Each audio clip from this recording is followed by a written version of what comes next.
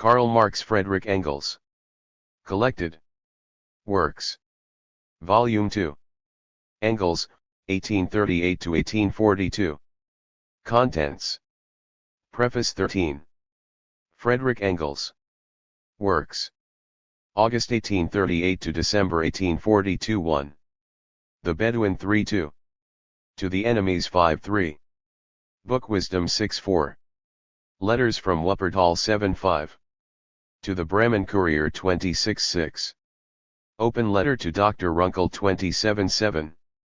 F. W. Krumacher's Sermon on Joshua 29-8. From Elberfeld 39. German Volksbücher 32-10. Karl Beck 41-11. Retrograde Signs of the Times 47-12. Platen 53-13. On the Invention of Printing 55-14. Joel Jacobi 63-15. Requiem for the German Adelszeitung 66-16. Modern Literary Life 71 I. Karl Gutzkow as Dramatist 71-2. Modern Polemics 81-17. On Anastasius Grun 94-18. Landscapes 95-19. Reports from Bremen 102 Theater. Publishing Festival 102 Literature 104. 20 An Evening 107. 21 Reports from Bremen 112 An Outing to Bremerhaven 112. 22 Two Sermons by F. W. Krummacher 121. 23 On the Death of Immermann 123. 24 Reports from Bremen 126 Rationalism and Pietism 126 Shipping Project. Theater. Maneuvers 128. 25 St. Helena 131. 26 Siegfried's Native Town 132. 27 Ernst Moritz Arndt 137. 28 Night Ride 151. 29 The Emperor's Procession 153. 30 Reports from Bremen 155 Ecclesiastical Controversy 155 Relation to Literature. Music 158 Low German 159. 31 Immermann's Memorabilien 161. 32 Wanderings in Lombardy 170 I. Over the Alps Low 170. 33 Schelling on Hegel 181. 34 Schelling and Revelation 189. 35 Schelling, Philosopher in Christ 241. 36 North and South German Liberalism 265. 37 Diary of a Guest Student 268 I, Straight Face, 268 to 270. 38 Rhenish Festivals 274. 39 Marginalia to Texts of Our Time 277. 40 Polemic against Leo 281. 41 Alexander Jung, Lectures on Modern German Literature 284. 42 Participation in the Debates of the Baden Chamber of Deputies 298. 43 The Liberalism of the Spinnerszeitung 300.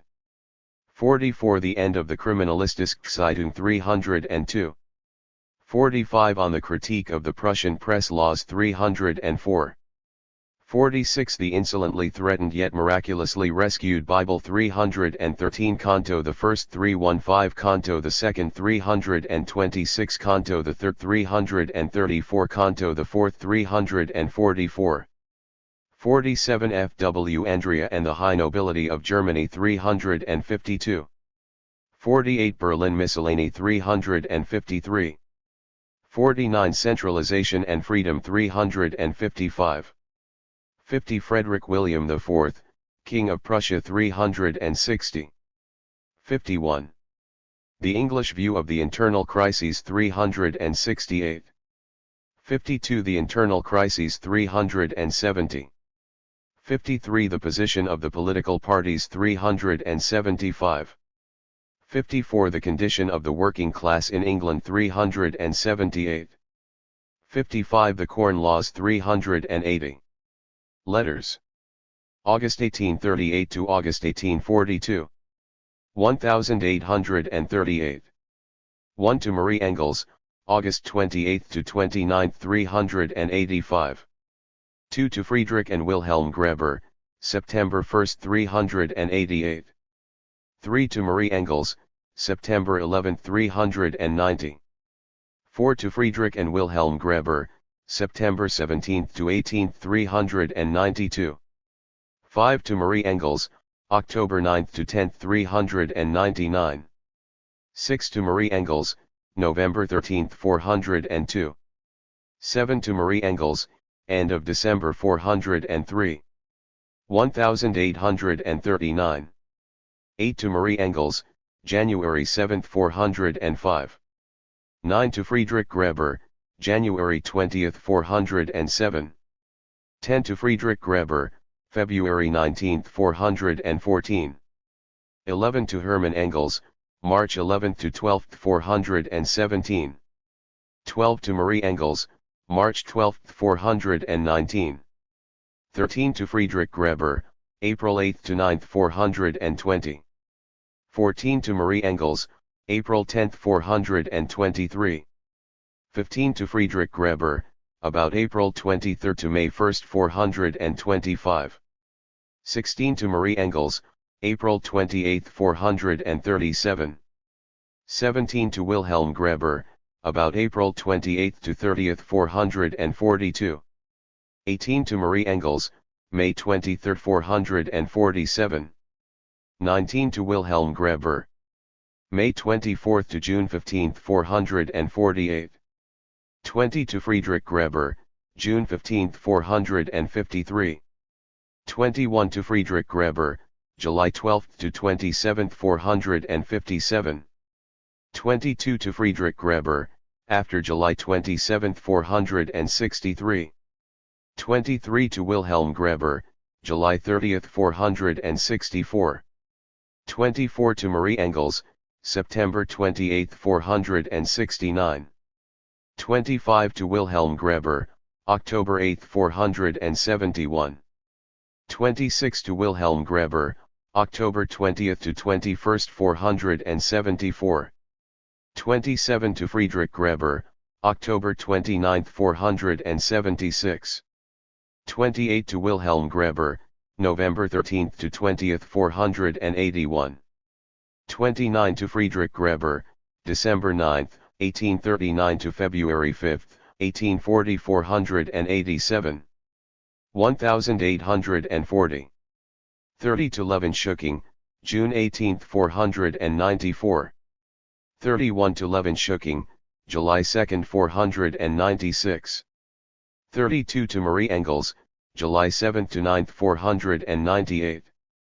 33 to Marie Engels, August 4, 501.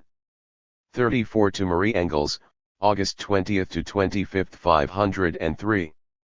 35 to Marie Engels, September 18 to 19, 507. 36 to Marie Engels, October 29, 510. 37 to Wilhelm Greber, November 20, 513. 38 to Marie Engels, December 6 to 9, 516. 39 to Marie Engels, December 21 to 28, 519. 1841. 40 to Marie Engels, February 18, 523. 41 to Friedrich Greber, February 22, 525. 42 to Marie Engels, March 8 to 11, 528. 43 to Marie Engels, April 5, 531. 44 to Marie Engels, about the beginning of May 532. 45 to Marie Engels, about the end of August 533. 46 to Marie Engels, September 9, 534. 1842. 47 to Marie Engels, January 5 to 6, 536. 48 to Marie Engels, April 14 to 16, 539. 49 to Marie Engels, 542. 50 to Arnold Ruge, June 15, 543. 51 to Marie Engels, July 2, 544. 52 to Arnold Ruge, July 26, 545. 53 to Marie Engels, August 2 to 8, 546. Early Literary Experiments 1833 to 1837 1. To My Grandfather 553 2. Poem, 1836 554 3. Poem, probably written early in 1837 555 4. A Pirate Tale 557 5. The Single Combat of Eteocles and Polynices 572. Appendices 1. Birth Certificate of Friedrich Engels 577 2. Friedrich Engels Sr. to Karl Snethlich, December 1, 1820 578. Contents 9. 3. Baptism Certificate of Friedrich Engels 580. 4. Friedrich Engels Sr. to his wife Elise, August 27, 1835 581. 5. School leaving reference for prima pupil Friedrich Engels 584. 6. Friedrich Engels Sr. to Karl Snethlich, October 5, 1842 586. 7. Certificate of Conduct for the one-year volunteer Friedrich Engels 588 Notes and Indexes. Preface. The second volume of the collected works of Marx and Engels contains Engels' early writings and letters dating from the years 1838 to 1842, grouped together in two main sections. A special section contains his poetic and prose works in manuscript of an earlier period, 1833 to 37, other biographical material is given in appendices. Engels' outlook developed on similar lines to that of the young Marx. He had steeped himself in the progressive philosophical and political ideas of the time, and was moved by a sense of protest against the reactionary order in Germany. His ambition was to take part in the ideological and political controversies on the eve of her bourgeois revolution. Like Marx, Engels became an adherent of the Hegelian philosophy, drawing revolutionary conclusions from it and soon afterwards coming under the influence of Ludwig Feuerbach's ideas, which helped to crystallize the materialist aspects of his thinking. Engels, however, found it much harder than Marx to arrive at a progressive outlook. He came from the conservative and religious family of a barman industrialist and was forced by his father to leave school and go into business. This meant that he had to complete his education independently, to find his own way through the labyrinth of contemporary religious, philosophical, political and literary trends, and in much painful soul-searching to rise above the religious convictions nurtured in him since early childhood. It was in the main Engels' critical analysis of religion and theology that led him to progressive philosophical ideas. Literature, too, had an important part to play in his development, particularly in his early years. 14. Preface. While espousing the rational elements in the views of Ludwig Born and the writers of the Young Germany movement, and in Hegel's philosophy and the young Hegelians' radical theories, Engels came to realize at each stage of his intellectual development the inconsistencies and limitations in their ideas, subjecting them to critical analysis as he carved out his own path to other views which were more profound and more radical. His attention was soon drawn to the contradictions of the society in which he lived and to the wretched conditions of the working masses. This was an additional stimulus to his turning his back on the bourgeois outlook. By late 1842 he had become an advocate of communist reconstruction of the existing social system, though he still saw this largely in utopian terms. This stage in Engels' intellectual evolution can be broadly summed up as the emergence and rapid development of revolutionary democratic ideas, followed in the second half of 1842, 2 years before he and Marx began to work closely together, by his incipient transition from idealism to materialism, and from a revolutionary democratic outlook to communism. Engels' early journalistic writings make up the first section of this volume. At the age of 18 he became a regular contributor to the press and published many letters, articles, and essays on literary and socio-political subjects in various journals and newspapers, as well as some poems and philosophical pamphlets. His first published work, the poem The Bedouin, September 1838, breathed the spirit of liberty. A good dozen articles and letters from the young Engels' pen appeared in the columns of the Hamburg journal, Telegraph für Deutschland, a mouthpiece of the Young Germany movement edited by Karl Gutzkow. Engels had already begun to discern the contradictory nature of Young Germany, but remained firmly in favor of its demands for a constitution, freedom of the press, abolition of all forms of religious coercion, and emancipation of women. It was in the Telegraph für Deutschland that Engels published, in the spring of 1839, his first major journalistic work, Letters from Wuppertal, describing life in his hometown of Barmen and neighboring Elberfeld. With an eye for detail remarkable for his years, Engels describes in these letters the grim working conditions in the factories, the terrifying poverty, the widespread disease and the drunkenness among the poorer classes. He likewise paints the true portrait of broad sections of the German bourgeoisie, with their philistinism, obscurantism and religious bigotry. With them Pietism served as a mask for the inhuman exploitation of the Preface 15. Unfortunate masses and the poverty of intellectual life. Engels' highly critical attitude to the social conditions of his day is pointedly expressed in the irony and sarcasm with which he describes the mores of the burghers of Wuppertal. In the article German Volksbücher, Engels attacks the popular literature which gave either overt or covert expression to the interests of the reactionary classes. Condemning the serving up of pious homilies and the idealization of meekness in pseudo-folk tales, Engels demands books to foster the people's proud awareness of its rights and dignity, to help arouse its courage and love for its country. Subsequent articles by Engels, such as Karl Beck, Platon, Retrograde Signs of the Times and Immermann's Memorabilien, show that already at this early stage he was coming to understand very well the processes then at work in German literature and distinctive aspects of the relationship between literature and society. In the article Retrograde Signs of the Times, he remarks that criticism should not only expose tendencies to hark back in art and literature, but also their links, often not visible at first glance, with related phenomena in politics and in public and social life. Engels' revolutionary democratic approach to literature undeniably set him apart from other critics and writers of his day. This is especially evident in his articles on poets like August von Platen, Karl Immermann and Karl Beck.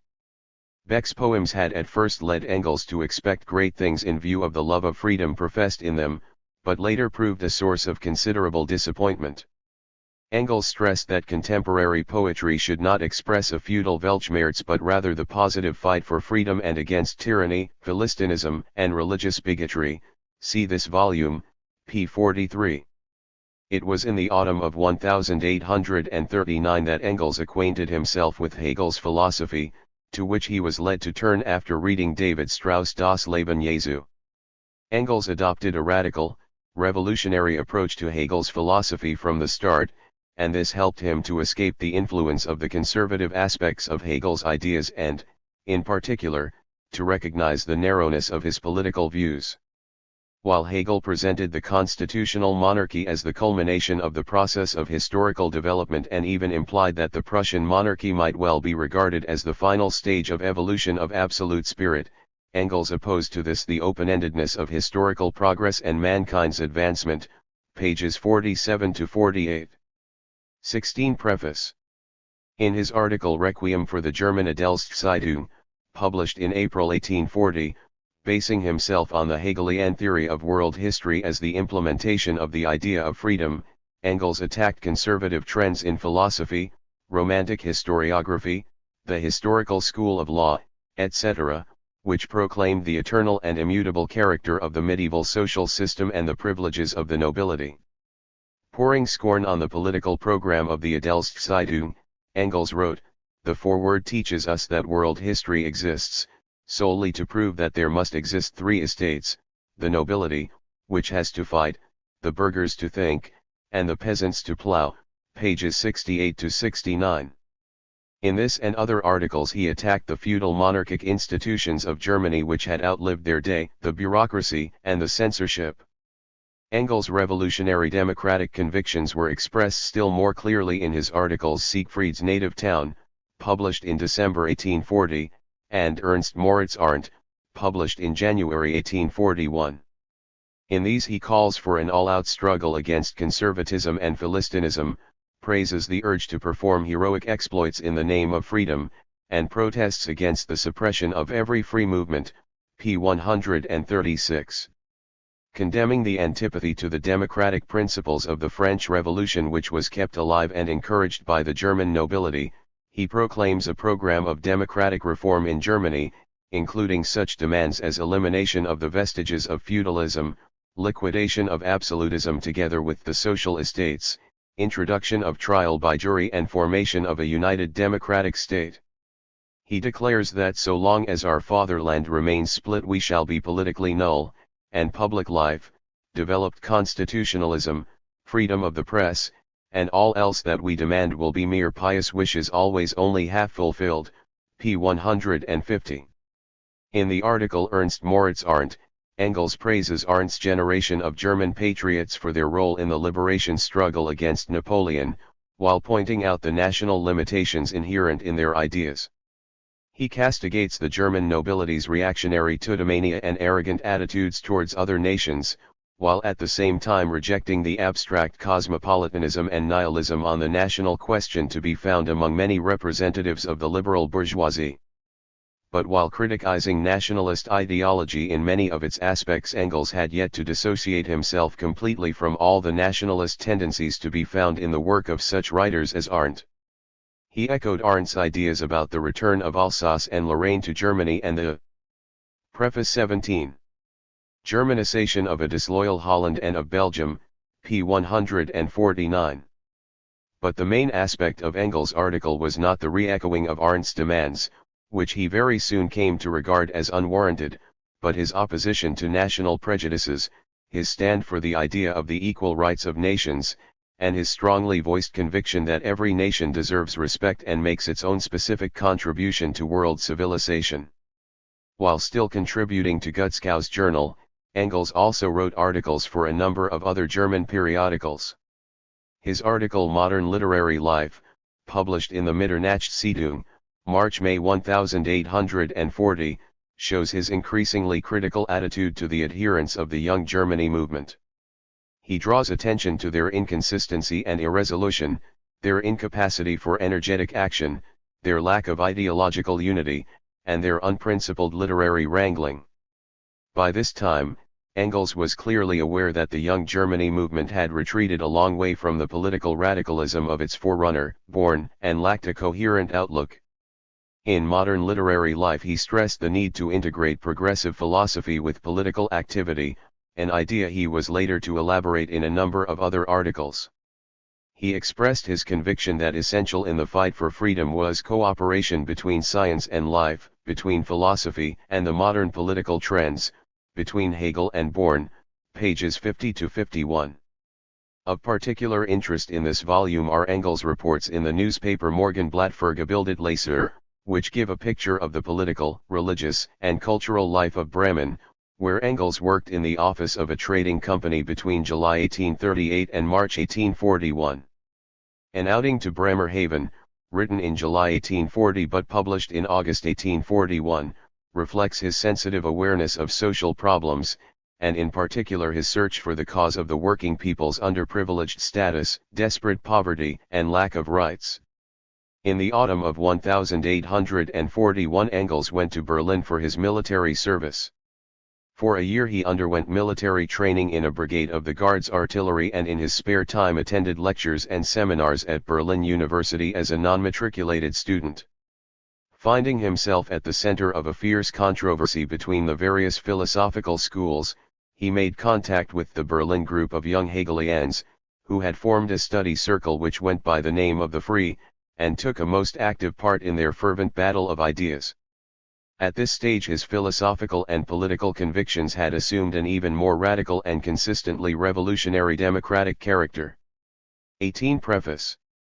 An important element of Engels' writings in this period is his spirited defense of the philosophy of Hegel and the young Hegelians from attacks by adherents of religious and conservative principles, and in particular by Schelling. Schelling, an old man by then, had veered to the right and lately been invited by the King of Prussia to Berlin University so as to root out the dreadful dragon of Hegelianism, p. 192. After regularly attending the lectures given by this prophet of irrationalism, Engels dashed off a series of critical studies: Schelling on Hegel, Schelling and Revelation, and Schelling, Philosopher in Christ, showing the reactionary, mystical character of Schelling's latter-day ideas and the absurdity of his attempts to discredit Hegel, whom at one time he had praised. Engels still shares the Hegelian belief in the Weltgeist as the moving force behind historical development, but he is more clearly aware of the need to reject the conservative elements in Hegel's thinking and go beyond the limits within which Hegel himself had confined the powerful, youthfully impetuous flood of conclusions from his teaching, p. 196. Engels gave a revolutionary meaning to Hegel's doctrine of the omnipotence of thought and the triumph of reason and truth, which he saw as the triumph of democracy. The pamphlet Schelling and Revelation bears obvious traces of the influence of Feuerbach's Wesen des Christentums, which Engels read in the second half of 1841.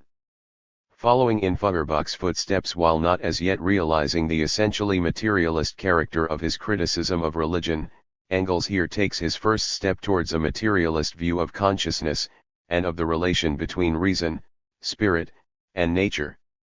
The pamphlet also testifies to a considerable advance in the evolution of Engels' atheism. Feuerbach's book, together with various works by Bruno Bauer on the history of early Christianity, helped Engels to shed the influence of religion. An interesting work by Engels to be found in this volume is the satirical poem entitled The Insolently Threatened Yet Miraculously Rescued Bible, written together with Edgar Bauer in June-July 1842. It is a sharp attack in young Hegelian style on religious obscurantism and fanaticism. At the same time, Engels is aware of the inconsistencies and the patchwork character of the young Hegelian trend. He is pointedly ironical about the contradiction between the revolutionary talk of many members of the Free and their incapacity for practical action, which was already becoming evident by that time. Making no secret of where his own sympathies lie, Engels names the most radical thinkers and writers. Preface 19. Of contemporary Germany, among whom he ranked Marx. Even before the two men met, Engels paints a dynamic and vivid portrait of Marx as an impassioned and indefatigable champion of the revolutionary cause. A swarthy chap of Trier, a marked monstrosity. He neither hops nor skips, but moves in leaps and bounds, raving aloud, as if to seize and then pull down to earth the spacious tent of heaven up on high, p. 336. Engels' work on the opposition newspaper Rheinische from April 1842, marked the beginning of a new stage in his political and intellectual development.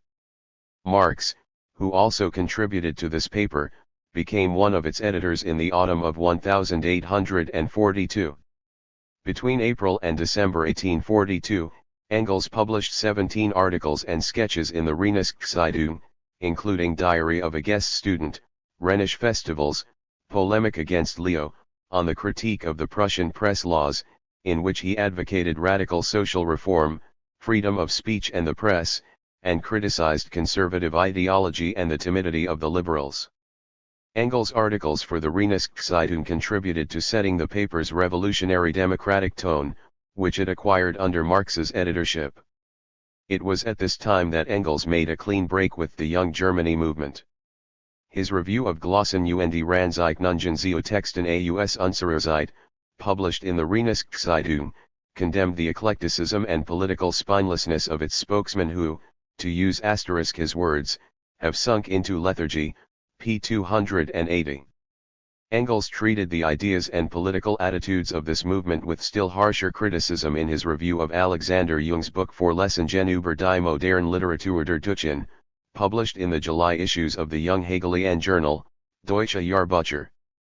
In this review, Engels champions a committed literature and hurls passionate invective at the philosophy of the Golden Mean, which sought artificially to reconcile opposites. In the columns of the Rheinische, in particular in articles such as North and South German Liberalism and Centralization and Freedom, Engels openly opposes bourgeois liberal ideology and treats the conciliatory stand of the Young Germany movement as merely one of its manifestations. Engels' attitude to the liberal opposition was a genuinely dialectical one, a far cry from the nihilist attitude of the free, who prided themselves on their show of radicalism. He recognized, given the conditions of that particular period, the progressive nature of the criticism directed by opposition spokesmen at the reactionary order in the XX preface. German states. Yet he was aware that liberal moderation and inconsistency were serious obstacles to revolutionary initiative and efforts to arouse the people's revolutionary energy. The article Centralization and Freedom shows that by the autumn of 1842 Engels was convinced of the limitations of liberalism and of its increasingly anti-popular tendencies in Germany and all over Europe. As a revolutionary Democrat, he condemns the idealization of the July monarchy in France and the Guizot regime, which was openly violating the principles of popular sovereignty, of a free press, of an independent jury, of parliamentary government, p. 355. With deep historical insight he grasped the connection between bureaucratic centralization and the absolutist state, going on to observe how the bourgeois regime of the July monarchy represented a direct continuation of the old absolutist order. While attacking bourgeois liberalism, Engels continued his onslaught against the absolute monarchy, against the Prussian state and the ideologists of the Christian German state. This is clearly expressed in his article, Friedrich William IV, King of Prussia, written in the autumn of 1842, which predicts inevitable revolutionary upheavals in Germany like those in France at the end of the 18th century. The censorship forbade the article being printed in Germany and it appeared in a collection published in Switzerland. The first section of this volume closes with reports specially sent to the Rheinischen from England, where Engels went at the end of November 1842. His experiences in England, then the bastion of the capitalist world, were to play a decisive role in the development of his materialist ideas and his full turn to communism. These reports were written during his first few weeks in England and clearly indicate the subsequent direction of his ideas. He had been closely following the progress of the socialist and communist movements for some time, and was coming round to the view that communism alone could solve the social question. His acquaintance with economic and social conditions in England and with the English labour movement did much to confirm this opinion. In the reports entitled The Internal Crises, the English view of the internal crises, the position of the political parties, the condition of the working class in England and the Corn Laws, Engels describes the mounting economic and political struggle in England, which he understood as rooted in the incompatibility of interests of the various classes. He describes with Preface XXI. Evident sympathy the English workers' resistance to capitalist exploitation, in particular the activities of the Chartists. There was no doubt in his mind that the English working class was destined to play a crucial role in the coming social revolution. All that it needed to put an end to the domination of the propertied classes was to become aware of its real strength and to organize its ranks. Engels had still to overcome completely the contradictory aspects of his former outlook, with its Hegelian attribution of the dominant role in history to ideas rather than material interests. Yet he could not be blind to the fact that in an industrially developed country like England it will be interests and not principles that will begin and carry through the revolution will be social, not political, p. 374. The second section of this volume contains Engels' letters to his school friends Wilhelm and Friedrich Greber, his sister Marie, his brother Hermann, the writer Levenschüking and the journalist Arnold Ruge. They shed much light on the formation of his character, and show the wide range of his interests, his conviviality, his literary and artistic tastes and the workings of his rich and subtle mind.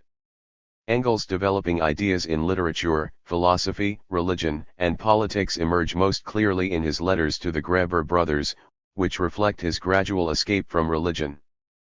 From the outset he conceived a violent dislike for Pietism and the hypocritical orthodox forms of Christianity, and gradually came to doubt the very essence of Christian dogma. In his correspondence with the Greber brothers, both clergymen, Engels conducted serious discussions on the authenticity of the gospel legends and on the contradictions to be found in the Bible. Concentrated critical analysis, his searching study of the history of Christianity, his wide acquaintance with critical works on the Gospels, and his grasp of the Hegelian dialectic set Engels on a path which was to lead him to a scientific interpretation of religion and his subsequent elaboration of scientific atheism. Engels' letters dating from the years 1838 to 1842 give a clear idea of his literary interests, the extent of his reading, and his flair for subtle criticism. Originally Engels dreamed of the poet's laurels and now and again quotes his own verses in his letters. Indeed, some of his poems made their way into print. They are often imitative in form, and it is the epigrams and satirical parodies which betray the greatest degree of originality. However, certain poems are set apart by their perceptive political and philosophical content, and their revolutionary implications. A good example is XXII Preface, the ode on the anniversary of the July 1830 revolution in France, which Engels sent to Friedrich Greber in the summer of 1839, pages 463-64. It is a veritable hymn to revolution which the poet celebrates as a surge of vital energy among the popular masses, a truly popular festival. Engels' critical view of his own work made him realize that poetry was not his true vocation. This merely meant, however, that he turned with all the more energy to other forms of literary activity, to literary, social and political criticism. His letters bear witness to the intensity of his work in these fields. Engels' original ideas, which subsequently found expression in his articles of literary criticism, were first expounded in his letters to the Greber brothers before they appeared in print. He was also to try his hand at translation, and rendered into German a poem, on the invention of printing, a la invención de la imprenta, by the Spanish poet M. J. Quintana. Even as a boy he had shown great interest in the study of foreign languages, for which, as his letters make clear, he had a phenomenal flair, and he was widely read in several languages. His letters to his school friends and the writer Levinskukhin show that what he looked for in literature was above all love of liberty and humanistic ideas. This explains his predilection for Shelley and his plans for publishing his own translations of the latter's verse, which, however, were never to materialize. He valued most in Shelley, whom he was always to admire, his praise of freedom and his furious protest at oppression. Engels used Shelley's words "Tomorrow comes" as an epigraph to his poem An Evening, in which he expresses the conviction that the dark despair then reigning in Germany would give way to freedom's day, p. 107. Engels often declares his political convictions more openly in his letters than in his literary writings, which were subject to censorship. He expounds them without concealing his hatred and contempt for despotism, the arbitrary rule of monarchs, the social arrogance of the aristocracy and the prosperous bourgeoisie, and the general atmosphere of political and intellectual bondage in his native land. Much of what Engels writes in his letters is permeated by a truly democratic spirit and reveals how, as he came to realize the transforming role of revolution in history, he began to advocate revolutionary methods for removing social and political barriers standing in the way of Germany's advance and unification. Engels had a tremendous zest for life, which shows itself abundantly in his letters. He took great interest in art and Preface XXII. Painting, travel, and sport. He was something of a connoisseur of beer, wines, and tobacco. He spent much of his leisure time riding, fencing, swimming and going for long walks. His letters to his favorite sister, Marie, also reveal his love of music. He was a keen concert-goer and opera lover, and admired the works of Bach, Handel, Gluck, Mozart, Mendelssohn, and above all Beethoven, and even attempted to write chorales himself.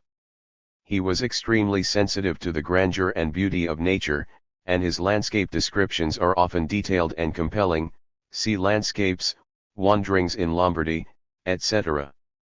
The two main sections of this volume are followed by a section of early literary experiments, containing the poems Engels wrote in his school days and chapters of A Pirate Tale, written in 1837, in which for his heroes he turned to the Greek corsairs fighting against Turkish rule. This fragment and the poems shed some light on the very earliest formation of Engels' literary tastes and social ideals.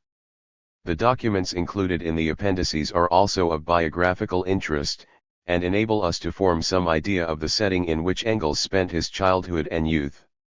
This applies in particular to the letters from his father, one of which, addressed to Karl Snethlich, October 5, 1842, testifies to the strained relations which by then existed in the family, and to the pious and conservative father's deep anxiety about his son's free thinking. To a large extent this accounted for the decision to send Engels to England, where it was hoped the eldest son would be cured of the malaise besetting German youth and return to the bosom of the Church. Engels' father never imagined that in England Friedrich would become a proletarian revolutionary and communist, to remain one till the end of his days. This volume contains all the extant writings and letters of the young Engels, nearly all of which are here published in English for the first time. The supplementary material has not previously been published in English. Engels' original drawings, musical notations, etc., are reproduced in the letters. Letters written in a number of languages are printed in the original with a word-for-word translation in the footnotes. Words underlined by the author in the manuscripts are given in italics. Headings of articles and the dates and places of letters, provided by the editors, where the author's own are missing, are given in square brackets. The asterisks indicate footnotes by the author, the XXIV preface. Editor's footnotes are indicated by index letters, and reference notes by superior numbers.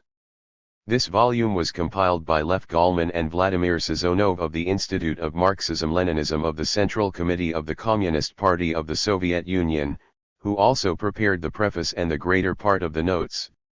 Some notes, the name index, the index of quoted and mentioned literature and of periodicals, were prepared by Albina Gritchina.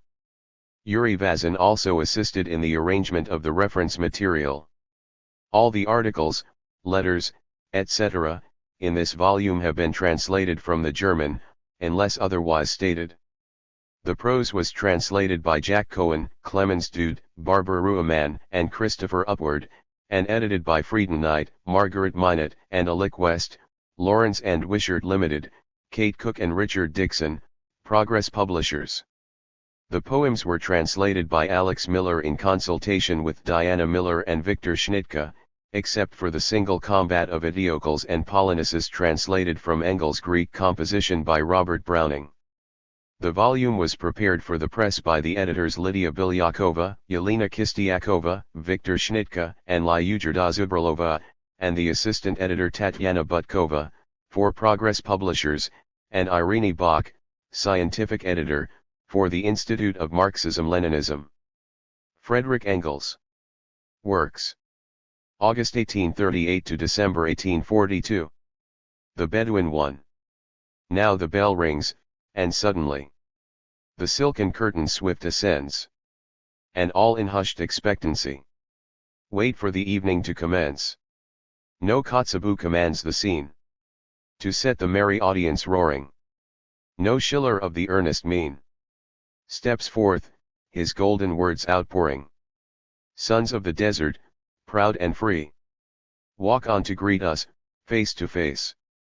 But pride is vanished utterly, and freedom lost without a trace. They jump at money's beck and call, as once that lad from dune to dune bounded for joy.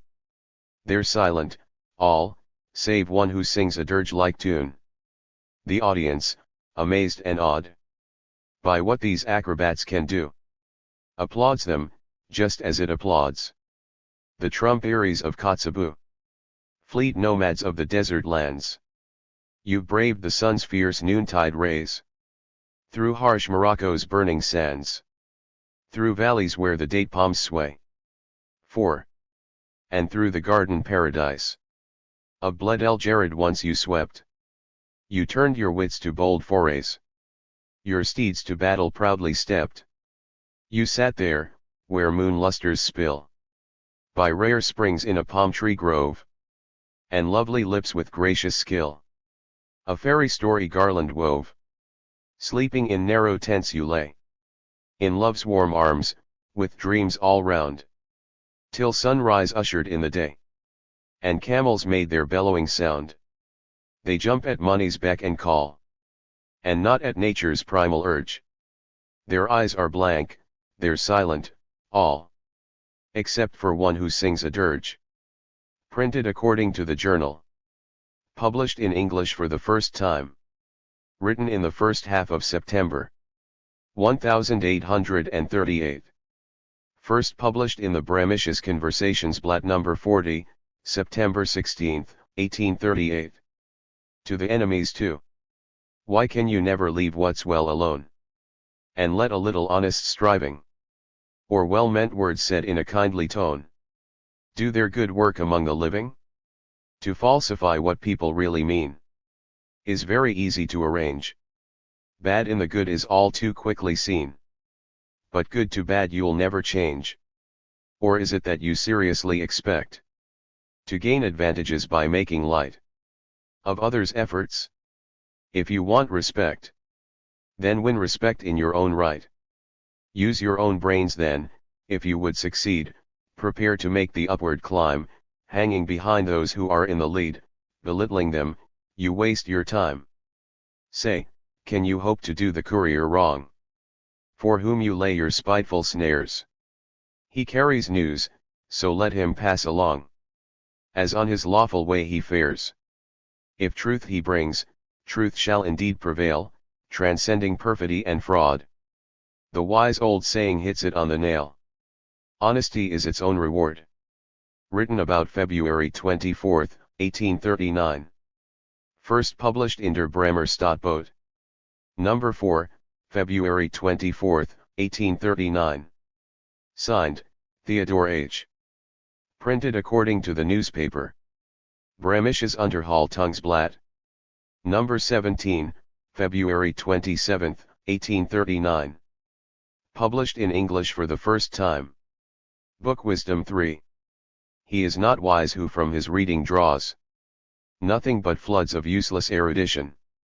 For all his learning, life's mysterious laws are a closed book beyond his comprehension. He who acquires a thorough textbook grounding in botany, won't hear the grass that grows. Nor will he ever teach true understanding. Who tells you all the dogma that he knows? Oh, no. The germ lies hid in man's own heart. Who seeks the art of life must look within. Burning the midnight oil will not impart the secret of emotion's discipline. The man is lost who hears his own heart's voice and spurns it, willfully misapprehending. Of all your words so noble and so wise, the most profound is human understanding. Written in March 1839, printed according to the text given underscore. In Engels' letter to his sister Marie, first published in Der Bremer Stadtbote J. March 12, 1839 No. 8, March 24, 1839 published in English for the first, signed, Th. Hildebrandt time. Registered *I hashtag TRAPI, FIR. 1839 FSLATHJD 49. Letters from Wuppertal 4. I Telegraph für Deutschland No. 49, March 1839. As is well known, people understand by this name, held in much ill repute among the friends of light, 5 the 2 towns of Elberfeld and Barmen, which stretch along the valley for a distance of nearly 3 hours' travel. The purple waves of the narrow river flow sometimes swiftly, sometimes sluggishly between smoky factory buildings and yarn-strewn bleaching yards.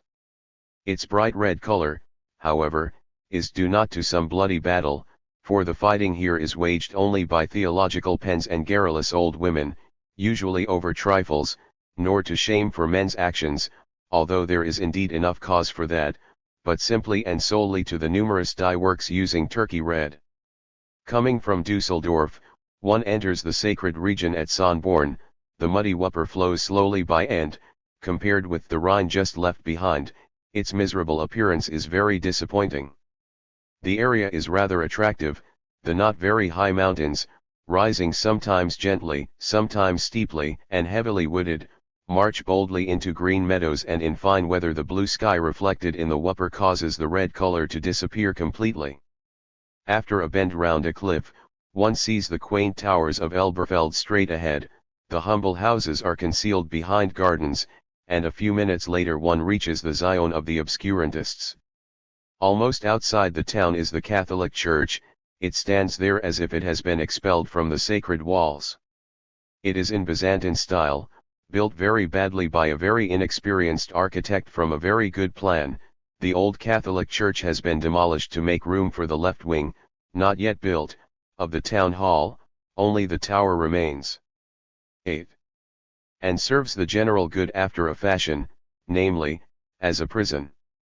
Immediately afterwards one comes to a large building, its roof supported by columns, 3, but these columns are of a most remarkable kind.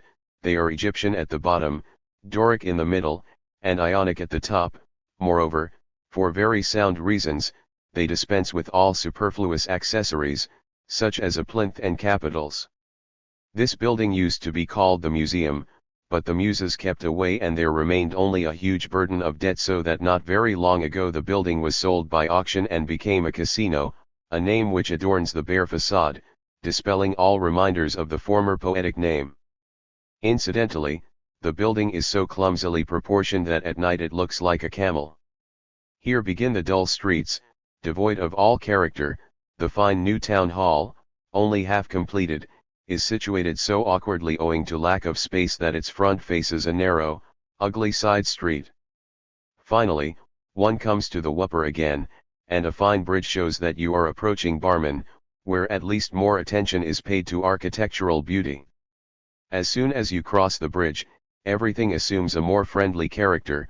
Large, massive houses tastefully built in modern style take the place of those mediocre Elberfeld buildings, which are neither old-fashioned nor modern, neither beautiful nor a caricature. New stone houses are springing up everywhere, the pavement ends and the street continues as a straight highway, built up on both sides. Between the houses one catches sight of the green bleaching yards. The Wupper is still clear here, and the closely approaching mountains with their lightly sketched outlines, and the manifold alternation of forests, meadows, and gardens from which red roofs peep out everywhere, make the area increasingly attractive the farther one goes. Halfway along the avenue one sees the facade of the lower Barmen Church, set somewhat back. It is the valley's most beautiful building, very well constructed in the noblest Byzantine style. But soon the pavement begins again and the grey slate houses jostle one another. There is, however, far more variety here than in Elberfeld, for the monotony is broken by a fresh bleaching yard here, a house in modern style there, a stretch of the river or a row of gardens lining the street. All this leaves one in doubt whether to regard Barmen as a town or a mere conglomeration of all kinds of buildings. It is, indeed, just a combination of many small districts held together by the bond of municipal institutions. The most important of these districts are, Gemarki, the ancient center. From Goethe's poem Mignon ed. Letters from Wuppertal 9. Of the Reformed faith, Lower Barmen in the direction of Elberfeld, not far from Wupperfeld and above Gemarki, farther on Rittershausen, which has Wicklinghausen on the left, and Heckinghausen with the remarkably picturesque Rauerhentel on the right. These are all inhabited by Lutherans of both churches. 6. The Catholics at most 2 or 3,000 are scattered throughout the valley. After Rittershausen, the traveler at last leaves behind the Berg area and goes through the turnpike to enter the old Prussian Westphalian region. This is the outward appearance of the valley, which in general, apart from the gloomy streets of Elberfeld, makes a very pleasant impression, but the latter, as experience shows, is lost on the inhabitants.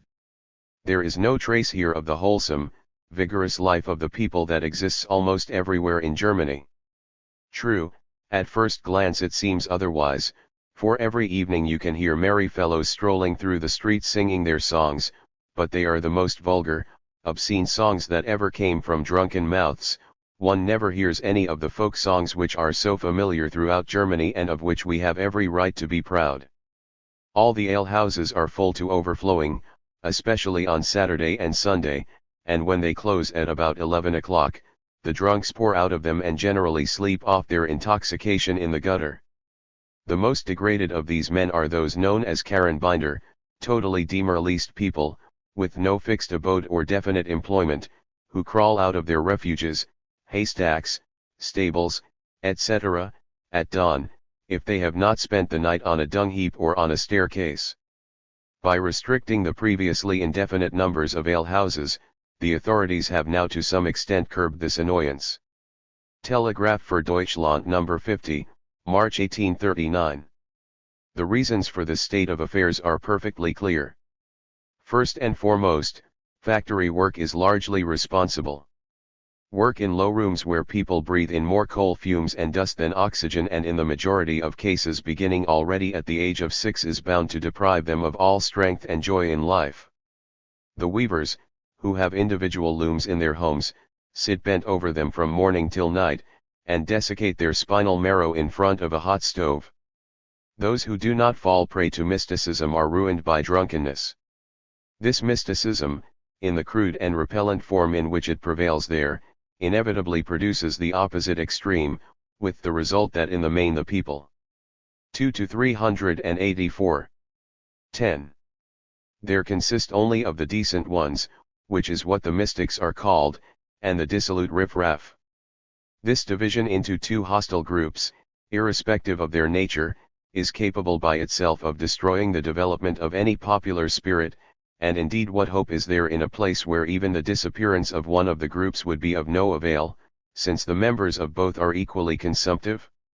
The few healthy people to be found there are almost exclusively joiners or other craftsmen, all of whom have come from other regions.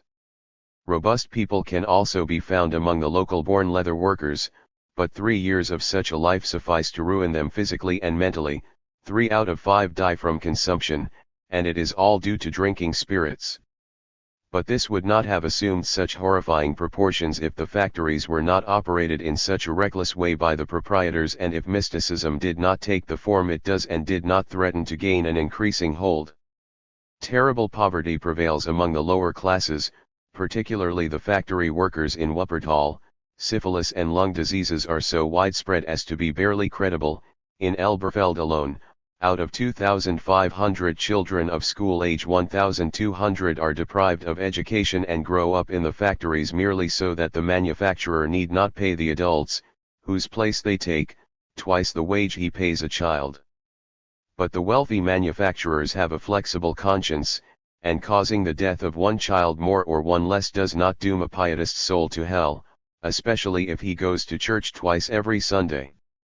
For it is a fact that the pietists among the factory owners treat their workers worst of all. They use every possible means to reduce the workers' wages on the pretext of depriving them of the opportunity to get drunk, yet at the election of preachers they are always the first to bribe their people. In the lower social strata mysticism is most prevalent among the craftsmen. I do not include manufacturers here. It is a pitiful sight to see one of them in the street, a bent figure in a very long frock coat, with his hair parted in the pietist fashion. But anyone who really wants to get to know this breed should visit the workshop of a pious blacksmith or bootmaker. There sits the master craftsman, on his right the Bible, on his left very often at any rate a bottle of schnapps. Not much is done in the way of work. The master almost always reads the Bible, occasionally knocks back a glass and sometimes joins the choir of journeymen singing a hymn, but the chief occupation is always damning one's neighbor. One sees that the tendency here is the same as everywhere else. 7. Their proselytizing zeal is not without fruit. In Letters from Wuppertal 11. Particular, many godless drunkards, etc., are converted, mostly in a miraculous way. But this is not surprising. These proselytes are all enervated, spiritless people, and persuading them is a mere bagatelle. They become converted, allow themselves to be moved to tears several times a week, and secretly continue their old way of life. Some years ago all this business suddenly came to light, to the horror of all the hypocrites. An American speculator turned up calling himself Pastor Jurgens. He preached several times, attracting large crowds, for most people imagined that being an American he must be dark-skinned or even black. How amazed they were that he was not merely white but preached in such a way that he had the whole church in tears. Incidentally, the reason for this was that he himself began to whimper when all other means of moving his audience had failed. The believers were unanimous in their wonder. True, there was some opposition from a few sensible people, but they were simply decried as godless. Soon Jurgens began to organize secret gatherings. He received rich gifts from his prominent friends and lived in clover. His sermons attracted larger crowds than any others, his secret gatherings were filled to overflowing, his every utterance made both men and women weep. All were now convinced that he was at the very least a demi-prophet and would build a new Jerusalem, until one day the fun came to an end. What was going on at his secret gatherings suddenly came to light. Herr Jurgens was arrested and spent a few years doing penance for his piety, while under investigation in Hamm. Later he was released, after promising to make amends, and sent back to America. It also became known that he had already practiced his tricks in America, for which he had been deported, and in order not to get out of practice had given a rehearsal in Westphalia, where, owing to the leniency, or rather the weakness, of the authorities, he had been freed without further inquiries and had finally crowned his dissolute life by another repetition in Elberfeld. When it was revealed what had actually taken place at the gatherings of this noble creature, everyone rose up against him, and no one wanted to have anything to do with him. Everyone turned away from him, from Lebanon to the Dead Sea, that is to say, from Mount Rittershaus to the Weir at Sonborn on the Wupper. Telegraph für Deutschland No. 51, March 1839. But the real center of all Pietism and mysticism is the Reformed community in Elberfeld.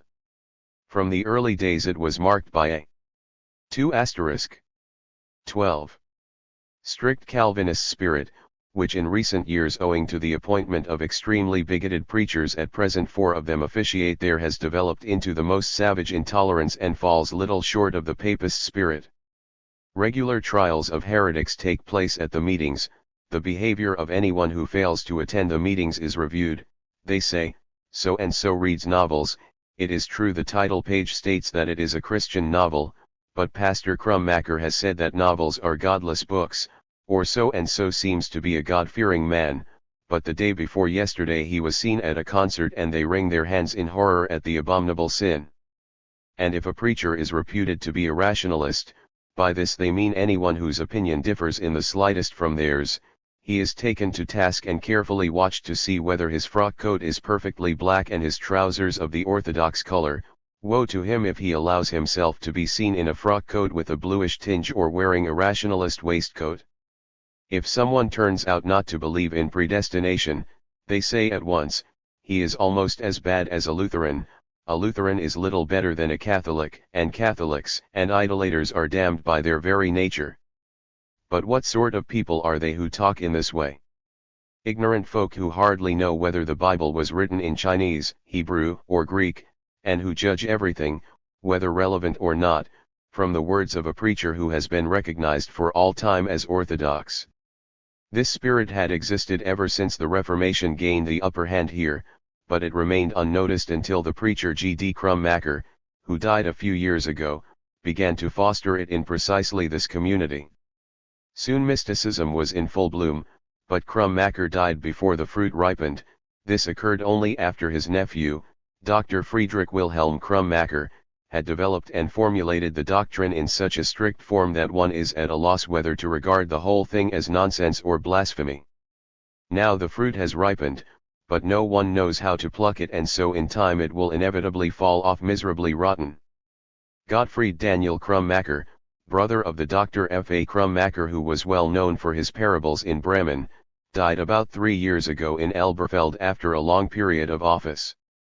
When over 20 years ago a preacher in Barmen taught predestination from his pulpit in a less strict form than Krummacher, the congregation began smoking in the church, created a disturbance and prevented him from preaching on the pretext that such a heretical sermon was no sermon at all, so that the authorities were compelled to intervene. Krummacher then wrote Letters from Wuppertal 13. A dreadfully rude letter to the Barmen magistracy, such as Gregory VII might have written to Henry IV, 8, demanding that the bigots should not be touched, since they were only defending their beloved gospel. He also preached a sermon on the same lines, but he was only ridiculed. All this is characteristic of his frame of mind, which he preserved to his dying day. Moreover, he was a person of such peculiar habits that thousands of anecdotes were told of him, judging by which he should be regarded either as a strange eccentric or an exceptionally rude individual. Dr. Friedrich Wilhelm Krummacher is a man of about 40, tall, strong, with an impressive figure, but since he settled in Elberfeld his circumference has noticeably increased. He has a very peculiar way of dressing his hair, which is imitated by all his supporters. Who knows, some day it may become the fashion to wear one's hair à la Krummacher, but such a fashion would surpass all preceding ones, even powdered wigs, in lack of taste. As a student he was involved in the demagogy of the gymnastic associations, composed freedom songs, carried a banner at the Wartburg Festival, and delivered a speech which is said to have made a great impression. He still frequently recalls those dashing times from the pulpit, saying, "When I was still among the Hittites and Canaanites." Later the Reformed community in Barmen chose him for their pastor and his real reputation dates from this period. He had hardly been appointed before he caused a split by his doctrine of strict predestination, not only between Lutherans and Reformists, but also among the latter, between the strict and moderate supporters of predestination. On one occasion an old Orthodox Lutheran coming back a little tipsy from seeing friends had to cross a broken-down bridge. That seemed to him somewhat dangerous in his condition and he began to reflect, if you get over safely it will be all right, but if not you will fall into the whopper and then the Reformists will say that this was as it should be, but that is not as it should be. So he turned back, looked for a shallow place and then waded across waist deep, with the blissful feeling that he had robbed the Reformists of a triumph. When a vacancy occurred in Elberfeld, Krummacher was chosen for it, and immediately all dissension ceased in Barmen, whereas in Elberfeld it became still fiercer. Already Krummacher's inaugural sermon made some people angry and delighted others. The dissension continued to increase, particularly because soon every preacher, although they all held the same views, formed his own party consisting of his congregation alone. Later people got bored. 14. With the business and the eternal shouting of "I am for Krummacher, I am for Karl," etc., ceased, not through love of peace, but because the parties became more and more distinct from one another. Krummacher is undeniably a man of excellent rhetorical, and also poetic, talent. His sermons are never boring, the train of thought is confident and natural, his strength lies primarily in painting gloomy pictures. His description of hell is always new and bold no matter how often it occurs and in antitheses. On the other hand, he very often resorts to biblical phraseology and the images found in the latter, which, although his use of them is always ingenious, are bound in the end to be repetitive. Interspersed with them one finds an extremely prosaic picture from daily life or a story based on his own life history and his most insignificant experiences. He drags all this into the pulpit, whether appropriate or not. Not long ago he regaled his reverent audience with 2 sermons about a journey to Württemberg and Switzerland, in which he spoke of his 4 victorious disputes with Paulus in Heidelberg and Strauss in Tübingen. Naturally quite differently from Strauss' account of the matter in a letter. In some passages his declamation is very good, and his powerful, explicit gesticulations are often entirely appropriate, but at times incredibly affected and lacking in taste. Then he thrashes about in the pulpit, bends over all sides, bangs his fist on the edge, stamps like a cavalry horse, and shouts so that the windows resound and people in the street tremble. Then the congregation begins to sob, first the young girls weep, then the old women join in with a heart-rending soprano and the cacophony is completed by the wailing of the enfeebled drunken pietists, who would be thrilled to the marrow by his words if they still had any marrow in their bones, and through all this uproar Krummacher's powerful voice rings out pronouncing before the whole congregation innumerable sentences of damnation, or describing diabolical scenes.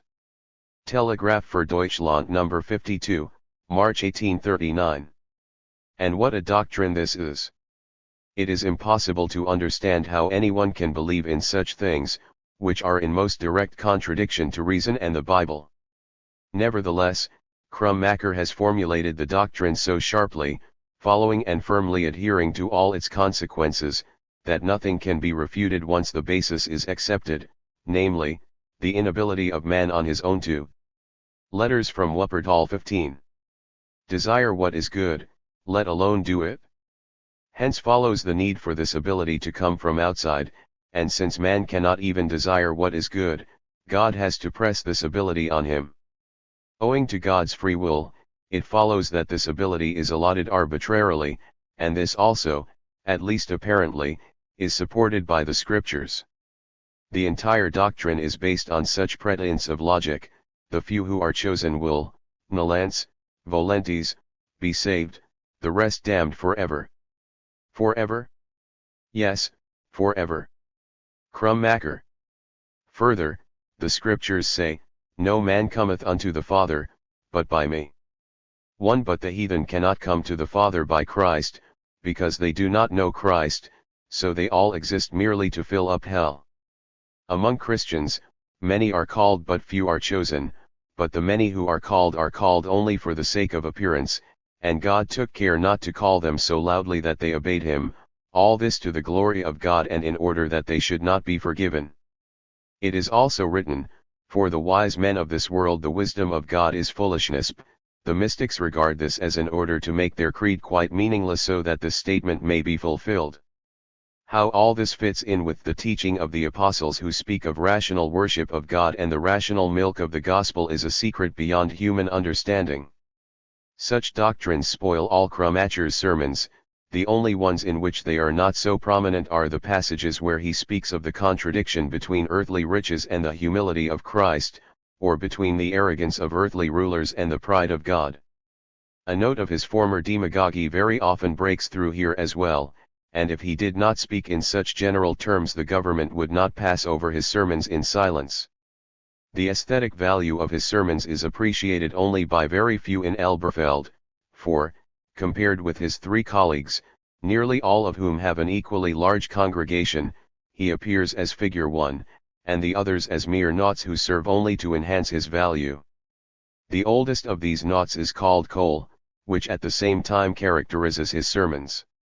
See, the second is Hermann, no descendant of the Hermann, 10 to whom a monument is now being erected which should survive history and Tacitus. The third is Ball, namely, a ball for Krummacher to play with. All 3 are highly orthodox and imitate the worst aspects. A John 14:6 ed. BCF 1 Corinthians 3:19 ed. C. A pun, Karl is a surname but also a German word meaning rubbish ed. 16. Of Krummacher in their sermons. The Lutheran pastors in Elberfeld are Sander and Hulsmann, who used to be deadly enemies, when the former was still in Wicklinghausen and became involved in the famous quarrel with Hulsmann in Dali, now in Lennep, the brother of his present colleague. In their present position, they behave with courtesy to each other, but the Pietists try to revive the dissension between them by constantly accusing Hulsmann of all kinds of misdemeanors against Sander. The third in this company is Doring, whose absent-mindedness is most odd. He is incapable of uttering 3 sentences with a connected train of thought, but he can make 3 parts of a sermon into 4 by repeating one of them word for word without being at all aware of it. Probatum est. His poems will be dealt with later. The Barmen preachers differ little from one another, all are strictly orthodox, with a greater or lesser admixture of Pietism. Only Stier in Wicklinghausen is worthy of some attention. It is said that Jean Paul knew him as a boy and discovered excellent talents in him. Stier held office of pastor in Frankleben near Halle, and during this period he published several writings in prose and verse, an improved version of the Lutheran Catechism, a substitute for it, and a small book as an aid to its study for dull-wit teachers, and also a booklet on the lack of hymn books in the province of Saxony, which was particularly praised by the Evangelist Kirchenzeitung 11 and did at least contain more rational views on church songs than those which can be heard in Blessed Wuppertal, although it also has many unfounded judgments. His poems are extremely boring, He also distinguished himself by making some of Schiller's pagan poems acceptable to the Orthodox. For example, lines from Die Götter Griechenlands he revised as follows. When vain earth you held in domination, with sin's treacherous and deceitful bond, leading many a mortal generation, hollow idols of a mythic land, when your sinful cult still scintillated, things were different, different then by far. When with flowers your shrines were decorated, Venus Amathusa. Really very ingenious, truly mystical indeed. For 6 months now Stier has been in Wicklinghausen in place of Sander, but so far he has not enriched Barmen literature. A.R. Stier, Kreislich Gedicht, S. 190-91 ed. Letters from Wuppertal 17. Langenberg, a little place near Elberfeld, by its whole character still belongs to Wuppertal. The same industry as there, the same spirit of Pietism. Emil Krummacher, brother of Friedrich Wilhelm, has his post there. He is not such a strict believer in predestination as his brother, but imitates him very much, as the following passage from his last Christmas sermon shows. With our earthly bodies we are still sitting here on wooden benches, but our spirits together with millions of believers are borne aloft to the sacred heights and, after observing the rejoicing of the heavenly hosts, they go down to lowly Bethlehem. And what do they see there? First of all, a poor stable, and in the poor stable a poor manger, and in the poor manger poor hay and straw, and on the poor hay and straw lies like the poor child of a beggar, in poor swaddling clothes, the rich lord of the world. Something should now be said about the mission house, but the book Harfenklange, by an ex-missionary, which has already been mentioned on the pages of this journal, is sufficient testimony to the spirit that prevails there. 12. Incidentally, the inspector of this mission house, Dr. Richter, is a learned man, an eminent Orientalist and naturalist, and has also published an Erklärtes Bible. Such are the activities of the Pietists in Wuppertal. It is difficult to imagine that such things can still take place in our day. However, it looks as though even this rock of old obscurantism will not be able to withstand the surging flood of time any longer. The sand will be washed away and the rock will collapse with a great fall. 2. Telegraph für Deutschland No. 57, April 1839. It goes without saying that in an area so full of pietist activities the spirit, spreading in all directions, pervades and corrupts every single aspect of life. It exerts its chief influence on the education system, above all on the elementary schools. Part of them are wholly controlled by the Pietists. These are the church schools, of which each community has one. The other elementary schools, over which the civil administration has greater influence, enjoy more freedom, although they, too, are under the supervision of the clerical school inspectors. Here too the retarding effect of mysticism is very obvious, for whereas the church schools still. A. J. C. H. F. Winkler ed. B. Telegraph für Deutschland ed. 18. Drum nothing but the catechism into their pupils, apart from reading, writing and arithmetic, as of old under the elector Karl Theodore of blessed memory. In the other schools the rudiments of some sciences are taught, and also a little French, with the result that after leaving school many of the pupils try to continue their education. These schools are rapidly developing, and since the Prussian government came to office, 13 they have advanced far ahead of the church schools, behind which they used to lag considerably.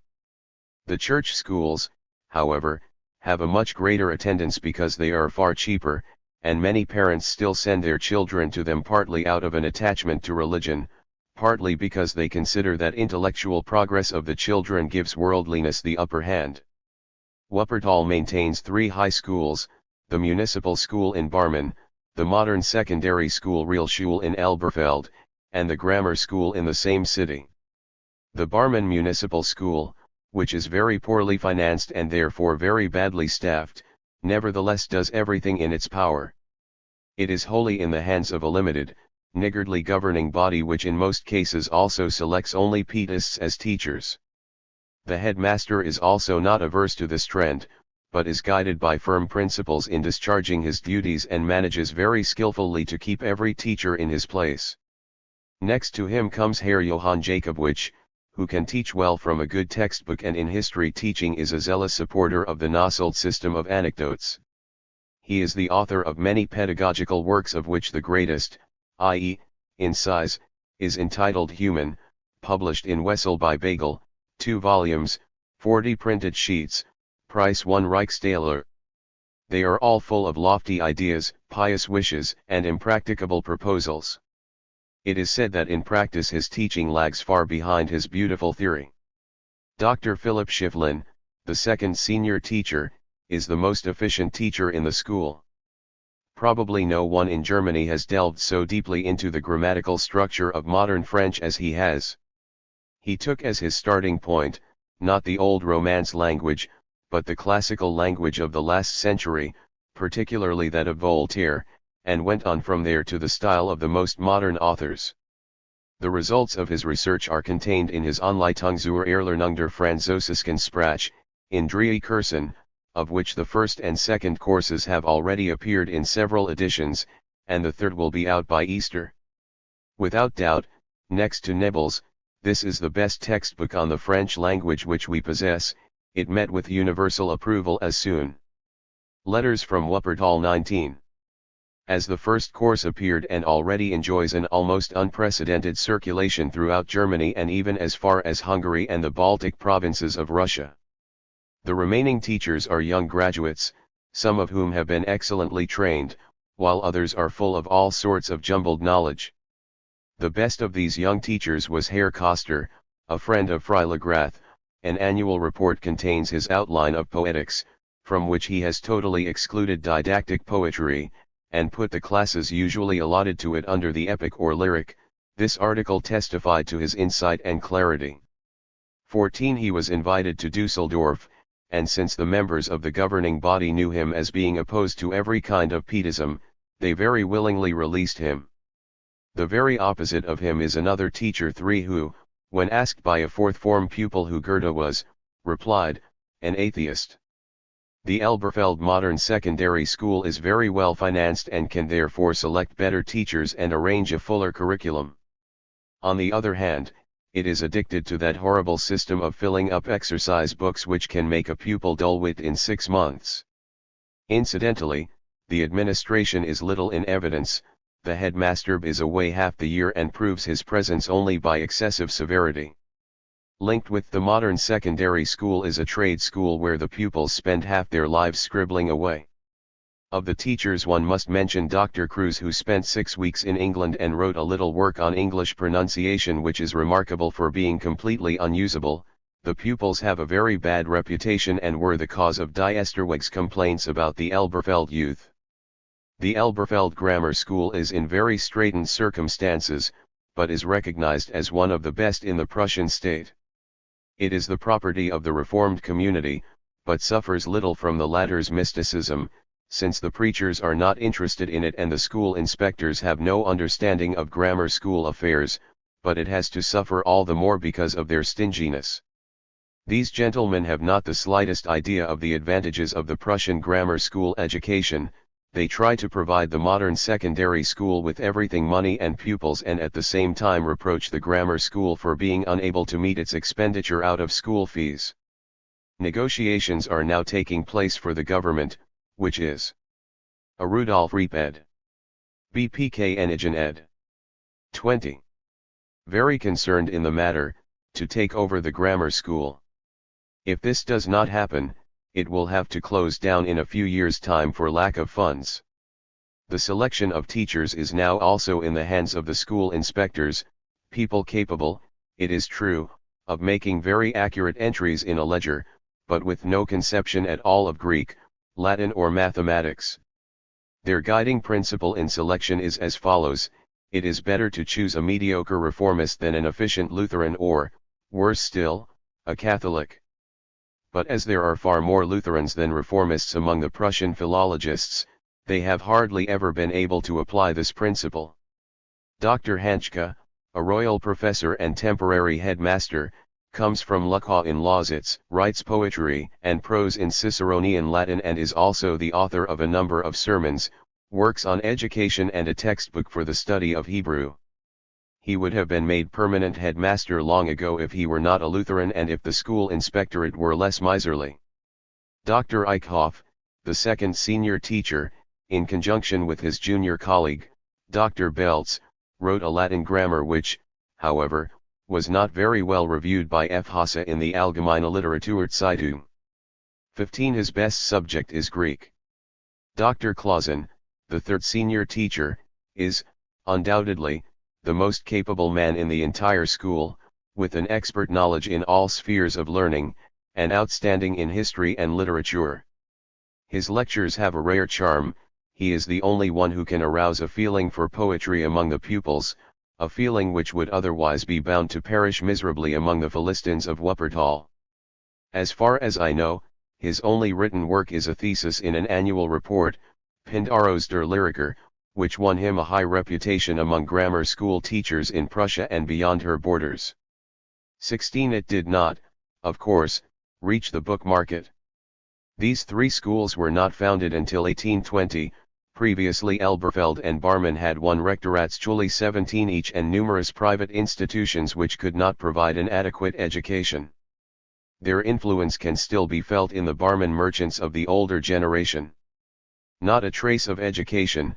Anyone who plays whist and billiards, who can talk a little about politics and pay a pretty compliment is regarded as an educated man in Barmen and Elberfeld.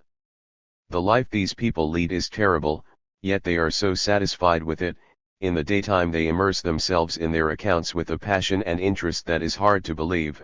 In the evening at an appointed hour they turn up at social gatherings where they play cards, talk politics, and smoke, and then leave for Letters from Wuppertal 21. Home at the stroke of 9.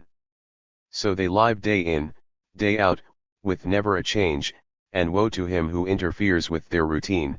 He can be sure of most ungracious treatment in all the best houses. Fathers zealously bring up their sons along these lines, sons who show every promise of following in their father's footsteps.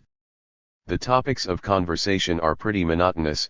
Barmen people talk more about horses, Elberfeld people about dogs, and when things are at their height there may also be appraisals of fair ladies or chat about business matters, and that is all.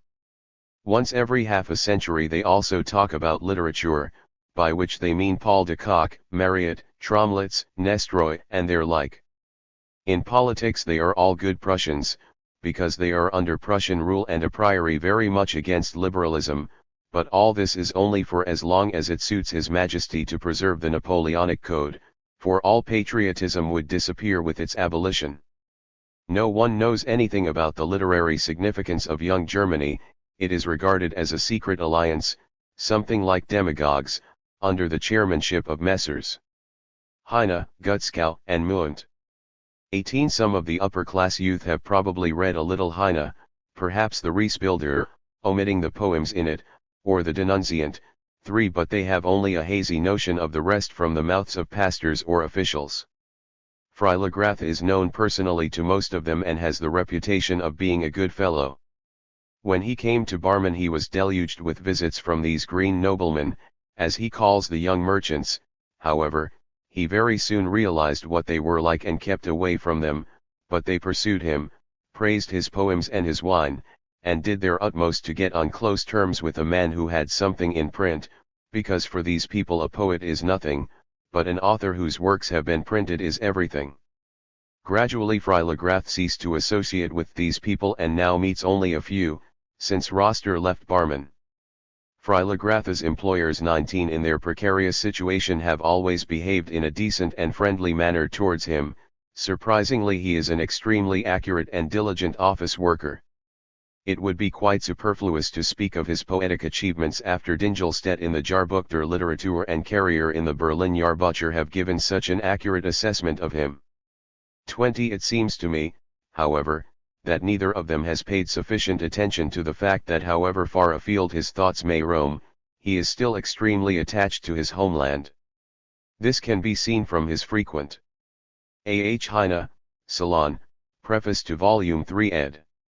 22. Allusions to German folk tales, example the Unkzenkenigen, p. 54, Snüchen 21, p. 87, and others to which, p. 157, an entire poem, Imwald, is devoted, from his imitation of Ulant, the Edelfock, p. 82, Die Schreinergesellen, p. 85, the first of the Zweifelderengraber also reminds one of Ulant, but only to his advantage, then Die Auswanderer and, above all, his incomparable Prinz Eugen. One must pay more attention to these few points in his poetry the farther Freiligrath strays in the opposite direction. A deep insight into the state of his feelings is afforded by Der Ausgewanderte Dichter, particularly the excerpts published in the Morgenblatt p2. Here he already realizes that he cannot feel at home in distant parts unless he has his roots in true German poetry. Telegraph für Deutschland No. 59, April 1839. Journalism occupies the most important place in Wuppertal literature proper. At the top is the Elberfelder Zeitung edited by Dr. Martin Runkel, which under his perspicacious guidance won for itself a considerable and well-deserved reputation.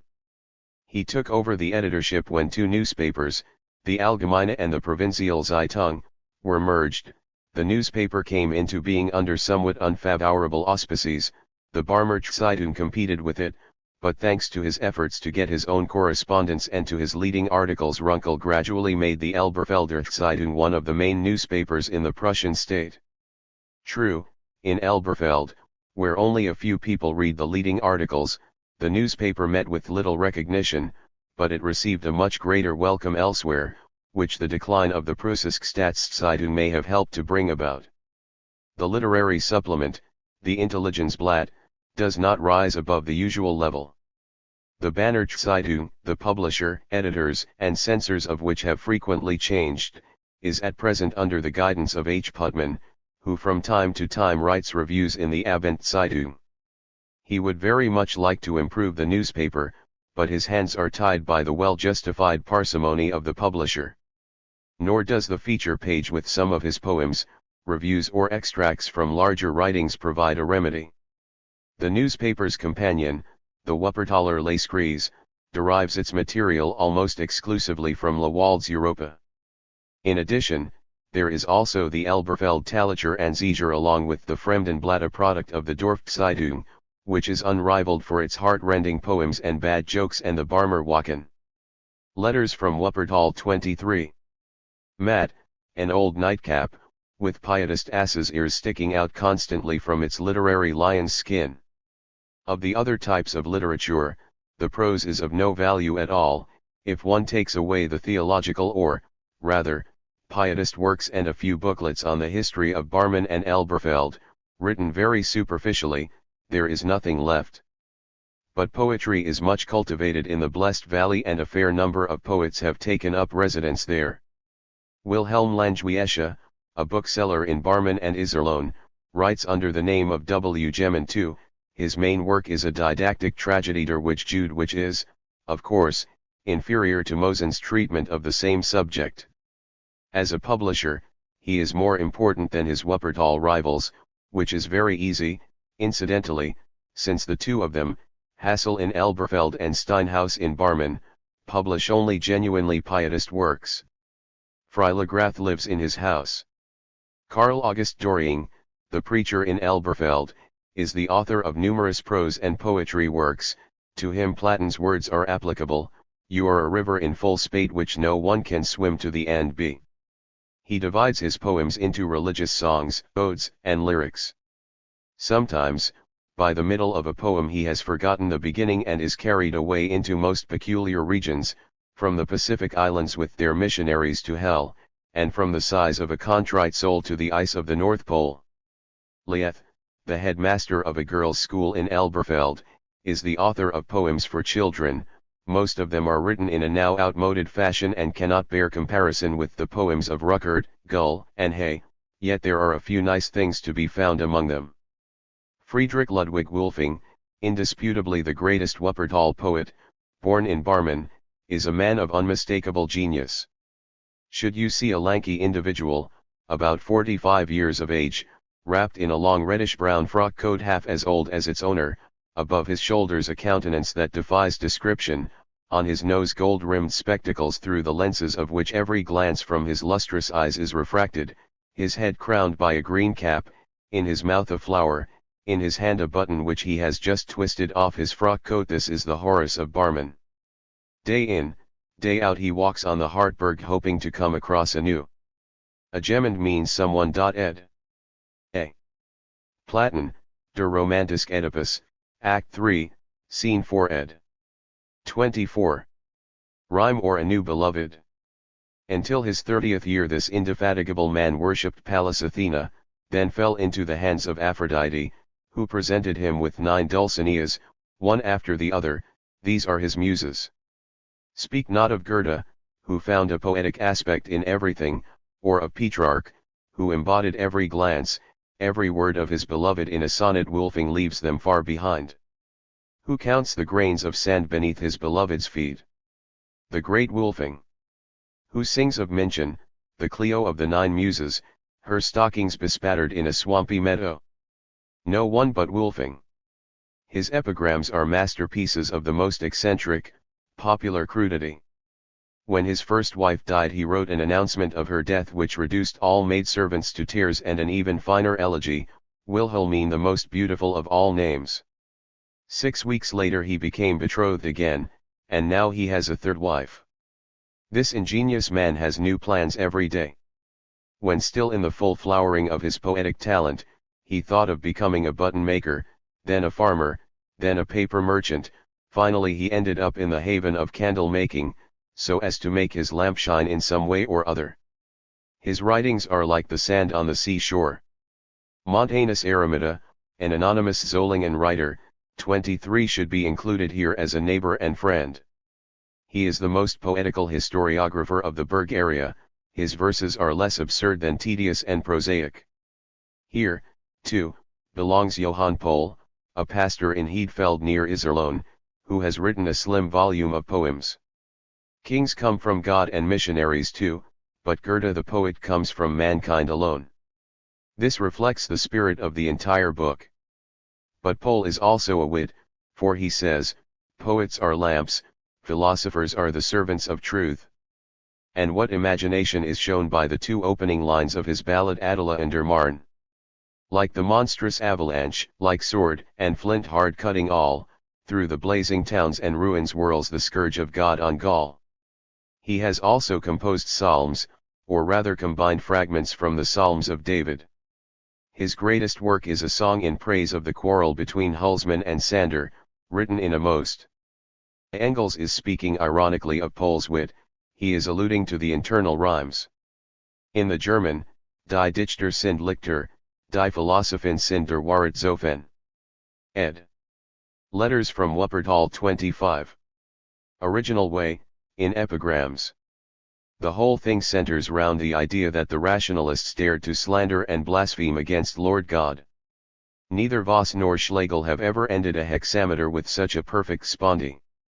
Pohl is even better than Dorian at grouping his poems. He divides them into religious chants and songs and miscellaneous poems. 24. F. W. Krug, candidate of theology, author of Poetiske Erstlinge en die Prosaiske Reliquien, and translator of a number of Dutch and French sermons, has also written a touching short novel 3 in the manner of Stilling, in which, among other things, he presents new evidence supporting the Mosaic account of the creation. A delightful book. In conclusion, I must also mention a clever young man who has the idea that since Freilagrath can be a business clerk and a poet simultaneously, he should be able to as well. It is to be hoped that German literature will soon be enriched by some of his short novels, which will not be inferior to the best, the only shortcomings of which he can be accused are hackneyed treatment, ill-conceived design, and careless style. I would willingly quote extracts from one of them, if decency did not forbid it, but soon perhaps a publisher will take pity on the great D.B. I dare not give his full name lest his wounded modesty leads him to sue me for libel, and publish his short novels. He also wants to be a close friend of Freilagrath. This just about covers the literary manifestations of the world-famous valley, to which, perhaps, should be added a few wine-inspired geniuses who from time to time try their hand at rhyming, and whom I can warmly recommend to Dr. Duller as characters for a new novel. This whole region is submerged in a sea of Pietism and Philistinism, from which rise no beautiful, flower-covered islands, but only dry, bare cliffs or long sand-banks, among which Freiligrath wanders like a seaman off course. Written in March 1839, printed according to the journal, first published in English for the first Telegraph für Deutschland NOS 49, 50, time 51 and 52 for March and NOS 57 and 59 for April, 1839. AFW Krug, Kampfe und Siege der Jungen Walheim oder Lebensbilder aus dem Reich der Waren, Guten und Skinen ed. B. Durholt, a clerk in Barmen. See this volume, p. 427 ed. To the Bremen Courier. Dear Bremen Courier, please don't be offended if you've become the laughing stock of town. Remember, friend, that folk have always tended to ridicule what's patently unsound. Your sunshine days have very nearly ended. In the 3 months that you've been trotting round, have you been saying things you didn't ought, to give yourself such food for afterthought? My poems cost little effort when I did them. The donkey work was almost wholly done. I took your articles and parroted them. The subject matter came from you alone. Simply subtract the rhyme schemes and the rhythm, the image that remains is all your own. Rage, if you like, at your respectful and obedient servant, Theodore Hildebrand. Written about April 27, 1839, printed according to the news, first published in the Bremisches Unterheidegreitungsblatt No. 34, April 27, 1839, published in English for the first time. Open letter to Dr. Runkel. To Herr Dr. Runkel in Elberfeld. Elberfeld, May 6. You have violently attacked me and my letters from Wuppertal in your newspaper and accused me of deliberate distortion, ignorance of the conditions, personal abuse, and even untruths. It does not matter to me that you call me a young German, for I neither accept the charges you level against young literature nor have the honor of belonging to it. Up to now I have felt nothing but respect for you as a man of letters and journalist.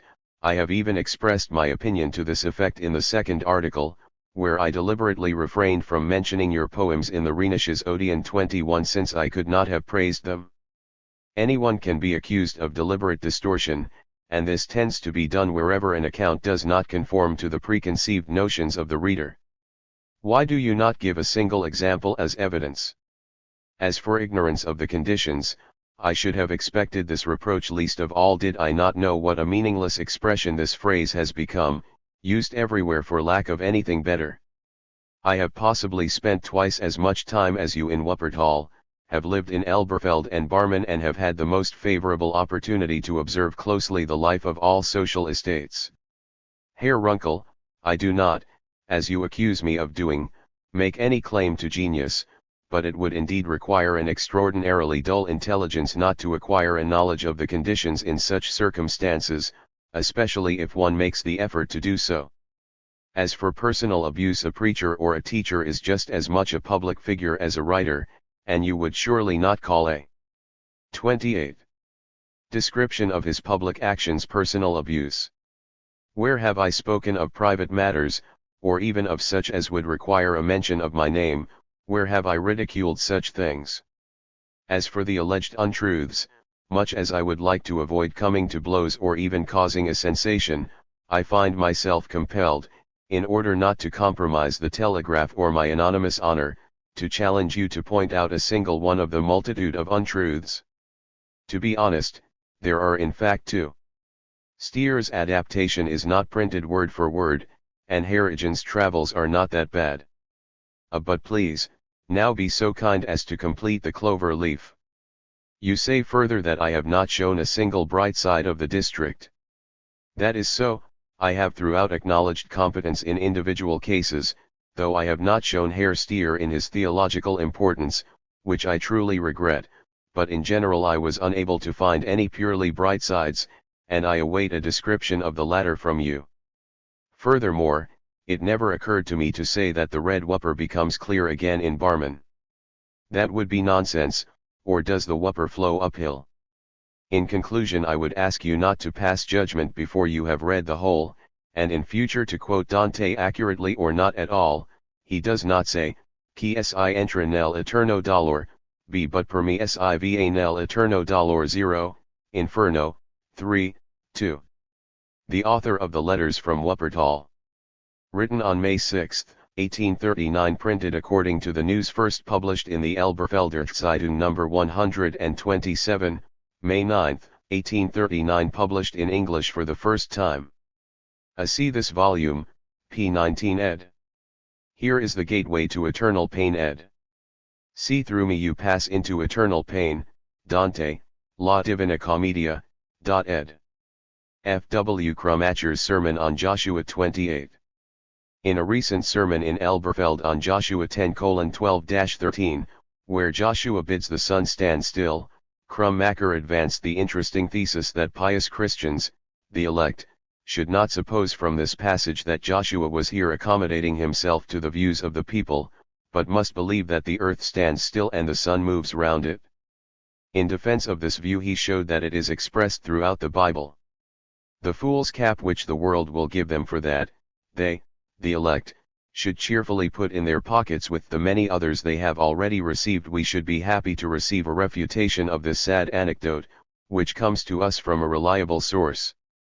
Written in May 1839, printed according to the journal first published in English for the first Telegraph für Deutschland number 84, time May 1839. From Elberfeld. For some time there have been loud and bitter complaints about the deplorable power of scepticism. Here and there one looked gloomily at the toppled edifice of the old faith, anxiously waiting for the clouds covering the sky of the future to break.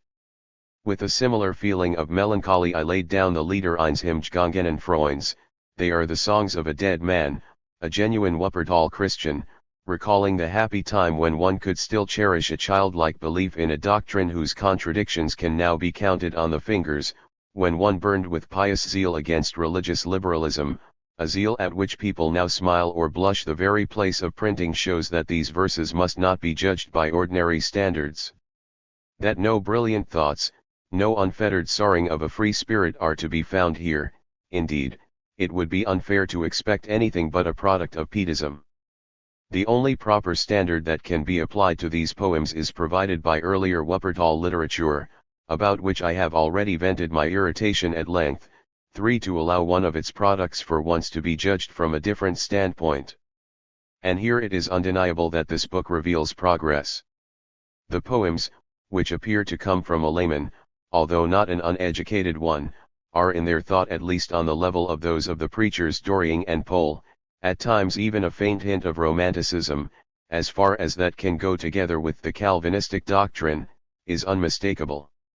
As regards form, they are undeniably the best that Wuppertal has produced so far. New or unusual rhymes are often. See this volume, pages 22-23 ed.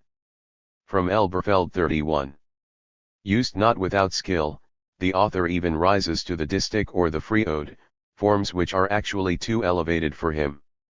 Krummacher's influence is unmistakable, his phrases and metaphors are used everywhere.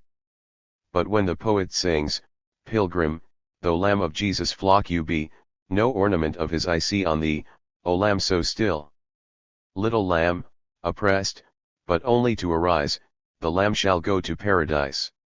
Be silent, pilgrim, be a lamb, meek and low through gate may go, be silent, pray, and be a lamb. This is no imitation, but Krummacher himself. Nevertheless, one can find passages in these poems which are truly moving by their genuineness of feeling, but, alas, one can never forget that this feeling is for the most part morbid. And yet, even here one can see how fortifying and comforting a religion which has truly become a matter of the heart is, even in its saddest extremes. Dear reader, forgive me for presenting you with a book which can be of infinitely little interest to you. You were not born in Wuppertal. Perchance you have never stood on its hills and seen the two towns at your feet. But you too have a homeland and perhaps return to it with the same love as I, however ordinary it looks, once you have vented your anger at its perversities. Written in the autumn of 1839, printed according to the journal, first published in English for the first Telegraph für Deutschland No. 178, time November 1839, signed, S. Oswald. A Friedrich Wilhelm Krummacher ed. Barman and Elberfeld ed. German Volksbucher ***. Telegraph für Deutschland No. 186, November 1839. Is it not a great commendation for a book to be a popular book, a book for the German people? Yet this gives us the right to demand a great deal of such a book. It must satisfy all reasonable requirements, and its value in every respect must be unquestionable. The popular book has the task of cheering, reviving, and entertaining the peasant when he returns home in the evening tired from his hard day's work, making him forget his toil, transforming his stony field into a fragrant rose garden. It has the task of turning the craftsman's workshop and the wretched apprentice's miserable attic into a world of poetry, a golden palace, and showing him his sturdy sweetheart in the guise of a beautiful princess. But it also has the task, together with the Bible, of clarifying his moral sense, making him aware of his strength, his rights, his freedom, and arousing his courage and love for his country. If, generally speaking, the qualities which can fairly be demanded of a popular book are rich poetic content, robust humor, moral purity, and, for a German popular book, a strong, trusty German spirit, qualities which remain the same at all times, we are also entitled to demand that it should be in keeping with its age, or cease to be a book for the people. If we take a look in particular at the present time, at the struggle for freedom, which German Volksbücher were similar to the English chapbooks of the same period, that is, cheap popular books intended for the mass of the people and containing legends, tales, poetry, etc. ed. German Volksbücher 33 produces all its manifestations: the development of constitutionalism, the resistance to the pressure of the aristocracy, the fight of the intellect against pietism and of gaiety against the remnants of gloomy asceticism. I fail to see how it can be wrong to demand that the popular book should help the uneducated person and show him the truth and reasonableness of these trends, although, of course, not by direct deduction, but on no account should it encourage servility and toadying to the aristocracy or pietism. It goes without saying, however, that customs of earlier times, which it would be absurd or even wrong to practice today, must have no place in a popular book. By these principles we should, and must, also judge those books which are now genuinely popular German books and are usually grouped together under this name. They are products in part of medieval German or Romance poetry, in part of popular superstition. Earlier despised and derided by the upper classes, they were, as we know, sought out by the Romantics, adapted, even extolled. But Romanticism looked at their poetic content alone, and how incapable it was of grasping their significance as popular books is shown by Gore's work on them. Gores, as he has shown but lately, actually versifies all his judgments. Nevertheless, the usual view of these books still rests on his work, and Marbach even refers to it in the announcement of his own publication. The three new revised adaptations of these books, by Marbach in prose, and Simrock in prose and poetry, two of which are again intended for the people, 29, call for another precise examination of the material adapted here from the point of view of its popular value. So long as opinions about the poetry of the Middle Ages vary so widely, the assessment of the poetic value of these books must be left to the individual reader, but naturally no one would deny that they really are genuinely poetic. Even if they cannot pass the test as popular books, their poetic content must be accorded full recognition. Yes, in Schiller's words, what an immortal song shall live forever, is doomed to die in life. Many a poet may find yet one more reason to save for poetry by means of adaptation what proves impossible to preserve for the people. There is a very significant difference between the tales of German and Romance origin. The German tales, genuine folk. A. J. Gores, Die Deutschen Volksbücher ed. From Schiller's poem Die Götter Griechenlands ed. 34. Stories, place the man in action in the foreground, the Romance give prominence to the woman, either as one who suffers, Genova, or as one who loves, passive towards passion even in her love. There are only two exceptions, Die Heimanskinder and Fortunate, both romance but also folk legends, while Octavianus, Melusina, etc., are products of court poetry which only reached the people later in prose adaptations of the humorous tales. Only one, Salomon und Marulf, is not directly of Germanic origin, while Eulenspiegel, Die Skildberger, etc., are indisputably ours. If we view all these books in their entirety and judge them by the principles stated at the beginning, it is clear that they satisfy these requirements only in the one respect that they have poetry and humor in rich measure and in a form which is easily understood in general even by the least educated, but in other respects they are far from adequate, some of them a complete contradiction, others only partially acceptable. Since they are the products of the Middle Ages, they naturally fail entirely in the special purpose which the present age might require them to fulfill. Thus, in spite of the outward richness of this branch of literature and in spite of the declamations of Tieck and Gors, they still leave much to be desired. Whether this gap is ever to be filled is another question which I will not take it upon myself to answer. Telegraph für Deutschland No. 188, November 1839. To proceed now to individual cases, the most important one is undoubtedly the Geschichte vom Gehornten Siegfried. I like this book. It is a tale which leaves little to be desired. It has the most exuberant poetry written sometimes with the greatest naivete and sometimes with the most beautiful humorous pathos. There is sparkling wit. Who does not know the priceless episode of the fight between the two cowards? It has character, a bold, fresh, youthful spirit which every young wandering craftsman can take as an example, even though he no longer has to fight dragons and giants. And once the misprints are corrected, of which the Cologne edition in front of me has more than a fair share, and the punctuation is put right, Schwab's and Marbach's adaptations will not be able to compare with this genuinely popular style. 30. The people have also shown themselves grateful for it. I have not come across any other popular book as often as this one.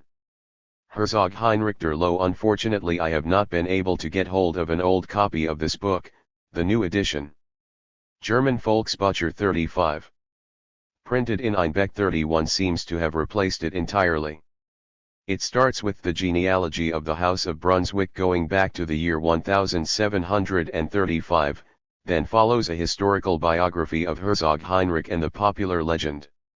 It also contains a tale which tells the same story about Godfrey of Bouillon as the popular legend of Heinrich der Loh, the story of the slave Andronicus ascribed to a Palestinian abbot called Gerasimhi with the end substantially altered, and a poem of the new Romantic school of which I cannot remember the author, in which the story of the lion is told once more.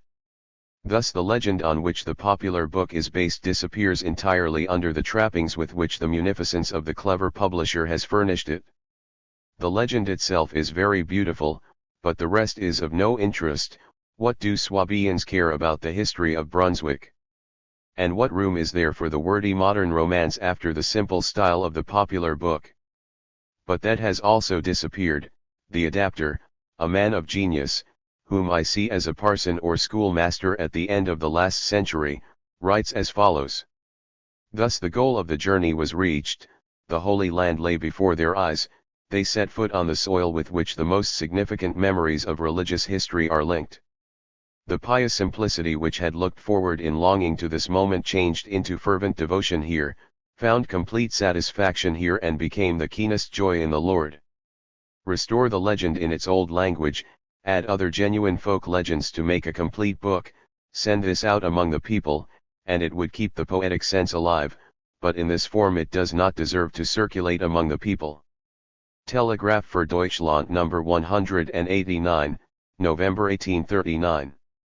Herzog Ernst, the author of this book, was no great poet, for he found all the poetical elements in Oriental fairy tales. The book is well written and very entertaining for the people, but that is all. Nobody will believe any longer in the reality of the fantasies which occur in it, it can therefore be left in the hands of the people without alteration.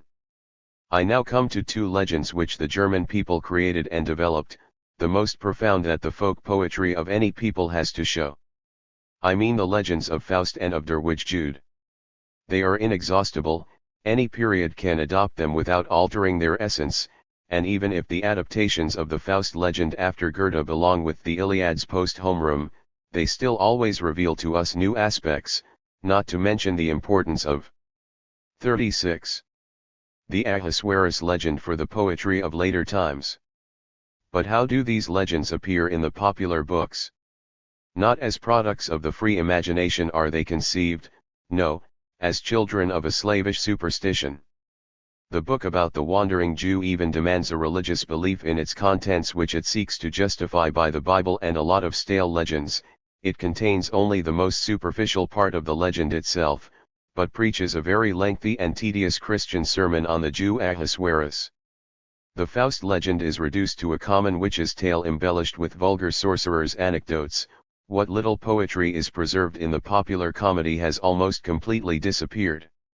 These two books are not only incapable of offering any poetical enjoyment, in their present shape they are bound to strengthen and renew old superstitions, or what else is to be expected of such devilish work. The awareness of the legend and its contents seems to be disappearing altogether among the people, too. Faust is thought to be no more than a common sorcerer and Ahasuerus the greatest villain since Judas Iscariot. But should it not be possible to rescue both these legends for the German people, to restore them to their original purity and to express their essence so clearly that the deep meaning does not remain entirely unintelligible even to the less educated?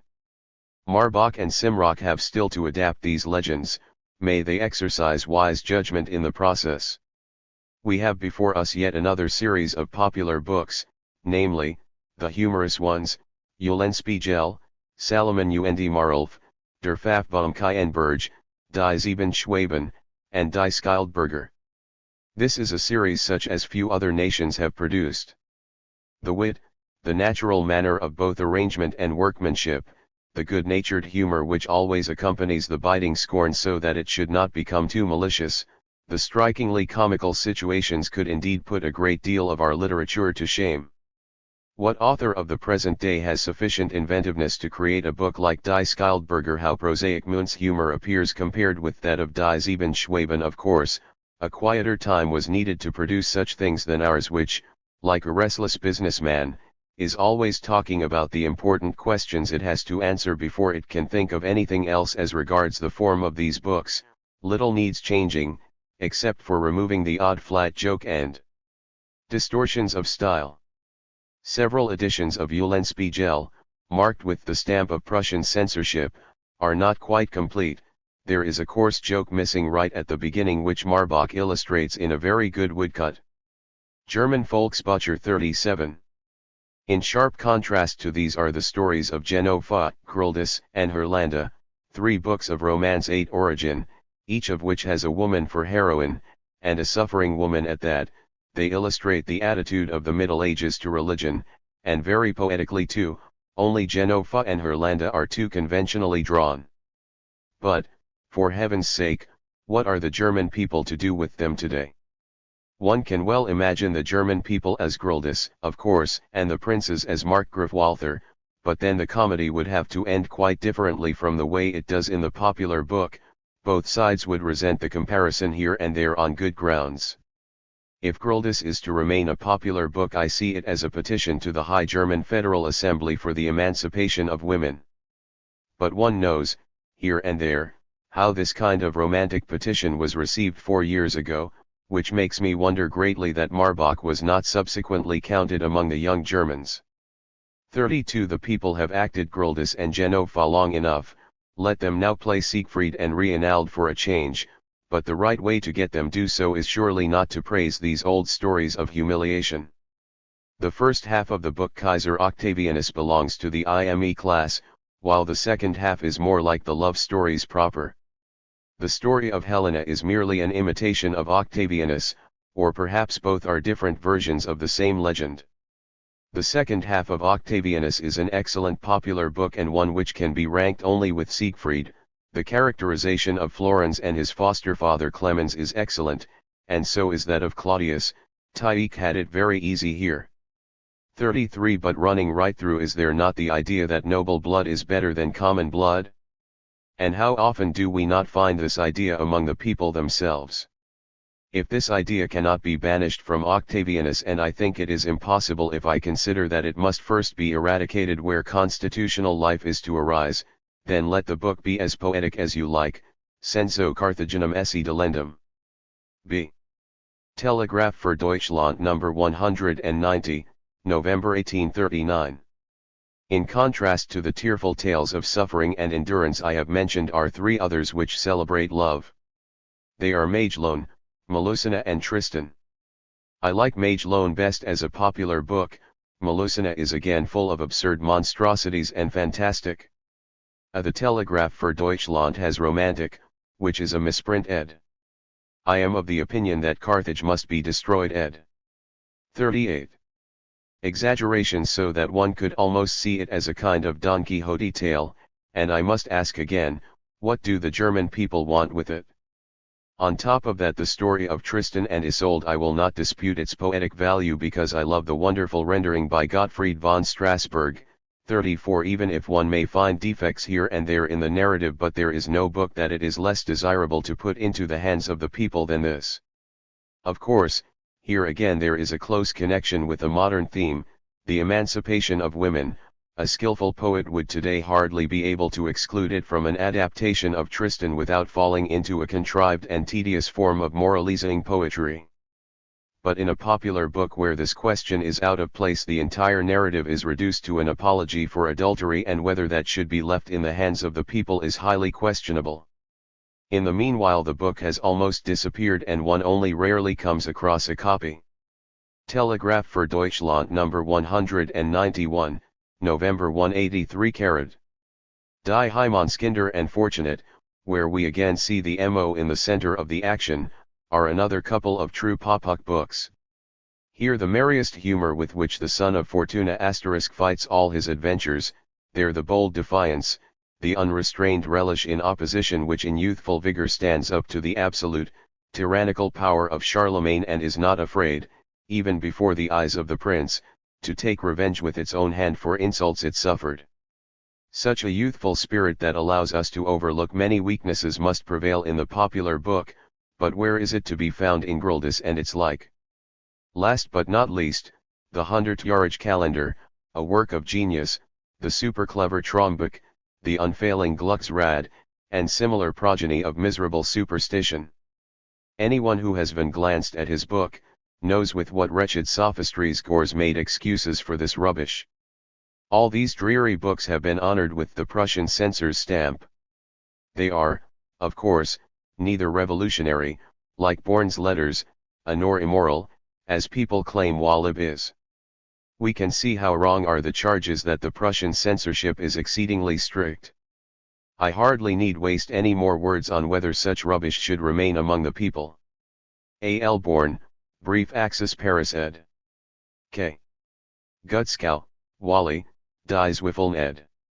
German Volksbücher 39. Nothing need be said of the rest of the popular books. The stories of Pontus, Fierabras, etc., have long been lost and so no longer deserve the name.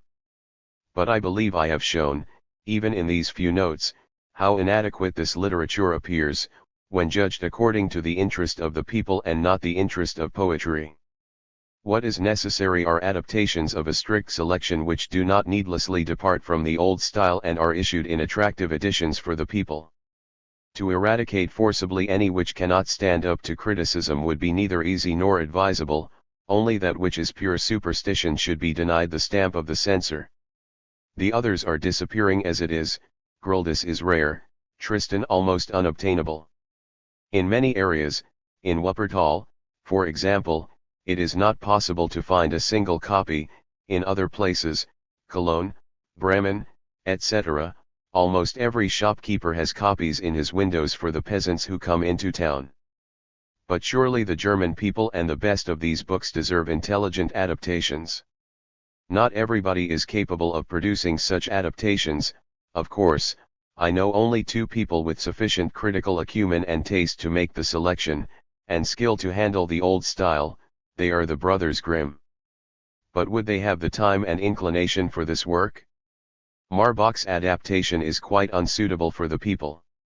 What can one hope for when he starts straight away with Grildus? Not only does he lack all critical sense, but he cannot resist making quite unnecessary omissions.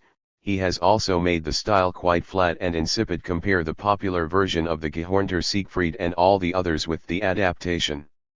There is nothing but sentences torn apart, and changed word order, for which the only justification was Herr Marbach's mania to appear original here, since he lacked all other originality. What else could have driven him to alter the most beautiful passages of the popular book and furnish it with his unnecessary punctuation? For anyone who does not know the popular version, Marbach's tales are quite good, but as soon as one compares the two, one realizes that Marbach's sole service has been to correct the misprints. His woodcuts vary greatly in value. Simrock's adaptation is not yet far enough advanced for judgment to be passed on it, but I trust him more than his rival. His woodcuts are also consistently better than Marbach's. These old popular books, with their old-fashioned tone, their misprints, and their poor woodcuts, have for me an extraordinary, poetic charm. They transport me from our artificial modern conditions, confusions, and fine distinctions into a world which is 40. Much closer to nature. But that is not what matters here. Tieck, of course, made this poetic charm his chief argument, but what weight has the authority of Tieck, Gors, and all other romantics when reason contradicts it, and when it is a question of the German people? Written in May-October 1839, printed according to the journal, first published in English for the first Telegraph für Deutschland NOS 186, 188, time 189, 190 and 191, November 1839. Signed, Friedrich Oswald. Karl Beck. Telegraph für Deutschland No. 202, December 1839. I am a sultan, driven by storms that blow, my warrior hosts are armored forms of song, and grief has laid a turban on my brow with many mysteries its folds among. With these bombastic words Herr Beck approached the German poet's ranks, demanding admission, in his eyes the proud awareness of his calling, about his lips an expression of modern world weariness. Thus he stretched out his hand for the laurel wreath. 2 years have passed since then. Does the laurel appeasingly cover the mysterious folds of his brow? There was much boldness in his first collection of poems. Gepenzert Lieder, a Neue Bibel, a Jungspalastine 35. The 20-year-old poet jumped straight from the top form into the third heaven. That was a fire such as had not blazed for a long time, a fire which gave out much smoke because it came from wood that was too fresh and green. The young literature developed so rapidly and brilliantly that its adversaries perceived they stood to lose rather than gain by arrogant rejection or condemnation. It was high time to take a closer look at it and to attack its real weaknesses. Thus, the young literature was, of course, recognized as an equal. Soon quite a number of these weaknesses were found, whether real or apparent does not concern us here, but the loudest claim was that the former Young Germany had wanted to dethrone lyric poetry. K. Beck, Nacht. Gepenzert Lieder. From the poem Der Sultan ed. 3 to 384. 42. Heine, of course, fought against the Swabians. 36. Wienbarg made bitter comments on the humdrum lyrics and their eternal monotony. Munt rejected all lyrics as being out of tune with the times and prophesied a literary messiah of prose. That was too much. We Germans have always been proud of our songs. If the Frenchman boasted of his hard-won charter and derided our censorship, we pointed proudly to philosophy from Kant to Hegel and to the line of songs from the Song of Ludwig 37 to Nikolaus Lenau. Are we to be deprived of this lyrical treasure? Behold, there comes the lyrical poetry of the young literature with Franz Dingelstedt, Ernst von der Heydt, Theodor Kreisenach, and Karl Beck. Beck's Nacht appeared shortly before Freiligrath's poems. We know what a sensation both these collections of poems made. 2 young lyrical poets had emerged with whom at that time none of the younger could be ranked. A comparative study of Beck and Freiligrath was made in the Elegante Zeitung by Cunny 38 in the manner familiar from the Charakter. I would like to apply Wienbarg's remark about G. Fieser to this criticism. 39 The Nacht are chaos. Everything lies in motley disorder. Images, often bold, like strange rock formations, seeds of a future life, but drowned in a sea of phrases. Now and then a flower begins to bud, an island to take firm shape, a crystal layer to form. But still everything is in confusion and disorder. The words, oh, how the frenzied, flashing images race through my wrathful, thunder-laden head, 0. Fit not Born but Beck himself. The image which Beck gives of Born in his first attempt is terribly distorted and untrue. Cunny's influence here is unmistakable. Apart from the fact that Born would never have used such phrases, he also knew nothing of all the desperate world-weariness which Beck ascribes to him. Is that the clear-headed Born, the strong, imperturbable character whose love warmed but did not burn, least of all himself? No, it is not Born, but merely a vague ideal of a modern poet composed of Heine's coquetry and Mundt's flowery phrases. The Lord preserve us from its realization. Frenzied and flashing images never raced in Born's head, his locks never stood on end with curses against heaven, in his heart. A.F. Freilagrath, Gedicht ed. Zeitung für die elegante Welt ed. C.K. Beck, Nacht. Gepenzert Lieder. Zweiundzwanzig Saint Nacht ed. Karl Beck 43. Midnight never sounded, but always morning, his sky was never blood red but always blue. Fortunately, Born was never filled with such dreadful despair that he could have written Die Cent Nacht. If Beck did not gabble so much about the red of life with which his Born writes, I should believe that he had never read the Franzosenfresser. 3. Let Beck take the most melancholy passage of the Franzosenfresser and it is bright day compared with his affected night of storm despair. Is not Born poetic enough in himself?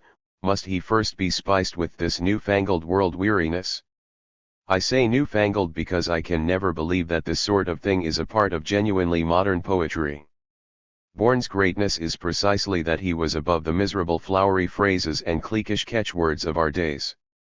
Telegraph für Deutschland No. 203, December 1839. Before a definite judgment of the Nacht could be formed, Beck had already come forward with a new series of poems.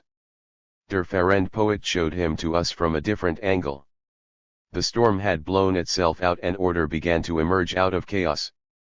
One had not expected such excellent descriptions as those in the first and second songs, nor had one believed that Schiller and Goethe, who had fallen into the clutches of our pedantic aesthetics, could offer material for such a poetic unity as is to be found in the third song, nor that Beck's poetic reflection could hover in almost Philistine calm over the Wartburg as now in fact it did. With Der Farend poet Beck had formally entered literature. Beck announced the still leader, and the journals reported that he was working on a tragedy, Verlorene Seelen. A year passed. Except for a few poems nothing was heard of Beck. The still leader remained unpublished and nothing definite could be learned of the Verlorene Seelen. Eventually, his novelistisk Schism appeared in the Elegante. An attempt at prose by such an author would command attention in any event. I doubt, however, whether this attempt satisfied even a single friend of Beck's muse. The earlier poet could be recognized in a few metaphors. With careful cultivation the style could be developed quite nicely, but that is all one can say for this little tale. Neither in profundity of thought nor poetic imagination did it rise above the A.L. Born, Menzel, Der Franzosenfresser ed. 44. Usual sphere of literature meant for entertainment, the invention was rather ordinary and indeed ugly, and the execution was commonplace. A friend told me during a concert that Beck's still leader had arrived.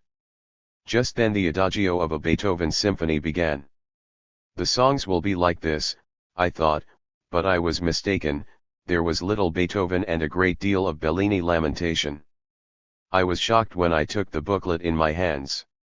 The very first song was so infinitely trivial, so cheaply mannered, only given a spurious originality by an affected turn of phrase. Only the enormous dreaming in these songs still recalls the Nacht. That a lot of dreaming was done in the Nacht could be excused, it could be overlooked in Der Farend poet, but now Herr Beck never comes out of his sleep at all.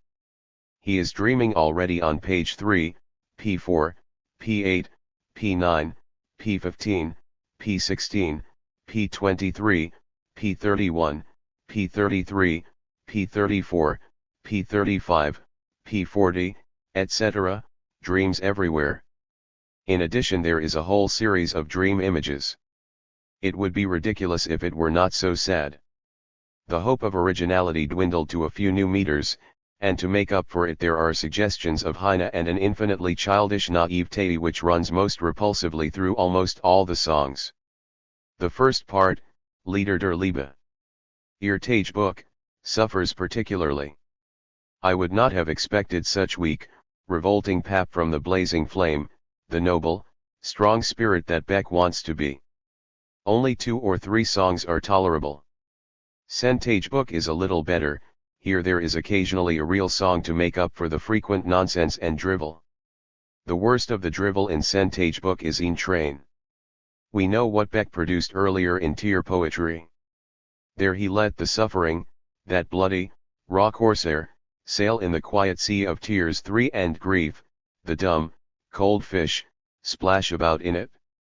Now this is joined by teardrop, not in vain. So large and round a brimming.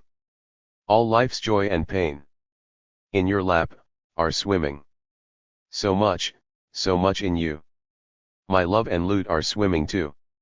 Teardrop, not in vain. So large and round a brimming. How stupid it is. The better part of the whole booklet is to be found in the dream images, and some of the songs there are at A.K. Beck, Nacht. Gepenzert Lieder. From the poem Der Sultan ed. K. Beck, Still Lieder. From the poem Die Train ed. Karl Beck 45. Least heartfelt. Particularly Schlafwahl. Which, to judge by the date of its first publication in the Elegante *0 must belong to the earlier of these songs. The final poem is among the better ones, although somewhat verbose, and at the end there is again the Tear the strong shield of the world spirit. To conclude there are attempts at the ballad. The Zigeuner König, with an opening which smacks strongly of Freiligrath's descriptive manner, is weak compared with the vivid portrayal of gypsy life in Lena, and the gushing phrases, which are meant to make us find the poem fresh and strong, only render it more repulsive. Das Rebslane is, however, a prettily reproduced moment. Das Ungrisk Watchthous is in the same class as the Zigeuner König. The last ballad of this cycle is an example of how a poem can have flowing and sonorous verses and beautiful phrases without leaving much impression. The earlier Beck would have presented the sinister robber Janosik more vividly in 3 striking images. And this Beck must have a final dream on the last page but one, and so the booklet ends, but not the poem, the continuation of which is promised for the second slim volume. What does this mean? Are poems, like journals, to end with to be continued? After several theatre managements had declared it impossible to produce, Verlorene Seelen was, we hear, destroyed by the author. He now appears to be working on another tragedy. Saul, at least, the Elegante has only published the first act and the Theatre Chronic 11 an extensive prospectus of it. This act has already been reviewed in these columns. 41. Unfortunately I can only confirm what is said there. Beck, whose uncontrolled and uncertain fantasy makes him incapable of presenting characters in the round, who compels all his personages to use the same phrases, Beck, who showed in his interpretation of Born how little he can understand a character, let alone create one, could not have hit upon a more unfortunate idea than to write a tragedy. Beck was forced unwittingly to borrow the exposition from a recently published model, 42, to make his David and Merab speak in the tearful tone of Ihr Tagebuch, to present Saul's changes of mood with the crudeness of a comedy at a country fail. Hearing this Moab speak you begin to realize the significance of Abner as his model. Is this Moab, this coarse, bloody disciple of Moloch, more like an animal than a man, supposed to be Saul's evil spirit? A child of nature is not A.K. Beck, Still Lieder. From the poem Weltgeist ed. Allgemeine Theaterchronik ed. 46. Beast, and Saul, who opposes the priests, does not for that reason find pleasure in human sacrifice. In addition, the dialogue is wooden beyond measure, the language feeble, and only a few tolerable images, which, however, cannot carry the weight of even one act of a tragedy, recall the expectations which Herr Beck no longer seems capable of fulfilling. 43. Written in November, early December, printed according to the journal. 1839. Published in English for the first published in the TMLE. Telegraph für Deutschland NOS 202 and 203, December 1839. Signed, Friedrich Oswald. Retrograde Signs of the Times. Telegraph für Deutschland No. 26, February 1840. There is nothing new under the sun. That is one of those happy pseudo-truths, which were destined to have a most brilliant career, which have passed from mouth to mouth in their triumphal procession round the globe, and after centuries are still often quoted as if they had only just made their appearance in the world. Genuine truths have rarely been so fortunate, they have had to struggle and suffer, they have been tortured and buried alive, and everyone has molded them as he thought fit. There is nothing new under the sun. On the contrary, there is enough that is new, but it is suppressed if it does not belong to those pliant pseudo-truths which always have a loyal, that is to say, etc. in their train, and like a flash of the northern light soon give way to night again. But if a new genuine truth rises on the horizon like the red morning sky, the children of night know full well that it threatens the downfall of their kingdom, and they take up arms against it. For the northern lights the sky is always clear, whereas the roseate dawn usually occurs in an overcast sky, the gloom of which it has to conquer or enkindle with its flames. And it is such clouds obscuring the roseate dawn of our time which we now intend to pass under review. Or let us tackle the subject in another way. Attempts to depict the course of history in the form of a line are familiar. The form taken by history, states an intelligent work written to oppose Hegel's philosophy of history, is not ascent and descent, not a concentric circle or a spiral, but an epic parallelism, sometimes converging, this is what the word should be instead of congruent, sometimes diverging. A.K. Gutzkow, zur Philosophie der Geschichte, S. 53 ed. 48. Yet I prefer a free hand-drawn spiral, the turns of which are not too precisely executed. History begins its course slowly from an invisible point, languidly making its turns around it, but its circles become ever larger, the flight becomes ever swifter and more lively, until at last history shoots like a flaming comet from star to star, often skimming its old paths, often intersecting them, and with every turn it approaches closer to infinity. Who can foresee what the end will be? And at those points where history seems to be resuming an old path again, short-sighted people who see no farther than their noses rise up and joyfully cry out that it is just as they thought. And there we are, there is nothing new under the sun. So our heroes of Chinese stagnation, our mandarins of retrogression are jubilant and pretend to have cut 3 centuries out of the annals of the world as an inquisitive excursion into forbidden regions, as a delirious dream, and they fail to see that history only rushes onward by the most direct route to a new resplendent constellation of ideas, which with its sun-like magnitude will soon blind their feeble eyes.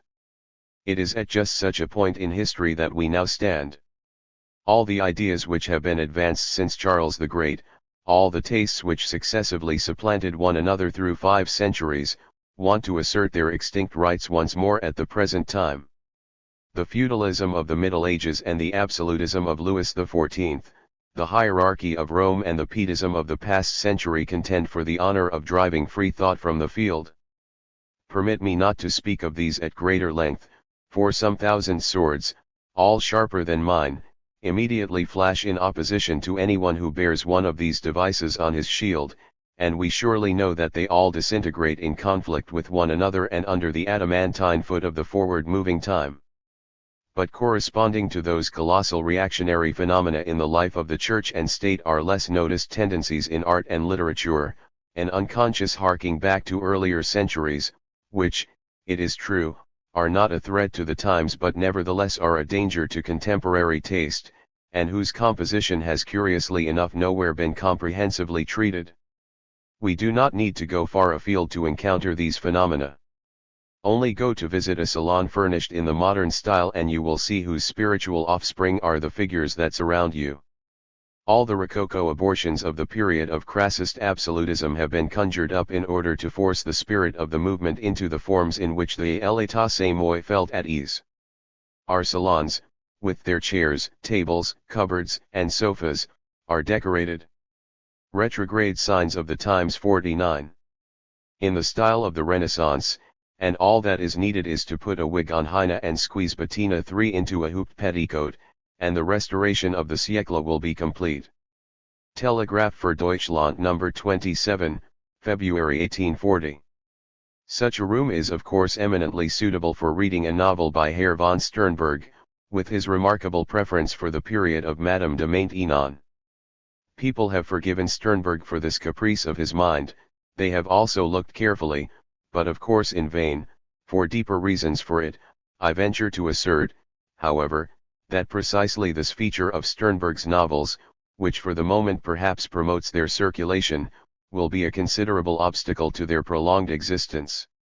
Apart from the fact that a perpetual harping on a most arid and prosaic period, in comparison with whose eccentric nature, floundering between heaven and earth and conventional puppets, our time and its children are still natural, does not precisely enhance the beauty of a literary work. Apart from this fact, we are certainly too accustomed to regarding this period in a mocking light for it to have a lasting appeal to us under any other illumination, and to find such a caprice in every one of Sternberg's novels finally becomes extremely boring.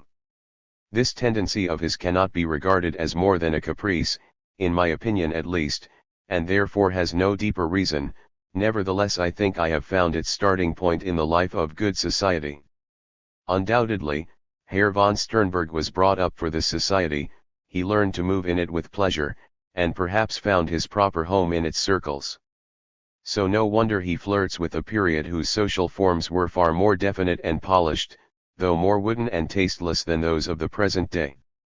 Far more audaciously than in the case of Herr von Sternberg, the taste of the siècle is expressed in its mother city, Paris, where it makes a serious pretense of wresting from the romantic writers their barely won victory. Victor Hugo arrived, Alexander Dumas arrived, and the herd of imitators with them. The unnaturalness of the Iphigenias and Athalias gave way to the unnaturalness of a Lucrezia Borgia. Cramped rigidity was followed by a burning fever. The French classics were shown to have plagiarized the ancient writers, and then Demoiselle Rachel appears and all is forgotten. Hugo and a Bettina von Arnim ed. 50. Dumas, Lucrezia Borgia and the plagiarisms.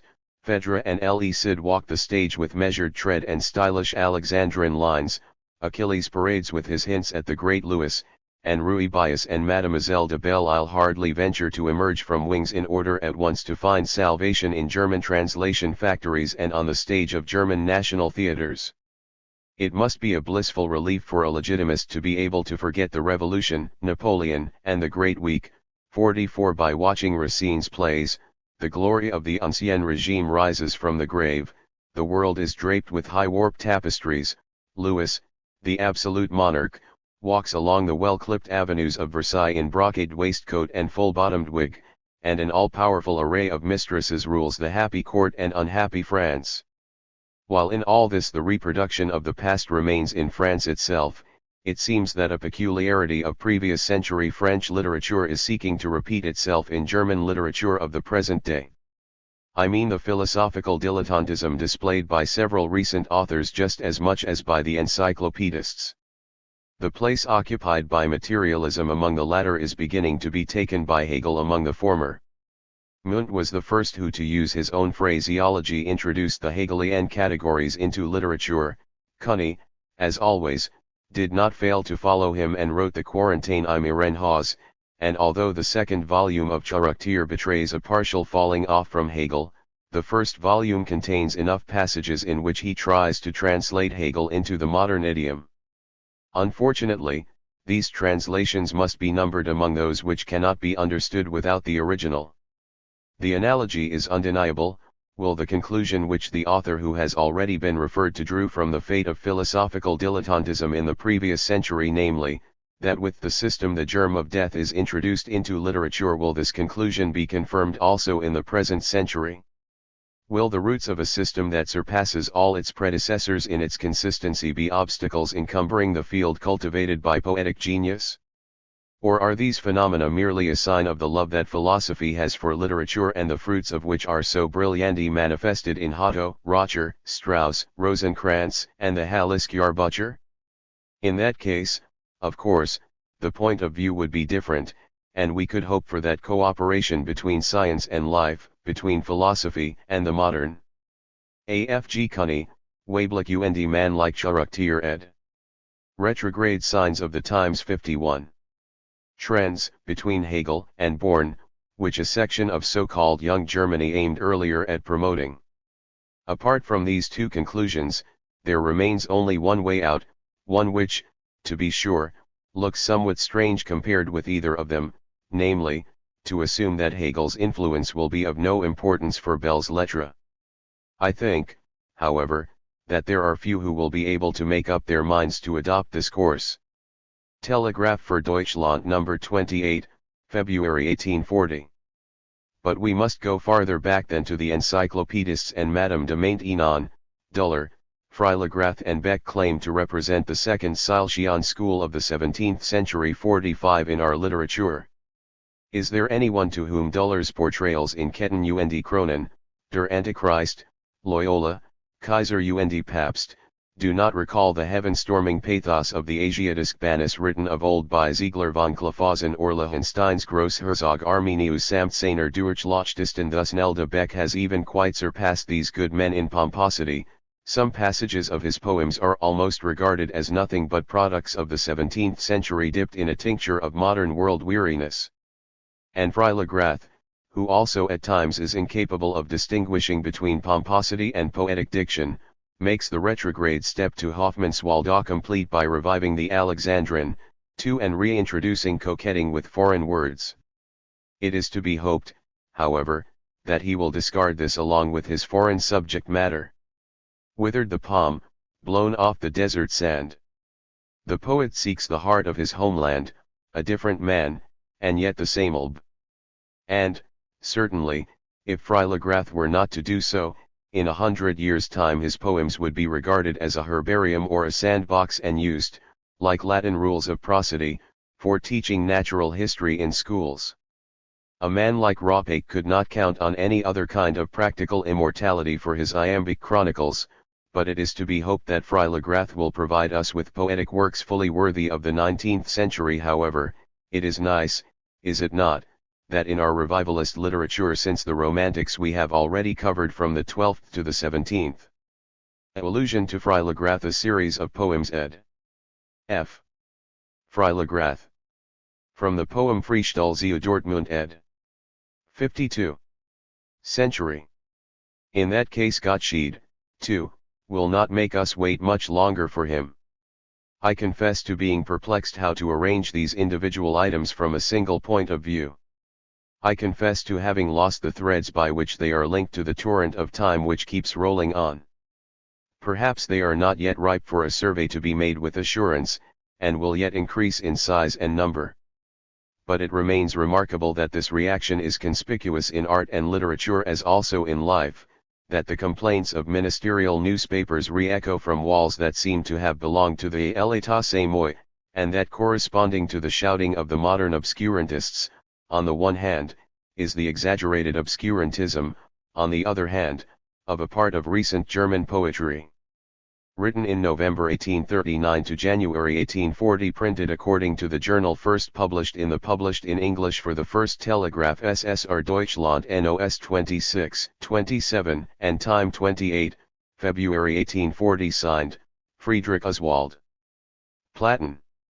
Among the poetic offspring of the Restoration period, whose powers were not crippled by the electric shocks of the year 1830 and whose fame only became established in the present literary epoch, there are three who are distinguished by a characteristic similarity: Immermann, Chamisso, and Platen. All three possess unusual individuality, considerable character, and an intellectual power which at least outweighs their poetic talent. In Chamisso, it is sometimes imagination and feeling that predominate, and at other times calculating intellect, especially in the terze rimas the surface is altogether cold and rationalistic, but underneath one hears the beating of a noble heart. In Immermann, these two qualities oppose each other and constitute the dualism which he himself acknowledges and the extreme features of which his strong personality can bend together but not unite. Lastly, in Platon, poetic power has abandoned its independence and finds itself at ease under the domination of the more powerful intellect. If Platon's imagination had not been able to rely on his intellect and his magnificent character, he would not have become so famous. Hence he represented the intellectual in poetry, the form, hence also his wish to end his career with a great work of art was not granted. He was well aware that such a great work was essential to make his fame lasting, but he felt also that his powers were still inadequate for it and he put his hopes on the future and his preparatory work. Meanwhile, time passed, he did not get beyond the preparatory work and finally died. Platon's imagination followed timorously the bold strides of his intellect, and when it was a matter of a work of genius, when his imagination should have ventured on a bold leap that the intellect could not accomplish, it had to shrink back. That was the source of Platon's error in considering the products of his intellect to be poetry. His poetic creative powers sufficed for Anacreontic ghazals and sometimes flashed like a meteor in his comedies, but let us admit merely that most of what was characteristic of Platon is the 54 product of the intellect, and will always be recognized as such. People will tire of his excessively affected ghazals and his rhetorical odes, they will find the polemics of his comedies for the most part unjustified, but they will have to pay full respect to the wit of his dialogue and the loftiness of his parabases, and see the justification of his one-sidedness in the greatness of his character. Platon's literary standing in public opinion will change, he will go farther from Goethe, but will come closer to Born. That his views, too, make him more akin to Born is evident not only from a host of allusions in his comedies but already from several poems in his collected works, of which I shall mention only the Ode to Charles X. A number of songs inspired by the Polish struggle for freedom were not included in this collection, although they were bound to be of great interest for a characterization of Platon. They have now been issued by another publishing firm as a supplement to the collected works. 46 I find my view of Platon confirmed by them. Thought and character here have to be the substitute for poetry to a greater extent and more noticeably than anywhere else. For that reason Platon seldom feels at home in the simple style of the song, there have to be lengthy, extended verses, each of which can embody a thought, or artificial ode meters, the serious, measured course of which seems almost to demand a rhetorical content. With the art of verse, thoughts also come to Platon, and that is the strongest proof of the intellectual origin of his poems. He who demands something else from Platon will not find satisfaction in these Polish songs, but he who takes up this booklet with these expectations will find himself richly compensated for the lack of poetic fragrance by an abundance of exalted, powerful thoughts that have sprung from a most noble character, and by a magnificent passionateness, as the preface aptly says. It is a pity that these poems were not published a few months earlier, when German national consciousness rose against the Imperial Russian European Pentarchy 47, they would have been the best reply to it. Perhaps the Pentarchist, too, would have found in them many a motto for his work. A. Written in December 1839, printed according to the journal, first published in English for the first Telegraph für Deutschland No. 31, time February 1840, signed, Friedrich Oswald. Allusion to K. Goldman's book Die Europäische Pentarchie ed. On the invention of printing 48. Shall then the poet's voice sing, only telling of bloody ambition, thrones in all their pride, when fame's shrill trumpets sound about him, swelling the lips in places where the gods abide? Have you forgotten shame? And do you waste the precious gift of praise with its bright light on men to curses and to execration ever condemned by history outright? Awake, awake! Song, that's become so shy, Soar up above the clouds, with might unmatched to lofty triumph fly. And he who wants the world to find his song well worthy of the laurels on his brow, must make his song from now unfold well worthy of the world, and strong. They were not prodigal in olden days, but freely at the altar of beneficial spirit, of invention. They spent the sacrificial smoke of praise. Saturn came down, and with the mighty plough divided he the earth's maternal breast. And then mankind beheld the living seeds grow on the barren ground. Heaven received man's gratitude profound. God of the golden age is Saturn called. And were you not a god, you who once found 56. Body for thought, for word. Fixing in signs the life of speech that would have otherwise flown off, by no ties bound. Without you, time had gone, still self-consuming, sinking, dying, down, buried forever in oblivion. You came. 'Twas then that thought saw the swift widening of the narrow sphere that once enfolded its long infancy. It winged its way into that world so vast, where mighty dialogue doth fill the air between time future and deed heavy past. You've helped the blind to see.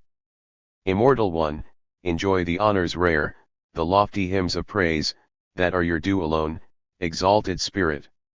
And nature, just as if the one invention were of itself enough to prove her power, rests from that time and, parsimonious, gives the world no such wonder any more.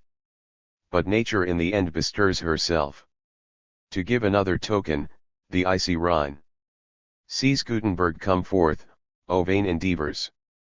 What does it help you, that you can inspire your thoughts with life by writing, if thought dies, petrified, dumb in the dire darkness of lethargy and long forgetting?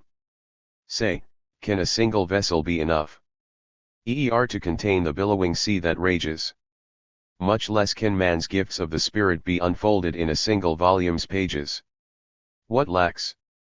The art of flight. But when bold nature created in one image countless beings, now, after hers, there comes my own invention. That, echoing 1,000-fold, truth might embrace the world with powerful proclamation, soaring aloft with clarity's sheer flight. He spoke. And there was print. And lo! all Europe, astounded, moved, forthwith herself bestirs with thunderous sound. As if by storm winds fanned, swift rushing onward roars. Benefic. JSERIK siempre la ambition sangrenla, o del solio el poder pronunci solo, cuando la trompa de la llama el en la vinestro divino labio, injos de Apollo? Y no os de ruber?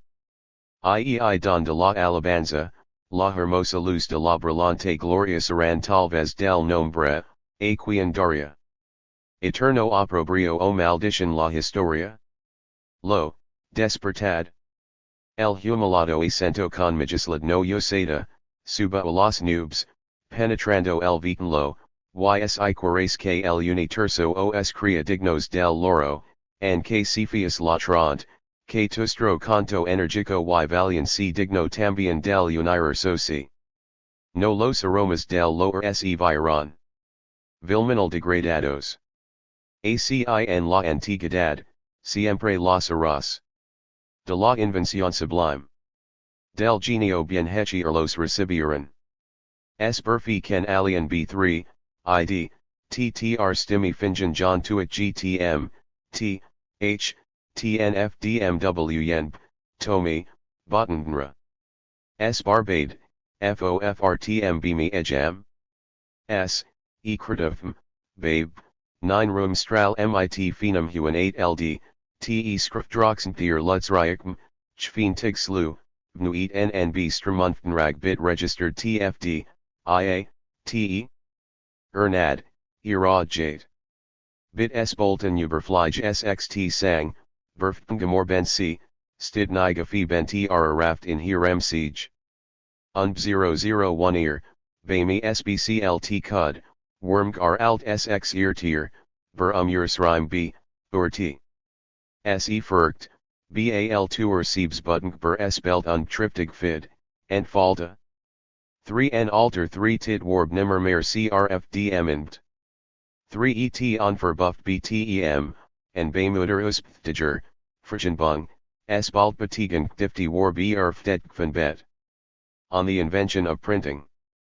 The wrathful fire that has so long lain deep in the dark bowels of the earth, asleep. O evil pile, raised up for ignorance there, by base brutality and tyrant's wrath. Rocks glowing, the volcano gushes forth, and your foundations tremble in their fear. What is this monster of the evil spirit? This foul abortion, that, all scruples gone, founds on the old decaying capital its loathsome and abominable throne, and now bids to destroy, yea, murder all? It stands, although the structure of its power is crumbling slowly. But one day that throne shall fall and cast its ruins o'er the land. A fastness perching on a crag alone thus crowns the summit of a mountain high. The sons of war once took up their abode in its security. Ruling by force of stolen power, they would sally forth exultant to the fray. Deserted and alone, the keep stands in the forest, seen by none. It still surveys, though crumbling with neglect, the world all round with menacing aspect. One day it shall fall down, and then the fields shall groan, covered with ruins. Meanwhile, it shall be scarecrow and bogey to all folk that lived in fear and terror of it recently.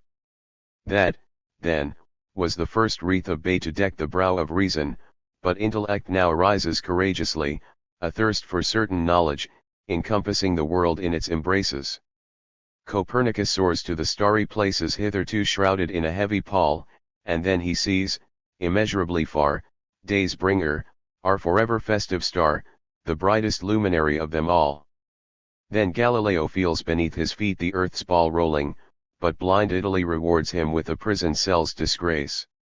Meanwhile, the earth sails onward ceaselessly and swiftly through the infinite sea of space, and with it, fast as lightning, sweep the stars, shimmering in flight. Then Newton's fiery spirit is flung aloft into their very midst. He follows, understands them, charting the tracks of forces that keep them racing in their whirling courses. What does it help you, then, to conquer heaven, to find the law that moves eternally air's circle and the seas? To split the ray of light incorporeal, or to dig down into the bowels of earth and snatch the cradle of gold and crystal? Spirit, return once more to man. And so it did, only to pour its bitterness into lamentations loud. How is the intellect with blindness cowed? How rings that chain of iron forged by the frenzied powers of tyranny, from pole to pole each with the other vying, and pins man helpless lying, upon his deathbed, tired of slavery. This must be ended. And the despots heard, and wielded in their vile and villainous hands two weapons to depend on, fire and sword. O senseless ones! Those very high-piled faggots that threaten to devour me horribly, that burn to keep me from the truth away, are beacons guiding me along truth's way, are torches to light up truth's victory. Truth fondly I desire.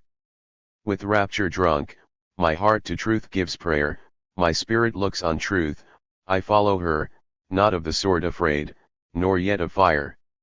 That being so, then shall I still demur? Can I turn back again? Retrace my steps?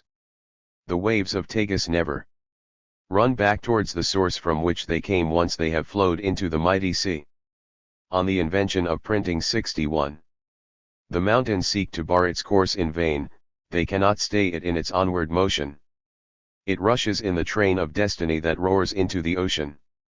And then the great day came on which a mortal man arose outraged, in wrath from all-encompassing disgrace, and, with almighty voice, called out to all the world, mankind is free. And narrow boundaries no longer caged the sacred call, it rose up on the wing of the great echo Gutenberg invented, soared up, a wondrous thing, and swift, in mighty inspiration, o'erleaped the mountains and the ocean wide and o'er the very winds held domination. It was not shouted down by tyranny, and loud and lusty rang on every side the joyful cry of reason, man is free. Oh, free, yes, free. Sweetest of words, the breast swells, beating faster at the sound of you, my spirit, that you imbue, o'er brimming with your holy inspiration, soars to serene celestial dominions, bearing me on its fiery beating pinions. Where are you all that hear my singing, mortal beings? From on high, I see the awesome prison doors of fate open, the impenetrable veil of time is torn apart, the future lies before me.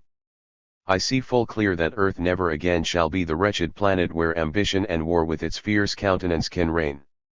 Now both of them are gone from earth forever, as plague and storm, those torturers, prepare to leave the zone they pillaged and laid bare, when polar ice winds threaten to blow over.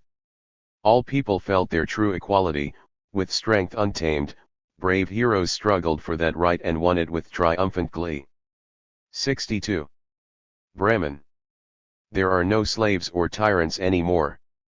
Now love and peace fill all the world around, and love and peace breathe over all the earth, and love and peace, both near and far, resound. And up aloft, upon his golden throne in blessing doth the Lord his scepter raise, dispensing air and joy all round below, so that on all earth's ways they might, as once of old, abundant flow. Do you not see that column soaring there, towering in all its splendor to the sky? A throb with flashing light, eye dazzling. Less mighty are the pyramids so high, the work of slaves who toiled in abject fear, of one whose glory came from suffering. See there, unwavering, the eternal incense rise, as the whole earth gives thanks to Gutenberg. For such beneficence, a modest prize. Hail to the one who broke the insensate power of battering violence, raised the might of reason, the strength of soul, high o'er the world to fly. Praise him who raised the truth in triumph high, making his hands work fruitful for all time. Sing the well-doer's praise in song sublime. Translated in the first half of 1840, printed according to the album first published in the G. Braunschweig, 1840, signed, Friedrich Engels. First he published Dinthe Gutenberg's album, published in English for the first Braunschweig, 184 time. Joel Jacobi. Gore's troupe of tightrope dancers has acquired a valuable recruit in Joel Jacobi. The role of clown was previously performed by Herr Guido Gores, whose jokes, however, were not appreciated by the public, but in his Kampfende Sieg the new member has recently again demonstrated his vocation for this role in surprising fashion. Such a versatile man, who can wear with equal grace the red cap and purple of David, the frock coat of a candidate eager for a post, or the penitential shirt of a catechumen, who finds pleasure in acting as a walking advertisement, carrying in front of him an issue of the Berliner Politisches Wochenblatt and behind him the publications list of Mans in Regensburg. Such a man is quite at his ease in all roles. Now he makes his first appearance without being in the least embarrassed, and while prosperity and peace, struggle and victory, sound their strains for you, he has one eye on the Order of the Red Eagle and the other on the Bishop's mitre. What should I give you for your refreshment? He asks the public. Do you want something from the year 1832 or 1834, 1836 or 1839? What should I declaim, Marat or Jarque, David, or Gores or Hegel? But he is generous and gives us a ragout of all the reminiscences that spring up in the desert of his mind, and it is true that he gives us something refreshing. One is perplexed how to deal with this nonsense. I shall readily be permitted not to analyze the perfidy of disposition and chaotic confusion of ideas which distinguish also this work of the author. We are indeed faced with a semi-lunatic in whose mind his own shapeless thought embryos have other people's ideas grafted on. 64. Them to produce an unbridled orgy. How much, for example, can our poet know of his own past if he calls himself a quiet man, i.e., who for the past 8 years has continually shouted, raged and stormed for the revolution, against the revolution, for Prussia, for the Pope? He, a quiet man? He, whose plaints were always equivalent to complaints, to the born informer who always casts suspicion on a massive scale, does he belong to the country's quiet man? Franz Karl Joel Jacobi's confusion of language is in keeping with his confusion of ideas. I would never have believed that the German language could be so closely linked with the most confused conceptions. Words which have never been seen in company with one another are here thrown together, ideas which are mutually antagonistic are here coupled together by an all-powerful verb, the most lawful and innocent expressions occur suddenly among reminiscences from Joel's revolutionary years, among suspicious-looking phrases of Menzel's, Leo's, and Gore's, among incorrectly understood thoughts of Hegel's, and over all this the poet brandishes his riding whip so that the whole wild pack rushes along, knocking one another over, turning somersaults, and reeling, until it finally comes to rest in the bosom of the Church as the sole source of salvation. The actual content of this masterpiece, which is composed in accordance with a pseudo-parallelism, in the old grand manner of saying everything twice, and even 3 or 6 times, consists of the lyrical laments of a Jew and a catechumen, and then the laments of a Catholic, where the author abandons one-sided lyrical subjectivity and develops a genuine modern drama, in the center of which the vigorous personality of the author acts a tragic role, he is at least mournful enough to look at, and over whose disconsolate confusion rises the medieval dawn of the Catholic Church. The new prophet Joel rises up in gigantic form out of the modern chaos and predicts the downfall of all revolutionary, liberal, Hegeling, 49 and Protestant efforts, which will give way to a new age of absence of thought. A curse is pronounced on everything that does not bow down before the crozier. Only the Prussian fatherland receives Pia Desideria. On the other hand, the Carlist Basques and the Belgian Nightingale 50 perish to the joy of their master Loyola. One sees that the terrorism of the Jacobin era remains firmly in Herr Jacobi's memory. A bloody a pun on the German words Klagen and Verklagen ed. Pious wishes ed. Joel Jacobi 65.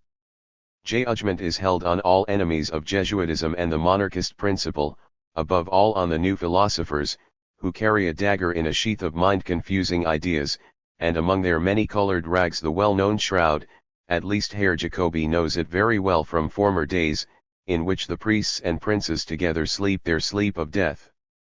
But the new prophet knows them. I have always understood you, he says himself. On the other hand, he acquits the master, because a few of the latter's ideas have entered Herr Jacobi's heated brain like snowflakes, and there, of course, have turned to water. In face of the chorus of vultures and owls that now follows, as also in face of the infernal rejoicing, criticism is justly silent. In Joel Jacobi we see the horrifying extreme to which all knights of unreason are driven in the end. That is the final outcome of all hostility to free thought, of all opposition to the absolute power of the mind, whether it appears in the form of wild, unruly sansculottism or the unthinking servile mind, whether it is represented by the parted hair of the pietist or the tonsure of the priest. Joel Jacobi is a living trophy, a sign of the victory which the thinking mind has achieved. Anyone who has ever entered the lists on behalf of the 19th century can gaze in triumph on this unfortunate poet of our time, for sooner or later all its other adversaries will suffer the same fate. Written in January-March 1840, printed according to the journal, first published in the Telegraph, published in English for the first Deutschland number 55, April 1840. Time signed, Friedrich Oswald. Hegel ed. Requiem for the Germanidl-Zeitung. Telegraph for Deutschland number 59, April 1840. Dies Irae, dies Ilia. Secla solvet in favela. 3. The day that Luther produced the original text of the New Testament and with this Greek fire burned to dust and ashes the centuries of the Middle Ages, with their lordly splendor and feudal servitude, with their poetry and lack of thought, 52 that day and the 3 centuries that followed brought forth, at long last, a time which belongs wholly to the public, a time of which Napoleon, whose rare perspicacity cannot be denied in spite of his many qualities that are reprehensible, particularly in German eyes, said, "Le journalisme est une puissance." I quote these words here merely to show how little medieval, i.e., lacking in thought, is the prospectus of the Adelst Zeitung from which they are taken. 53. And the German Adelszeitung was intended to set the crown on this public and give it consciousness. For it is clear that Gutenberg did not invent printing to assist a Born, who was certainly a demagogue, or Hegel who is indeed servile in front, as Heine proved, and revolutionary behind, as Schubarth proved zero or any other burgher to spread his confused ideas throughout the world, but for the one and only purpose of enabling the Adelszeitung to be founded. Peace be with it, it has passed away. It took only a stealthy, timid look at this nasty the day of anger, the day the world is reduced to ashes. This and other Latin quotations are taken from the sequence on the Last Judgment in the Roman Catholic Requiem Mass ed. Journalism is a power. Ed C.K. Schubarth, über die Unvereinbarkeit der Hegelschen Staatslehre mit dem Obersten Lebens und Entwicklungsprinzip der Preußischen Staats ed. Requiem for the German Adelszeitung 67. On medieval world, and its pure, maidenly soul, or rather its gracious young lady's soul, recoiled before the abomination of desolation, before the filth of the democratic canaille, before the horrifying arrogance of those who are not admitted to court, before all those lamentable circumstances, relations, and disorders of our time which, if they show themselves at the gates of nobles' castles, are welcomed with the riding whip. Peace be with it, it has passed away, it sees no longer the hollowness of democracy, the undermining of what exists, the tears of the high and noble born, it has passed into eternal sleep. Requiem aeternam dona ei, Domini, asterisk. And yet we have lost much by its death. What joy there was in all the salons to which only gentlemen with 16 generations of ancestors are admitted, what delight in all the half-lost advance posts of orthodox aristocracy. There sat the old gracious papa in his inherited armchair, surrounded by his favorite hounds, in his right hand his inherited pipe, in his left hand his inherited riding whip, and reverently studied the antediluvian genealogical tree in the first book of Moses, when the door opened and the prospectus of the Adelszeitung was brought in to him. The nobleman, seeing the word Adel printed in large letters, hastily adjusts his spectacles and blissfully reads through the sheet. He sees that the new newspaper also gives space to family news, and he rejoices at the thought of his obituary, how he would like to read it himself. When one day he is gathered to his ancestors, then the young squires gallop into the castle yard, the old man hurriedly sends for them. Herr Theodoric von der Neige, zero with a lash from his whip, drives the horses into the stable. Herr Siegwart rides down a few flunkies, treads on the cat's tail, and in knightly fashion pushes aside an old peasant who has come with a request and has been refused. Herr Selher orders the servants on pain of corporal punishment to make impeccable arrangements for the hunt, and so at last the young barons noisily enter the hall. Barking, the dogs rush to meet them, but are driven under the table with lashes from riding whips, and Herr Siegwart von der Neige, who had quietened his favorite hound with a kick of his gracious boot, does not receive from the delighted father even the usual angry glance because of it. Herr, eternal rest give unto it, O Lord. Ed. Be nobility ed. C. Neige means decline. Ed. 68. Theodoric, who besides the Bible and the family tree has read a few things in the encyclopedia and therefore knows how to pronounce foreign words more correctly than the others, has to read the prospectus aloud, and the old man amid his tears of joy forgets about the redemption ordinance and the burdens of the nobility. Telegraph für Deutschland No. 60, April 1840. How morally modestly condescendingly the gracious lady rode into the modern world on her white paper palfrey, how boldly her two knights looked out into the world, each of them every inch a baron, each drop of their blood the fruit of 64 nuptials between partners of equal rank, each glance a challenge. First of all, Herr von Alvensleben, who has pranced his knightly charger over the arid waste of French novels and memoirs so that now he can venture also on a tilt against bourgeois louts.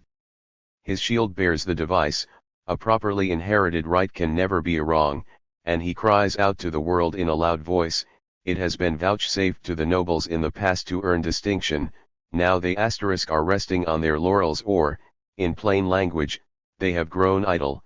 The nobles have given powerful protection to the princes and thereby to the peoples also, and I shall take care that these great deeds are not forgotten, and my beloved, the edelst Zeitung requiescat in pace * is the most beautiful lady in the world, and whoever denies it, he but here the noble hero falls off his horse, and in his place Herr Friedrich, Baron de la Motte-Fouque, jogs into the lists.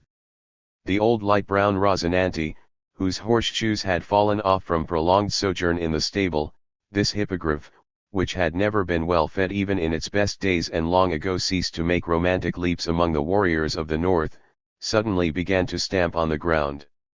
Herr von Fouque forgot the annual poetic commentary for the Berliner Politisches Wochenblatt, ordered his armor to be polished and the old blind horse brought out, and with the grandeur of a lone hero set out on a crusade against the ideas of the times. But so that the honor-loving burgher estate would not think that the bent lance of the old warrior was directed against it, Fouque throws it a foreword. 54 Such condescending kindness deserves discussion. The foreword teaches us that world history does not exist in order to realize the idea of freedom, as Hegel most erroneously. May it rest in peace ed. Requiem for the German Edelst Zeitung 69. Supposes, but solely to prove that there must exist three estates, the nobility, which has to fight, the burghers to think, and the peasants to plough. But there should be no caste distinctions, the estates should replenish and renovate one another, not by misalliances, but by elevation to a higher estate. It is, of course, difficult to understand how the nobility, a lake clear as spring water which pure springs combine to produce, which gushed forth from the heights of robber castles, could be in any need of renovation. But the noble baron allows that people who have not been only burghers, but also ostlers, and perhaps even tailors' journeymen, should renovate the nobility. But how other estates should be renovated by the nobility, Herr Fouque does not say. Probably by persons who have been degraded from the ranks of the nobility, or perhaps since Herr Fouque is kind enough to confess that the nobility in itself is no better at bottom than the Canaille, it will be as much an honor for a nobleman to be raised to the burgher estate, or even to the peasant estate, as it is for the burgher to obtain a nobleman's patent. Furthermore, in the Herr Fouque state, care is taken to ensure that philosophy does not get the upper hand too much. Kant with his ideas of eternal peace 55 would have gone to the stake there, for where eternal peace prevails the nobility could not fight, at best only apprentices would. It is clear that on account of his thorough studies of history and statecraft Herr Fouque deserves to be raised to the thinking, i.e., the burgher estate. He has managed excellently to detect among the Huns and Avars, among the Bashkirs and Mohicans, indeed even among antediluvians, not only an honorable public, but also a high nobility. Moreover, he has made a totally new discovery that in the Middle Ages, when the peasant was a feudal serf, the peasant estate was the giver and recipient of love and kindness in respect of the other two estates. His language is incomparable, he lays about him with dimensions penetrating to the very roots and knows how to extract gold from phenomena that are in themselves, Hegel saw among the prophets, most obscure. Et lux perpetuosiat eis 1.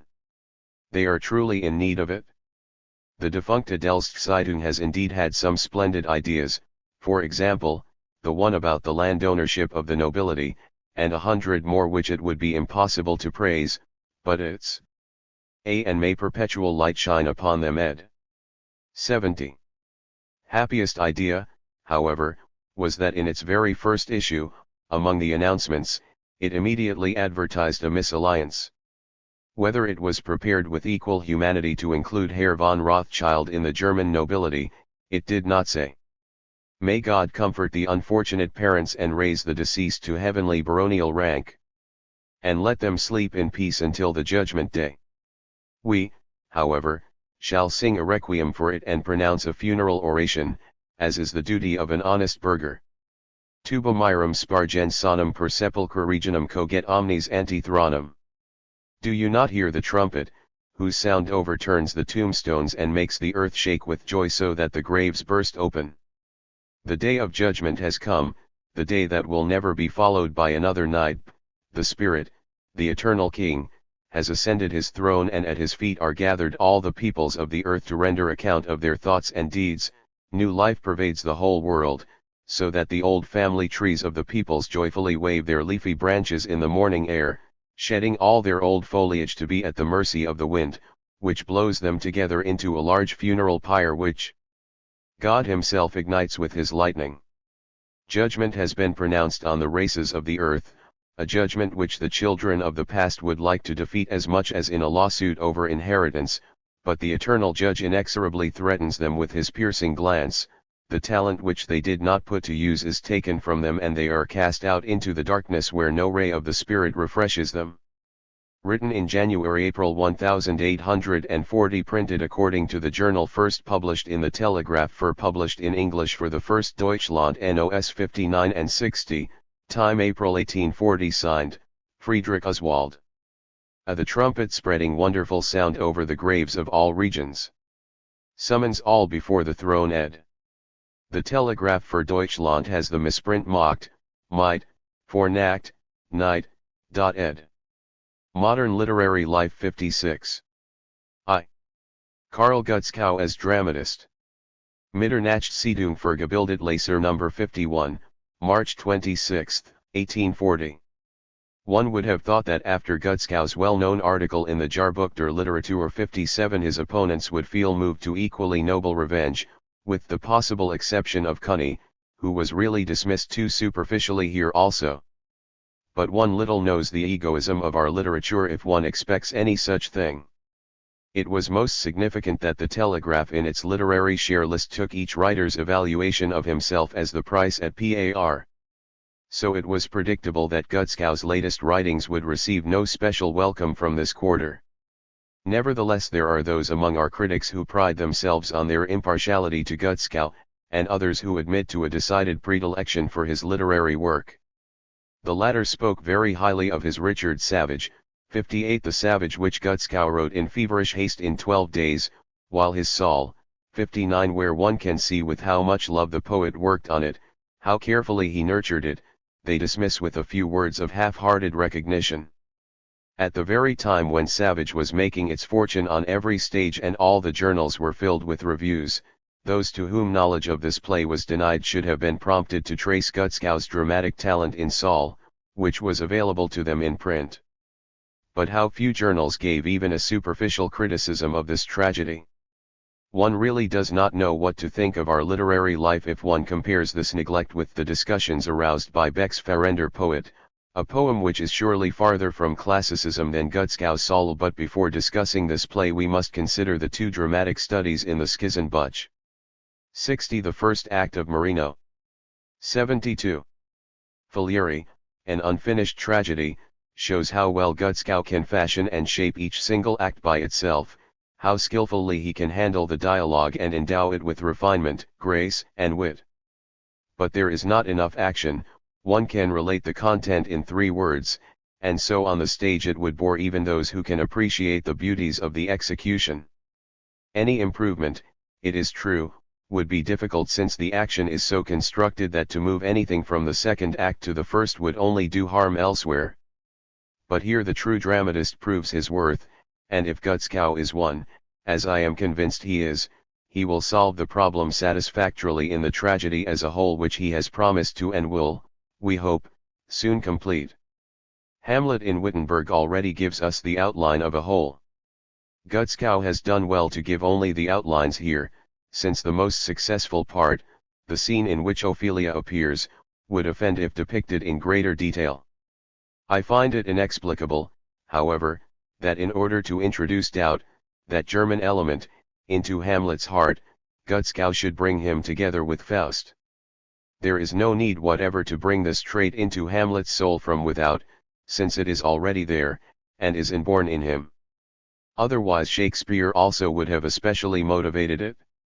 Gutzkow here refers to Born, but it is precisely Born who not only demonstrates the split in Hamlet but also establishes the unity of his character. And by what agency does Gutzkow introduce these elements into Hamlet's mind? Perhaps through the curse which Faust pronounces on the young Dane? Such deus ex machina effects would make all dramatic poetry impossible. Through Faust's conversations with Mephistopheles which Hamlet overhears? If so, firstly, the curse would lose its significance, and, Secondly, the thread leading from this character of Shakespeare's Hamlet is often so fine as to be lost to sight, and, thirdly, could Hamlet speak so casually of other things immediately afterwards? It is different with the appearance of Ophelia. Here Gutzkow has seen through Shakespeare, or if not that, has supplemented him. It is a case of Columbus and the egg.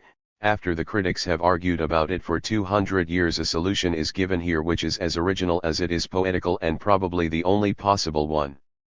The execution of the scene is also masterly. Those who were not convinced by a certain scene in Wally 61 that Gutzkow also has imagination and is not coldly matter of fact, can learn it here. The tender, poetic bloom on the delicate figure of Ophelia is more. A. L. Bourne, Hamlet, von Shakespeare ed. Modum Literary Life 73. Then one is entitled to expect from mere outlines the verses spoken by Mephistopheles are totally unsuccessful. It would require a second Goethe to reproduce the language of Goethe's Faust, the melody that rings in the seeming doggerel. In anybody else's hands these light verses would become wooden and ponderous. On the interpretation of the principle of evil I will not argue with Gutzkow here. Now we come to our main work, König Saul. Gutzkow has been upbraided for having his savage preceded by a number of trumpet blasts and fanfares in the telegraph. Although all the fuss is about 2 or 3 short notices, it does not occur to anybody that others have had their works welcomed by paid musicians, but because it is Gutzkow, who has told someone a home truth and perhaps done someone else a slight injustice, it is made out to be a great crime. With König Saul there is no room for such reproaches. It came into the world unannounced either by notices below the line or excerpts in the telegraph. There is the same modesty in the drama itself. No spectacular effects with thunder and lightning rise like volcanic islands from a sea of watery dialogue, no pompous monologues are intoned whose inspired or moving rhetoric has to conceal a number of dramatic blunders. Everything develops calmly and organically, and a conscious, poetic force leads the action safely to its conclusion. And will our critics read such a work once and then write an article whose bright, flowery flourishes show from what thin, sandy soil they sprout? I regard as a great merit of König Saul the fact that its beauties are not on the surface, that one must look for them, that after a single reading one may well throw the book contemptuously into a corner. Let an educated man forget how famous Sophocles is and then let him choose between Antigone and Saul. I am convinced that after a single reading he would find both works equally bad. By that I do not, of course, mean to say that Saul can be compared to the greatest poetic work of the greatest Greek. I only wish to indicate the degree of perverseness with which frivolous superficiality can judge. It was entertaining to see how certain sworn enemies of the author now suddenly believed themselves to have won an enormous triumph, how jubilantly they pointed to Soph as a monument to all Gutzkow's hollowness and lack of poetry, how they did not know what to make of Samuel and pretended it was always being said of him, I don't know if he is alive or dead. It was amusing how beautifully they unconsciously revealed their boundless superficiality. But Gutzkow may be reassured. It happened thus to the prophets who came before him, and in the end his Saul will be. 4 to 384. 74. Among the prophets. Thus they despised Ludwig Uhland's plays until Wienberg opened their eyes. 62. Precisely, Uhland's plays have much in common with Saul in the modest simplicity of their dress. Mitternachtszeitung für gebildet Leser No. 52, March 27, 1840. Another reason why superficiality could dismiss Saul so easily lies in the peculiar conception of historical fiction. With historical works which are as well known as the first book of Samuel and regarded in so many and various ways, everyone has his own peculiar standpoint which he wishes to see recognized or heeded at least to some extent in the case of a poetic adaptation. One reader is for Saul, another for David, a third for Samuel, and everybody, however solemn his assurances that he is willing to let the poet have his views, is nevertheless piqued if his own are not respected. But Gutzkow has done well here to leave the common highway where even the most ordinary cart finds a rut. I would like to see the man who would undertake to create a purely historical Saul in a tragedy. I cannot be satisfied with the attempts hitherto made to place the story of Saul on a purely historical basis. Historical criticism of Old Testament scripture has not yet got beyond the bounds of old-fashioned rationalism. A Strauss would still have much to do here if he wanted to separate strictly and clearly what is myth, what is history, and what is interpolated by the priests. Furthermore, have not 1,000 failures shown that the Orient as such is an infertile ground for drama? And where in the story is that higher power which emerges victorious when the individuals who have outlived themselves break down? Surely not David. He remains as before amenable to the influence of the priests and is a poetic hero at most in the unhistorical light in which the Bible presents him. Consequently Gutzkow has not only taken advantage here of the right belonging to every poet, he has also removed the obstacles standing in the way of a poetic presentation. How then would a purely historical Saul appear in all the trappings of his time and nationality? Imagine him speaking in Hebrew parallelisms, all his ideas relating to Jehovah and all his images to the Hebrew cult. Imagine the historical David speaking in the language of the Psalms. To imagine an historical Samuel is altogether impossible, and then ask yourselves whether such figures would be even tolerable in drama. Here the categories of period and nationality had to be removed. Here the outlines of the characters as they appear in biblical history and in previous criticism had to undergo many very necessary changes. Modum Literary Life 75. Indeed, a great deal here which historically was known to them only as notions or at most as vague representations had to be developed into clear concepts. Thus the poet had the perfect right, for example, to assume that his characters were familiar with the concept of the church, and one cannot but heartily applaud Gutzkow when one observes how he solved his problem here. The threads from which he wove his characters are all to be found, however entangled, in his source. Many had to be pulled out and thrown away, but only the most biased criticism can charge him with having interwoven anything alien, except in the scene with the Philistines. Grouped in the center of the drama are three characters by whose original portrayal alone Gutzkow made his material truly tragic. Here he shows a genuinely poetic view of history. No one will ever be able to convince me that a coldly matter-of-fact person, a debater, would be capable of selecting from a confused tale precisely that which would produce the greatest tragic effect. These three characters are Saul, Samuel, and David. Saul concludes one period of Hebrew history, the age of the judges, the age of heroic legend. Saul is the last Israelite Nibelung whose generation of heroes has left him behind in an age he does not understand and which does not understand him. Saul is an epigone whose sword was originally destined to gleam through the mist of the age of myth, but whose misfortune it was to have lived to see the age of advancing culture, an epoch which is alien to him, which covers his sword with rust, and which he therefore seeks to drive back. He is otherwise a noble person to whom no human feeling is alien, but he does not recognize love when he encounters it in the apparel of the New Age. He sees this New Age and its manifestations as the work of the priests, whereas the priests only prepare it, are only tools in the hands of history from whose hierarchical seed sprouts an unsuspected plant. He fights the new epoch, but it prevails over him. It gains giant strength overnight and smashes the great, noble Saul together with all who oppose it.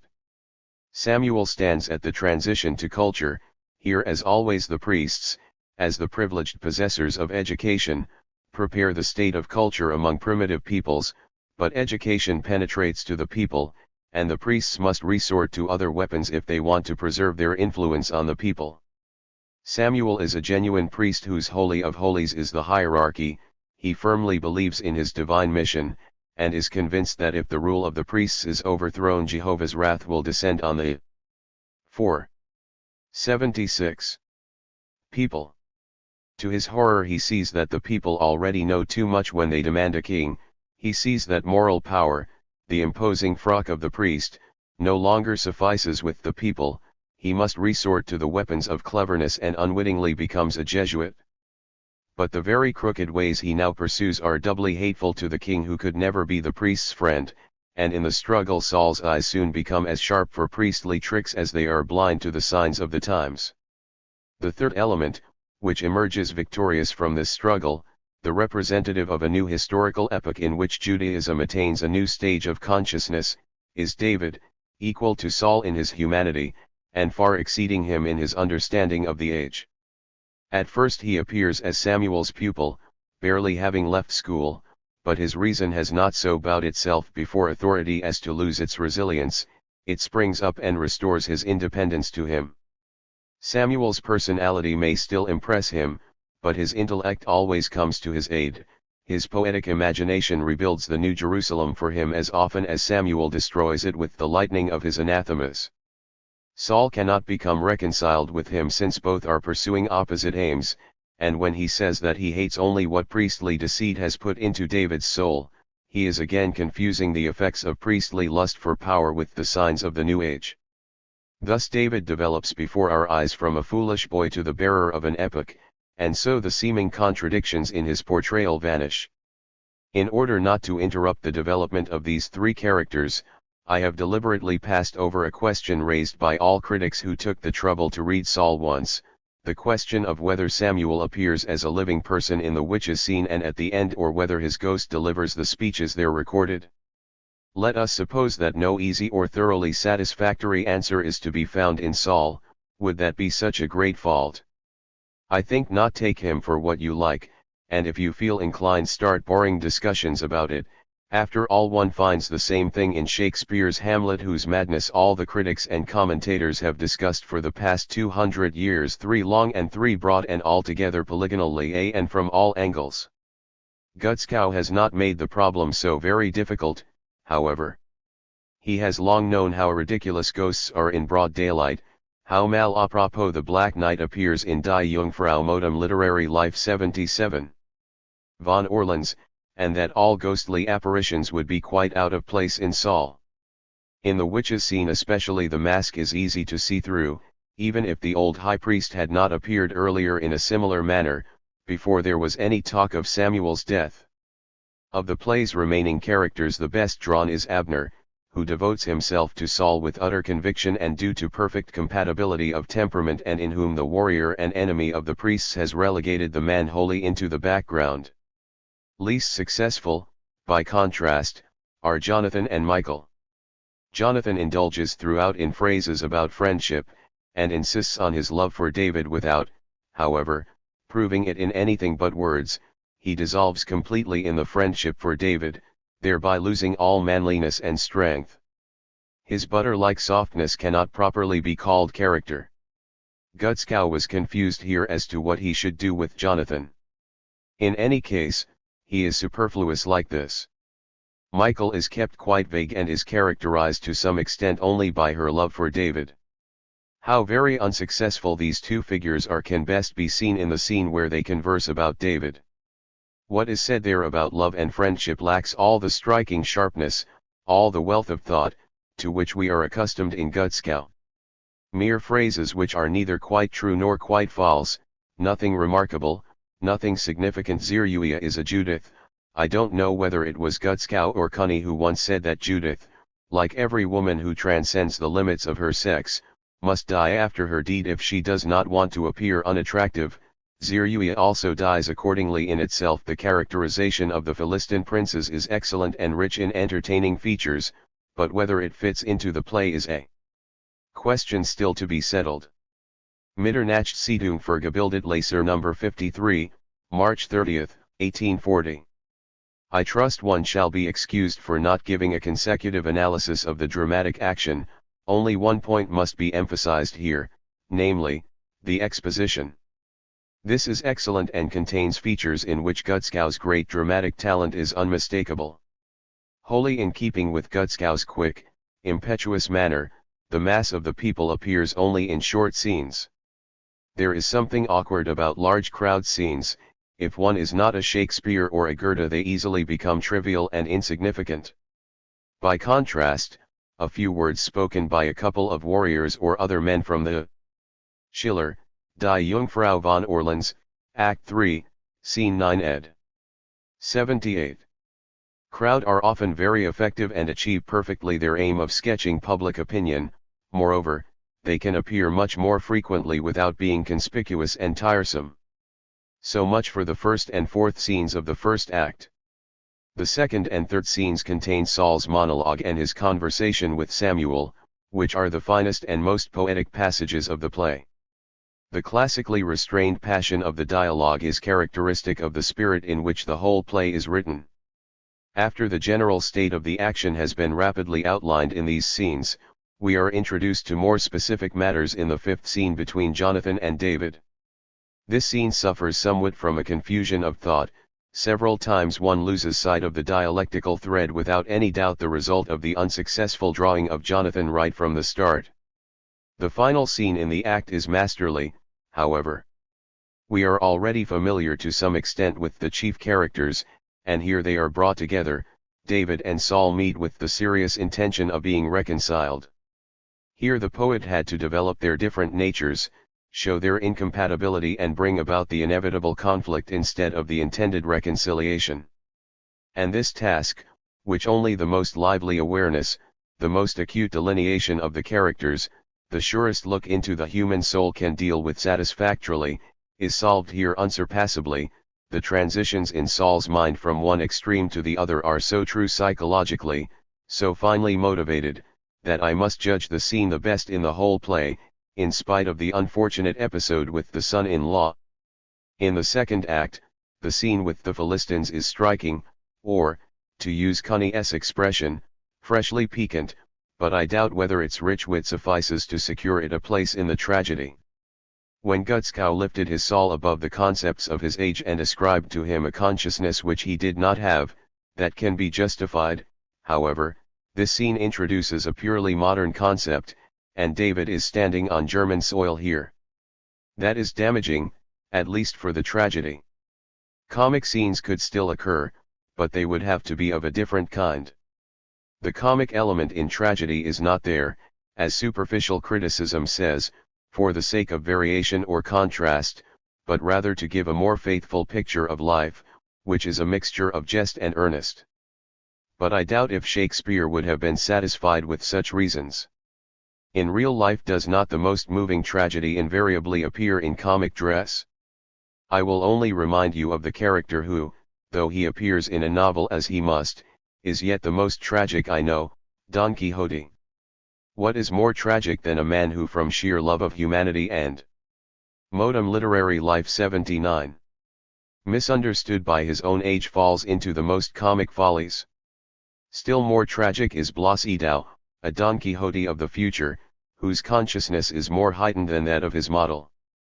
Incidentally, I must here defend Blas Edou against the otherwise penetrating criticism in the Rheinisches Jahrbuch which charges Gutskow with having treated a tragic idea comically.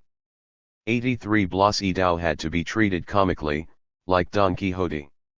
If he is treated seriously, he becomes a prophet of world weariness, a quite ordinary one, torn by emotion. Remove the foil of comedy from the novel, and you have one of those formless, unsatisfactory works with which modern literature began. No, Blas Edou is the first sure sign that young literature has left behind the period, necessary though it was, of wretchedness, of the Wallace and of the Nacht written in red life. The truly comic in tragedy is to be found in the Fool in King Lear or the Gravedigger scenes in Hamlet.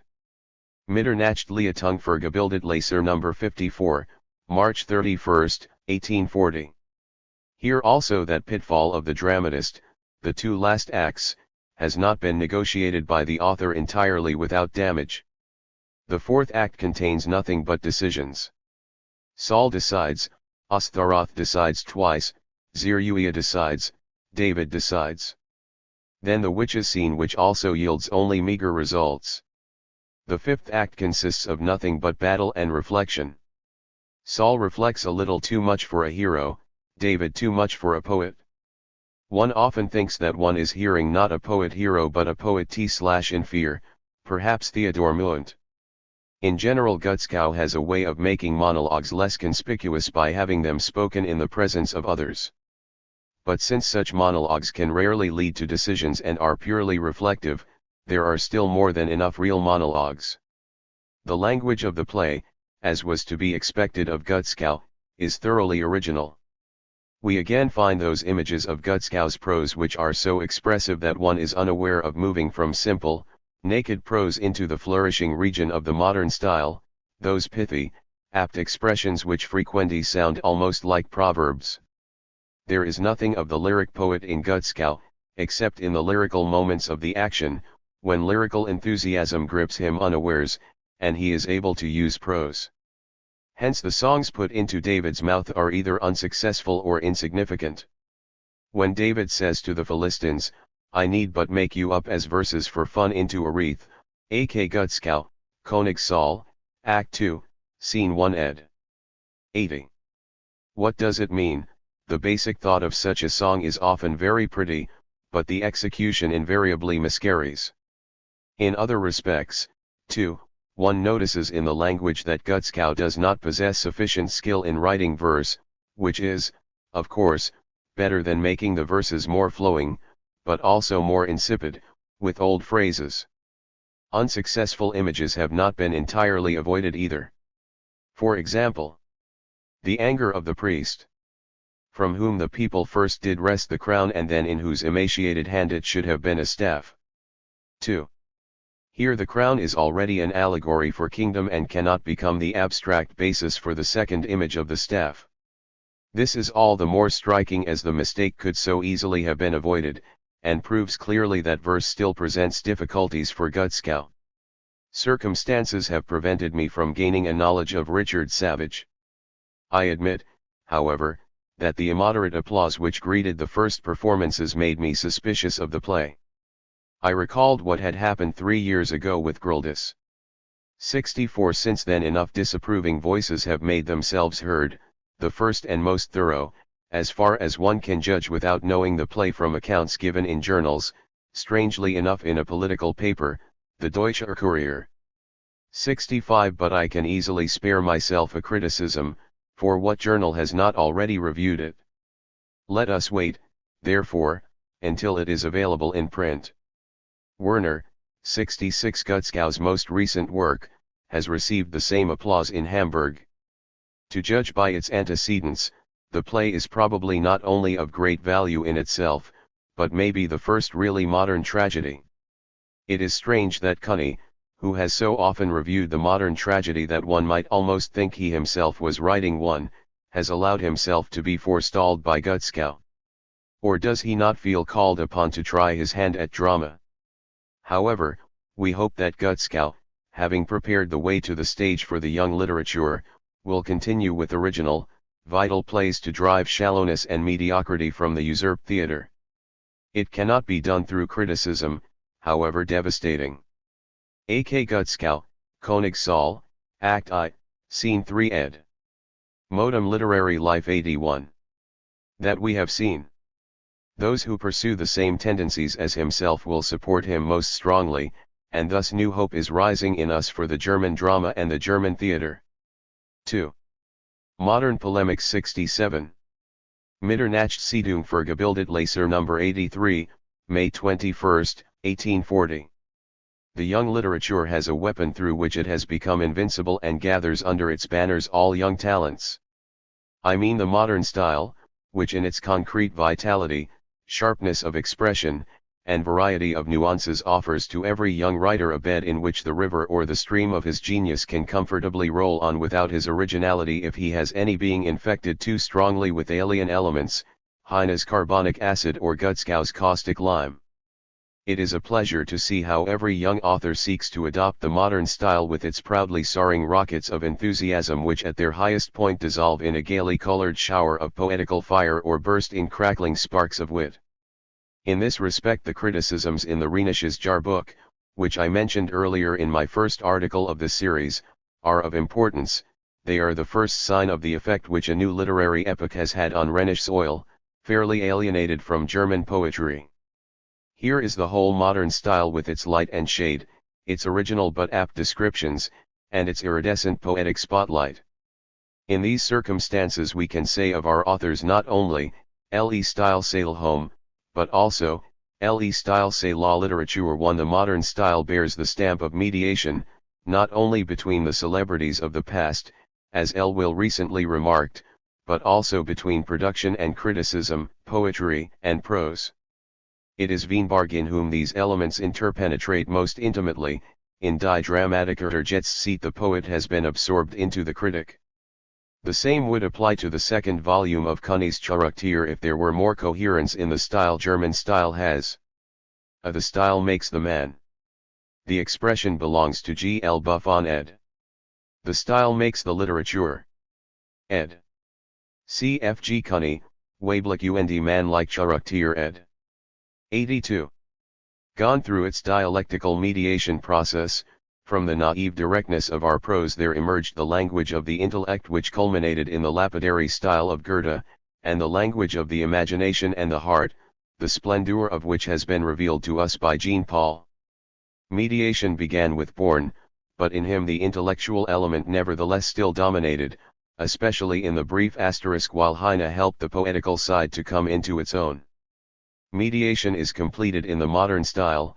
Imagination and intellect do not unconsciously flow into each other, nor do they stand in direct opposition, they are united in style, as in the human mind, and since their unification is conscious, it is also lasting and genuine. Hence I cannot admit that fortuitousness which will still tends to vindicate in the modern style, and I am compelled to discern a genetic, historical development here. The same mediation occurs in literature. There is almost no one in whom production and criticism are not combined. Even among the lyric poets Krysenak has written Der Schwabisch Apfel and Beck a work on Hungarian literature, 68, and the reproach that the young literature is getting lost in criticism has its foundation far more in the mass of critics than of criticisms. Or do not the productions of Gutzkow, Lob, Munt, and Kunni significantly outweigh their critical writings, both in quantity and quality? Thus the modern style remains a reflection of literature. There is, however, one aspect of style which is always a sure test of its essence, the polemical. With the Greeks polemic took the form of poetry, becoming plastic with Aristophanes. The Romans clad it in the gown of the hexameter which was suitable for everything, and Horace, the lyric poet, developed it likewise lyrically into satire. In the Middle Ages, when the lyric was in full flower, it passed with the Provençals into Cervantes and Chansons, with the Germans into the Lied. When bare intellect made itself master of poetry in the 17th century, the epigram of the later Roman period was sought out to serve as the form for polemical wit. The French fondness for classical imitation produced Boileau's Orasissing satires.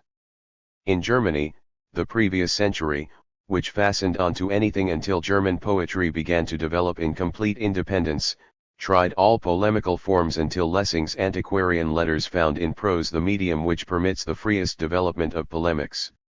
Voltaire's tactics, which deal the opponent a blow now and then, are truly French, so is the sniping war.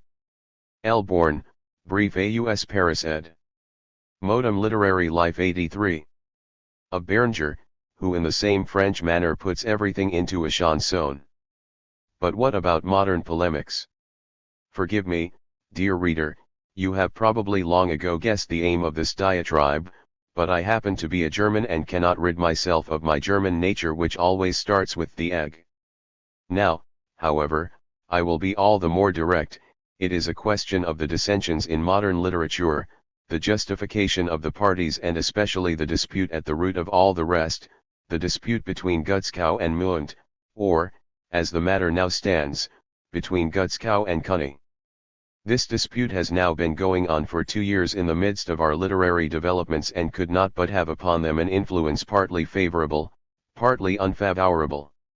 Unfavorable because the smooth course of development is always disturbed when literature lets itself become the arena of personal sympathies, antipathies, and idiosyncrasies, favorable because, to speak in Hegelian terms, it stepped out from the one-sidedness in which it found itself as a party, and proved its victory through its very destruction, also because, contrary to the expectations of many, the younger generation did not take sides, but used the opportunity to free itself from all alien influences and to devote itself to independent development.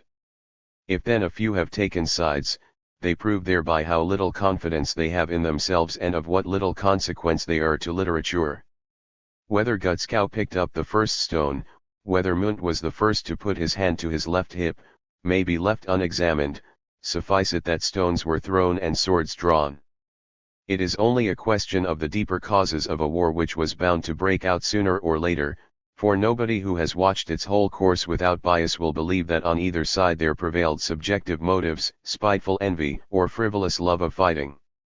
Only in Cunny's case was personal friendship with Munt a motive, and in itself surely no ignoble one, for accepting Gutzkow's challenge. Mitternachtszeitung für gebildet Leser No. 84, May 22, 1840. Gutzkow's literary work and aspirations bear the stamp of a sharply defined individuality. Only a few of his numerous writings leave a wholly satisfying impression, and yet it cannot be denied that they are among the finest products of German literature since 1830. Why is this so? I believe I see in him a dualism that has much in common with the schism in Immermann's mind which 84. Gutzkow himself first tore open. Gutzkow possesses the greatest power of intellect, as is recognized by all German authors of belles lettres. Of course, his judgment is never at a loss, his eye finds its bearings with wonderful facility in the most complex phenomena. Alongside this intellect there is, however, an equally powerful heat of passion which expresses itself as enthusiasm in his productions and puts his imagination in that state of, I would almost say, erection, in which alone spiritual creation is possible. His works, though they are often very protracted compositions, come into being in a flash, and if on the one hand one can see in them the enthusiasm with which they are written, on the other this haste prevents the calm working out of detail and, like Wally, they remain mere sketches. More calm prevails in the later novels, most of all in Blas Edau, which is chiseled with a plasticity altogether unusual in Gutzkow up to now. His earlier figures were character drawings rather than characters, JJL OPA, a hovering between heaven and earth, as Karl says.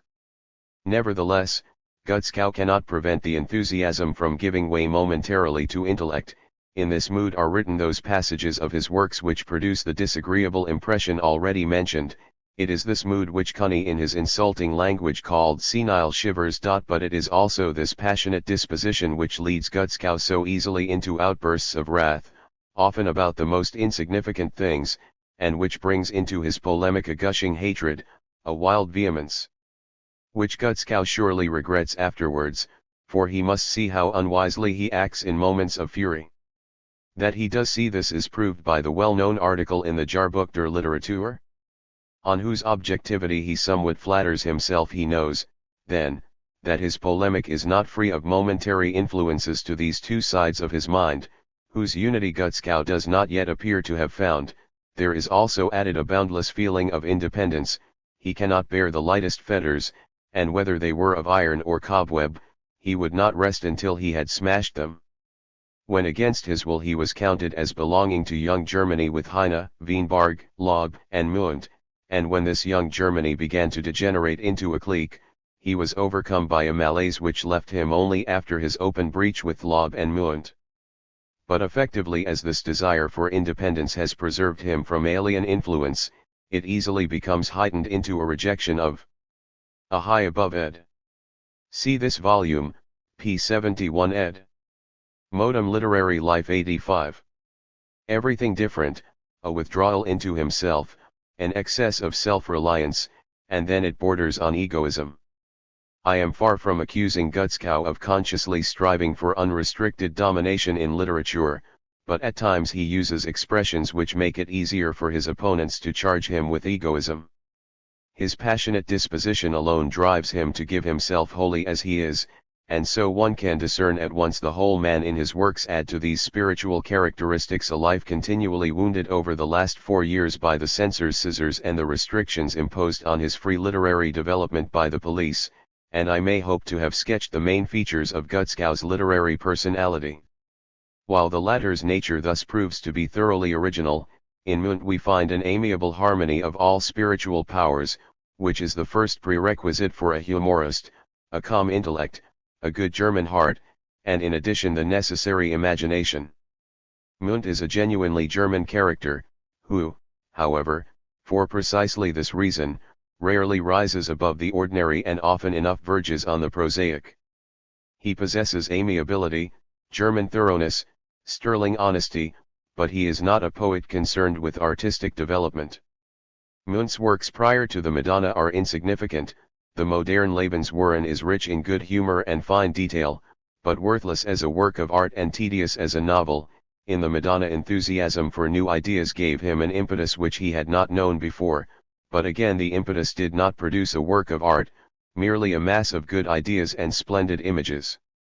Nevertheless, the Madonna is Mundt's best work, for the showers of rain sent into the literary sky shortly afterwards by the German cloud-gatherer Zeus 69 cooled Mundt's enthusiasm considerably.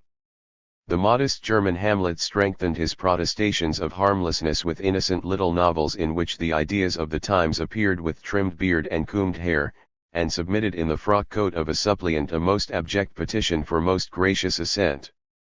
His Commodie der Neugungen did his reputation as a poet an injury which he attempted to heal with Spaziergänge und Weltfahrten instead of with new, rounded poetical works. And if Mundt does not throw himself into production with his earlier enthusiasm, if instead of travel books and journalistic articles he does not give us poems, then there will soon be no more talk of Mundt the poet. One could observe a second retreat by Mundt in his style. His preference for Varnhagen, in whom he thought he had discovered Germany's greatest master of style, led him to adopt the latter's diplomatic turns of phrase, affected expressions, and abstract flourishes, and Mundt entirely failed to. 86. See that the fundamental principle of the modern style, concrete freshness and liveliness, was thereby violated to the core. Mitternachtszeitung für gebildet Leser No. 85, May 25, 1840. Besides these differences, the intellectual development of the two disputants had been wholly opposed. Gutzkow manifested from the start an enthusiasm for Born, the modern Moses, which still lives on in his soul as fervent adoration. Mundt sat in the secure shade thrown by the giant tree of Hegel's system and for a time betrayed the conceit of most Hegelians. In the early years of his literary activity, the axioms of the philosophical Padishah that freedom and necessity are identical and that the aspirations of the South German liberals are one-sided, prejudiced Mundt's political views. Gutzkow left Berlin with distaste at conditions there and acquired a predilection for South Germany in Stuttgart which never left him. Mundt felt at home in Berlin life, loved to sit at the aestheticizing tea parties and distilled from the intellectual activity of Berlin his Persönlichkeiten und Zustände, 10 that literary hothouse product which suffocated all free poetic activity in him and in others. It is saddening to see how Mundt, in the second issue of Freehafen for 1838, reviewing a work by Munch, goes into raptures in his description of such a personality, raptures to which he could never be roused by a work of poetry. One Berlin conditions. It is as if this word were invented for Berlin, made him forget everything else, and he even let himself be misled into a ridiculous contempt for the beauties of nature, such as is revealed in the Madonna. So Gutzkow and Mundt confronted each other when the ideas of the age suddenly made their paths cross. They would soon have separated, perhaps waved greetings to each other from afar and been happy to recall their meeting, had not the setting up of young Germany and the Roma locuta est of the most serene federal diet compelled them both to unite. The state of affairs was thus radically altered. Their common fate obliged Gutzkow and Mundt to give weight in their judgments of each other to considerations the observation of which was bound in the long run to become unbearable for both of them. Young Germany, or young literature, as it called itself after the catastrophe from above so as to sound more harmless and not to exclude others with similar aims, was near to degenerating into a clique, and that against its will. From all sides one found oneself compelled to drop opposing tendencies, to cover up weaknesses, to overstress. Modem Literary Life 87. Agreement. This unnatural, forced pretense could not last long. Wienbarg, the finest figure in young Germany, withdrew. Loeb had from the start protested against the conclusions which the state permitted itself. Heine in Paris was too isolated to quicken the literature of the day with the electric sparks of his wit. Gutzkow and Mundt, by mutual agreement, as I would like to think, were frank enough to break the public peace. Mundt polemicized little and insignificantly, but once he let himself be misled into conducting his polemic in a manner inviting the sharpest censure. At the end of the article Gors und die Katholisch Weltanschauung, Friedrich, 1838, 2, he says that if German religiousness will have nothing to do with young Germany, the movement has sufficiently shown that it contains more than enough rotten elements as far as religion is concerned. It is clear that this refers not only to Heine, who does not concern us here, but to Gutzkow. However, even if the accusations were true, Mundt should at least have enough respect for those to whom he is bound by common fate not to champion narrow-mindedness, Philistinism and Pietism against them. Mundt could hardly behave worse than when he says in Pharisaic triumph, God, I thank thee that I am not as Heine, Lob and Gutzkow, and that in the eyes of German religiousness, if not of the German Confederation, I can pass as respectable. Gutzkow, by contrast, took real pleasure in polemics. He pulled out all the stops and followed the allegro moderato of the Literarische Elfen 12 with an allegro furioso of literary notices. He had the advantage over Mundt in that he could expose the latter's literary whims in full focus and place them within range of the permanently loaded gun of his wit. Almost every week at least one blow against Mundt could be found in the Telegraph. He knew how to profit by the overwhelming advantage which possession of a weekly journal gives over an opponent limited to a quarterly asterisk and his own works. It is particularly remarkable that Gutzkow intensified his polemic, allowing his contempt for Mundt's literary gifts to appear only gradually, while the latter treated Gutzkow as an inferior personality immediately after the declaration of war, without regard for such a descending climax, the usual artifices of political journals. Recommending articles of the same color in other journals, smuggling in hidden malice under the guise of recognition and praiseworthy objectivity, etc., were carried over into the literary sphere in this polemic, whether there. A Freehafen ed. 88. Own articles appeared under the pseudonyms of provincial correspondents cannot, of course, be determined, since right from the start there streamed to each party a crowd of obliging, nameless assistants, who would have felt very flattered if their labors were taken for the works of their commanding generals. Markgraf attributes most of the blame for the dispute to these interlopers who with their zeal wished to buy commendatory notices below the line. 73. Towards the end of 1838 a third fighter entered the lists, Cunny, whose armory we must review for the moment. For a long time Mundt's personal friend and without doubt the Gustav to whom Mundt once appeals in the Madonna, his literary character also has much in common with Mundt, although on the other hand a French element is clearly evident in him. He is linked with Mundt particularly by their common development through Hegel and the social life of Berlin, which determined Cunny's taste for personalities and conditions and Varnhagen von Entz, the true inventor of these literary hybrids. Cunny is also one of those who give much praise to Varnhagen's style and overlook the fact that what is good in it is really only an imitation of Goethe. Mitternachtszeitung für gebildet Leser No. 86, May 26, 1840. The chief foundation of Cunny's literary stature is esprit, that French, quickly combining intellect, linked with a lively imagination. Even the extreme of this trend, the cult of the phrase, is so little alien to Cunny that, on the contrary, he has achieved a rare mastery in handling it, and one cannot read reviews such as that of the second volume of Mundt's Spaziergänge, Elegante Zeitung, May 3, 1838, without a certain enjoyment. Naturally, it also happens often enough that this play with phrases makes a disagreeable impression and one is reminded of a few apt words of Mephistopheles which have become commonplace. In a journal one may well tolerate passages interwoven with phrases in this fashion, but when in a work like the Charakter a passage occurs which reads quite well but lacks all real content, and that is more than once the case, this shows too much levity in selection. On the other hand, his French cleverness makes Cunny one of our best journalists, and it would surely be easy for him, with greater activity, to lift the Elegante Zeitung far above its present level. But oddly enough, Cunny is far from displaying the agility of mind. A Zeitung für die elegante Welt ed B. Goethe, Faust, Erste Artikel, Studier Zimmer, mit Werten las sich trefflich. Streiten, mit worden ein System bereiten. Ed. Modem Literary Life 89. Which alone seems to correspond to the esprit in which he recalls Lob Connie displays this transrhenish nature most clearly as a critic. While Gutzkow does not rest until he has got to the bottom of his subject and forms his judgment from that alone without regard to any favorable or mitigating minor considerations, Connie places the subject in the light of a witty thought, which, it is true, consideration of the object has most often inspired. When Gutzkow is one-sided, it is because he judges without due regard of person, more by the object's weaknesses than its virtues, and demands classical creations from budding poets like Beck.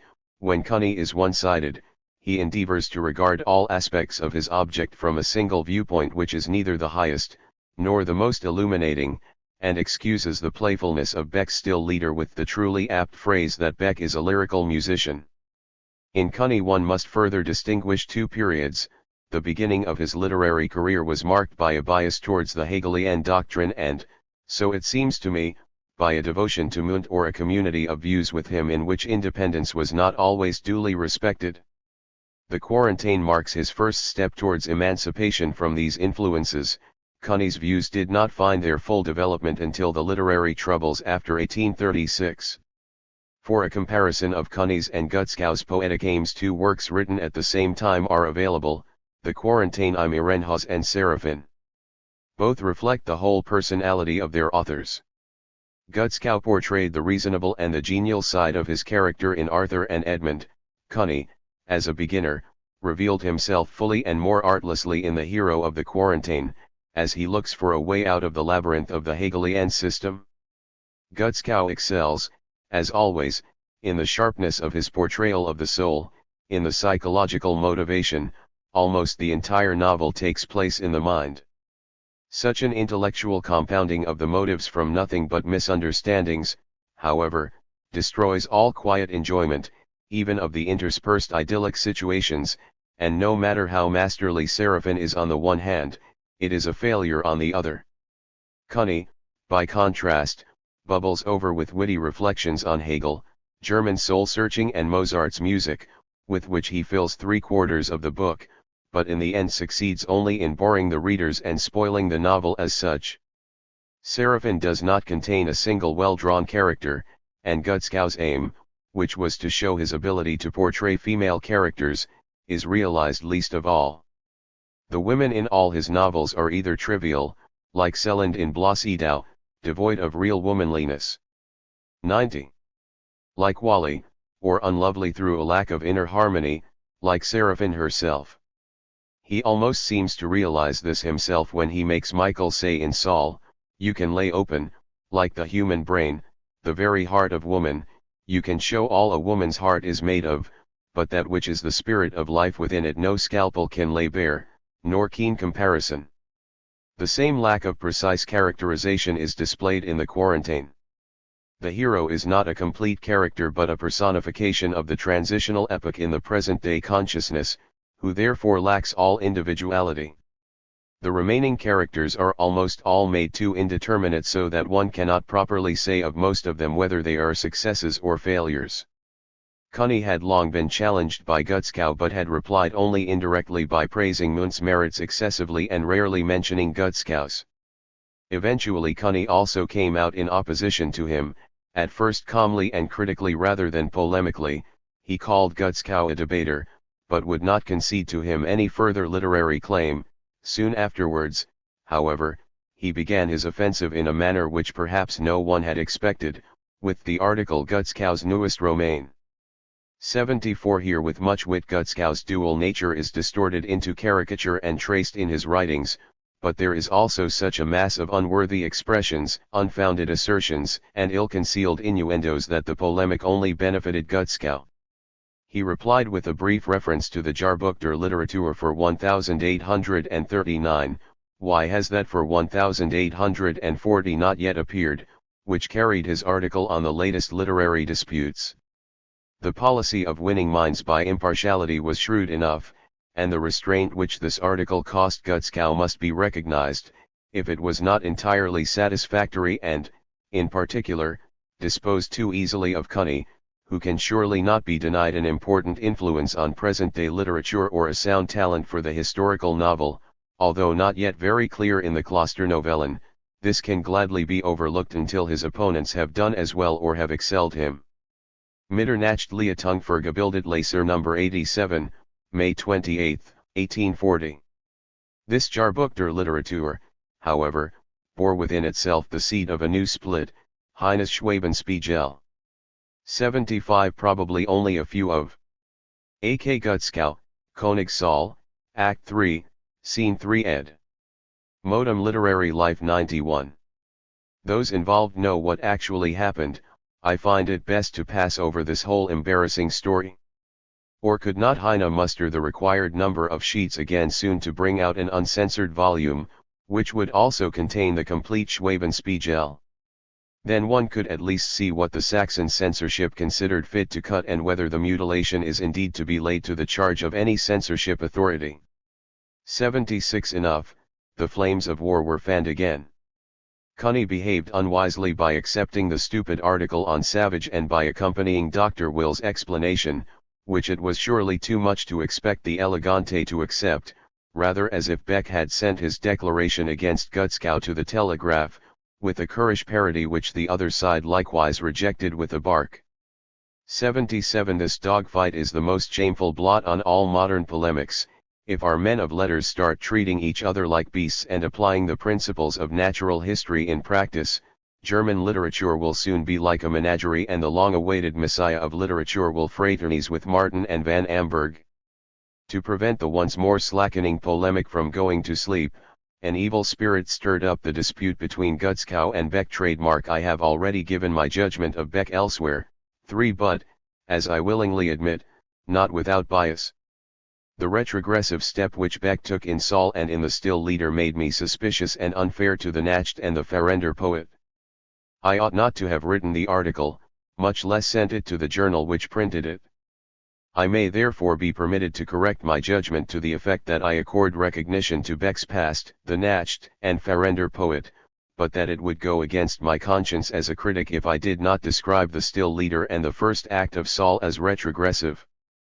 The faults of Beck's first 2 works were inevitable because of his youth, nay, in the press of images and the immature impetuousness of thought one might be inclined to see a superabundance of strength, and in any case here was a talent of which one might have the highest hopes instead of those flaming images.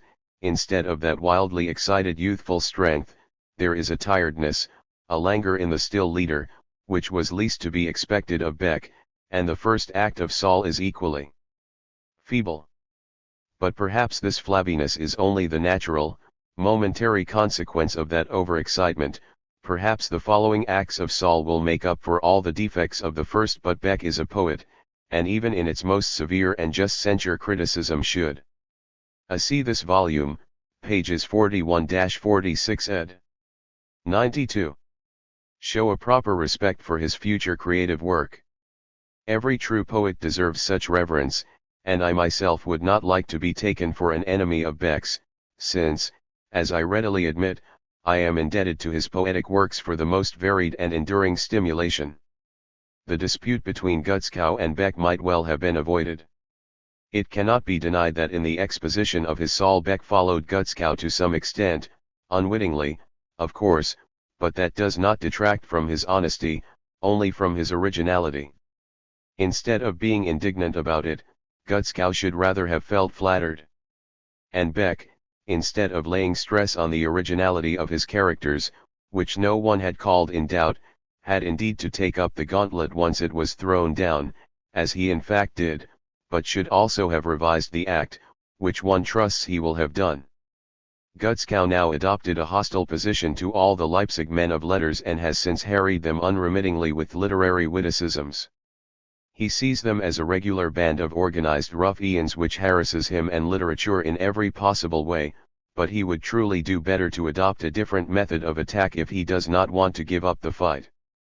Personal connections and their reaction on public opinion are inevitable in Leipzig literary circles. And Gutzkow should ask himself whether he has never succumbed to this sometimes unfortunately unavoidable sin, or must I remind him of certain Frankfurt acquaintances? Is it surprising if the Nordlicht, the Elegante, and the Eisenbahn occasionally agree in their judgments? The description clique is quite unfitting for these circumstances. This is how matters stand at present. Munt has withdrawn and no longer bothers about the dispute. Cuny also is rather tired of the interminable warfare. Gutskow is also sure to see soon that his polemic must eventually become boring to the public. They will gradually begin to challenge each other to novels and plays. They will see that a journal is not to be judged by a biting literary article, that the nation's educated circles will award the prize to the best poet, not the most impetuous polemicist. They will get used to a calm existence side by side, and, perhaps, learn to respect each other again. Let them take Heine's conduct as an example, who in spite of the dispute does not conceal his esteem for Gutskow. Let them determine their relative value not by their own subjective estimation, but by the conduct of the younger people to whom literature will sooner or later belong. Let them learn from the Haliskjar butcher that polemic may only be directed against the modem literary life 93. Children of the past, against the shadows of death. Let them consider that otherwise literary forces may arise between Hamburg and Leipzig which will overshadow their polemic fireworks. The Hegelian school, in its latest, free development, and the younger generation, as they prefer to be called, are advancing towards a unification which will have the most important influence on the development of literature. This unification has already been achieved in Moritz Carrier and Karl Grun. Written in March 1840, printed according to the news first published in the Mitternachtszeitung pp. für gebildet Leser NOS 51-54, March published in English for the first 1840, and NOS 83-87, May 1840. Time signed, Friedrich Oswald. On Anastasius Grun. In connection with Anastasius Gaines' application for the post of Chamberlain, one is involuntarily reminded of the verses he published 2 years ago in the Elegante. The poem was entitled Apostasy and concluded, God's will, you'll know how well I fare by this flag overhead. God's truth, if ever you see me there, I'm sick or good as dead. Then think of me as dead and gone, bitter, to cast one's eye, living, on one's own gravestone, as one is passing by. It sounds almost like a premonition. Written in the first half of April 1840, printed according to the journal first published in the Telegraph für published in English for the first Deutschland number 61, April 1840. Time signed, F.O. A Zeitung für die elegante Welt ed. Landscapes. Telegraph für Deutschland number 122, July 1840. Hellas had the good fortune of seeing the nature of her landscape brought to consciousness in the religion of her inhabitants. Hellas is a land of pantheism, all her landscapes are or, at least, were embraced in a harmonious framework. And yet every tree, every fountain, every mountain thrusts itself too much in the foreground, and her sky is far too blue, her sun far too radiant, her sea far too magnificent, for them to be content with the laconic spiritualization of Shelley's spirit of nature, of an all-embracing pen. Each beautifully shaped individual feature lays claim to a particular god, each river will have its nymphs, each grove its dryads, and so arose the religion of the Hellenes. Other regions were not so fortunate, they did not serve any people as the basis of its faith and had to await a poetic mind to conjure into existence the religious genius that slumbered in them. If you stand on the Drachenfels or on the Rochesberg at Bingen, and gaze over the vine-fragrant valley of the Rhine, the distant blue mountains merging with the horizon, the green fields and vineyards flooded with golden sunlight, the blue sky reflected in the river heaven with its brightness descends onto the earth and is mirrored in it, the Spirit descends into matter, the Word becomes flesh and dwells among us. That is the embodiment of Christianity. The direct opposite of this is the North German heath. Here there is nothing but dry stalks and modest heather, which, conscious of its weakness, dare not raise itself above the ground. Here and there is a once defiant tree now shattered by lightning, and the brighter the sky, the more sharply does its self-sufficient magnificence demarcate it from the poor, cursed earth lying below it in sackcloth and ashes, and the more does its eye, the sun, look. The words spirit of nature are in English in the original. In Shelley's works, in particular in Queen Mab, the pantheistic figurative symbol of Pan appears ed. 96. Down with burning anger on the bare barren sand, there you have a representation of the Jewish world outlook. The heathland has been much reviled, all literature has heaped curses on it, and, as in Platon's Oedipus, it has been used only as a background for satire, but people have scorned to seek out its rare charms, its hidden poetic connections. One must really have grown up in a beautiful region, on mountain heights or forest-crowned crags, to feel properly the frightening, depressing character of the North German Sahara, but also to be able to detect with pleasure the beautiful features of this region, which, like the mirage in Libya, are not always visible to the eye. The really prosaic Germany is to be found only in the potato fields on the right bank of the Elbe. But the homeland of the Saxons, the most active of the German races, is poetic even in its desolation. On a stormy night, when clouds stream ghost-like past the moon, when dogs bay to one another at a distance, gallop on snorting horses over the endless heath and leap with loose reins over the weathered granite blocks and the burial mounds of the Huns, in the distance the water of the moor glitters in the reflected moonlight, will-o'-the-wisps flit over it, and the howling of the storm sounds eerily over the wide expanse. The ground beneath you is unsafe, and you feel that you have entered the realm of German folklore. Only after I became acquainted with the North German heathland did I properly understand the Grimm brothers' Kinder und Hausmärchen. It is evident from almost all these tales that they had their origin here, where at nightfall the human element vanishes and the terrifying, shapeless creations of popular fantasy glide over a desolate land which is eerie even in the brightness of midday. They are a tangible embodiment of the feelings aroused in the solitary heath dweller when he wends his way in his native land on such a wild night, or when he looks out over the desolate expanse from some high tower. Then the impressions which he has retained from childhood of stormy nights on the heath come back to his mind and take shape in those fairy tales. You will not overhear the secret of the origin of the popular fairy tales on the Rhine or in Swabia, whereas here every lightning night, bright lightning night, says Lob speaks of it with tongues of thunder.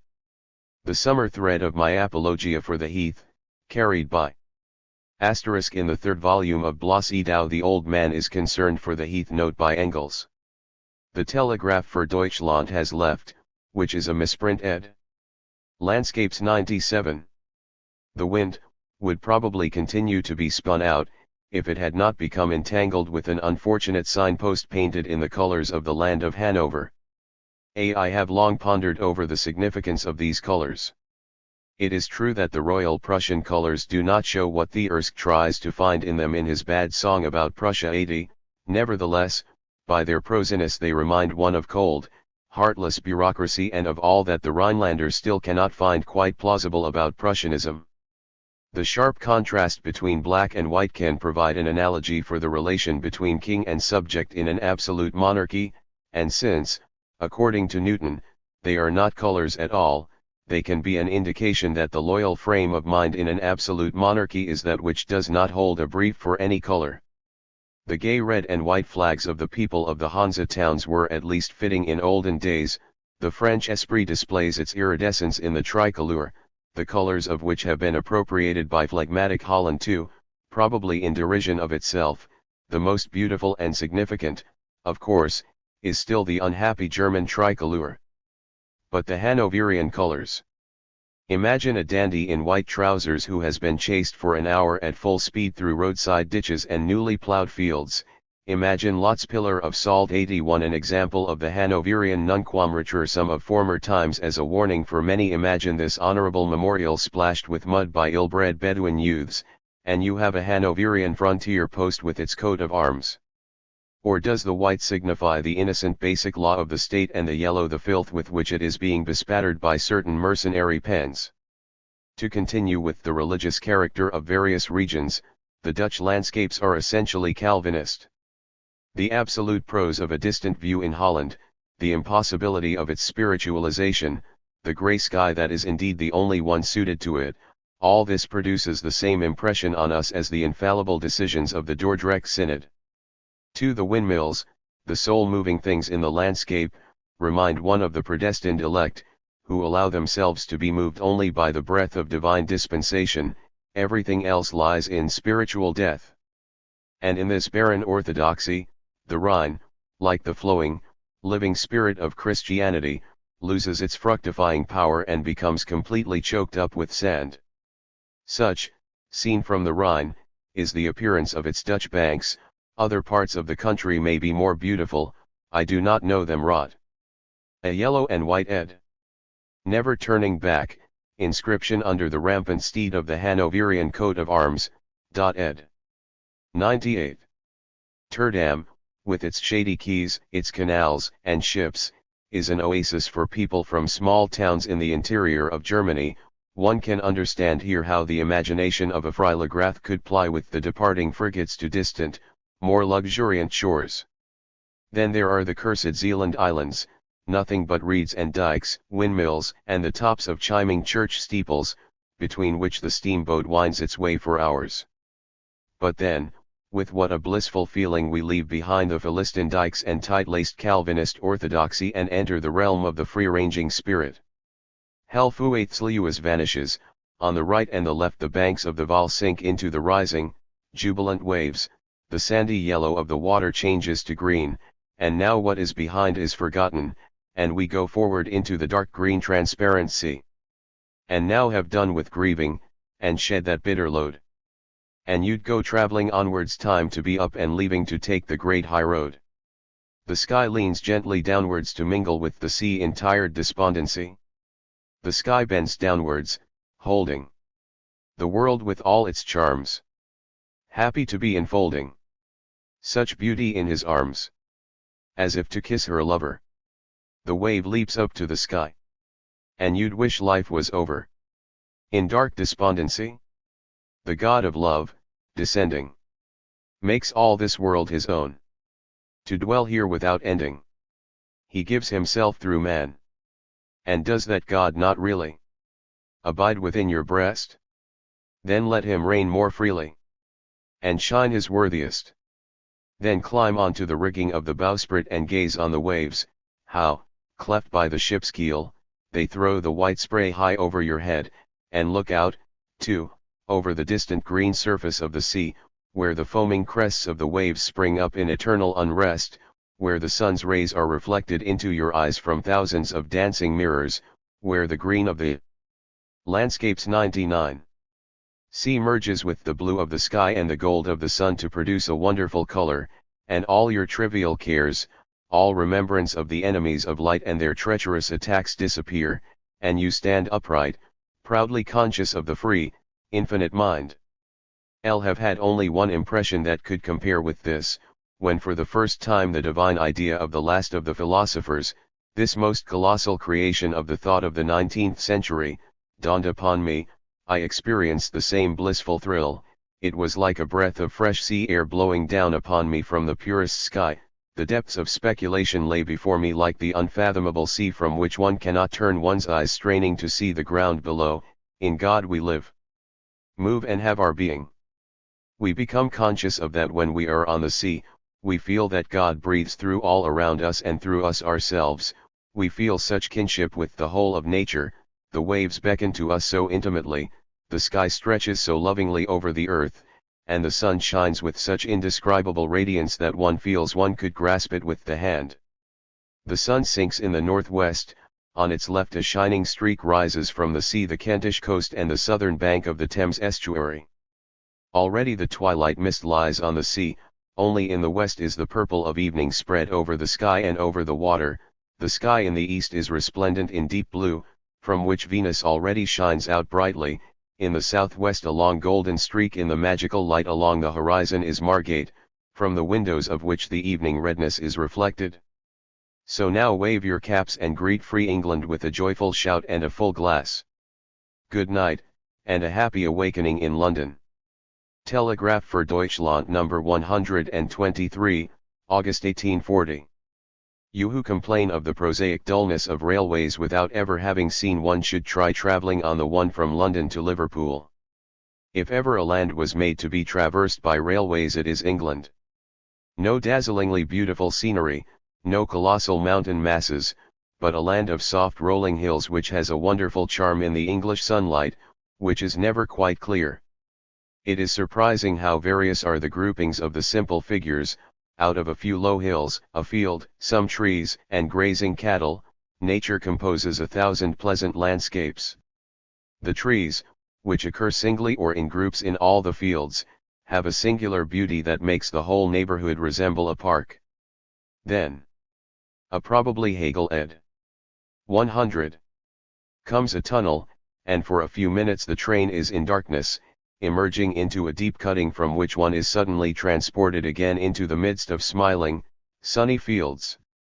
At another time the railway track is laid on a viaduct crossing a long valley, far below it lie towns and villages, woods and meadows, between which a river takes its meandering course.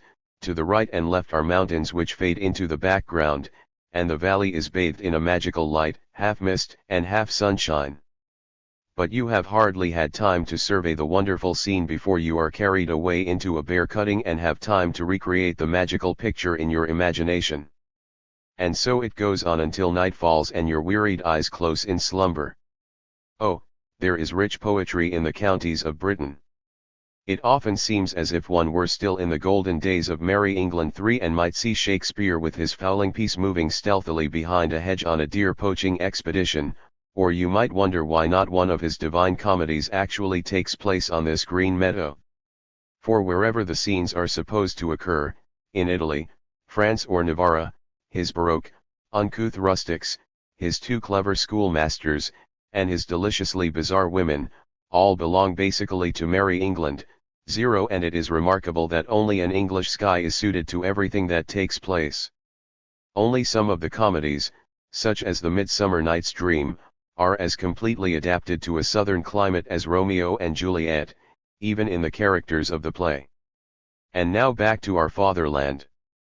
Picturesque and romantic Westphalia has become quite indignant at its son Friedrich, who has entirely forgotten it on account of the admittedly far more picturesque and romantic Rhine. Let us console it with a few flattering words so that its patience does not give out before the second issue appears. 83 Westphalia is surrounded by mountain ranges separating it from the rest of Germany, and it lies open only to Holland, as if it had been cast out from Germany. And yet its children are true Saxons, good loyal Germans.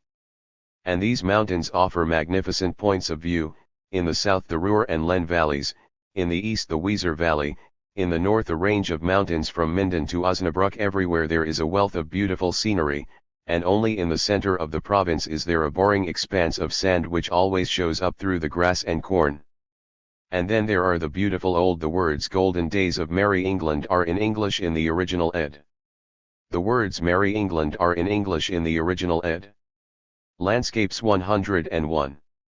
Towns, above all Munster with its Gothic churches, with its market arcades, and with Annette Elizabeth von Drost Hulshoff and Levenschuking. The last named, whose acquaintance I had the pleasure of making there, was kind enough to draw my attention to the poems of that lady, 84, and I could not let this opportunity slip without bearing part of the blame which the German public has incurred in regard to these poems. In connection with them it has once again been proved that the much vaunted German thoroughness treats the appreciation of poetry much too light-heartedly. People leaf through it, examine whether the rhymes are pure and the verses fluent, and whether the content is easy to understand and rich in striking, or at least dazzling, images, and the verdict is complete. But poems like these, which are marked by a sincerity of feeling, a tenderness and originality in the depiction of nature such as only Shelley can achieve, and a bold Byronic imagination clothed, it is true, in a somewhat stiff form and in a language not altogether free from provincialism, such poems pass away without leaving a trace. Anyone, however, who is prepared to read them rather more slowly than usual and, after all, one only takes up a book of poems in the hours of a siesta could very well find that their beauty prevents him from going to sleep. Furthermore, the poetess is a fervent Catholic, and how can a Protestant take any interest in such? But whereas Pietism makes the man, the schoolmaster, the chief curate Albert Knapp, ridiculous, the childish faith of Fräulein von Drost becomes her very well. Religious independence of mind is an awkward matter for women. Persons like George Sand, Mistress Shelley, too are rare. It is only too easy for doubt to corrode the feminine mind and raise the intellect to a power which it ought not to have in any woman. If, however, the ideas by which we children of the new stand or fall are truth, then the time is not far off when the feminine heart will beat as warmly for the flowers of thought of the modern mind as it does now for the pious faith of its fathers, and the victory of the new will only be at hand when the young generation takes it in with its mother's milk. Written at the end of June and in July, printed according to the Journal 1840, published in English for the first published in the Telegraph for Time. Deutschland NOS 122 and 123, July and August 1840. Signed, Friedrich Oswald. A Mary Wollstonecraft Shelley, née Godwin ed. S. 181. RJEHDTT. Gian Tag, AMI 30. Julie 1840. Asterisk FWRT where M. Gut, 9 Bulletin I, pound asterisk N6 U dollarful, R, UN 4 TAG, WER, ILFWFM 6 UIB5, PU Ito and Flom Fen Ben, Rel U Carat and Vuni PG. Jabo IFF. Reports from Bremen. Theater. Publishing Festival Morgenblatt für Gebildet Leser No. 181, July 30, 1840 Bremen, July. As far as I know, no periodical of any note has a permanent correspondent in Bremen, and it could easily be concluded from this consensus gentium that there is nothing to write about from here. But that is not the case, for have we not a theatre, which only recently had in succession Agnes Ski-Best, Caroline Bauer, Tkatschek, and Madame Schroeder-Devrient performing as visiting stars, and whose repertory could compete in quality with many other more famous theatres? Have not Gutzkow's Richard Savage and Bloom's Schwärmerei nach der Mode already been shown here? The first of these two plays has by now been discussed to excess. I consider that a very recent review of it in the Hallesjahrbucher, 85, if one leaves out the frequent hostile remarks, contains very much that is true and, in particular, hits on its basic mistake, namely, that the relationship between mother and child, as an unfree relationship, can never provide the basis for a drama.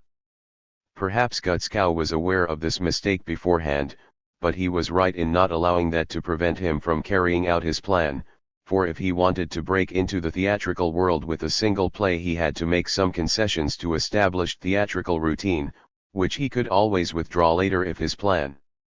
JA0. A Universal Opinion ed. Reports from Bremen 103. Was successful. He had to give his play an original foundation, even if this could not stand up to poetic criticism, and even if his scenes became melodramatic and effect-seeking. One can find fault with Richard Savage, one can condemn it, but one must also admit that by it Gutzkow proved his dramatic talent. One would not say anything at all about Bloom's Schwärmerei nach der Mode had this play not been loudly hailed as timely in many journals. But there is absolutely nothing timely about it, neither in the characters, nor in the action, nor in the dialogue. It is true that Bloom performed one service by having the courage to bring Pietism onto the stage, but one cannot so easily dispose of this sprained foot of Christianity.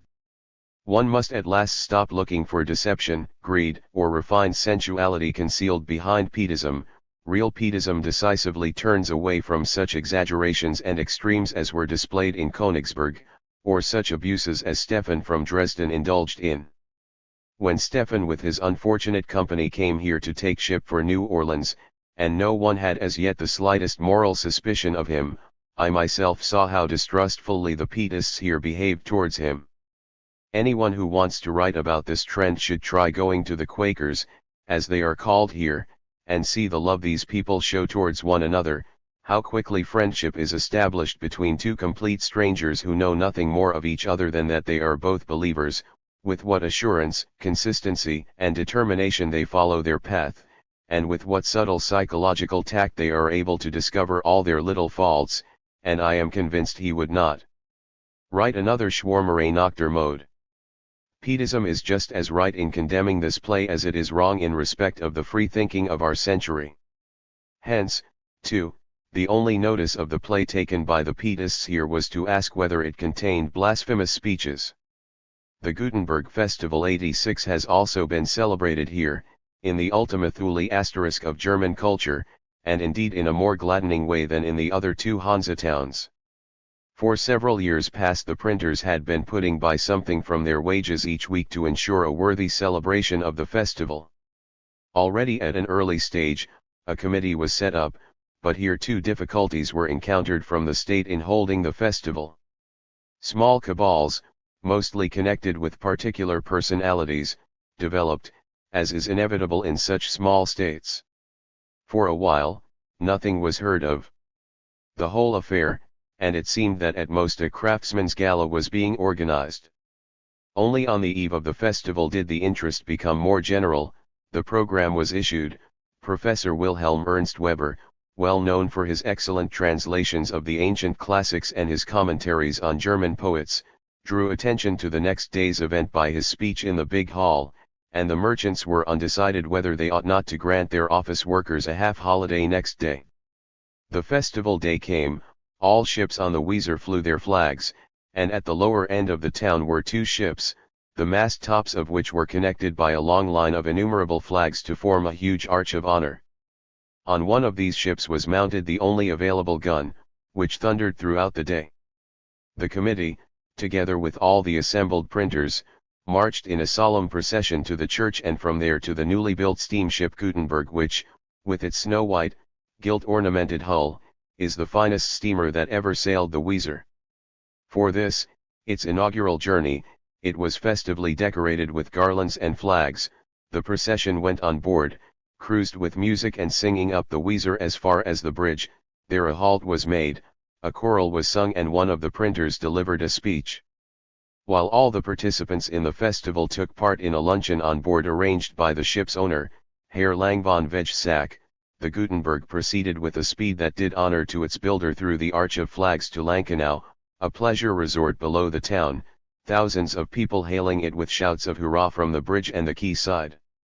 It was the festive procession and the Weser excursion that gave the celebration the character of a people's festival, but even more so the distribution, at first restricted but later liberal, of tickets for an evening in a public garden which had been taken over and illuminated for the occasion.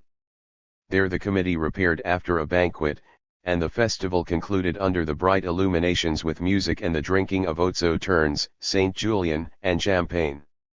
Literatur Morgenbeit Ufergebildet Leser No. 182, July 31, 1840 Bremen.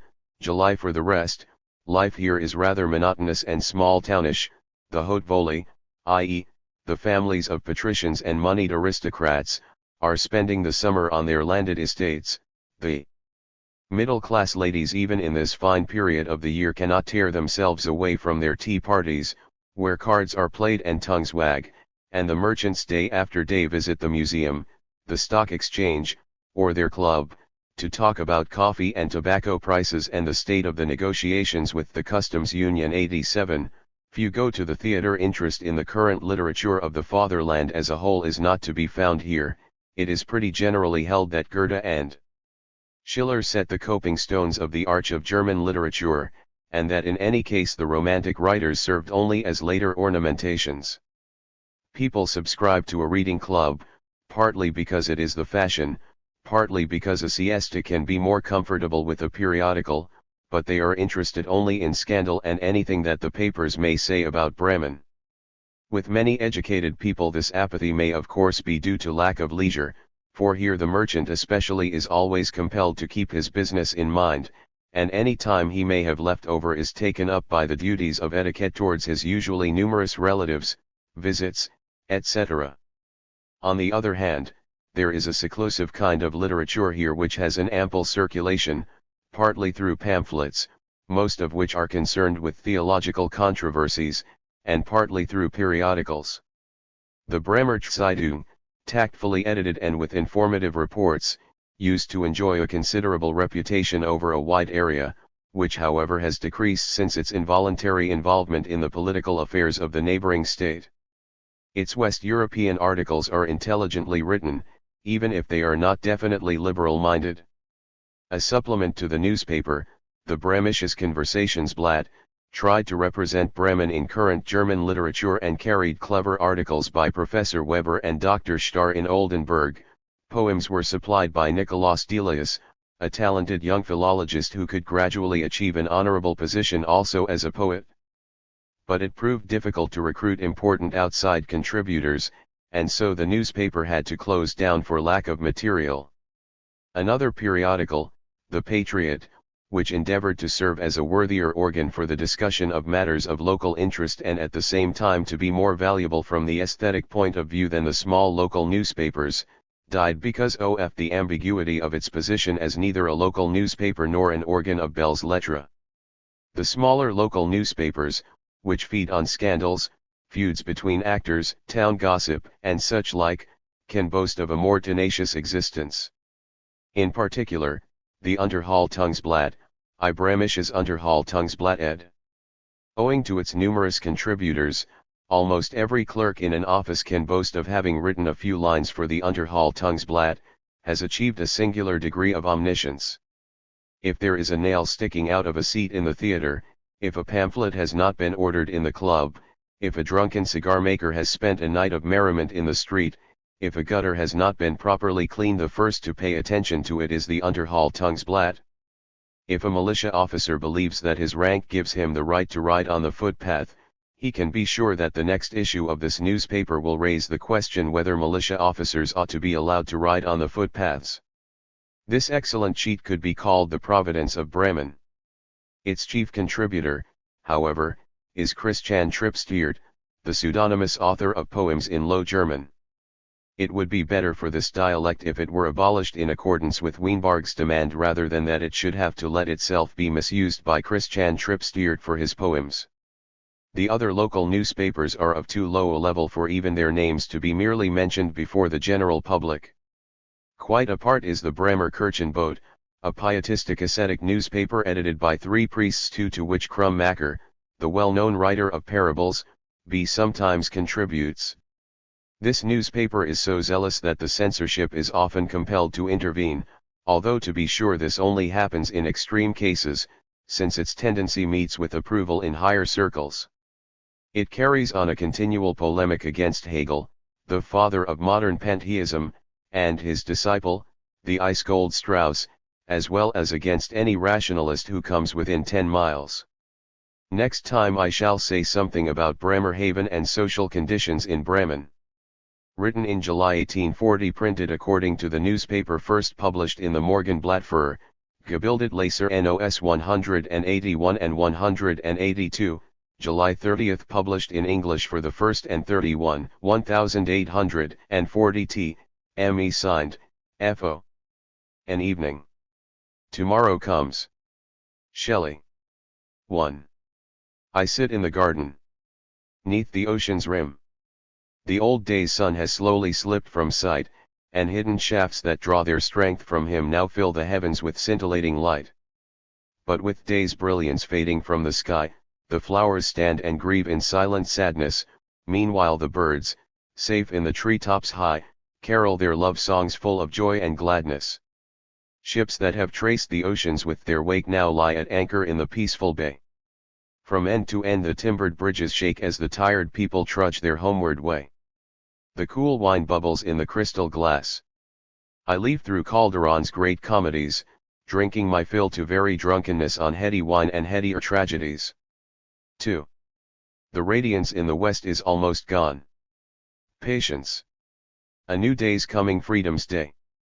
The sun shall mount his ever-shining throne. And night's black cares be banished far away. New flowers shall grow, but not in nursery beds we raked ourselves and sowed with chosen seeds, all earth shall be their garden full of light. Written in English in the original. Shelley, Queen Mab. Ed. O plants shall flourish in far alien lands. The palm of peace shall grace the northern strands, the rose of love shall crown the frozen white, the sturdy oak shall seek the southern shore to make the club that strikes the despot down, and he who brings his nation peace once more shall wear upon his head the oak leaf crown. The aloe, flourishing all over earth, is like the people's spirit everywhere, as prickly, coarse, and lacking grace as they are, till, with a crash, there suddenly bursts forth through every obstacle a blossom bright, the freedom flame, that glowed concealed from sight. Its scent is far more like to reach the Lord than all the incense of the pious fraud. Only the cypress trees are left alone, abandoned in the grove, their meaning gone.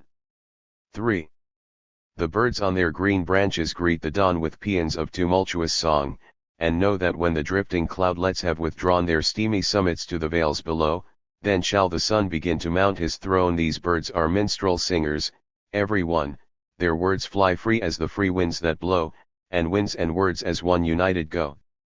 These songsters do not haunt the castle walls, those stately homes have long since tumbled down, but, in proud oaks unbent by howling squalls, boldly they look towards the rising sun, though they be dazzled when his brilliance falls to ring the earth with radiant light around. I, too, am one of freedom's minstrel band.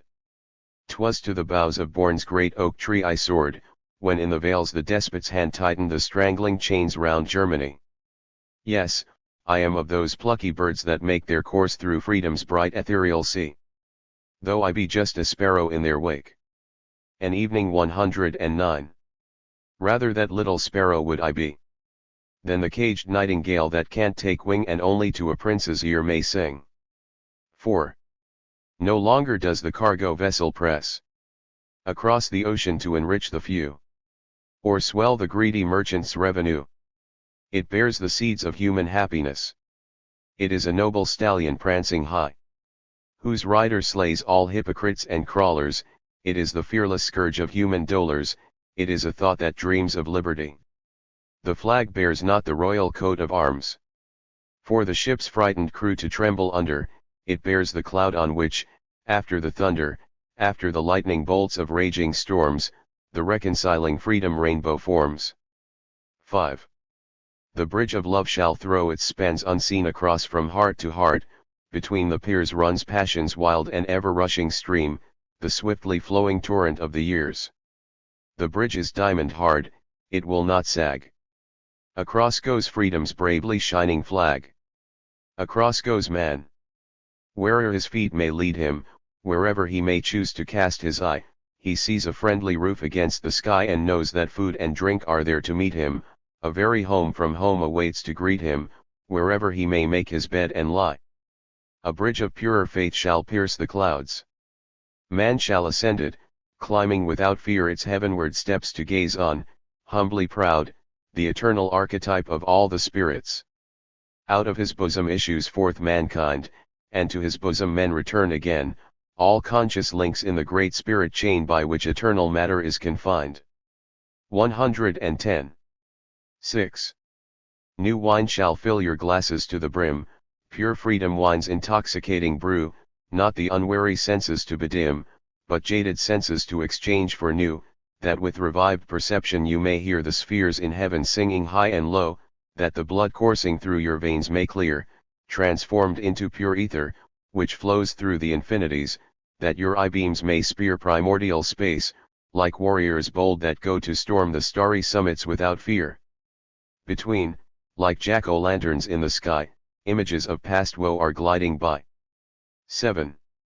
And there shall rise another Calderon, pearl fisher in the tide of poetry, with images like flames ascending from the layered wood of the sweet cedar tree. With golden lyre, he shall exalt in song the bloody stamping out of tyranny. Mankind shall hear proud victory's refrain, and peace shall flourish in the world again. He too shall sing how mankind made a stand against the cruel hordes of tyranny. Upon Mantible Bridge, how that brave band fought on through levelled spears to victory, and so set foot on freedom's hallowed land. How doctor of his honor came to be man, like the constant prince, condemned to languish in chains until deliverance from anguish.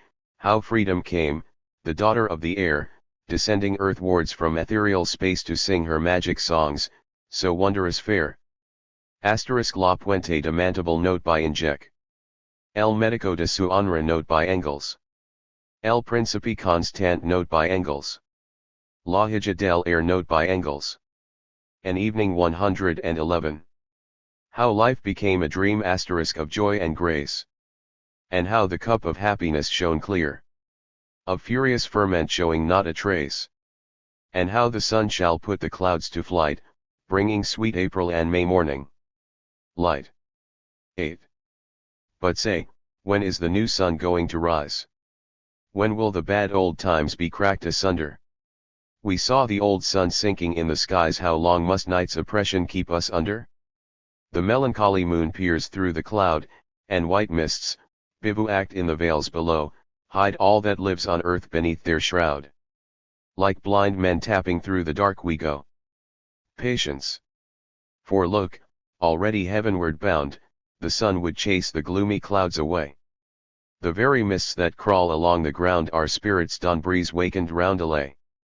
The morning star dances his upward way. The mists are pierced by shafts of blood-red fire. Do not the flowers unfold to greet the day? Do you not hear the joyful feathered choir? Now half the heavens are filled with radiance bright. The snow-capped mountains blaze with ruby light. The golden clouds rear up their noble heads like the sun's fiery chariot drawing steeds. Look yonder, where the densest light rays run in joyous throng to greet the newborn sun. Written in July 1840, printed according to the journal, first published in the Telegraph, published in English for the first Deutschland number 125, August 1840. Time signed, Friedrich Oswald. Asterisk La Vida es Sueño, not by Engels. Marianas de Abril y Mayo, note by Engels. Reports from Bremen. An outing to Bremerhaven 89. Morgenblatt Vergebildet Leser number 196, August 17, 1841. Bremen, July. The Roland was due to leave at 6 o'clock in the morning. I stood leaning against the wheelhouse and looked for familiar faces in the throng of people pushing to get on board the steamer. For today a Sunday outing to Bremerhaven had been arranged, and at reduced prices, so everybody took the opportunity to get a little nearer to the sea and to look at some big ships. I thought it strange that the craze for profit, which otherwise continually serves the moneyed aristocracy, should here for once make some concessions to democracy. The price reduction made it possible for the more impecunious to join in, and in addition the distinction between first and second class had been eliminated, which means a great deal in Bremen, where the upper crust shy at nothing so much as mixed company. So the steamer became very full. True Bremen burghers, who had never once left the territory of the free Hanseatic town 90 and now wanted to show their families the port, formed the core of the party. Coopers, emigrants and journeymen were also there in large numbers. Here and there a man from the stock exchange was standing apart from the crowd since he belonged to high society, and everywhere one saw the pawns who are always pushed forward on the chessboard of a trading city, the office clerks, who are again divided into agents, senior apprentices and juniors. The agent already regards himself as an important person, he is only one step from independence, he is the factotum of his firm, he knows the situation of his house inside out, he is familiar with the state of the market and the brokers crowd around him at the stock exchange. Nor does the senior apprentice think much less of himself. Reports from Bremen 113. Although he is not on the same footing with his master as the agent, he already knows very well how to deal with a broker and especially a cooper or boatman, and in the absence of the master and the agent he displays the consciousness that he now represents the firm and that the credit of an entire house depends on his conduct. The junior, however, is an unfortunate creature. At most, he represents the merchant house to the worker who packs the goods, or the postman in whose area the office is situated. As well as having to copy out all the business letters and bills of exchange, deliver invoices and pay them, he must also be the universal messenger boy, take letters to the post, tie up parcels, mark crates and fetch letters from the post. Every day at noon you can see the post office crowded with these juniors, waiting for the mail from Hamburg.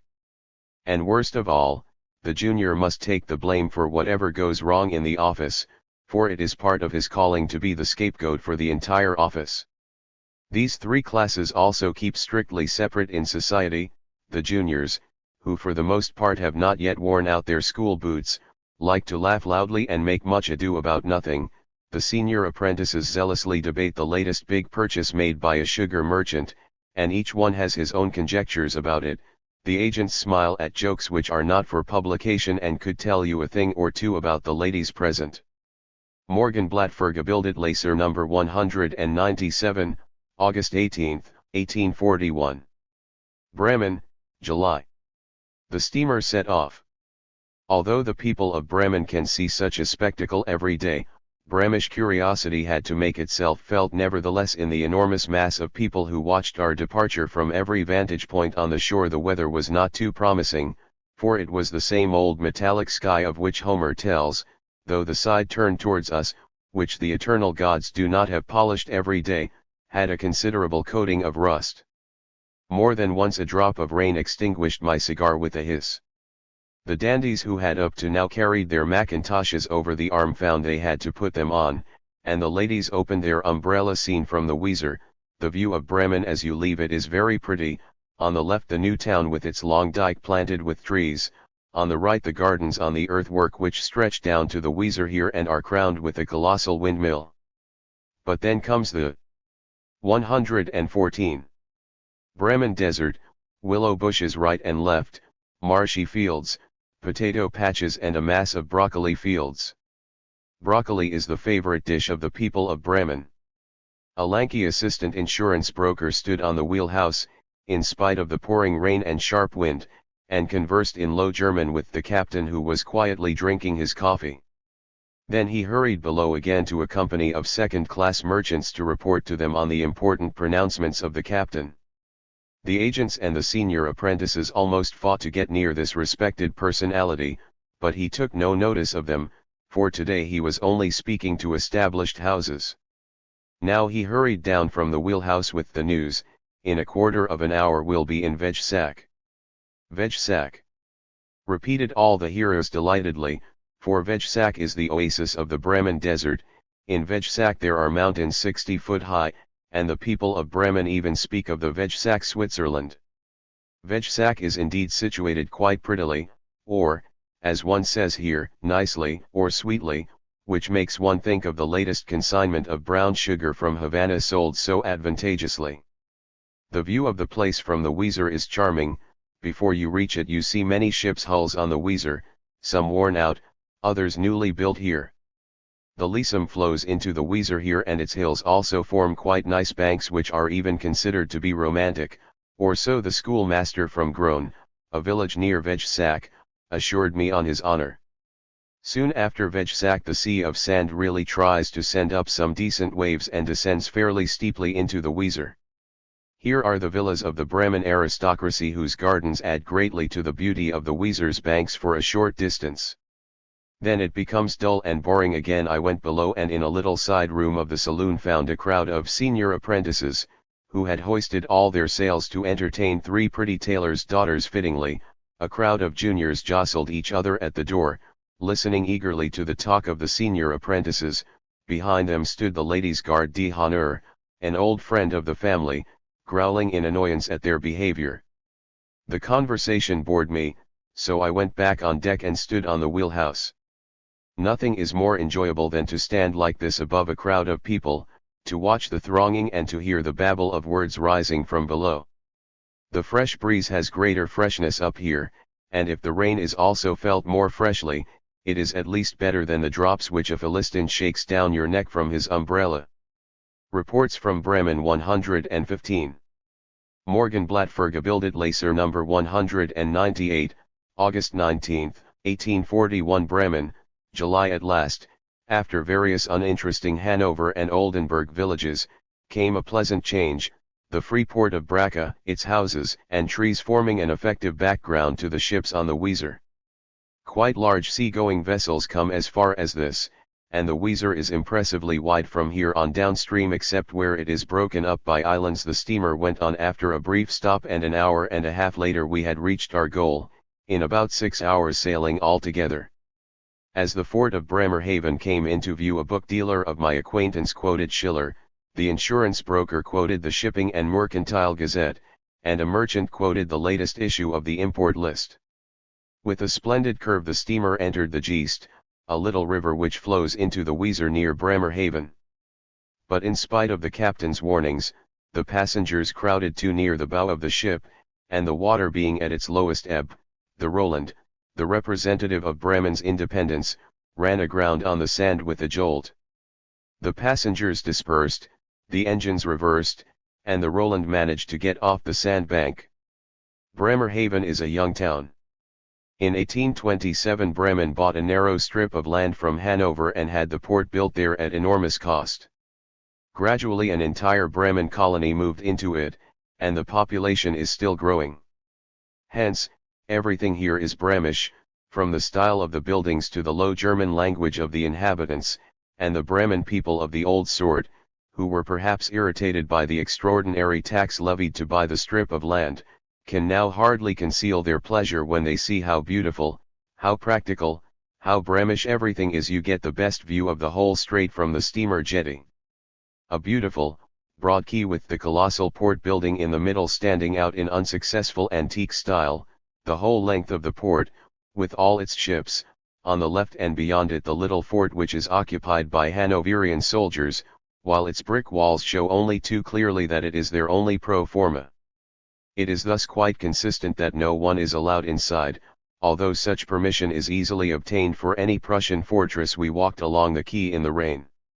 Now and then a side street offered a view into the center of the town. Everything is rectangular, the streets straight as a ruler, and the houses often still in the process of building. Only this modern layout of the place forms a contrast to Bremen. With the bad weather and church services not yet over, the streets were as quiet as in Bremen. 116. Morgenblatt für Gebildet Leser No. 199, August 20, 1841 Bremen, July. I went on board a big frigate the deck of which was full of emigrants who stood watching the yawl being hauled up. A yawl here is any boat which has a keel and is therefore suitable for service at sea. The people were still cheerful, they had not yet trodden the last clod of their native soil. But I have seen how deeply it affects them when they really leave German soil forever, when the ship, with all its passengers on board, slowly moves from the quay into the roadstead and then sails into the open sea. They are almost all true German faces, without falseness, with strong arms, and you need only be among them for a moment and see the cordiality with which they greet each other to realize that it is certainly not the worst elements who leave their fatherland to settle in the land of dollars and virgin forests. The saying, "Stay at home and feed yourself honestly," seems to be made for the Germans, but this is not so. People who want to feed themselves honestly go, very often at least, to America. And it is by no means always lack of food, much less greed, which drives these people into distant lands. It is the German peasant's uncertain position between serfdom and independence. It is the inherited bondage and the rules and regulations of the patrimonial courts 91 which make his food taste sour and disturb his sleep until he decides to leave his fatherland. The people going over on this ship were Saxons. We went below to take a look at the inside of the ship. The saloon was most elegantly and comfortably appointed, a little square room, everything elegant, mahogany inlaid with gold, as in an aristocratic drawing room. In front of the saloon were the berths for the passengers in small, nice little cabins. From an open door by the side we got a whiff of ham from the larder. We had to go on deck again to reach the steerage by another companionway, but it's terrible down there, all my companions quoted when we got back.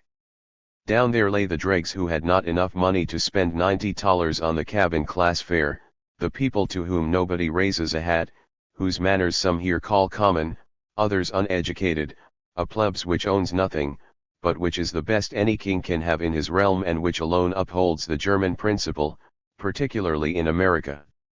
It is the Germans in a cf. Psalms 37:3 ed. Schiller, Der Toscher ed.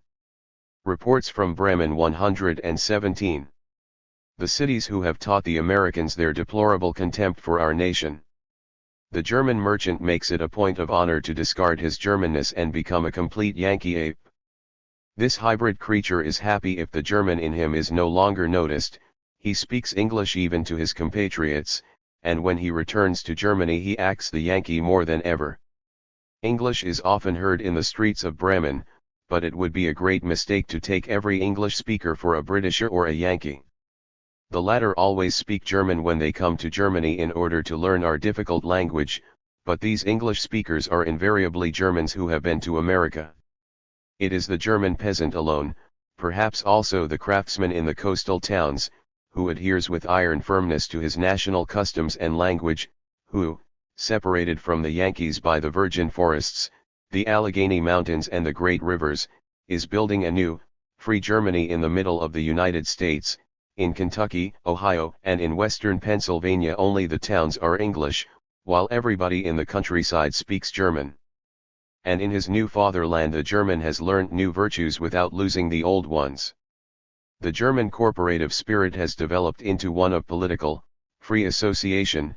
It presses the government daily to introduce German as the language of the courts in the German counties. It creates German newspapers one after another, which are all devoted to the calm, level-headed endeavor to develop existing elements of freedom, and, as the best proof of its strength, it has caused the Native Americans' Bee Party to be founded, which has spread through all the states and aims to hinder immigration and to make it difficult for the immigrant to acquire citizenship. 92 But it's terrible down there. All round the steerage runs a row of berths, several close together and even one above the other. An oppressive air reigns here, where men, women and children are packed next to one another like paving stones in the street, the sick next to the healthy, all together. Every moment one stumbles over a heap of clothes, household goods, etc. Here little children are crying, there a head is raised from a berth. It is a sad sight, and what must it be like when a prolonged storm throws everything into confusion and drives the waves across the deck, so that the hatch, which alone admits fresh air, cannot be opened. And yet, the arrangements on the Bremen ships are the most. This word is in English in the original ed. This name is in English in the original ed. 118. Humane. Everybody knows what it is like for the majority who travel via Le Havre. Afterwards we visited another, an American, ship. They were cooking, and when a German woman standing nearby saw the bad food and even worse preparation, she said weeping bitterly that if she had known this before she would rather have stayed at home. Morgenblatt für Gebildet Leser No. 200, August 21, 1841 Bremen, July. We went back to the inn. The prima donna of our theatre sat there in a corner with her husband, its ultimo uomo, and with several other actors. The rest of the company was very dull, and so I reached for some printed matter that lay on the table, of which an annual report on Bremen trade was the most interesting. I took it and read the following passages. Coffee in demand in summer and autumn, until slacker conditions set in towards winter. Sugar enjoyed a steady sale, but the actual idea for this only came with rising supplies. What is a poor man of letters to say when he sees how the manner of expression not only of modern belles lettres but of philosophy is infecting the style of the broker? Conditions and ideas in a trade report, who would have expected that? I turned the page and found the description. Superfine medium good ordinary real Domingo coffee. I asked the agent of one of the leading Bremen merchant shippers who happened to be present what this superfine designation might mean. He replied, "Look at this sample I have just taken from a consignment delivered to us, that description will fit it roughly." Thus I learned that superfine medium good ordinary real Domingo coffee is a pale gray-green coffee from the island of Haiti, each pound of which has 15 half ounces of good beans, 10 half ounces of black beans and 7 half ounces of dust, small stones, and other rubbish. I then let myself be initiated into several other mysteries of Hermes, and in this way passed the time until midday, when we partook of a very indifferent meal and were called back to the steamer by the bell. The rain abated at last, and no sooner had the steamer laid the geese than the clouds broke and the rays of the sun fell bright and warming on our still wet clothes. To everybody's astonishment, however, the steamer did not go upstream, but down the roadstead where a proud three-master had just anchored. We had barely reached the middle. Reports from Bremen 119. Of the current when the waves grew bigger and the steamer began to pitch noticeably. who, if he has ever been to sea, does not feel his pulse quicken when he senses the sign of the proximity of the sea. For a moment he believes he is again going out into the free, roaring sea, into the deep, clear green of the waves, right into the middle of that marvelous light which is created by the sun, azure, and sea together. He involuntarily begins to find his sea legs again. The ladies, however, were of a different opinion, looked at each other in fright and grew pale, while the steamer, in a gallant style, as the English say, described a semicircle around the newly arrived ship and picked up its captain. The assistant insurance broker was just explaining to some gentleman, who had vainly endeavored to find the ship's name on the bow, that according to the number on its flag it was the Maria, Captain Reuter, and that according to Lloyd's list it had sailed from Trinidad to Cuba between such and such a date, when the captain came up the steamer's companionway. Our assistant insurance broker met him, shook his hand with the expression of a protector, asked how the voyage had been, what cargo he was carrying, and in general conducted a long discourse with him in Low German, while I listened to the flatteries which the book dealer was lavishing on the half-naive, half-flirtatious tailor's daughters. The sun went down in full glory. A glowing ball, it hung in a net of clouds, the strands of which seemed already to have caught fire, so that one expected it to burn through the net at any moment and drop hissing into the river. But it sank calmly behind a group of trees which looked like Moses' burning bush. Truly, both here and there God speaks with a loud voice. But the hoarse croaking of a member of the Bremen opposition tried to shout him down. This clever man was straining hard to prove to his neighbor that it would have been much wiser to deepen the fairway of the Weser for larger ships instead of building Bremerhaven. Unfortunately, the opposition here is too often motivated by envy of the power of the patricians than by the consciousness that the aristocracy resists the rational state, and in this matter its representatives are so narrow-minded that talking to them about the affairs of Bremen is as difficult as to firm supporters of the Senate. 93 Both parties convince one more and more that such small states as Bremen have outlived themselves and even in a mighty union of states would lead a life under pressure from without and phlegmatically senile within. Now we. These words are in English in the original ed. 120. Were close to Bremen. The high spire of the church of Ansgarius, with which our church troubles were connected, rose from moor and heath, and soon we reached the tall warehouses framing the right bank of the Weser.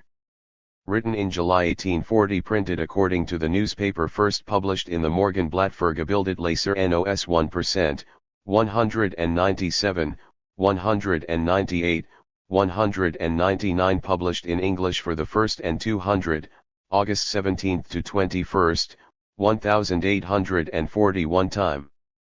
2 sermons by F. W. Krummacher. We have before us the 2 sermons which caused the otherwise so pious people of Bremen to prohibit the Elberfeld zealot, J.F. W. Krummacher, from further officiating by invitation in the church of St. Ansgarius. If the ordinary sermon in which God is spoken of only as the Father of the world or the highest being generally sounds very watery, the text of these orations by Krummacher is caustic, even aqua regia. They will be read with interest if only because of the originality displayed in communicating thus with the congregation from the pulpit. They show that Krummacher is a zealot of intelligence, blessed with wit and imagination. Whether he speaks in this fiery language out of a real rock-like faith in Christianity may be doubted. We believe that Krummacher is no hypocrite, but that he fixed on this manner of preaching merely because he liked it and cannot now abandon it, the less so because the ordinary tone of the evangelical whisperers on love and of the preachers for the ladies is very insipid. This much is certain, however, that Krummacher is badly mistaken about the significance of the pulpit if he raises it to a seat of the Inquisition. What can a congregation take home from such a sermon? Nothing but that spiritual pride which is so repellent in Pietism. He who demands of his congregation nothing but faith, who merely reiterates this rigid commandment in synonyms and uses the rest of the sermon lecture for current polemics, will spread much self-conceit, pride, and orthodox obduracy, but little Christianity. Krummacher seems to be methodically carrying on this task of elevating Christian simplicity into pride. The statement that spirit, wit, imagination, poetic talent, art, and science are all nothing before God is a cliché to him. 122. He says, there is more joy in heaven over a repentant sinner than over the birth of a poet. He paints such a picture of the importance which the poorest member of his congregation could have that the latter must inevitably fancy himself higher and wiser than Kant, Hegel, Strauss, etc., whom Krummacher constantly anathematizes in his sermons. Is it not possible that at the root of Krummacher's inmost being there is frustrated ambition, a longing for distinction? There are many minds which have striven for the highest, failed to achieve it by diligence, talent, and hard work, and then hope to win the eternal crown by an unexampled virtuosity of faith. This and nothing else, one is inclined to believe, explains Krummacher's constant polemic against everything famous in the world. It is truly painful to find in these sermons so few softening elements, so little pathos, feeling, or true grief. The tone of love cannot come easily to such a rigid zealot. And yet there are passages which reconcile us to this man's strange nature. How few sermons we have in which one can find such a beautiful passage as the following. Yes, friends, the world does not end where the storm howls on the sea's distant shore, or where the sorrowing moon walks on high and the silent stars look down in sadness on the earth. Beyond, there is another, wider, brighter region. Oh, 'tis better to be there than here. Their roses are no longer carried to the grave, their love no longer fears separation, there no drop of gall remains in the cup of joy. That such a world exists is as true as that the Lord Jesus Vitsivklj, ascended into it be. Written in early September 1840, printed according to the journal, first published in the Telegraph, published in English for the first Deutschland number 149, September 1840 time. 3 F. W. Krummacher, Paulus Keen man nach dem Sinn unserer Zeit. Pre.Digt ed. F. W. Krummacher, Das letzte Gericht. Gastpredigt ed. On the death of Immermann. In the camp's finest tent we'd sat all night, and mingled Spanish wine with German song. The fields were turning grey in dawn's first light, our eyes were aching, we'd stayed up so long. The sun's rays peeped into our tent and found our sherry bottles drained, in disarray. The hour was late. Time we were homeward bound. Come, let us mount the horses and away. We flew. After carousing all night long. What bliss to feel the freshness of the morrow. Still in our ears the sound of strings and song, still far away the long day's care and worry. The shades of night had vanished. From the sky light fell on river, trees, fields bathed in dew. We all looked up to trace with joyful eye the sun's bright progress through the cloudless blue. We're home. Our steeds coursed well. Now I stand here upon the threshold of work's tribulations. Here is the paper. Let me draw fresh cheer by drinking from the wellspring of the nations. Russia, Great Britain, Turkish catastrophes. And now for Germany, does all go well? Ah, here. What? Dead. Can I believe my eyes? You, Immermann, must also bid farewell? Defiant heart, so full of noble scorn. Must you depart, then, for eternity?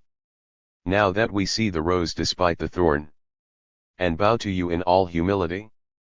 Now that, like Schiller, proudly you beheld your people hang on every word from you. Now that the love within your bosom held had blossomed forth with shining rays anew, aloof in German poetry's sacred grove, you shunned your fellow bards' vociferous throng, and by the Rhine in solitude you wove the images of many a gentle song. The mob's harsh clamour never came to hurt you in the flower garden where you toiled away. So few the stories they could spread about you, living, you were a legend in your day. Because the multitude, that never can conceive what power inspires the poet's lays, why should they heed the silent, serious man who wanders far from their well-trodden ways? But you, O Immermann, that now have died, wanted to wrestle with yourself, alone, and all the bitter jarring strife inside that you grew up with, master on your own. So, meditating through the long dark night, that held in thrall our German poetry. In solitude you fought the inner fight, and battled through to see the dawning day. When far above your dwelling's mossy stones, July's wild thunder rolled away at last, you sent into the world your epigones, that requiem for a generation past. And yet you saw the rising generation, those in whose hearts the youthful fires blaze, speak loudly to defend your reputation, your right to wear the bard's full crown of bays. The July 1830 Revolution in France ed. On the death of Immerman 125. In your abode you saw us drawing nigh. You saw us silent at your feet, as we looked up into your rapt and thoughtful eye, and listened to your rolling poetry. Now that the people, who forgot your name, have welcomed you with shouts of joy, bestowing on you your rightful laurels of acclaim, Zero Immerman, is this a time for going? Farewell. Here in this land of Germany, poets to match your skill are very few. One settled down to work, and swore to be as German, and as strong and firm as you. Written in September 1840, printed according to the news first published in the Morgenblatt für Papergebildet No. 243, October 10, 1840, published in English for the first time, signed, Friedrich Oswald. Reports from Bremen. Rationalism and Pietism. Morgenblatt für Gebildet No. 249, October 17, 1840. Bremen, September. At last, once again a topic which extends beyond Tea Party gossip, which so excites the entire public of our free state that everyone takes sides either for or against, and which gives food for thought even to the more serious-minded. The thunderstorm in the sky of our age has struck even in Bremen. The fight for a freer or narrower conception of Christianity has been kindled even here, in the capital of North German fundamentalism. The voices which were recently raised in Hamburg, Kassel, and Magdeburg have found an echo in Bremen. Briefly, the course of events was as follows. Pastor F. W. Krummacher, the Pope of the Wuppertal Calvinists, the Saint Michael of the doctrine of predestination, visited his parents here and gave 2 sermons for his father, 3 in the church of St. Ansgarius. The first sermon dealt with his favorite spectacle, the Last Judgment, the second with an anathematizing passage in the Epistle to the Galatians. Both were written with the burning eloquence, the poetic, if not always well chosen, splendor of imagery for which this richly talented pulpit speaker is famous, but both, particularly the last, flash with curses against those who think differently, as one might expect from such a harsh mystic. The pulpit became the presidential chair of a court of inquisition whence the eternal curse was hurled against all theological trends which the inquisitor did and did not know. Anyone who did not accept this crass mysticism as absolute Christianity was delivered up to the devil. And with a sophistry which a Friedrich Adolf Krummacher ed. B.C. this volume, pages 121-22 ed. Reports from Bremen 127. Emerged as strangely naive, Krummacher always managed to shelter behind the Apostle Paul. It is not I who is cursing, nay. Children, reflect, it is the Apostle Paul who condemns you. The worst of it was that the Apostle wrote in Greek and scholars have not yet been able to agree on the precise meaning of certain of his expressions. Among these dubious words is the anathema used in this passage, to which Krummacher, without more ado, ascribed the most extreme meaning of a sentence of eternal damnation. Pastor Paniel, the chief representative of rationalism in this pulpit, 94, had the misfortune to interpret this word in its milder sense, and in general to oppose Krummacher's way of thinking. He therefore preached controversial sermons. Whatever you may think of his views, his behavior is irreproachable. Krummacher cannot deny that in composing his sermons he had in mind not only the rationalistic majority of the congregation, but Paniel in particular. He cannot deny that it is wrong for a guest preacher to try to prejudice a congregation against its appointed pastors. He must admit that a coarse wood needs a coarse wedge.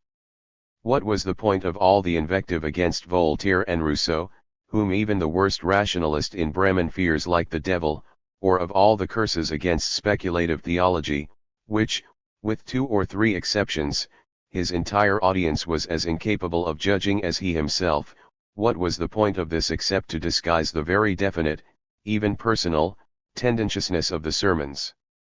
Paniel's controversial sermons were certainly preached in the spirit of Paulist rationalism and, in spite of the lauded care in their arrangement and their rhetorical pathos, they suffer from all its weaknesses. It is all vague and verbose. Where the poetic impulse is set in motion, it is like the working of a spinning machine, and the treatment of the text like a homeopathic brew. Krummacher has more originality in 3 sentences than his opponent in 3 sermons an hour. From Bremen lives a pietistic country pastor who is so superior to his peasants that he has begun to think himself a great theologian and linguist. He issued a tract against Paniel in which he brought into play the entire apparatus of a philological theologian of the last century. The scientific pretensions of the worthy country pastor were punctured most painfully in an anonymous paper. With as much spirit as learning, the anonymous author, zero believe to be a deserving, learned inhabitant of our town who has several times been mentioned in my previous report, has demonstrated to the clever God's word from the country all the absurdities which he had extracted with great trouble from long antiquated handbooks. Krummacher issued a theologisk replique to Paniel's controversial sermons, in which he made an unconcealed attack on his whole personality, and, moreover, in a manner which nullified the charge of slander brought against his adversary. Though the reply takes skillful advantage of the weaknesses of rationalism, particularly those of his adversary, Krummacher acts clumsily in trying to demolish Paniel's interpretation. The most capable work written from the pietistic standpoint in this controversy was the pamphlet by Pastor Schlichthorst, who lives nearby, in which rationalism, and that of Pastor Paniel in particular, was quietly and dispassionately traced back to its basis, Kantian philosophy, and the question was posed, why are you not honest enough to admit that the foundation of your faith is not the Bible but its interpretation according to Kantian philosophy as expounded by Paulus? A new paper by Paniel is expected to come from the press sometime soon. Whatever it may prove to contain, he has stirred the old leaven, he has brought the Bremen people, who believed in everything but themselves, to their senses, and Pietism, which till now has considered the fact that its adversaries were split among themselves into so many parties to be a gift from God, will now have to learn for once that we all stand united when it is a question of fighting obscurantism. Shipping project. Theater. Maneuvers. Morgenblatt Vergebildet Leser number 250, October 19, 1840 Bremen, September. A plan is under consideration here which, if implemented, would be of the greatest consequence, and not only for Bremen. A respected young local merchant has recently returned from London where he informed himself exactly about the equipment of the steamer Archimedes which, as you know, has a newly invented method of propulsion by an Archimedean screw. He went on the ship's trial run round the whole of Great Britain and Ireland, in which it greatly exceeded the speed of steamboats. See this volume, pages 104-05 ed. KFW Paniel, Unverhohlenbeurteilung ed. Reports from Bremen 129. Equipped in the usual way, and he is now planning to apply the new invention to a newly designed steamship which is to provide a fast and regular service between New York and Bremen. The empty ship, the so-called hull, will be built by our master shipbuilder at his own expense, while the cost of the machinery, etc., is to be raised by shares. Everybody senses the importance of such an enterprise, although some of our sailing vessels make the crossing from Baltimore to here in the inconceivably short time of 25 days, their speed always depends on the wind which can treble the duration of such a voyage, and a steamboat, which in case of a favorable wind is also equipped for sailing, would undoubtedly need only 11 to 18 days from a port in the United States to Bremen. Once a beginning is made with a steam packet boat service between Germany and the American continent, the new equipment is bound to be developed quickly and have the greatest consequences for the linking of the two countries. We will not have to wait long before we can reach New York from any part of Germany in a fortnight, see the sights of the United States in a fortnight, and be back home again in a fortnight. A couple of railways, a couple of steamships, and that's that. Since Kant eliminated the categories of space and time from the sensory impressions of the thinking mind, mankind has been striving with might and main to emancipate itself from these limitations materially too. An unprecedented animation prevailed in our theater recently. Usually our stage is quite outside society, the subscribers pay their contributions and go there now and again when they have nothing better to do. Then Siedelman came, and actors and public were filled with a fervor to which we are not accustomed in Bremen. One may complain as much as one likes about the decay of the spoken drama through the domination of opera, even Schiller and Goethe may find empty houses, while everybody rushes to hear the tootling of a Donizetti and Mercatant, but as long as the spoken drama can still achieve such triumphs through its most capable representative, our stage can still be cured of its languor.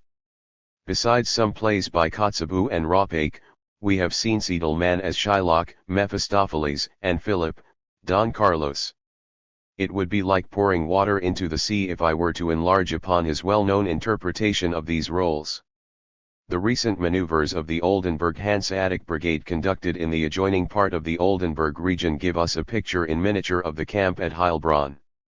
During the sham tide for the capture of a village our troops are said to have 130 behaved so courageously that the force of the cannon fire shattered all the window panes.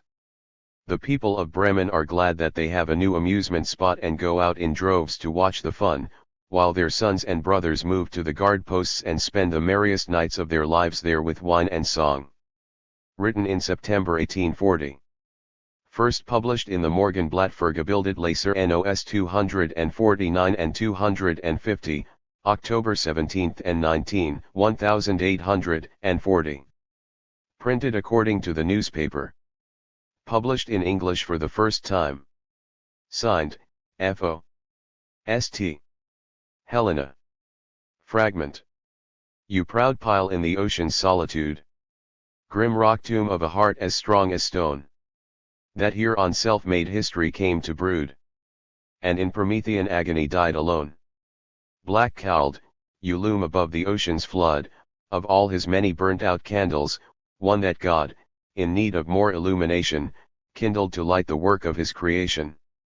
Well might they send a hero to this place, who at the hour of the century's birth, lit with his fire bolts history's darkling face and with his thunder filled all ears on earth, until within the walls of cosmic space the babe's first cry was lost as it burst forth, then time threw coldly down in cruel jest another burnt-out stump to join the rest.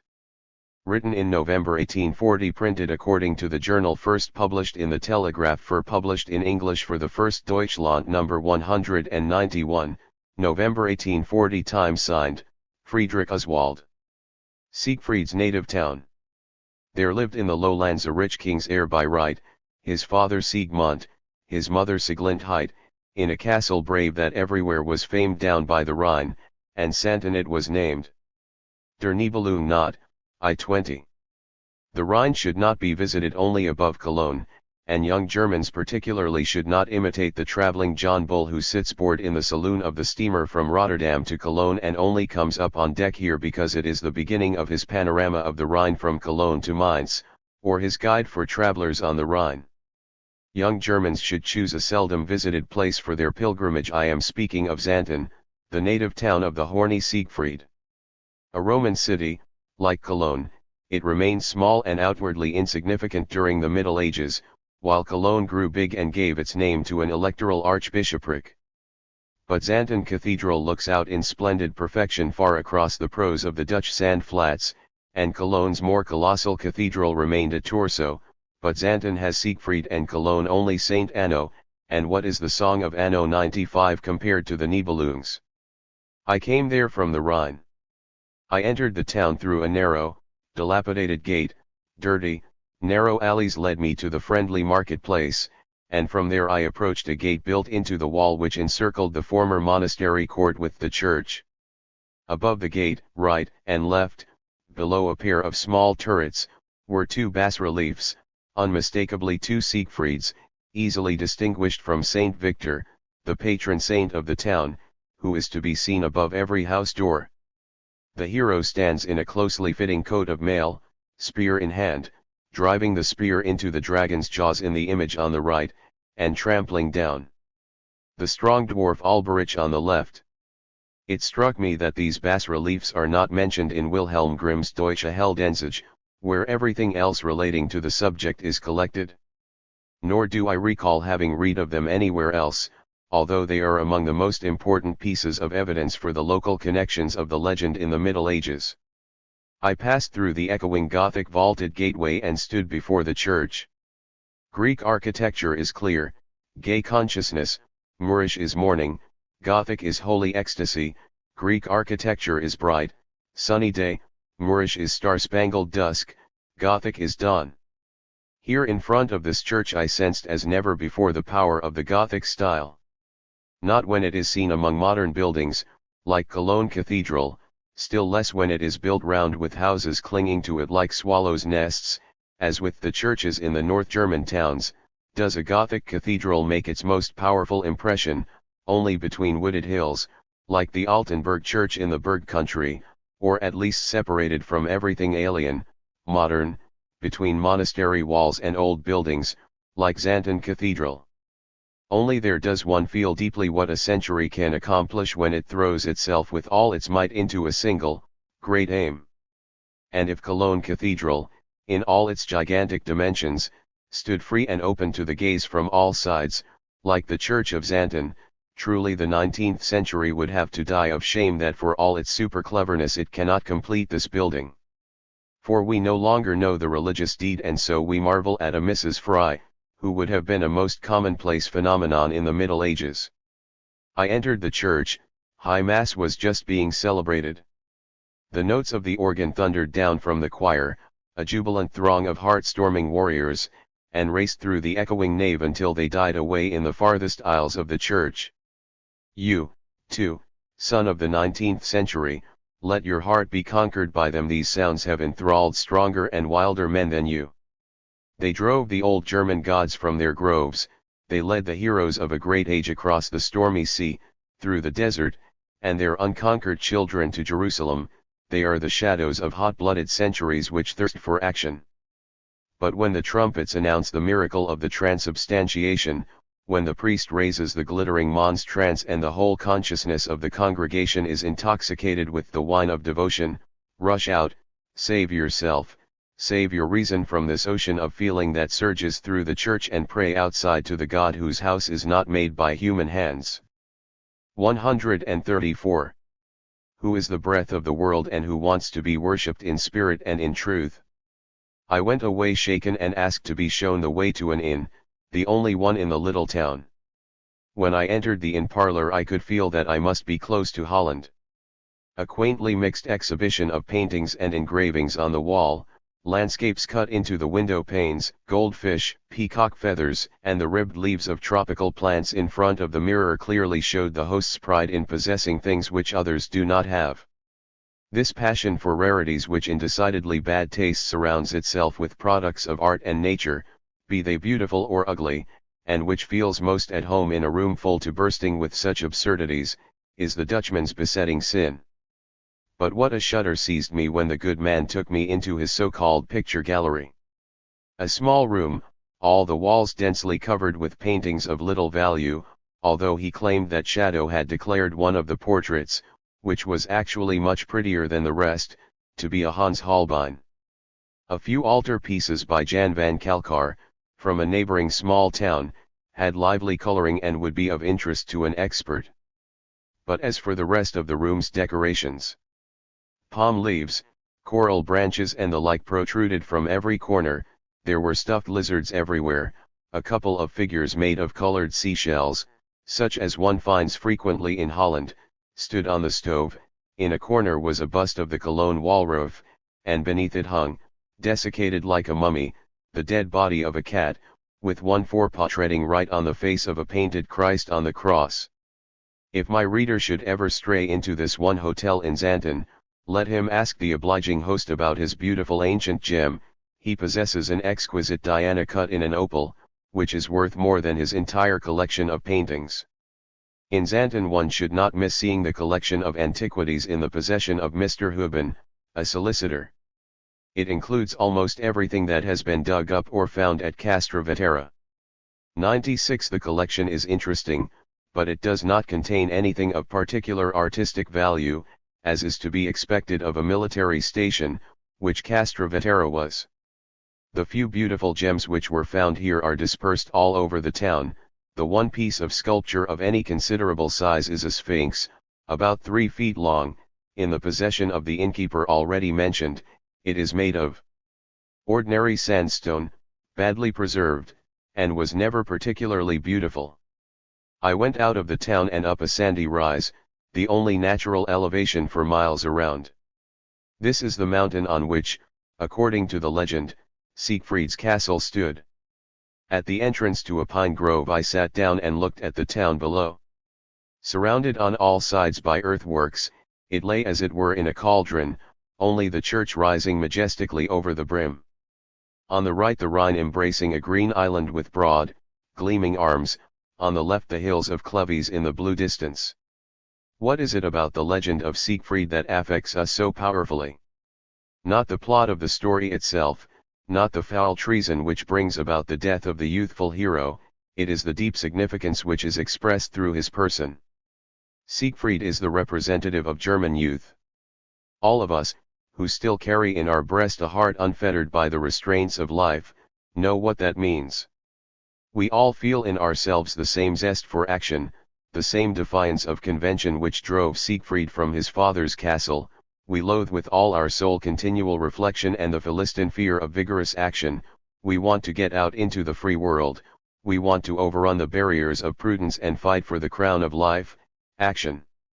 The Philistines have supplied giants and dragons too, particularly in the sphere of church and state. But that age is no more.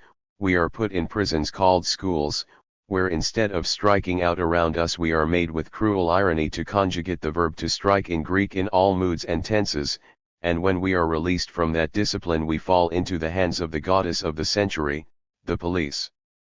Police for thinking, police for speaking, police for walking, riding and driving, passports, residence permits, and customs documents. The devil strike these giants and dragons dead. They have left us only the semblance of action, the rapier instead of the sword, but what use is all the art of fencing with the rapier if we may not apply it with the sword? And when the barriers are finally broken down, when Philistinism and indifference are trodden underfoot, when the urge to action is no longer checked, do you see the Tower of Wesel there across the Rhine? The citadel of that town, which is called a stronghold of German freedom, has become the grave of German youth, and has to lie right opposite the cradle of the greatest German youth. Who sat there in prison? Students who did not want to have learned to fence to no purpose, vulgo duelists and demagogues. 9. Now, after the amnesty of Frederick William IV, we may be permitted to say that this 136. Amnesty was an act not only of mercy but of justice. Granted all the premises, and in particular the need for the state to take measures against the student fraternities, nevertheless, everyone who sees that the good of the state does not lie in blind obedience and strict subordination will surely agree with me that the treatment of the participants demanded that they should be rehabilitated in honor and dignity. Under the Restoration and after the July days *, the demagogic fraternities were as understandable as they are now impossible. Who then suppressed every free movement, who placed the beating of the youthful heart under provisional guardianship? And how were the unfortunates treated? Can it be denied that this legal case is perfectly calculated to show in the clearest light all the disadvantages and errors of both public and secret judicature, to make manifest the contradiction that paid servants of the state, instead of independent jurors, try charges of offending against the state? Can it be denied that all the sentencing was done summarily, in bulk, as merchants say? But I want to go down to the Rhine and listen to what the waves gleaming in the sunset tell Siegfried's mother earth about his grave in Worms and about the sunken hoard. Perhaps a friendly Morgan Le Fay will make Siegfried's castle rise again for me, or show my mind's eye what heroic deeds are reserved for his sons of the 19th century.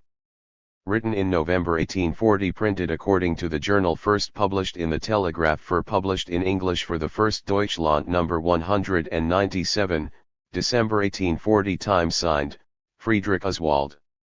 Telegraph für Deutschland No. 2, January 1841. Like the faithful Eckhart of the legend, old Arndt stands on the Rhine and warns the youth of Germany, who for many years now have been gazing across to the French Venusberg and the seductive, passionate maidens, the ideas, that beckon from its pinnacles. But the wild youths do not heed the old hero and storm across, and not all of them remain in enervated prostration like the new Tannhauser Heine. This is Arndt's position in relation to the German youth of today. Though all hold him in high esteem, his ideal of German life does not satisfy them. They want more freedom to act, fuller, more exuberant vitality, ardent, impetuous throbbing in the veins of world history which carry Germany's lifeblood. Hence the sympathy for France, not, of course, the sympathy of submission about which the French romance, but that loftier and freer form whose nature has been so admirably set forth by Born in his Franzosenfresser, in contrast to Germanizing one-sidedness. Arndt has sensed that the present is estranged from him, that it does not respect him for his thought but respects his thought for the sake of his strong, manly personality. Hence, as a man whose life had been given meaning both by his talent and conviction and by the course of developments over a number of years, he was faced with the duty of leaving his nation a memorial of his cultural development, his way of thinking and his times, which he has done in his much discussed Erinnerungen aus dem äußeren Leben. Disregarding its trend for the moment, Arndt's book is also aesthetically a most interesting publication.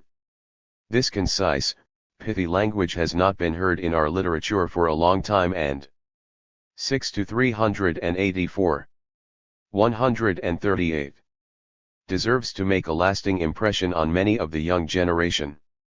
Better firm than flabby. There are, of course, authors for whom the essence of the modern style is that every ripple of the muscles, every taut sinew of speech should be prettily enveloped in soft flesh, even at the risk of appearing effeminate. No, give me the manly, bony structure of Arndt's style rather than the spongy manner of certain modern stylists. Particularly since Arndt has avoided the idiosyncrasies of his comrades of 1813 so far as possible and comes near to affectation only in the absolute use of the superlative, as in the Southern Romance languages. Nor should one look in him for that repulsive mixing of languages which has again become the fashion.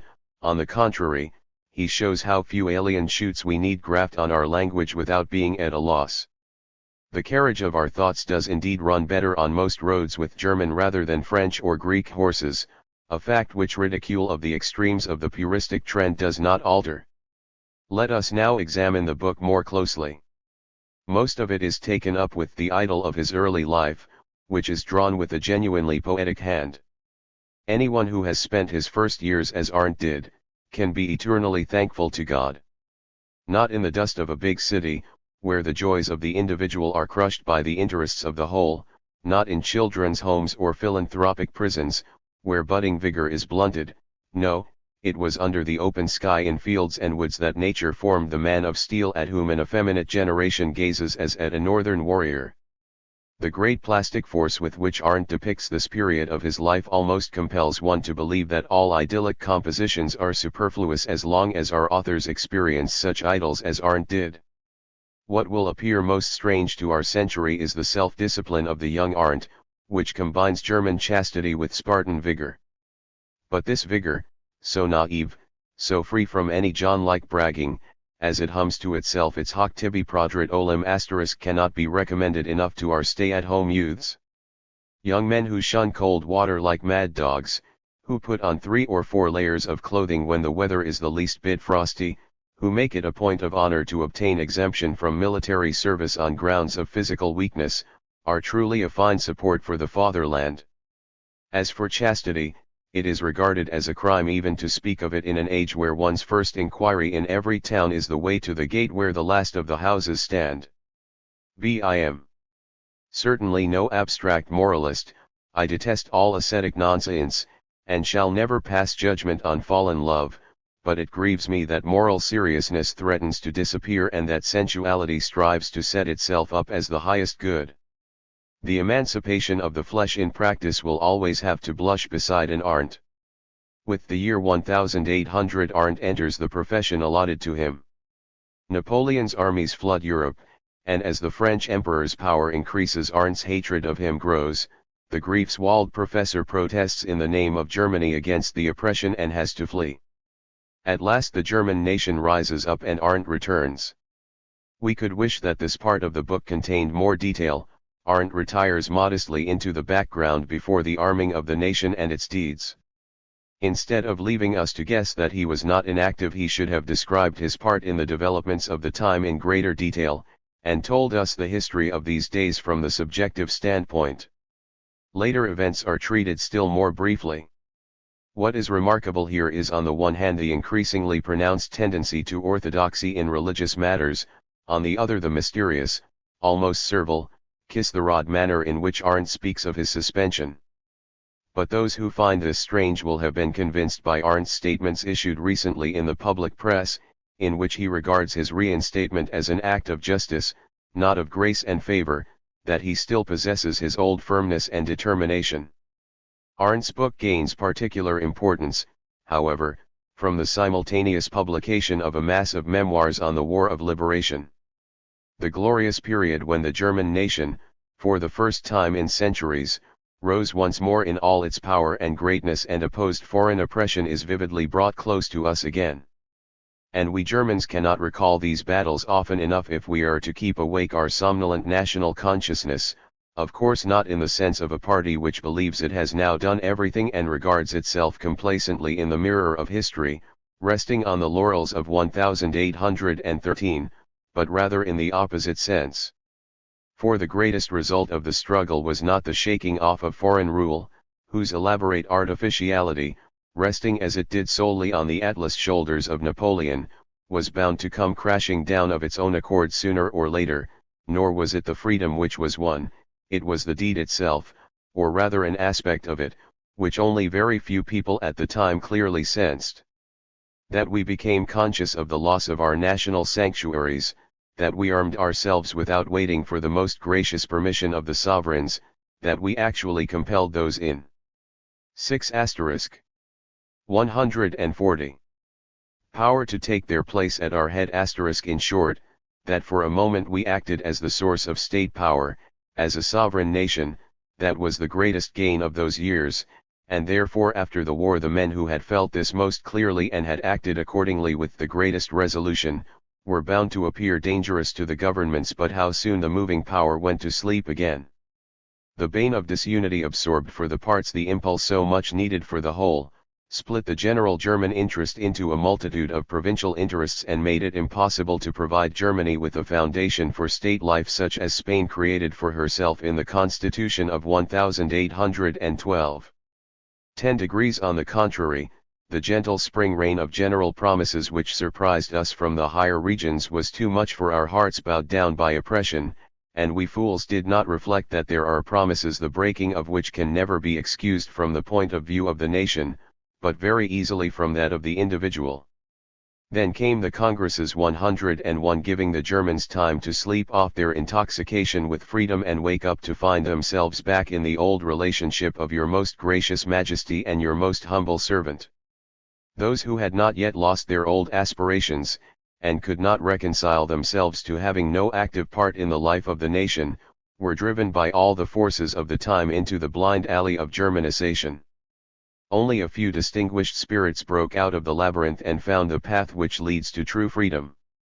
J.L.I. Germanizers wanted to complete the facts of the War of Liberation and to free a now materially independent Germany from foreign intellectual hegemony as well. But for that very reason Germanization was negation, and the positive elements with which it plumed itself lay buried in an unclarity from which they never quite emerged. What did come up into the daylight of reason was for the most part paradoxical enough. Its whole worldview was philosophically without foundation, since it held that the entire world was created for the sake of the Germans, and the Germans themselves had long since arrived at the highest stage of evolution. The Germanizing trend was negation, abstraction in the Hegelian sense.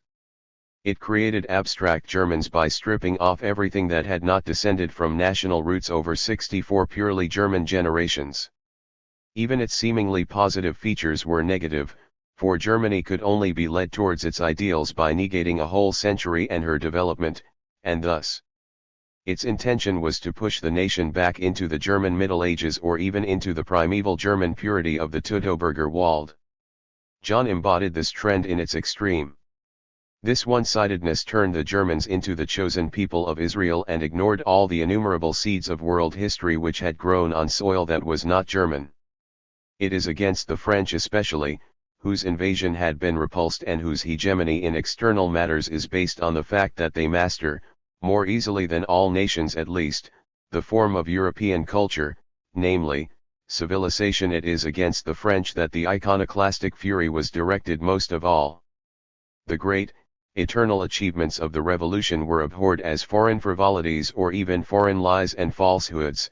No one thought of the kinship between this stupendous act of the people and the national uprising of 1813, that which Napoleon had introduced, the emancipation of the Israelites, trial by jury, sound civil law in place of the Pandects. 102 was condemned solely because of its initiator. Hatred of the French became a duty. Every kind of thinking which could rise to a higher viewpoint was condemned as un-German.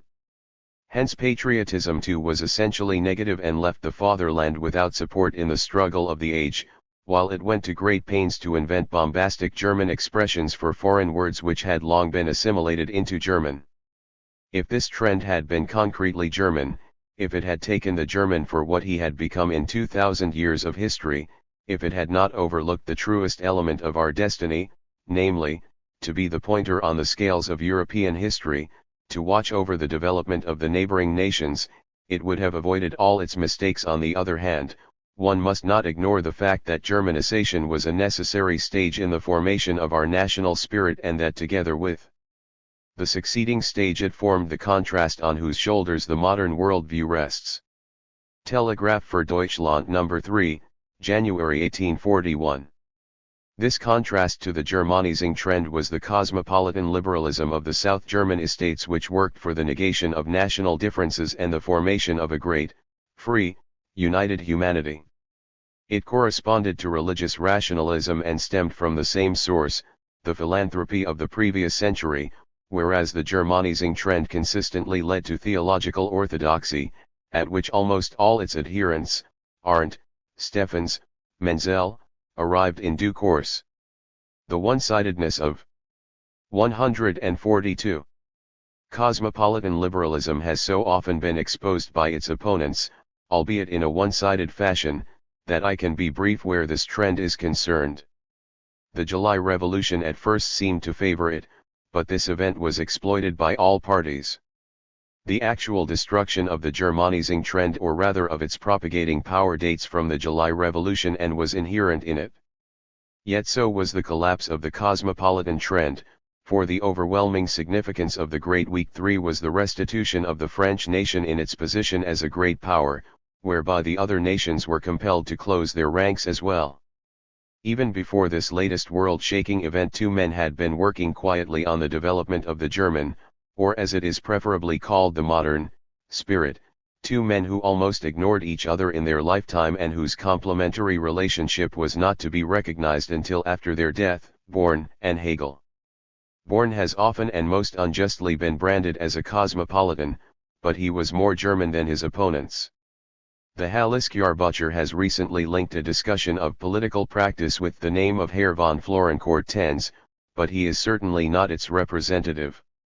He stands at the point where the extremes of the Germanizing trend and cosmopolitanism meet, as happened in the Burschenschaffen, 104, and was only superficially affected by the later developments of the national spirit.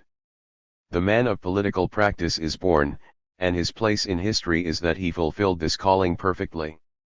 He tore the ostentatious finery off the Germanizing trend and also unmercifully exposed the shame of cosmopolitanism, which merely had impotent, more pious wishes. He confronted the Germans with the words of the Cid, Lengua sin manos, como osis fabler? No one has described the glory of the deed like Born. With him all is life, all is vigor. Only of his writings can it be said that they are deeds for freedom. Do not speak to me here of reasoned definitions, of finite categories. The manner in which Born understood the position of the European nations and their destiny is not speculative. Yet Born was the first to show the relationship of Germany and France in its reality, and thereby did a greater service to the idea than the Hegelians, who were meanwhile learning Hegel's encyclopédie by heart and thought that they had thereby done enough for the century. That same portrayal also proves how high Born stands above the level of cosmopolitanism. Rational one-sidedness was as necessary for Born as excessive schematism for Hegel, but instead of understanding this we do not get beyond the crude and often false axioms of the brief Amparis. By the side of Born and opposed to him, Hegel, the man of thought, presented his already completed system to the nation. Authority did not take the trouble to work its way through the abstruse forms of Hegel's system and his brazen style, but then, how could it have known that this philosophy would venture from the quiet haven of theory onto the stormy sea of actuality, that it was already brandishing its sword in order to strike directly against existing practice?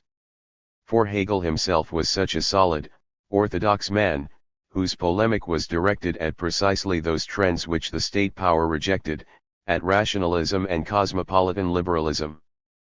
But the gentleman at the helm did not appreciate that these trends were only combated in order to make room for the higher, that the new teaching must first root itself in recognition of the nation before it could freely develop its living consequences. When Born attacked Hegel he was perfectly right from his standpoint, but when authority protected Hegel, when it elevated his teaching almost to a Prussian philosophy of the state, it laid itself open to attack, a fact which it now evidently regrets. Or did Altenstein, whose more advanced standpoint was a legacy of a more liberal age, receive such a free hand here that everything was laid to his account? Be that as it may, when after Hegel's death the fresh air of life breathed upon his doctrine, the Prussian philosophy of the state sprouted shoots of which no party had ever dreamt. Strauss will remain epoch-making in the theological field, Gans and Ruge in the political. Only now do the faint nebulae of speculation resolve themselves into the shining stars of the ideas which are to light the movement of the century. One may accuse Ruge's aesthetic criticism of being prosaic and confined within the schematism of the doctrine, yet credit must go to him for showing the political side of the Hegelian system to be in accord with the spirit of the time and for restoring it in the nation's esteem. Gans had done this only indirectly, by carrying the philosophy of history forward into the present. Ruge openly expressed the liberalism of Hegelianism, and Koppen supported him. Neither was afraid of incurring enmity, both pursuing their course, even at the risk of a split in the school, and all due respect to their courage for it.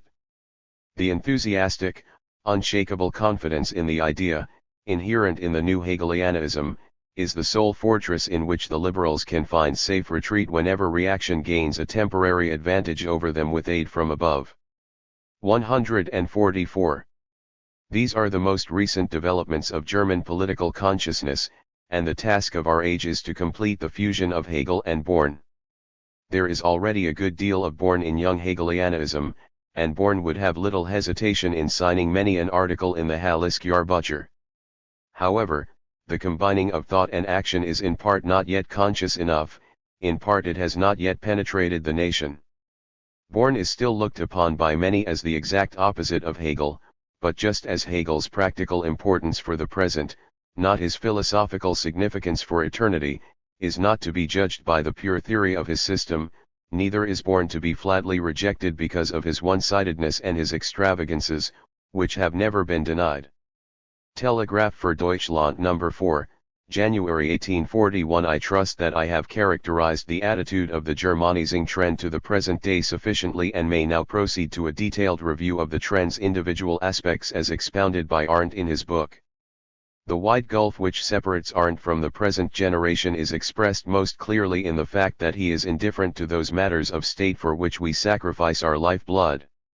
Arndt declares himself a decided monarchist. Good. Yet he never once discusses whether the monarchy is to be constitutional or absolute. The point of difference is this: Arndt and his whole company believe that the well-being of the state consists in sovereign and people being attached to each other by sincere love and cooperating with each other in the striving for the common good. We, however, are convinced that the relationship between the governing and the governed must first be regulated by law before it can become and remain amicable. First law, then equity. Where is there a sovereign so bad that he does not love his people and is not loved by them? I speak here of Germany simply because he is their sovereign. But where is there a sovereign who can claim to have brought his people any real advance since 1815? Is it not all our own work? Is not what we own ours in spite of control and supervision?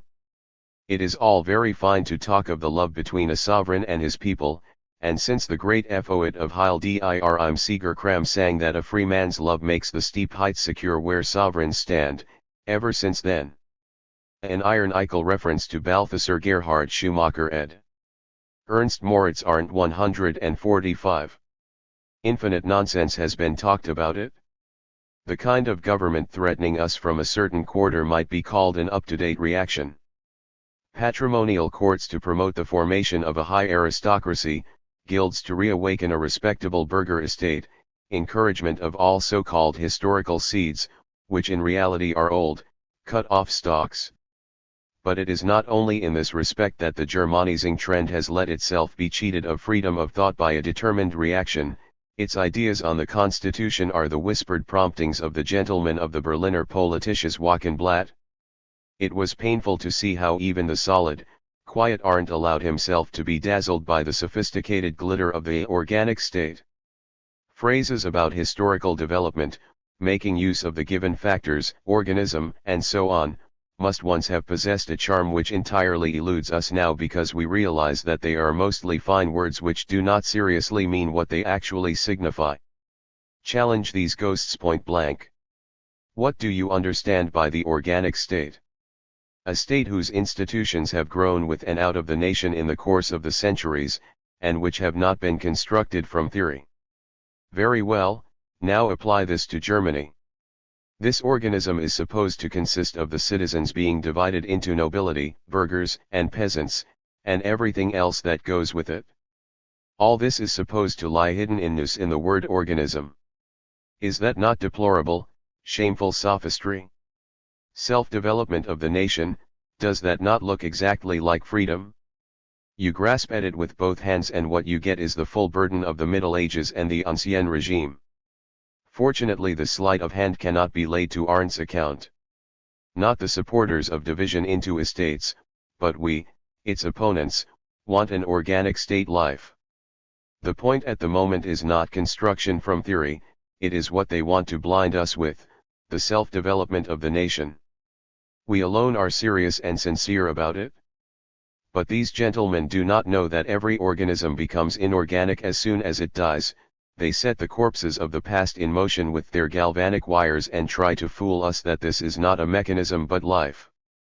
They want to promote the self-development of the nation and fasten the ball and chain of absolutism to its ankle so that it will go ahead more quickly. They do not want to know that what they call theory, ideology, or God knows what, has long passed into the blood and sap of the nation and in part has already come to life, that not we, therefore, but they have lost their way in the utopias of theory. For that which was indeed still theory half a century ago has developed as an independent element in the state organism since the revolution.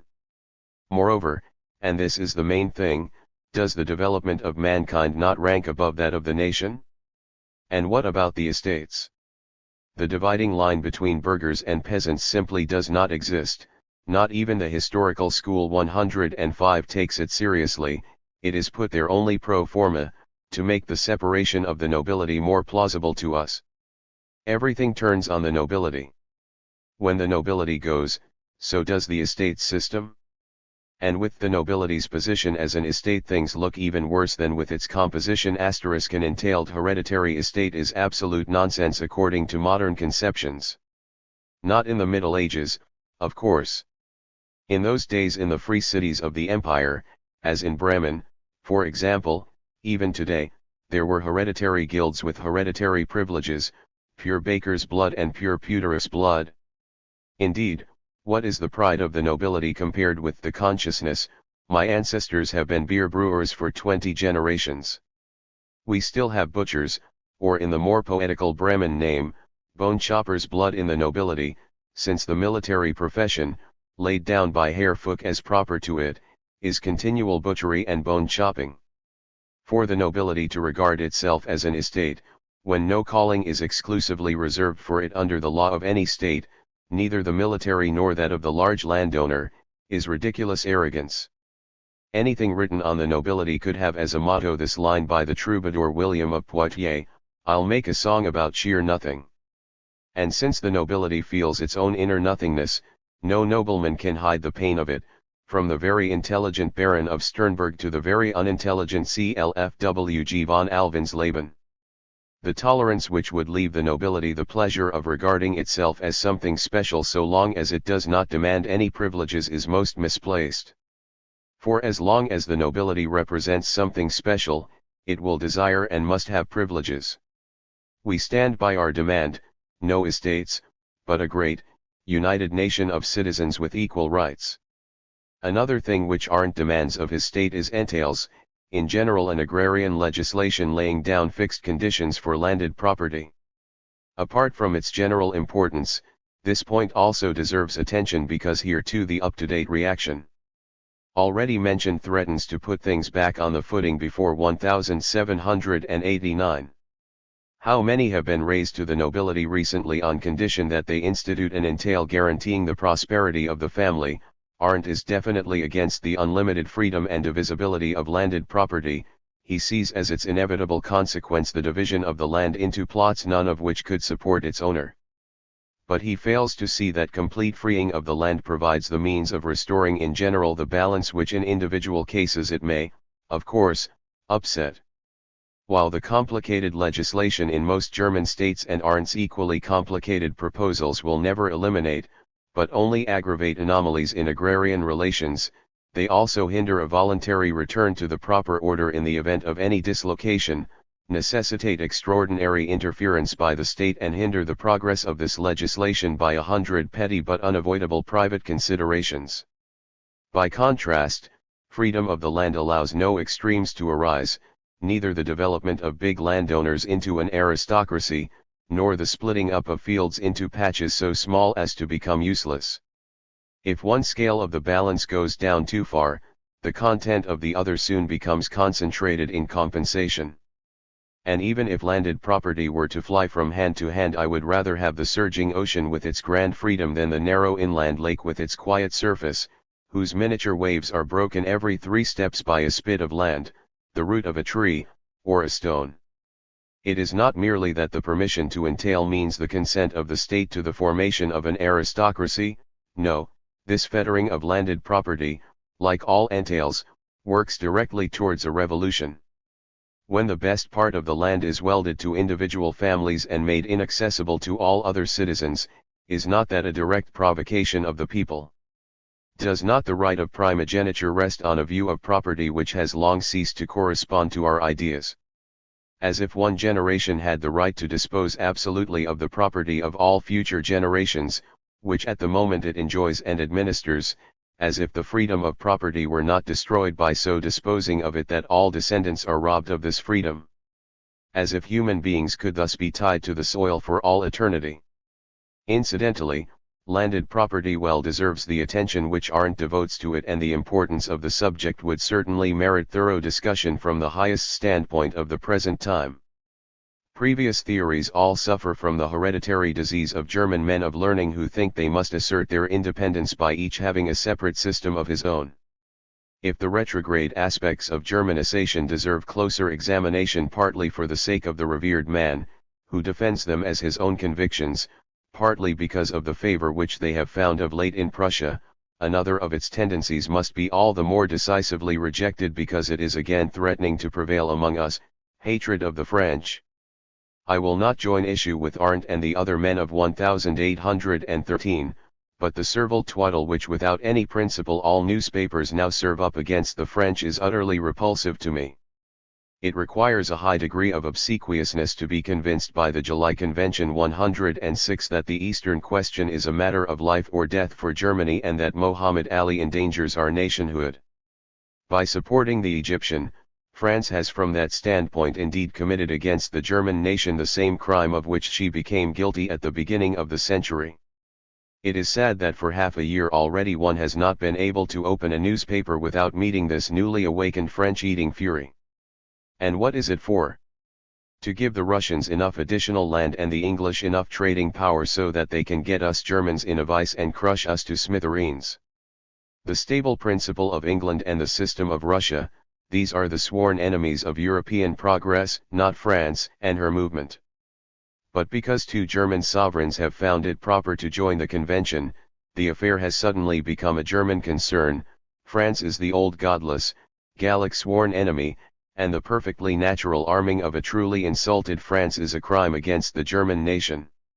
The ridiculous clamour of a few French journalists for the Rhine frontier is thought worthy of lengthy rejoinders, which are unfortunately never read by Frenchmen, and Becker's song "They Shall Not Have It" is par force turned into a folk song.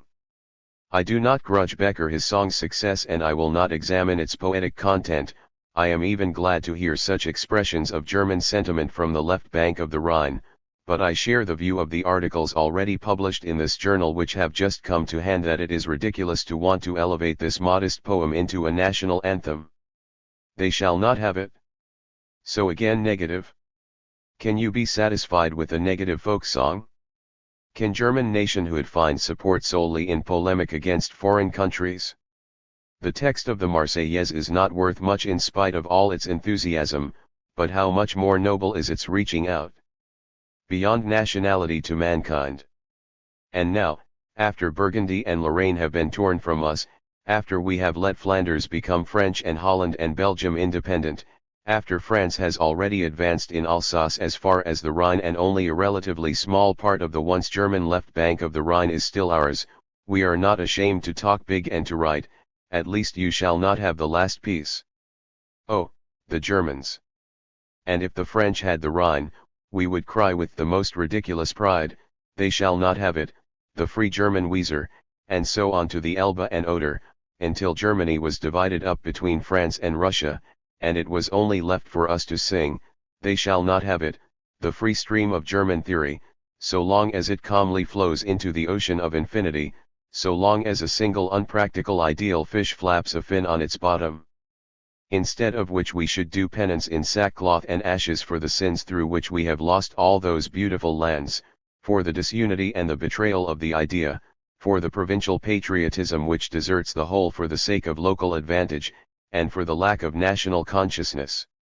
True, it is a fixed idea with the French that the Rhine is their property, but to this arrogant demand the only reply worthy of the German nation is "Arns, give back Alsace and Lorraine."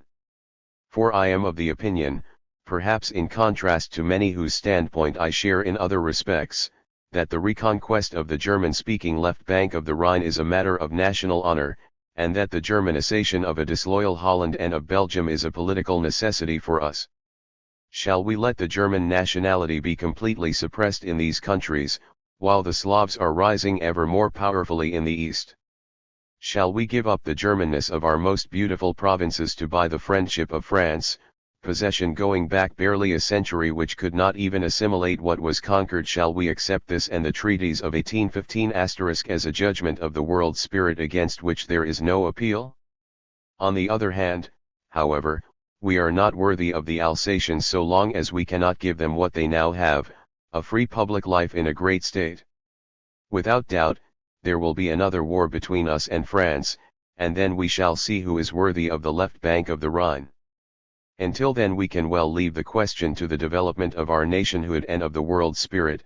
Until then let us work for a clear, mutual understanding among the European nations and strive for the inner unity which is our prime need and the basis of our future freedom.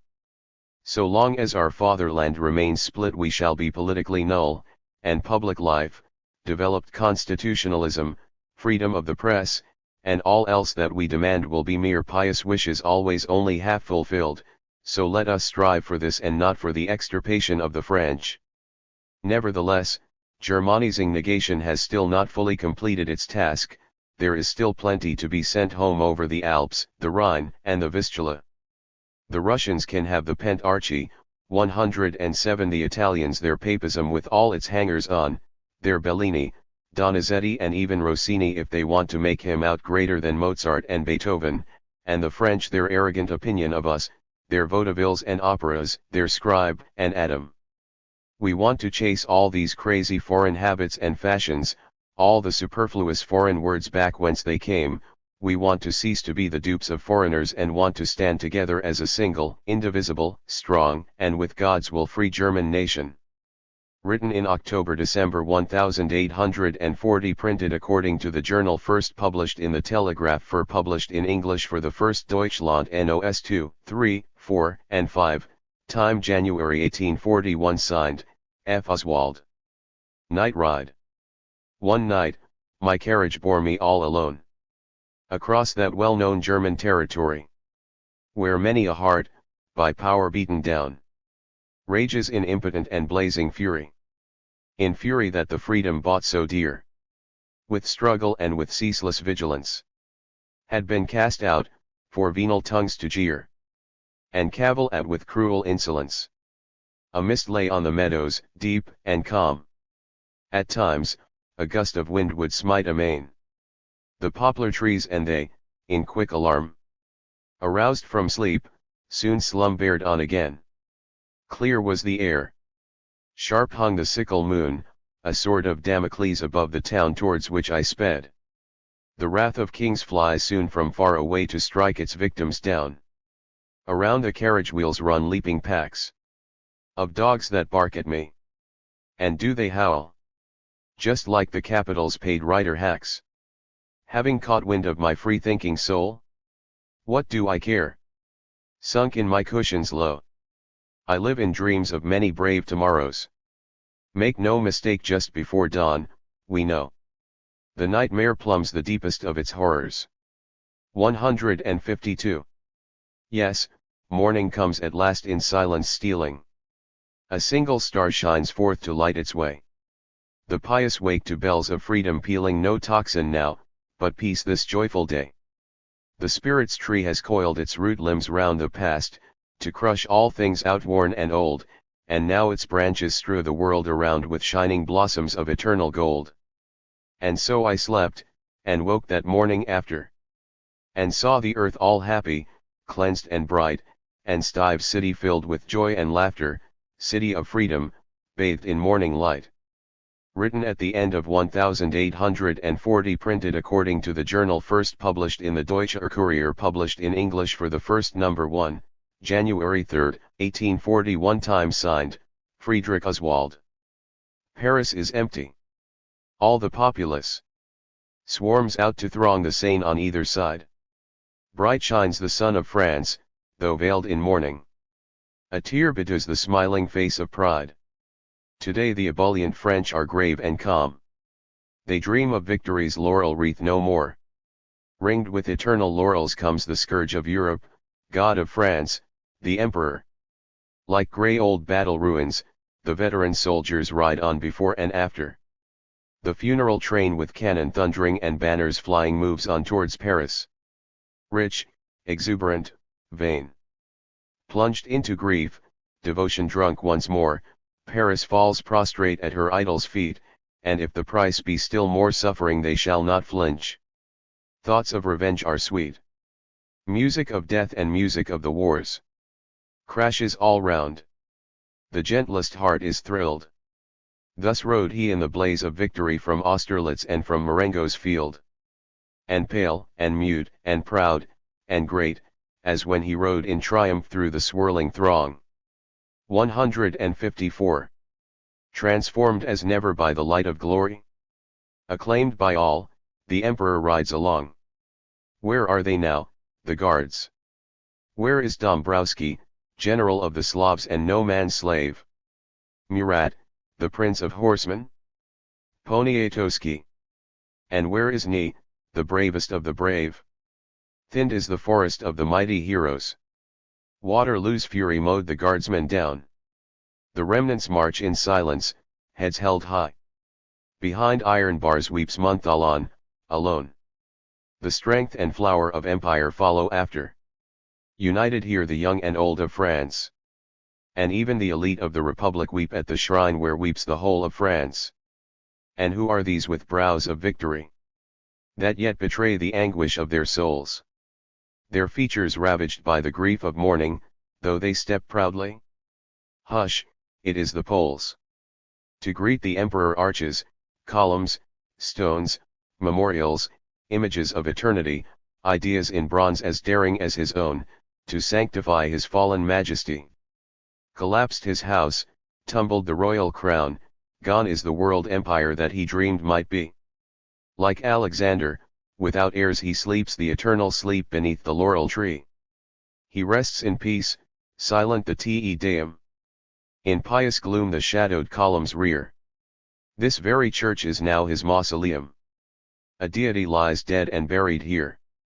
Written in December 1840, printed according to the journal, first published in the Telegraph, published in English for the first Deutschland number 23, February 1841. Time signed, Friedrich O. Reports from Bremen. Ecclesiastical Controversy 3. Morgenblatt Vergebildet Leser number 13, January 15, 1841. With the old year the records of our ecclesiastical controversy may be more or less closed. At least, any future polemical treatises can now no longer count on the public interest which the earlier ones enjoyed. It will not happen again that several editions are sold out in a week. And yet this kind of controversy depends mainly on such participation by the people. A purely scientific interest cannot be claimed by a question which is only valid in terms of trends long since disposed of by science. Pastor Paniel justified the delayed appearance of his treatise against Kramacher's Theologische Replik by its size. He attacks his adversary with 10 sheets of print. In the preface he explains that he wishes to reply to possible future attacks with a history of Pietism and to prove in it that this movement has its source in paganism. That would indeed have to be a source like Arethusa, which ran under the earth for a long time before it came to the surface on Christian soil. 109. For the rest, he practices the right of retaliation on his attacker, for not only does he repeat the charges usually made against Pietism, but conscientiously flings back at him almost every hostile word. In this fashion the whole controversy is finally reduced to quibbling, half-true claims fly back and forth like play balls, and in the last resort it becomes merely a matter of defining terms which, of course, ought to have been done before the controversy began. But face to face with orthodoxy, rationalism will always find itself in this predicament.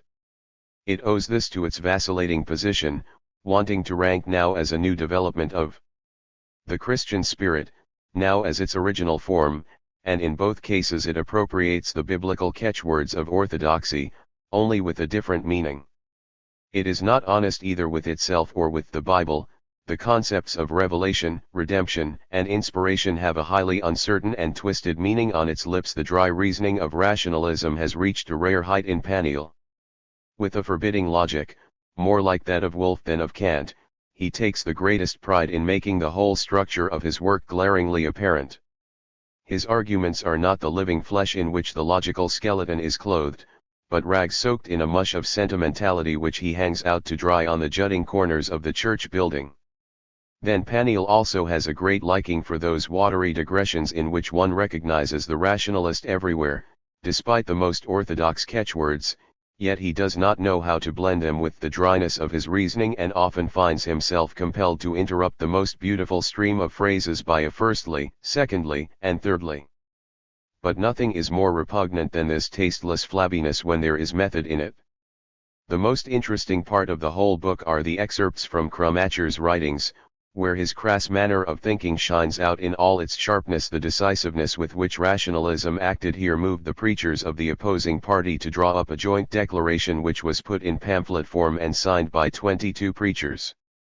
3. It contains the principles of orthodoxy coherently presented and with a half-concealed reference to the facts of the unresolved controversy. An intended declaration by the 7 rationalist preachers failed to appear. It would be a very great mistake, however, to judge the proportionate strength of the parties among the public by the relative numbers of the preachers. Morgenblatt Vergebildet Leser number 14, January 16, 1841. The great majority of the pietistic preachers in the area is made up of pastors who owe their positions partly to the temporary preponderance of their party, partly to a mild nepotism. Among the public, on the contrary, The rationalists at least balanced the Pietists in numbers, and all they lacked was an energetic representative to make them conscious of their position. In this respect Paniel is of incalculable value to his supporters. He has courage, determination, and in many respects also sufficient learning, and a bekentnis Bremischer Pastoren in Sachender Waret ed. Reports from Bremen 157. Lacks only the talent of rhetoric and writing to achieve something of significance. Latterly several little pamphlets have appeared, mostly anonymous, all of which remained without any influence on the public, however. A few days ago, a sheet of Unpedistiskriem came out which does not do its author any particular credit and is mentioned only for its curiosity value. The chief spokesman of the Bremen Pietists, the talented preacher F. L. Mallet, has promised a treatise entitled Dr. Paniel und die Bibel, but since it will hardly be able to count on the attention of the opposing party, one may assume the controversy to be over and summarize the complete facts from a general point of view. It must be admitted that this time Pietism has conducted itself with more skill than its opponent. It also had certain advantages over rationalism, a prestige of 2,000 years standing and a scientific, if one-sided, training through the latest orthodox and semi-orthodox theologians, while rationalism, in its finest development, was caught between two fires and attacked simultaneously by Tholick and Hegel. Rationalism has never been clear about its attitude to the Bible, the unhappy halfway stance which at first appeared definitely to imply belief in revelation but in further argumentation so restricted the divinity of the Bible that almost nothing remained of it. This vacillation puts rationalism at a disadvantage whenever it is a question of giving its tenets a biblical foundation. Why praise reason without proclaiming its autonomy? For where the Bible is acknowledged by both sides as the common basis, Pietism is always right. However, this time talent, too, was on the side of Pietism. A crumb-maker may show bad taste in many a single passage, but he will never go round and round for whole pages in such empty phrases as does Paniel. The best that was written from the rationalist side was Die Verflechungen, of which W. E. Weber acknowledged himself to be the author. G. Schwab once said of Strauss that he stood out from the great throng of opponents of the Positivino by a receptive awareness of the beautiful in every form. By the same token I should distinguish Weber from the ordinary run of rationalist. He has broadened his horizon by a rare knowledge of the Greek and German classics, and even if one cannot always agree with his assertions, particularly when they relate to dogma, his free mind and noble, vigorous diction must always find recognition. A recently published opposition pamphlet lacks all these qualities. A treatise just received here, Paulus in Bremen ***, is written not without wit and contains. The author of the anonymous pamphlet was Eduard Biermann ed. 158. Piquant digs at political and social conditions in Bremen, but it is as inconclusive as those already mentioned. This controversy was of great importance for Bremen especially. The parties opposed each other without thought, and things did not go any further than petty heckling. Pietism pursued its own purposes, while rationalism did not care about it and for that very reason had many mistaken notions about it. In the ministerium, that is, the official assembly of all the reformed and united preachers of the town, rationalism had hitherto been represented by only 2 members, and very timid ones at that. As soon as Paniel arrived, he acted more resolutely and presently we began to hear of dissension in the ministerium. Now, since Krummacher fanned the controversy, each party knows where it stands. Pietism had long known that its principle of authority could not be reconciled with reason, the basis of rationalism, and correctly saw in that trend, even when it was only germinating, a falling away from old Orthodox Christianity. Now even the rationalist has realized that his belief is not distinguished from Pietism by a different interpretation of the Bible, but stands in direct opposition to it. Only now that the parties are getting to know each other, is a unification on a higher plane possible, and in that regard the future can be awaited with tranquility. Relation to literature. Music. Morgenblatt für Gebildet Leser No. 15, January 18, 1841. It seems that the Hanseatic towns are now to be drawn forcibly into the stream of literature. Since Bürman's schism, there have been frequent discussions of this undeniably interesting topic. Bürman himself, in Deutschland und die Deutschen, has given considerable space to the three free maritime cities. The Freehafen carried Soltwedels Hanseatisk Brief. Hamburg has had some relation to German literature for a long time. Lübeck occupies a slightly too peripheral position and its age of material prosperity is also long past, yet a Soltwedel is to found a journal there too. Bremen eyes literature suspiciously since it has not got a very clear conscience with respect to it and is not usually treated very gently by it. And yet with its position and political conditions Bremen is undeniably better suited to be a center for the culture of northwest Germany than any other city. If only 2 or 3 capable men of letters could be attracted here, it would be possible to found a journal which would have a most important influence. Reports from Bremen 159. On the cultural development of North Germany.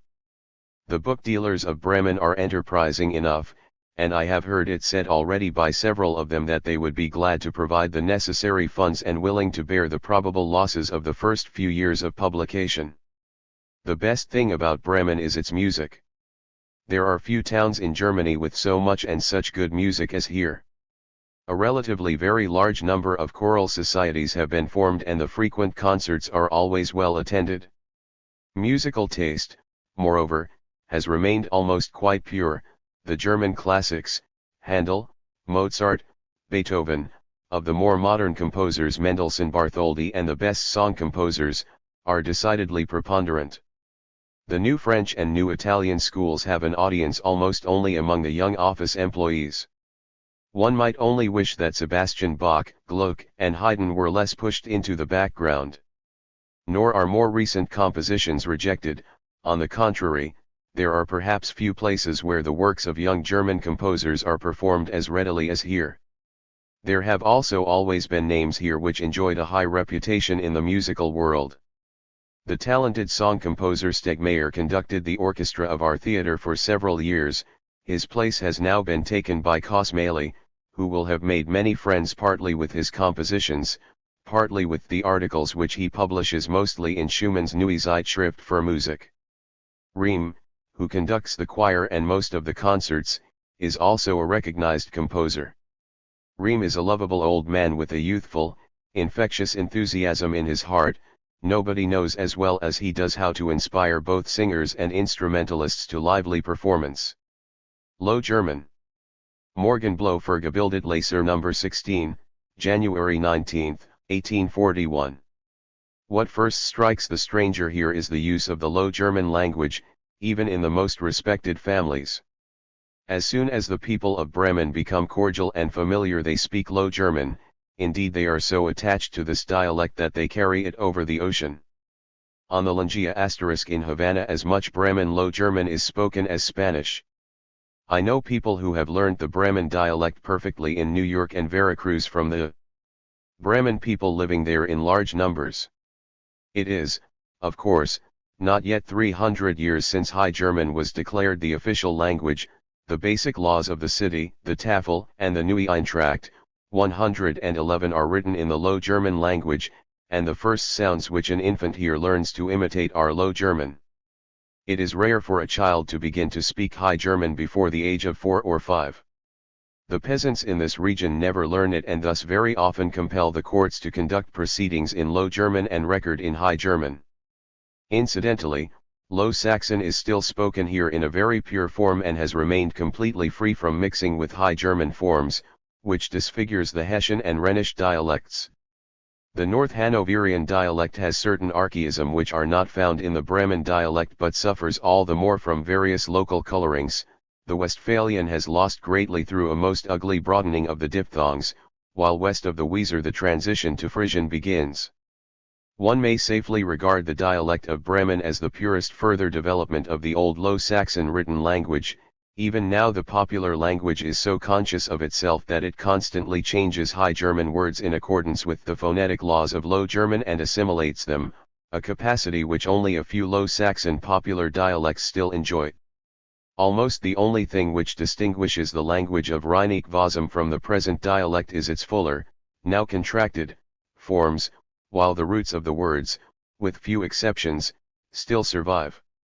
The linguists were therefore quite right to regard the Bremish's Wörterbuch as giving the lexical median of present-day Low Saxon popular idioms, and a grammar of the Bremen dialect taking into consideration the dialects between the Weser and the Elbe would be a most meritorious work.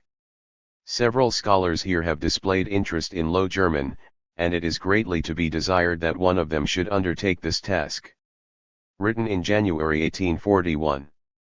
First published in the Morgenblatt für Gebildet Leser NOS 13, 14, 15, and 16, January 15, 16, 18 and 19, 1841.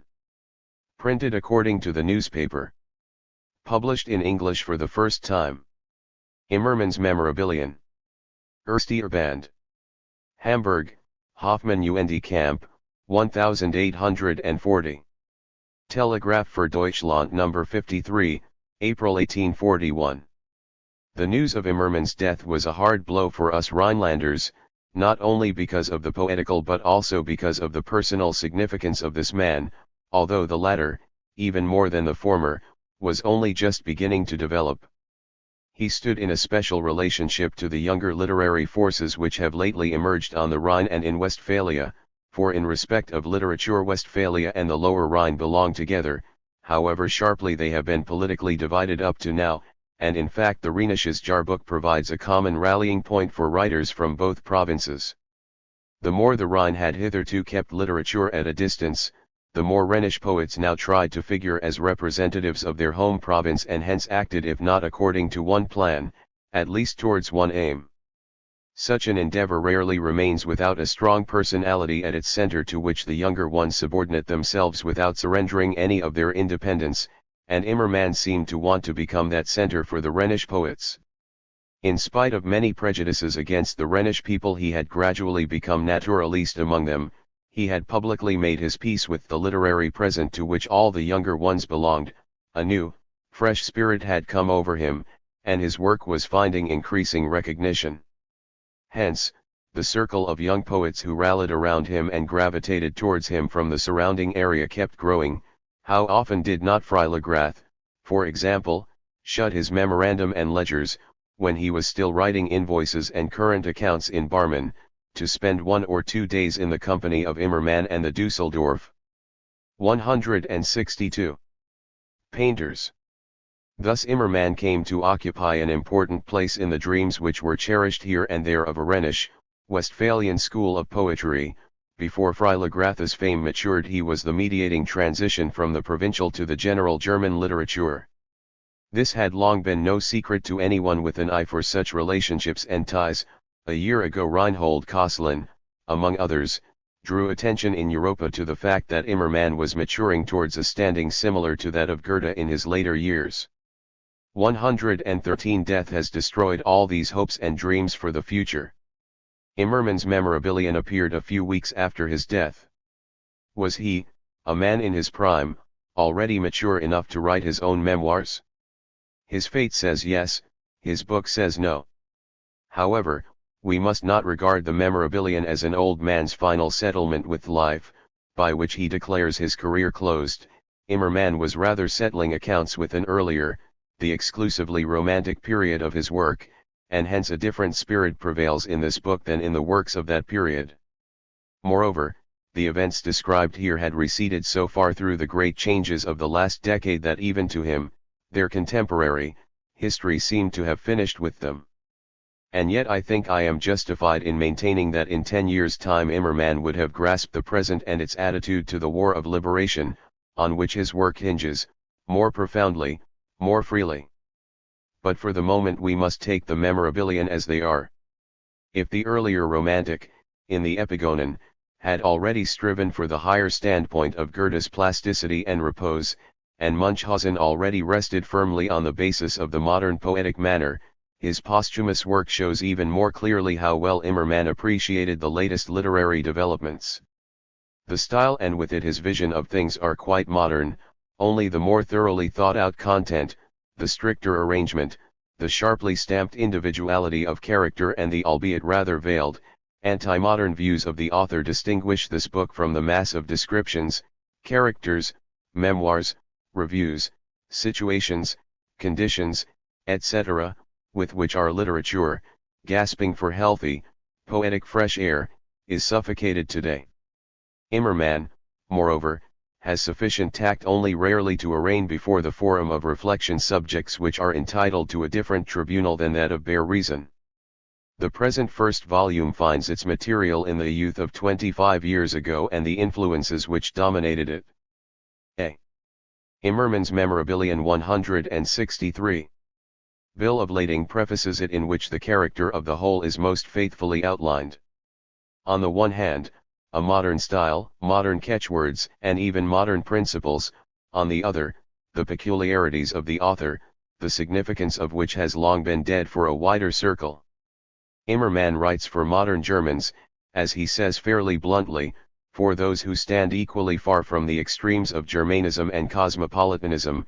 He has an entirely modern conception of the nation and establishes premises which would lead logically to autocracy as the people's destiny. He pronounces himself emphatically against that lack of self-confidence, the rage to serve and throw oneself away from which the Germans suffer. And yet, at the same time, Immermann has a most inadequately grounded preference for Prussianism, and the cool indifference with which he speaks of constitutional aspirations in Germany reveals only too clearly that he has not yet understood the unity of the modern spiritual life at all. One sees that the concept of the modern does not appeal to him at all, since he resists many of its aspects, but nevertheless he cannot dismiss the concept. The memoirs proper begin with the boyhood reminiscences. Immermann keeps his promise to describe only those moments at which history made its passage through him. World events grow with the boy's consciousness, and the colossal edifice is raised of which he was to witness the fall. At first storming in the distance, the waves of history break through the dam of North Germany in the Battle of Jena, sweep over complacent Prussia, making the saying of its great king après moi le deluge particularly true of his own state, 114, and at once flood first over Magdeburg, Immermann's hometown. This part is the best in the book. Immermann is stronger at narrative than reflective writing, and he has succeeded excellently in perceiving how world events are mirrored in the individual heart. This is also the point at which he links himself frankly to progress, even if only for the time being. For him, as for all the volunteers of 1813, the Prussia of before 1806 is the ancien regime of the state, but also, what is now less often admitted, the Prussia of after 1806 is a Prussia entirely reborn, a new order of things. The rebirth of Prussia is a peculiar affair, however. The first rebirth, through the great Friedrich, has been so praised on the occasion of last year's Jubilee that it is hard to understand how an interregnum of 20 years could already. A.K. Immermann, Memorabilien, 1. Thiel, S. 27 ed. B. Ibid, S. 3031 ed. 164. Make another necessary. 115. It is also claimed that in spite of the double baptism of fire, the old Adam has of late shown new, strong signs of life. In the present section, however, Immermann spares us the praises of the status quo, hence the point at which Immermann's road diverges from that of the modern day will only become clearer in the course of these lines. Telegraph für Deutschland No. 54, April 1841. Until it enters public life, youth is educated by the family, by study, by literature.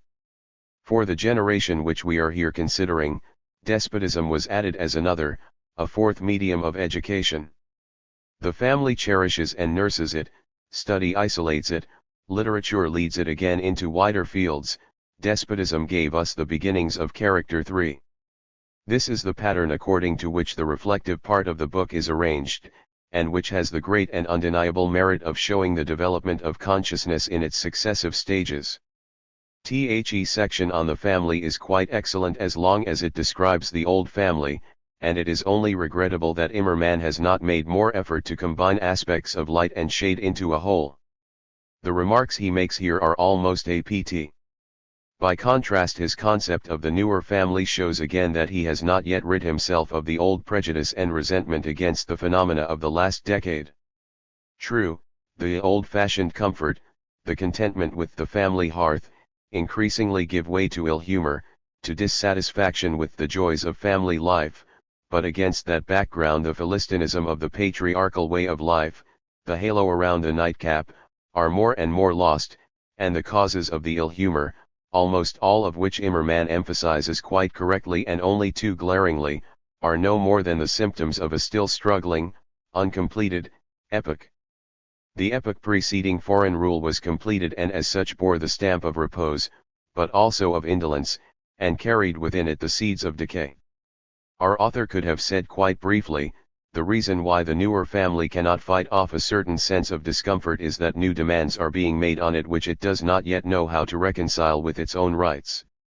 As Immermann admits, society has changed, public life has been added as an entirely new element, literature, politics, science, all this now penetrates into the family more deeply, and it has difficulty in accommodating all these alien guests.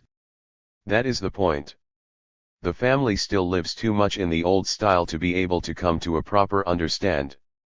A. K. Immermann, Memorabilien, 1. Thiel, S. 95 ed. Immermann's Memorabilien 165. Ing with the intruders and be on good terms with them, and here indeed a regeneration of the family is occurring, the disagreeable process just has to be gone through, and to my mind the old family badly needs it.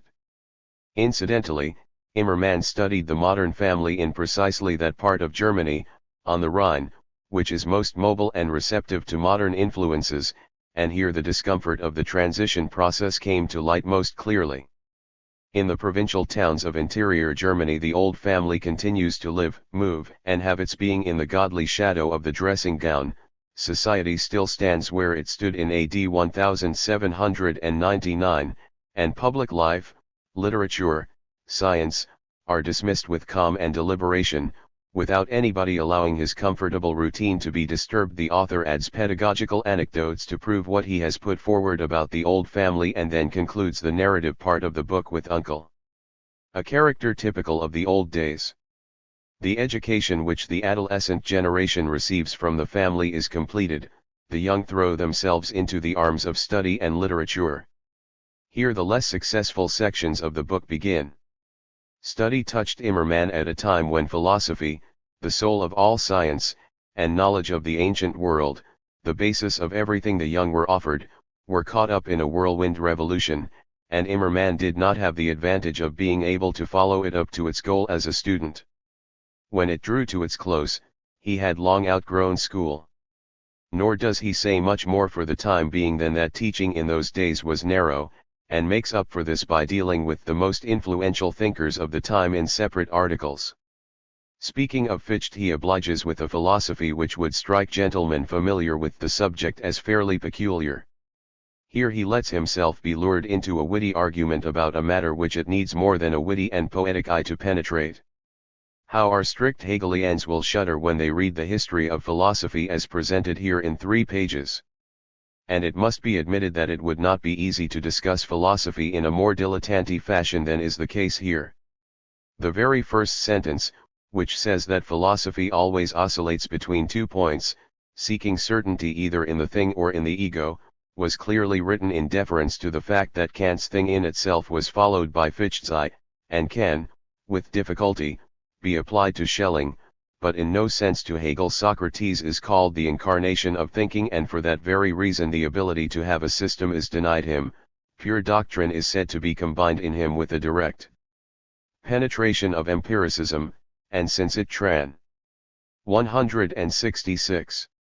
Sended the concept, this union, it is declared, could manifest itself only as a personality, not as a doctrine.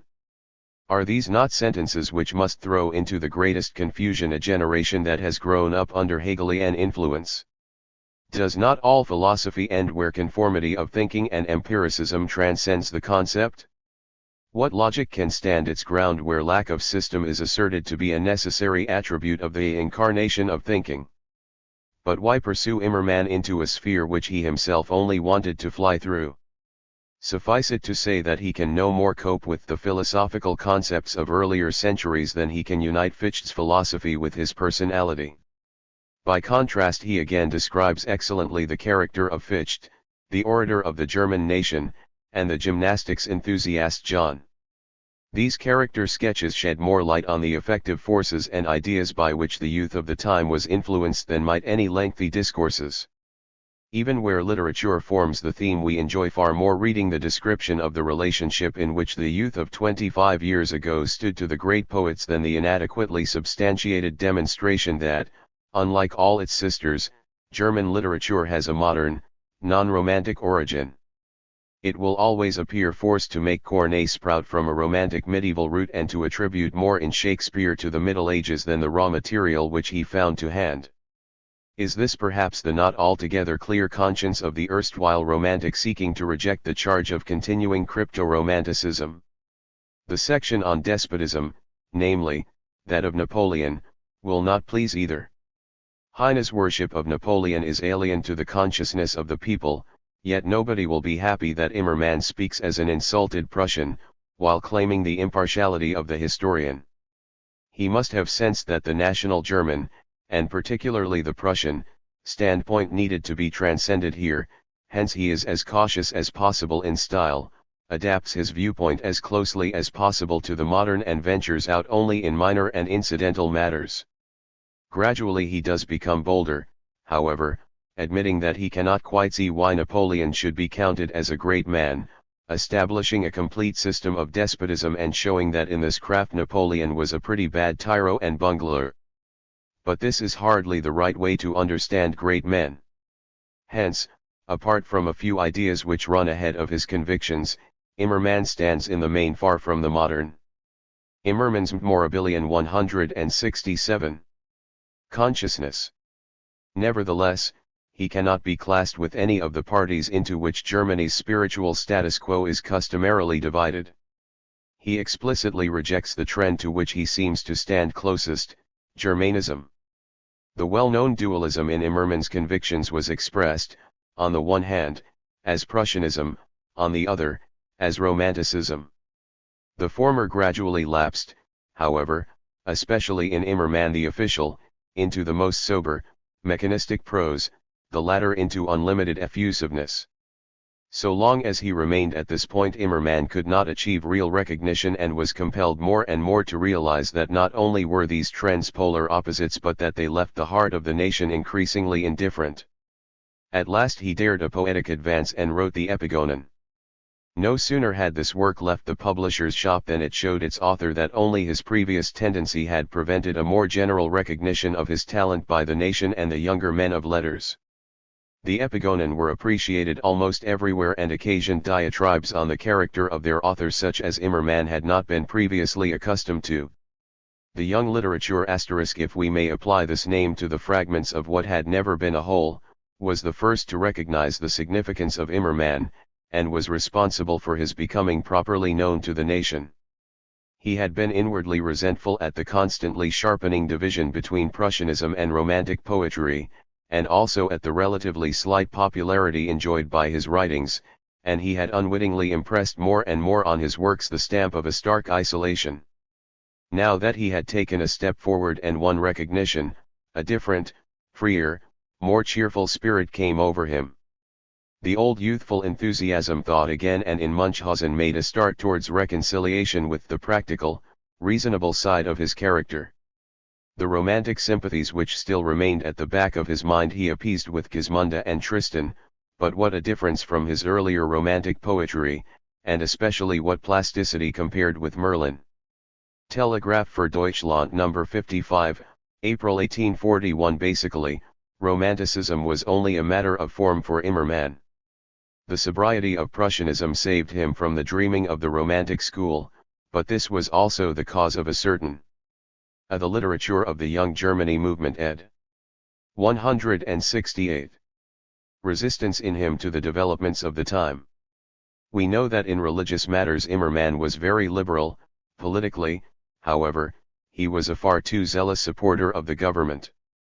True, his attitude to the young literature brought him closer to the political aspirations of the century and taught him to view them from another aspect, but, as the Memorabilien show, Prussianism was still very firmly entrenched in him. Yet precisely in this book we find quite a few statements which contrast so strongly with Immermann's basic views and rest so much on a modern basis that the significant influence of modern ideas on him is quite unmistakable. The Memorabilien clearly show their author's endeavor to keep pace with his time, and who knows whether the current of history might not eventually have undermined the conservative Prussian dam behind which Immermann kept himself entrenched. And now one more remark. Immermann says that the character of the epoch which he describes in the Memorabilien was primarily youthful motives were given play and youthful moods were voiced. Is that not also true of our epoch? The old generation has died out in literature, and youth has seized hold of the word.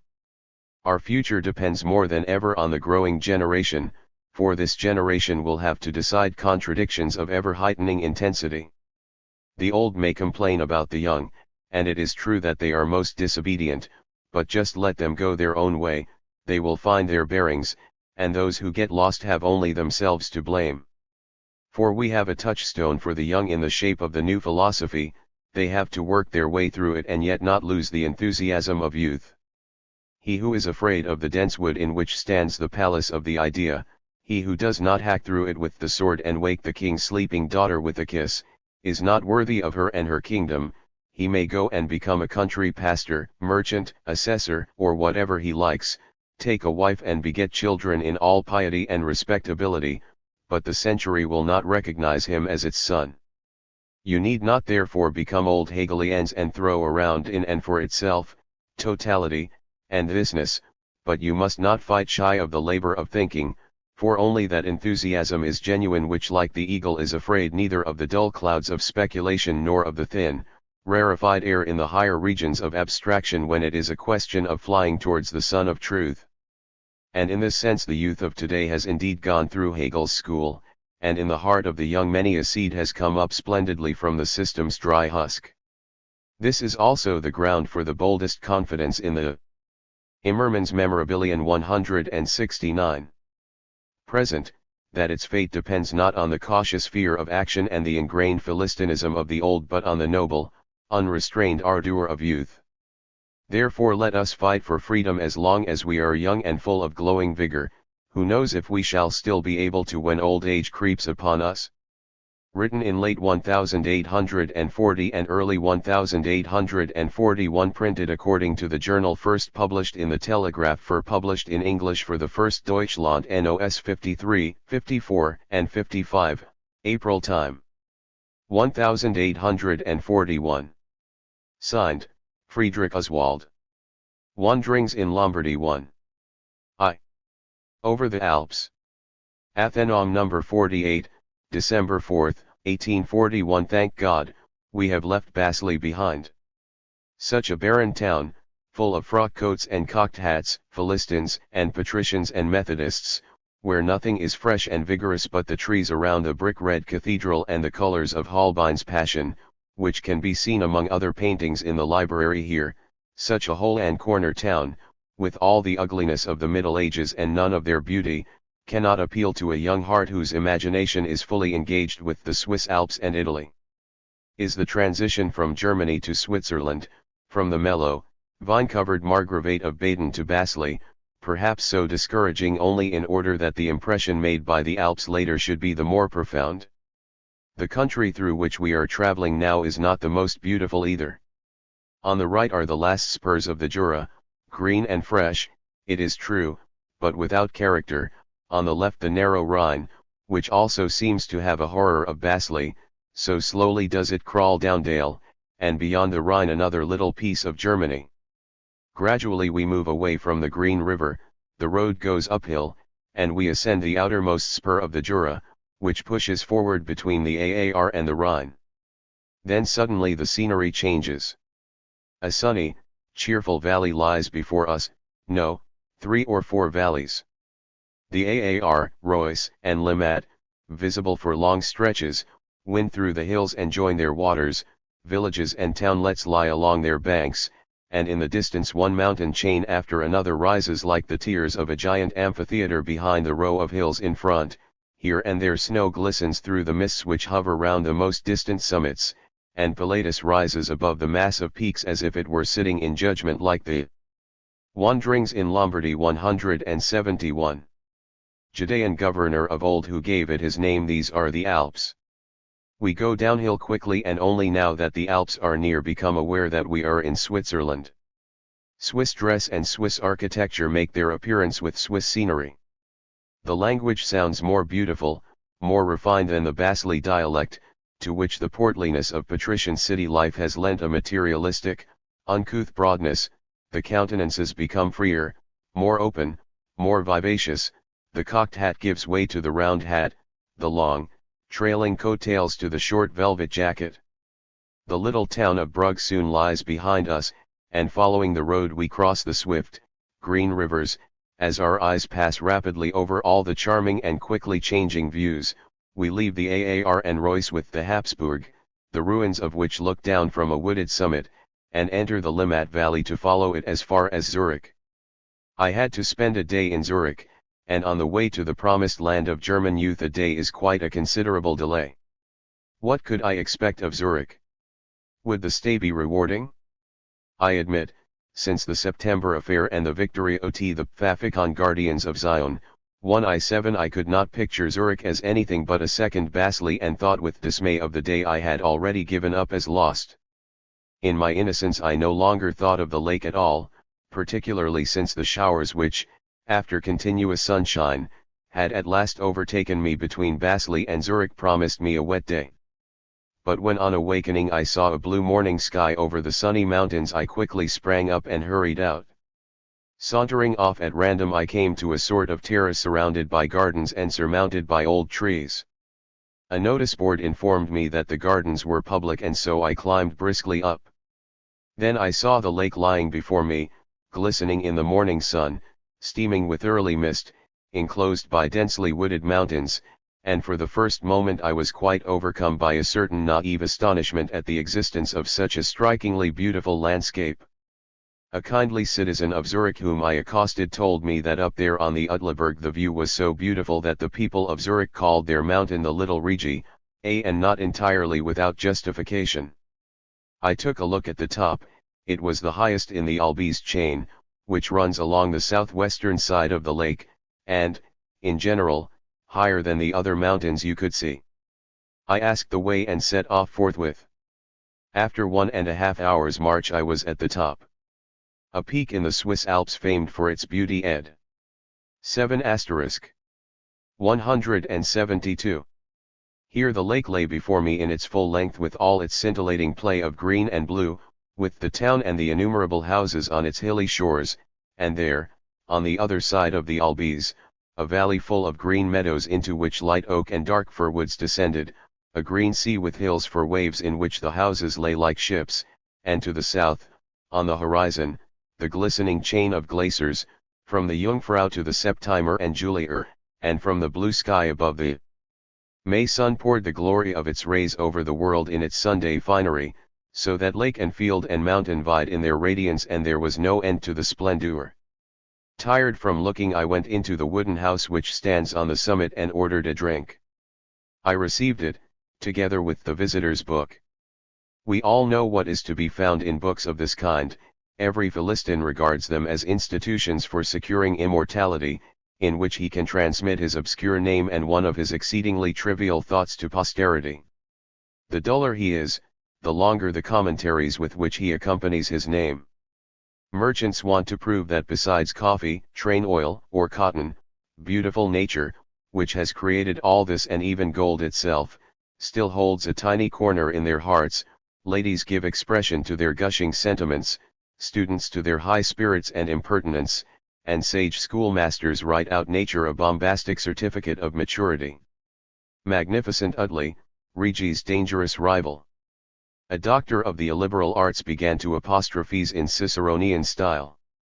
In annoyance, I turned the page and left all the Germans, French, and English unread. Then I found a sonnet by Petrarch in Italian which in translation sounds roughly like this. I soared in spirit to the abode up there.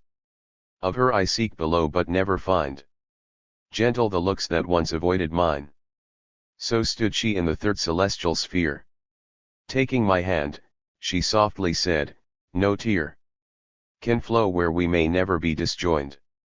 'Tis I that long disturbed your peace of mind, returning all too soon to my home here. Oh, that man's mind my joy might understand. I seek but you, and the form that you loved and that I left down there so long ago. Why did she say no more, let go my hand? A little more of that sweet sound, I know. And then from heaven had I never moved. Wanderings in Lombardy 173. The person who had copied this out was called Joachim Triboni from Genoa, and by this entry at once became my friend. For the more hollow and nonsensical the other comments, the more sharply the sonnet stood out against such a background, and the more it moved me. Where nature displays all its magnificence, where the idea that is slumbering within it seems, if not to awaken, then to be dreaming a golden dream, the man who can feel and say nothing except nature, how beautiful you are, has no right to think himself superior to the ordinary, shallow, confused mass. In a more profound mind, however, individual sorrows and sufferings rise, only to be merged in the splendor of nature and to dissolve in gentle reconciliation. This reconciliation could hardly be expressed more beautifully than in this sonnet. But there was yet another circumstance which made me a friend of that Genos. So another before me had brought his lover's grief to the summit, so I did not stand there alone with a heart that only a month ago had been filled with infinite bliss and now was torn and desolate. And what pain has more right to speak out in face of the beauty of nature than the noblest and most profound of all personal sorrows, the sorrow of love?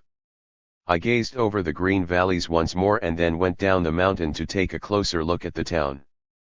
It lies round the narrow end of the lake like an amphitheatre, and from the lake too presents a charming aspect with its surrounding villages and country houses. The streets also stand out because of their handsome new buildings. I learned from an evening conversation with an old traveller that this state of affairs had not existed for very long.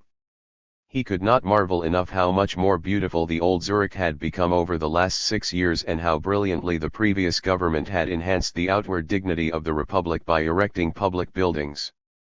Today, when a certain party cannot throw enough mud at that government's corpse, the fact deserves mention that during its lifetime it not only had the unprecedented courage to appoint a Strauss, but also performed other governmental duties with honor. The next morning I left for the south. First the road ran along the whole length of the lake to Rapperswil and Schmeriken, a marvelous road through gardens, country houses, and picturesquely grouped, vine-clad villages. On the other side of the lake the long, dark green Albis ridge with its luxuriant foothills, and to the south, where the mountains divide, the dazzling peaks of the Glarner Alps. In the middle of the lake an island appears, Ufna, the grave of Ulrich von Hutten. To fight like him for the free idea. 174. And thus to rest from strife and toil, what more could one ask for? Lulled by the subdued pounding of the green waves breaking against the hero's grave with a sound like the distant clash of arms and battle cries, guarded by giants armored in ice and eternally youthful, the Alps. And then a George Herweg, as representative of the German youth, making a pilgrimage to this grave and laying upon it his songs, the most beautiful expression of the ideas which inspire the young generation that outweighs statues and monuments.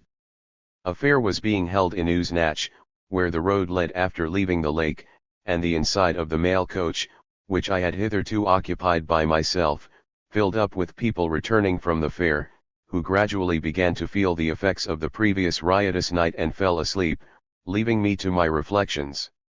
A most beautiful valley received us now. Soft sweeping hills clothed in green meadows and crowned with woods enveloped us. For the first time I saw here at close range the peculiarly shaded green of the Swiss forests, which are a mixture of deciduous and coniferous trees, and I cannot describe the profound impression it made on me. This mixture, which brings out light and dark shades equally, lends great charm even to monotonous country, and although the grouping of mountain and valley here was not unusual, it was surprising to find an area where almost all the beauty lay in the coloring. This made the coloring all the more beautiful. There was enough sublime and austere nature awaiting me on the way to the heights of the Alpine chain, but this softness and grace I found again only on the Italian side. In the meantime I was soon again at the foot of higher mountains whose peaks, though below the snow line, were still white now, in May. Through valleys now narrow, now wider, we went along the canal which links the Lake of Zurich with the Lake of Wallenstadt.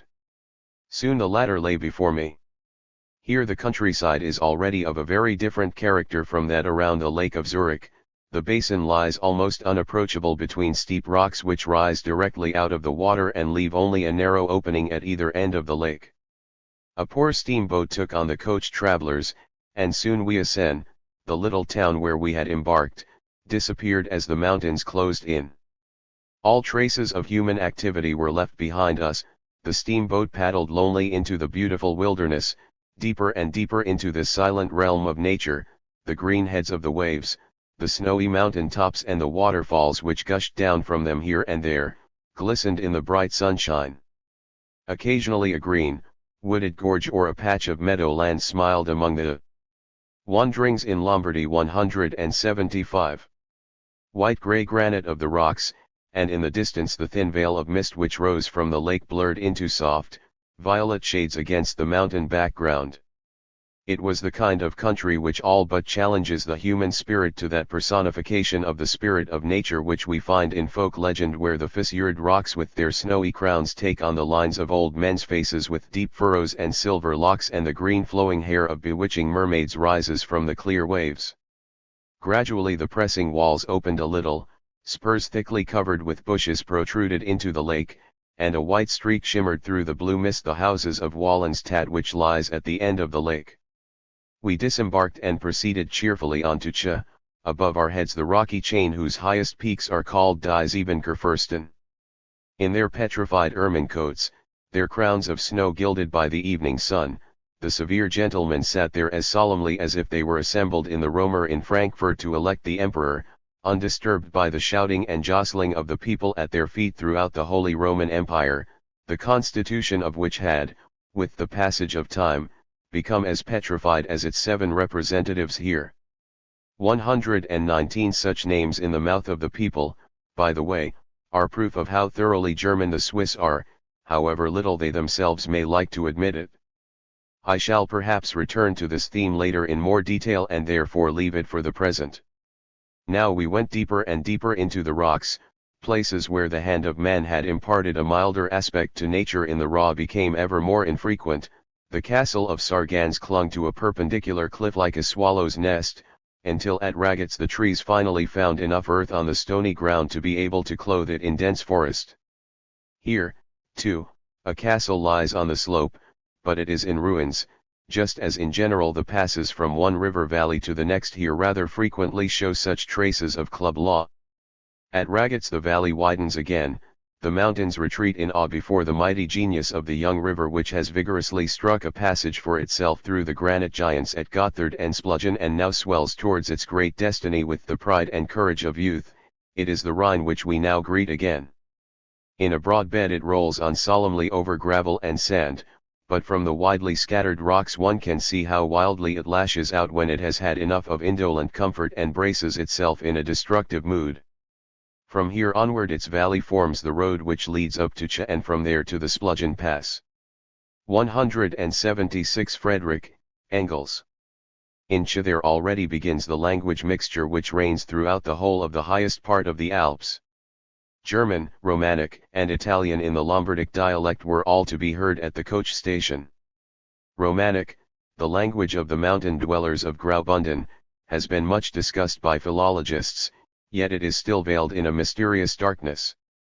Some have tried to group it with the main Romance languages in respect of independence, others have sought French elements in it without considering how these could have penetrated there. If this idiom is to be honored with some attention, the thing that most naturally suggests itself is to compare it with the neighboring dialects. But so far this has not been done. The little I was able to gather during my transit from people who know the language indicates that in word formation it is very closely related to the neighboring Lombardic idiom and differs from the latter only dialect ally. Everything that has been taken for French influence is to be found again south of the Alps.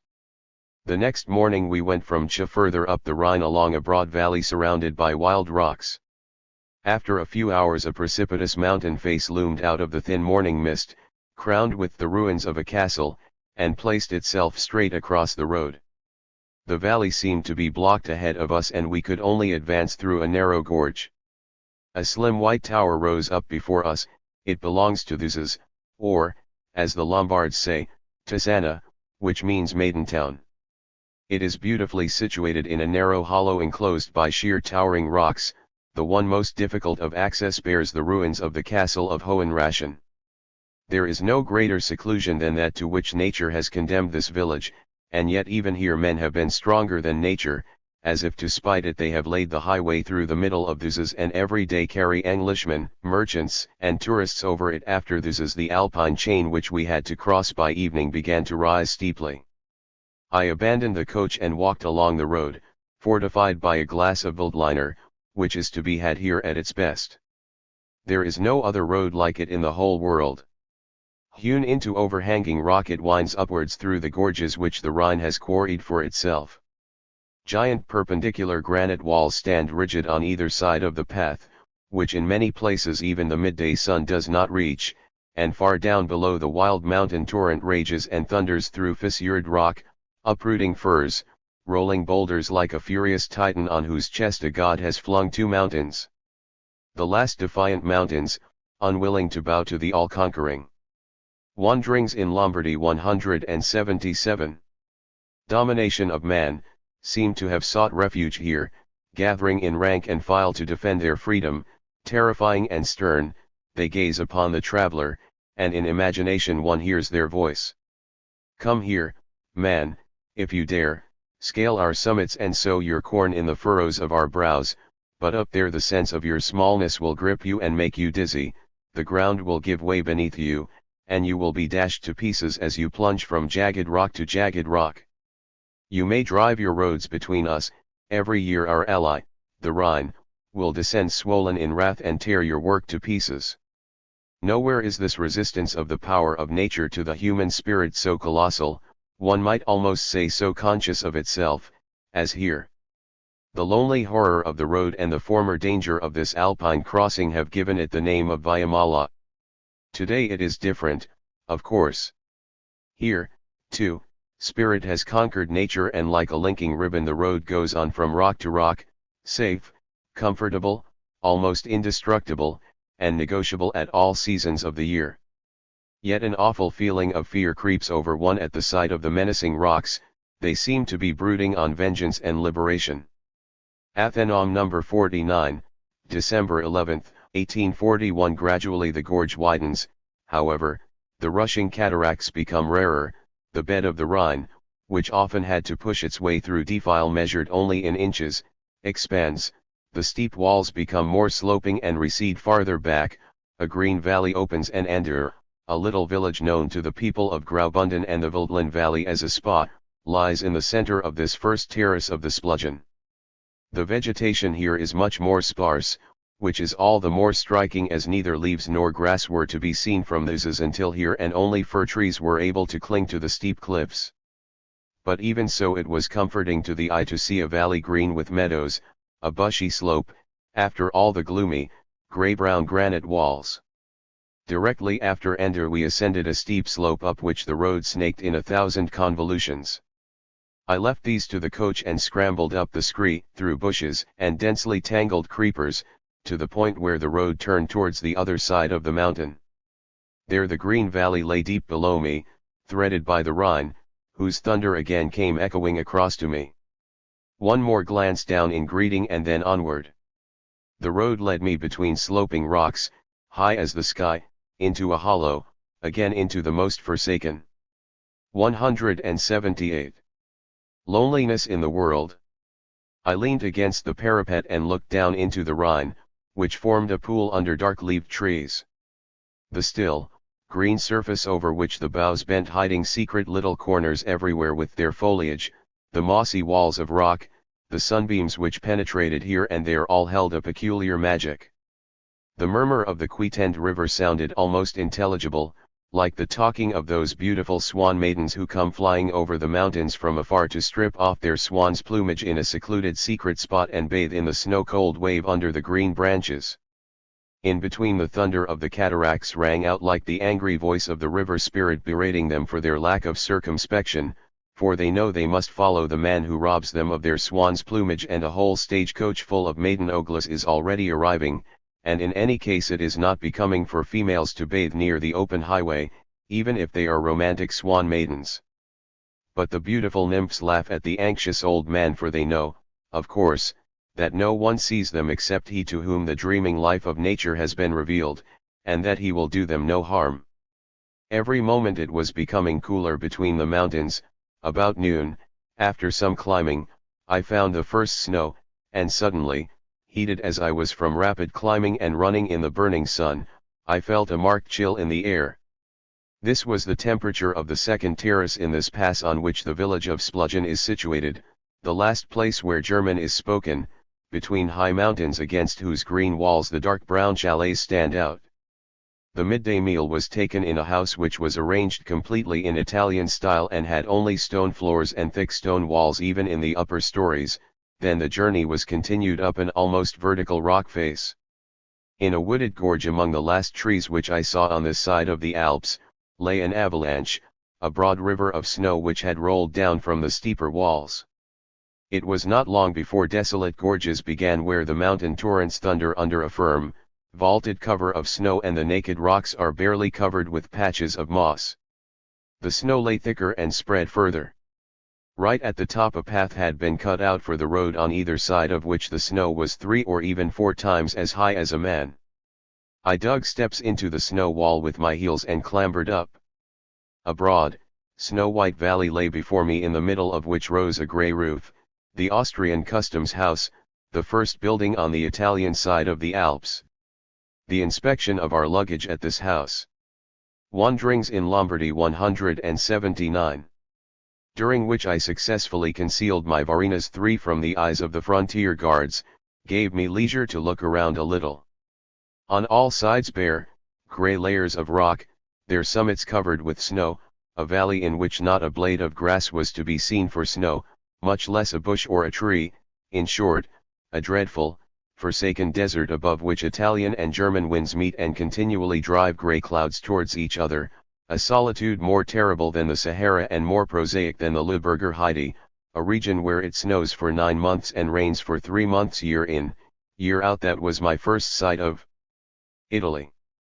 But then we descended rapidly, the snow disappeared, and where the white winter cover had barely melted yesterday, yellow and blue crocuses were already coming up today, the grass began to grow green, bushes appeared again, then trees with white waterfalls tumbling down between them, and the foaming Liro flowed far below in a valley full of violet shadows, gleaming snowy white through dark chestnut avenues.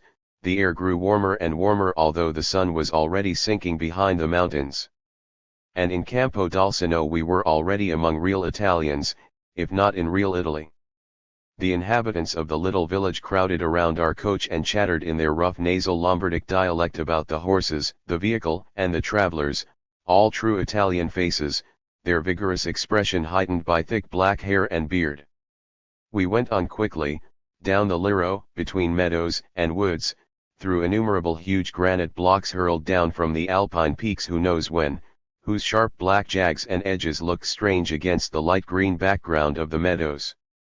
A row of beautiful villages, leaning against the rocks, with their slender, snow-white church towers, in particular S. Maria di Gallivigo, pass before our eyes.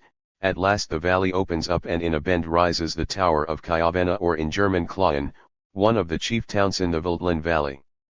Chiavenna is a completely Italian town with tall houses and narrow streets where one hears passionate Lombardic outbursts everywhere, Fucile di una puttana, Porco della Madonna, etc. While an Italian supper and Veltliner wine claimed our attention here, the sun was sinking behind the Alps of Radicon. An Austrian coach with an Italian condottiere and an escorting carabinier picked us up and we set off for Lake Como. The moon stood full and clear in the dark blue sky where here and there a star began to shine. The sunset flamed high, gilding a Varinas, a brand of tobacco named after the Venezuelan town of the same name. Ed. 180. The mountain peaks, and a magnificent southern night drew on. So I continued through the green vineyard country, the vines climbing over arbors and into the tops of mulberry trees. The warm air of Italy breathed upon me ever more mildly, the magic of a land never known but long dreamed of sent a sweet thrill through me, and beholding in spirit the glories my eye was to see, I fell blissfully asleep. Written in the spring of 1841, printed according to the journal, first published in the Athenaeum Nos 48, published in English for the first and 49, December 4 and 11, 1841, time signed, Friedrich Oswald. Schelling on Hegel 120. Telegraph für Deutschland number 207, December 1841.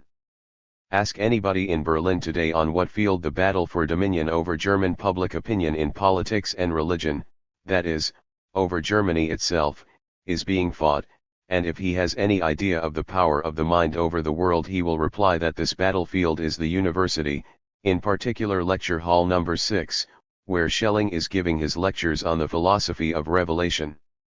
For at the moment all the separate oppositions which contend with Hegel's philosophy for this dominion are obscured, blurred, and pushed into the background by the one opposition of Schelling. All the attackers who stand outside philosophy, Stahl, Hengstenberg, Neander, are making way for a fighter who is expected to give battle to the unconquered on his own ground. And the battle is indeed peculiar enough.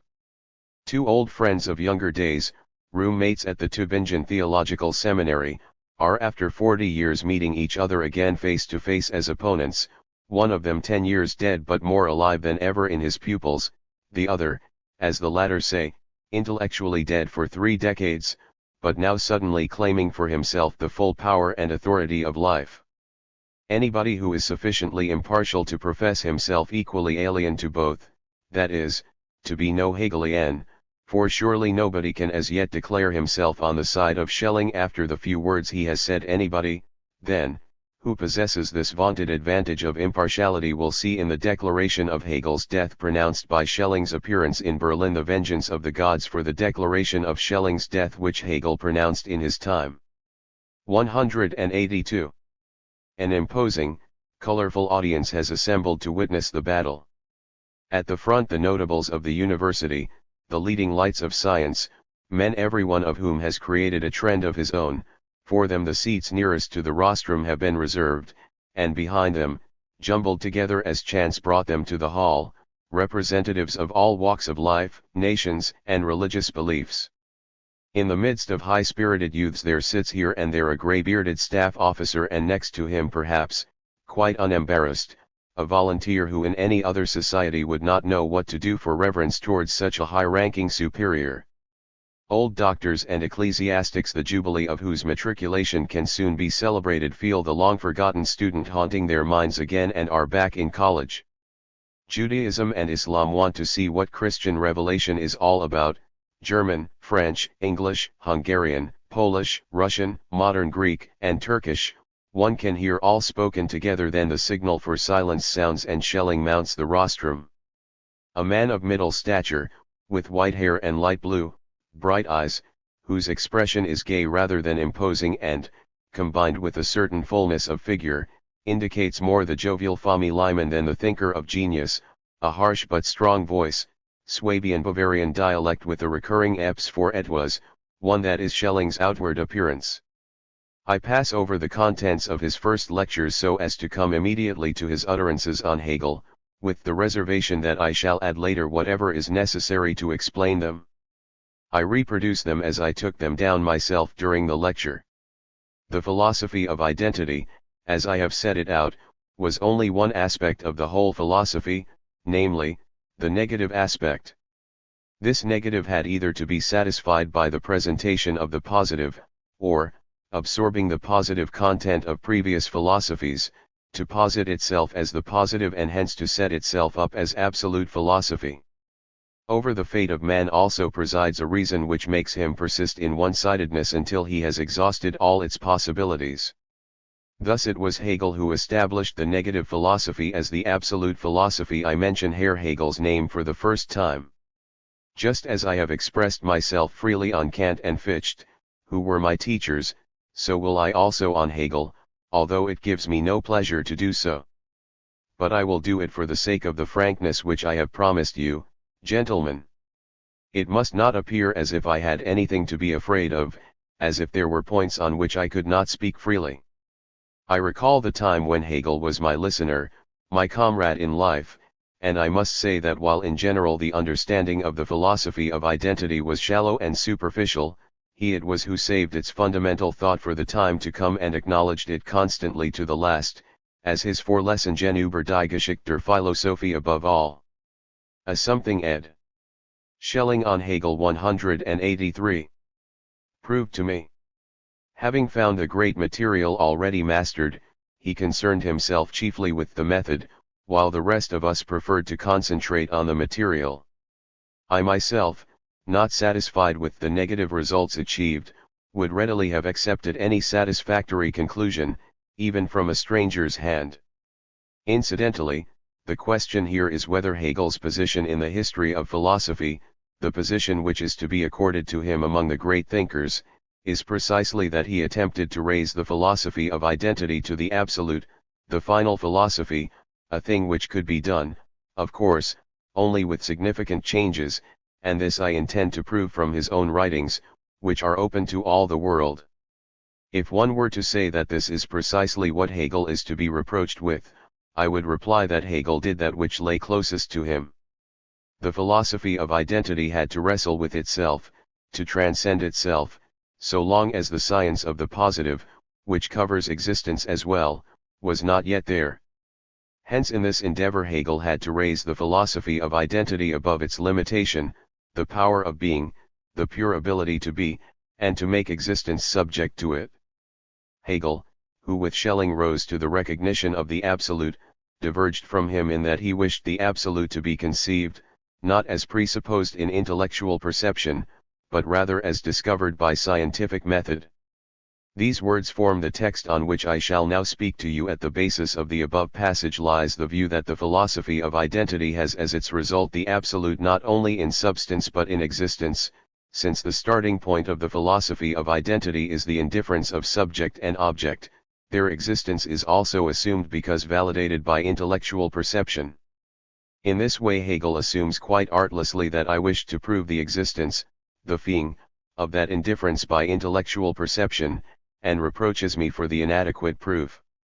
That I did not wish to do so is shown by the protest I have so often voiced that the philosophy of identity is not a system of existence, and, as concerns intellectual perception, the term in question does not occur at all in the presentation of the philosophy of identity, which is the sole and only one of the earlier period that I recognize as scientific.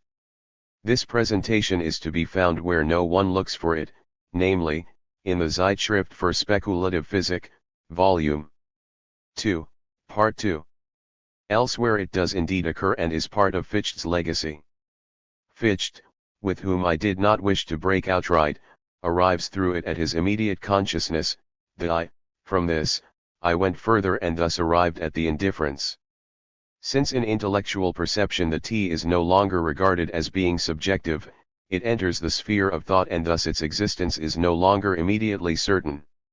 Accordingly, intellectual perception would not even prove the existence of the T, and though Fichte uses it for this purpose, I cannot base myself on it to prove from it the existence of the absolute. Hence Hegel could not reproach me for the inadequacy of a proof which I never wished to provide, but only for not having stated explicitly enough that I was not at all concerned with existence. For if Hegel demands proof of the being of the infinite power, he goes beyond reason. Should the infinite power exist, philosophy would not be free of being, and we must here ask whether something prior to existence can be thought. Hegel denies it, for he begins his logic with being and proceeds directly to an existential system.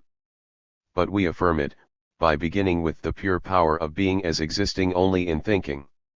Hegel, who so often speaks of immanence, nevertheless is only immanent in that which is not immanent in thinking, for being is this non-immanent. To retreat into pure thinking means in particular to retreat from all being outside thought. Hegel's contention that the existence of the absolute is proved by logic has the further disadvantage that in this way one has the infinite twice, at the end of the logic and again at the end of the whole process. In general, one cannot conceive why the logic is put first in the encyclopédie, instead of pervading and animating the entire cycle. 184. Telegraph für Deutschland number 208, December 1841. Thus far Schelling. In large part and so far as I could, I have quoted his very words and can boldly claim that he could not refuse to put his signature to these excerpts.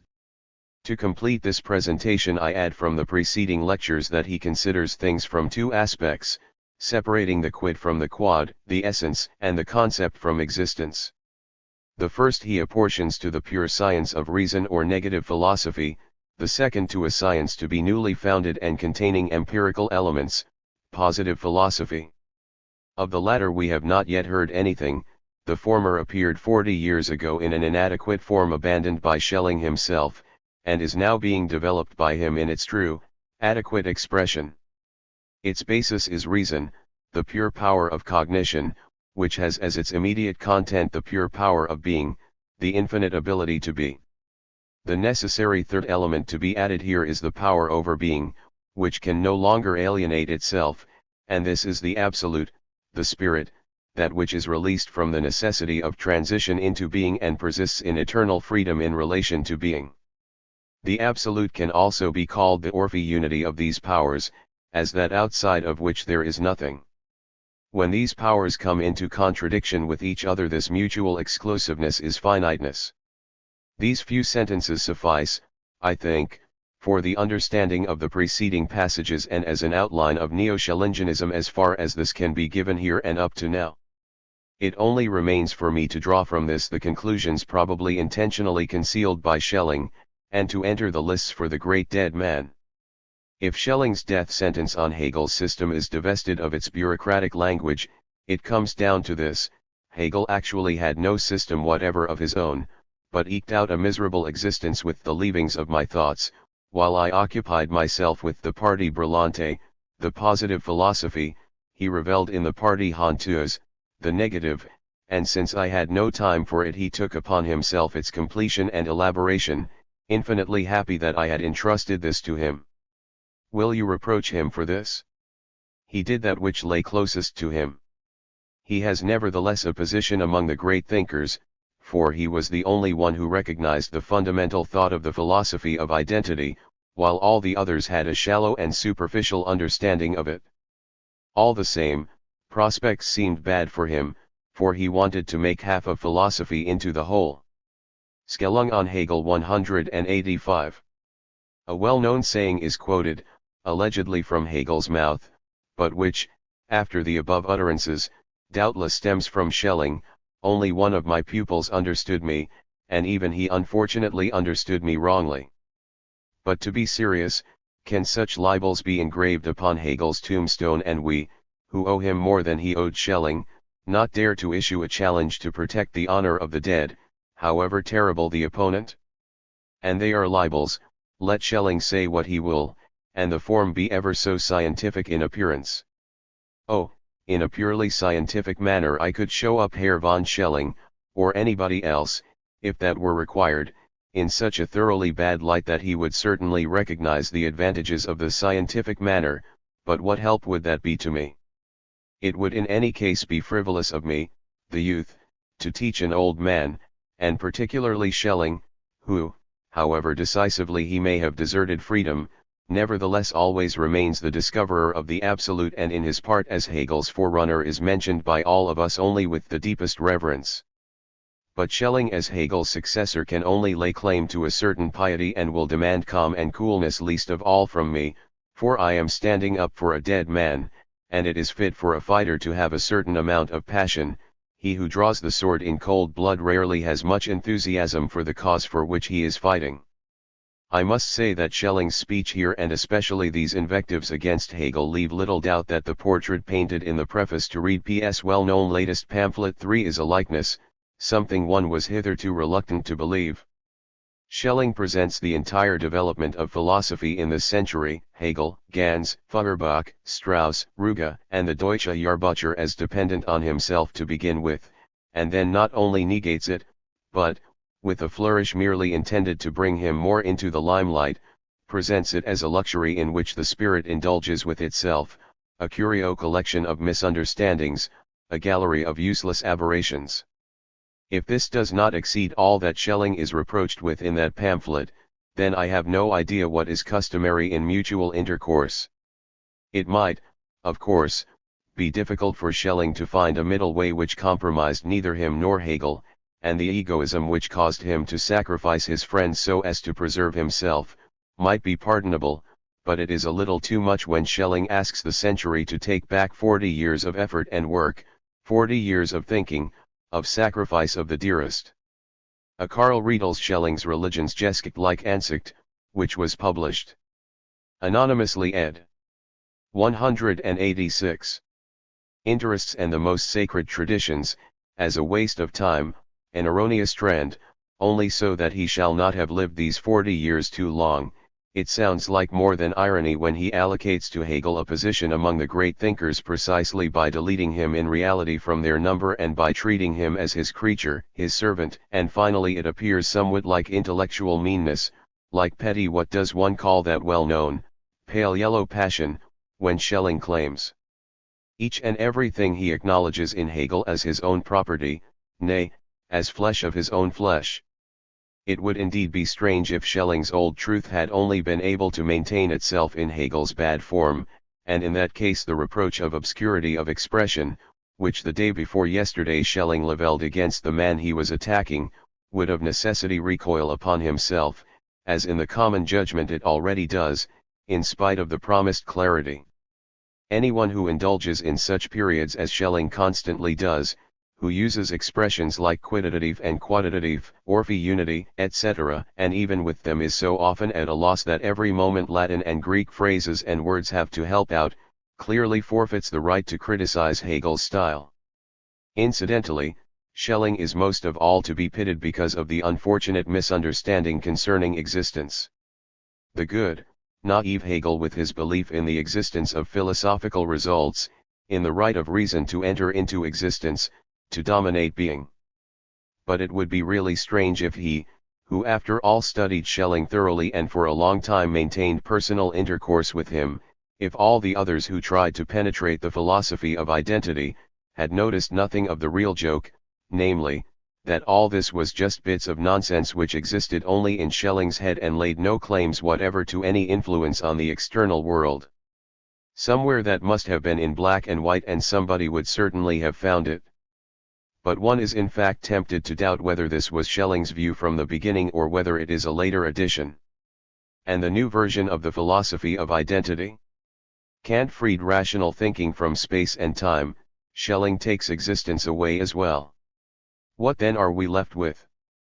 This is not the place to prove against him that existence belongs indeed to thought, that being is immanent in the mind and that the foundation of all modern philosophy, the cogito, ergo sum asterisk cannot thus be stormed and overrun, but I may be permitted to ask whether a power. A René Descartes, Principia Philosophiae, Vol. I, ch. 7 and 10 ed. Schelling on Hegel 187. Which itself has no being can produce a being, whether a power which can no longer alienate itself is still power, and whether the trichotomy of the powers does not correspond in a remarkable manner with the trinity of idea, nature, and mind which emerges from Hegel's Encyclopédie. And what will result from all this for the philosophy of revelation? It belongs, of course, to the positive philosophy, to the empirical side.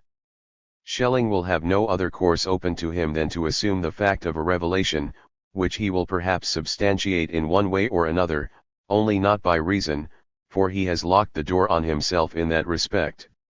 Hegel made things a little harder for himself, or can it be that Schelling has other sources of information up his sleeve? This philosophy can thus quite correctly be called empirical, and its theology positive, while its jurisprudence will probably be historical. That would indeed be not unlike a defeat, for we already knew all that before Schelling came to Berlin. It will be our business to follow the course of his thinking and to shield the great man's grave from abuse. We are not afraid to fight. Nothing more desirable could have happened to us than for a time to be ecclesia pressa asterisk there the mind's part. What is genuine is proved in the fire, What is false we shall not miss in our ranks. The opponents must grant us that youth has never before flocked to our colors in such numbers, that the thought which dominates us has never before unfolded itself so richly, that courage, conviction, talent have never been so much on our side as now. Hence we shall rise confidently against the new enemy. In the end, one will be found among us who will prove that the sword of enthusiasm is just as good as the sword of genius. Let Schelling see whether he can muster a school.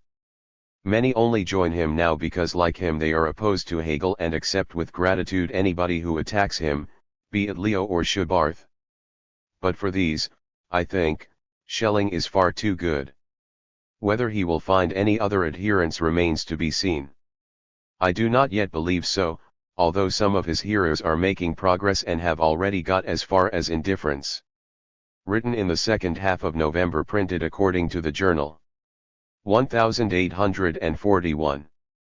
Published in English for the first published in the Telegraph für Time. Deutschland NOS 207 and 208, December. 1841. Signed, Friedrich Oswald. The Church Oppressed ed. Schelling and Revelation. Critique of the latest attempt of reaction against the free philosophy 121. Written in late 1841 and early 1842, printed according to the pamphlet first published as an anonymous, published in English for the first pamphlet in Leipzig in 1842. Time 191. For a decade there hung on the mountains of South Germany a thundercloud which gathered in ever darker menace against North German philosophy. Schelling appeared again in Munich. It was understood that his new system was approaching completion and would oppose the domination of the Hegelian school. He himself spoke out resolutely against that school, and its other opponents, when all arguments had to give way before its conquering might, still had the resort of pointing to Schelling as the man who would ultimately demolish it.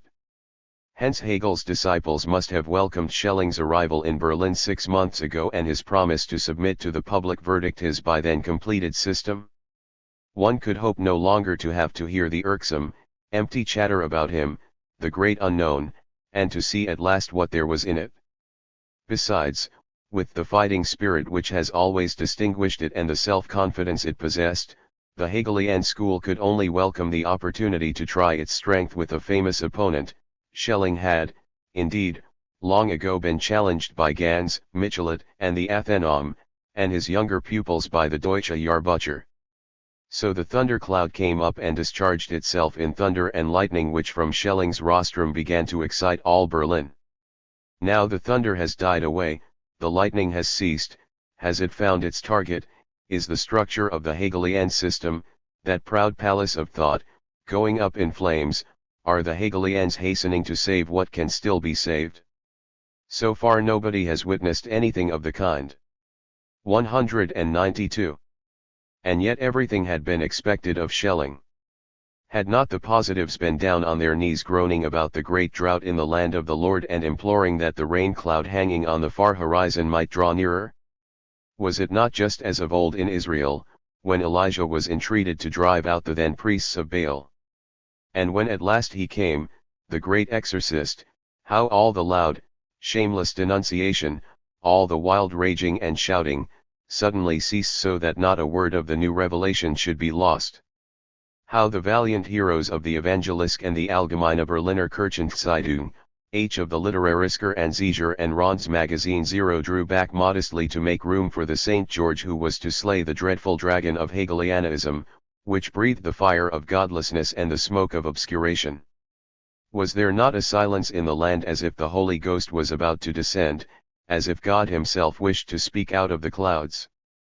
And when the philosophical Messiah mounted his wooden, very poorly upholstered throne in the Auditorium Maximum, when he promised deeds of faith and miracles of revelation, what jubilant cries greeted him from the camp of the positives! How all tongues were full of him in whom the Christians had placed their hopes! Was it not said that the bold hero would venture alone like Roland into enemy territory, plant his banner in the heart of enemy country, blast the innermost citadel of wickedness, the unconquered fastness of the idea, so that the enemies, left without base or center, could no longer find counsel or any place of safety in their own country. Was it not proclaimed that the fall of Hegelianism, the death of all atheists and non-Christians, was to be expected by Easter 1842? Everything has turned out differently. The Hegelian philosophy lives on the rostrum, in literature, in the young. It knows that all the blows dealt it up to now could do it no harm and calmly proceeds on its own course of inner development.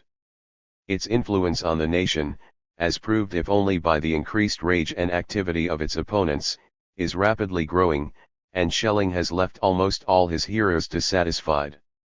These are facts which not even the few adherents of the new Schellingian wisdom will be able to dispute with valid arguments.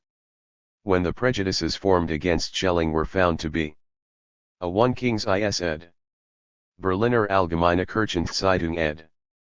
Sie Zeitschrift für Philosophie und Spekulative Theologie, edited by Fichte Jr. ed.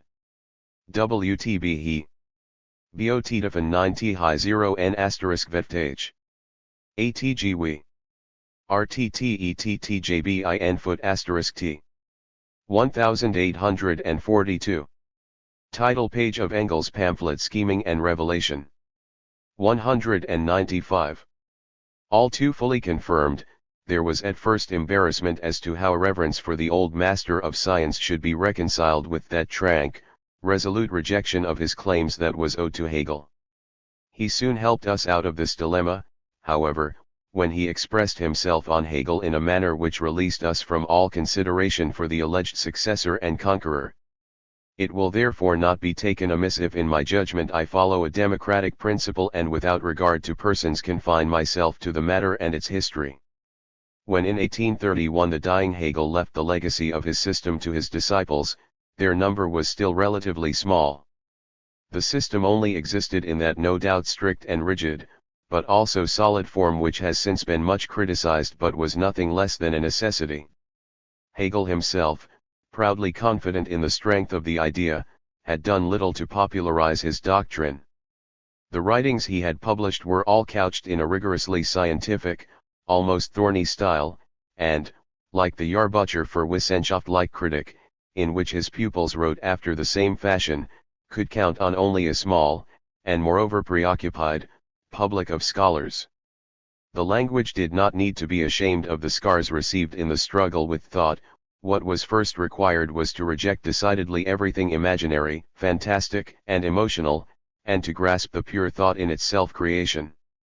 Once this secure base of operations had been achieved, it was possible to await in calm a subsequent reaction of the excluded elements and even descend into unphilosophic consciousness, since the rear was covered. The influence of Hegel's lectures always remained limited to a small circle, and although its importance there was great, it could bear fruit only in later years. But it was only after Hegel had died that his philosophy really began to live. The publication of his collected works, particularly the lectures, 122 had an immeasurable effect. New doors were opened to the wonderful hidden treasure which lay in the secret depths of the earth and of whose splendor only a few had yet caught the gleam. Small had been the number of those who had had the courage to venture on their own into the labyrinth of its approaches. Now there was a straight, smooth road by which the fabulous jewel could be reached. At the same time, coming from the lips of Hegel's pupils, the teaching assumed a clearer, more human form. The opposition on the part of philosophy itself became weaker and less significant, and by only the most hidebound theologians and jurists were heard to complain about the impertinence with which a layman was intruding into their 196. Special field of learning. Youth seized upon the new offering the more eagerly as in the school itself an advance had meanwhile taken place which urged on to the most meaningful discussions on vital questions both of science and of practice. The limits within which Hegel himself had confined the powerful, youthfully impetuous flood of conclusions from his teaching were conditioned partly by his time, partly by his personality. In its fundamentals Hegel's system had been completed before 1810, his world outlook by 1820.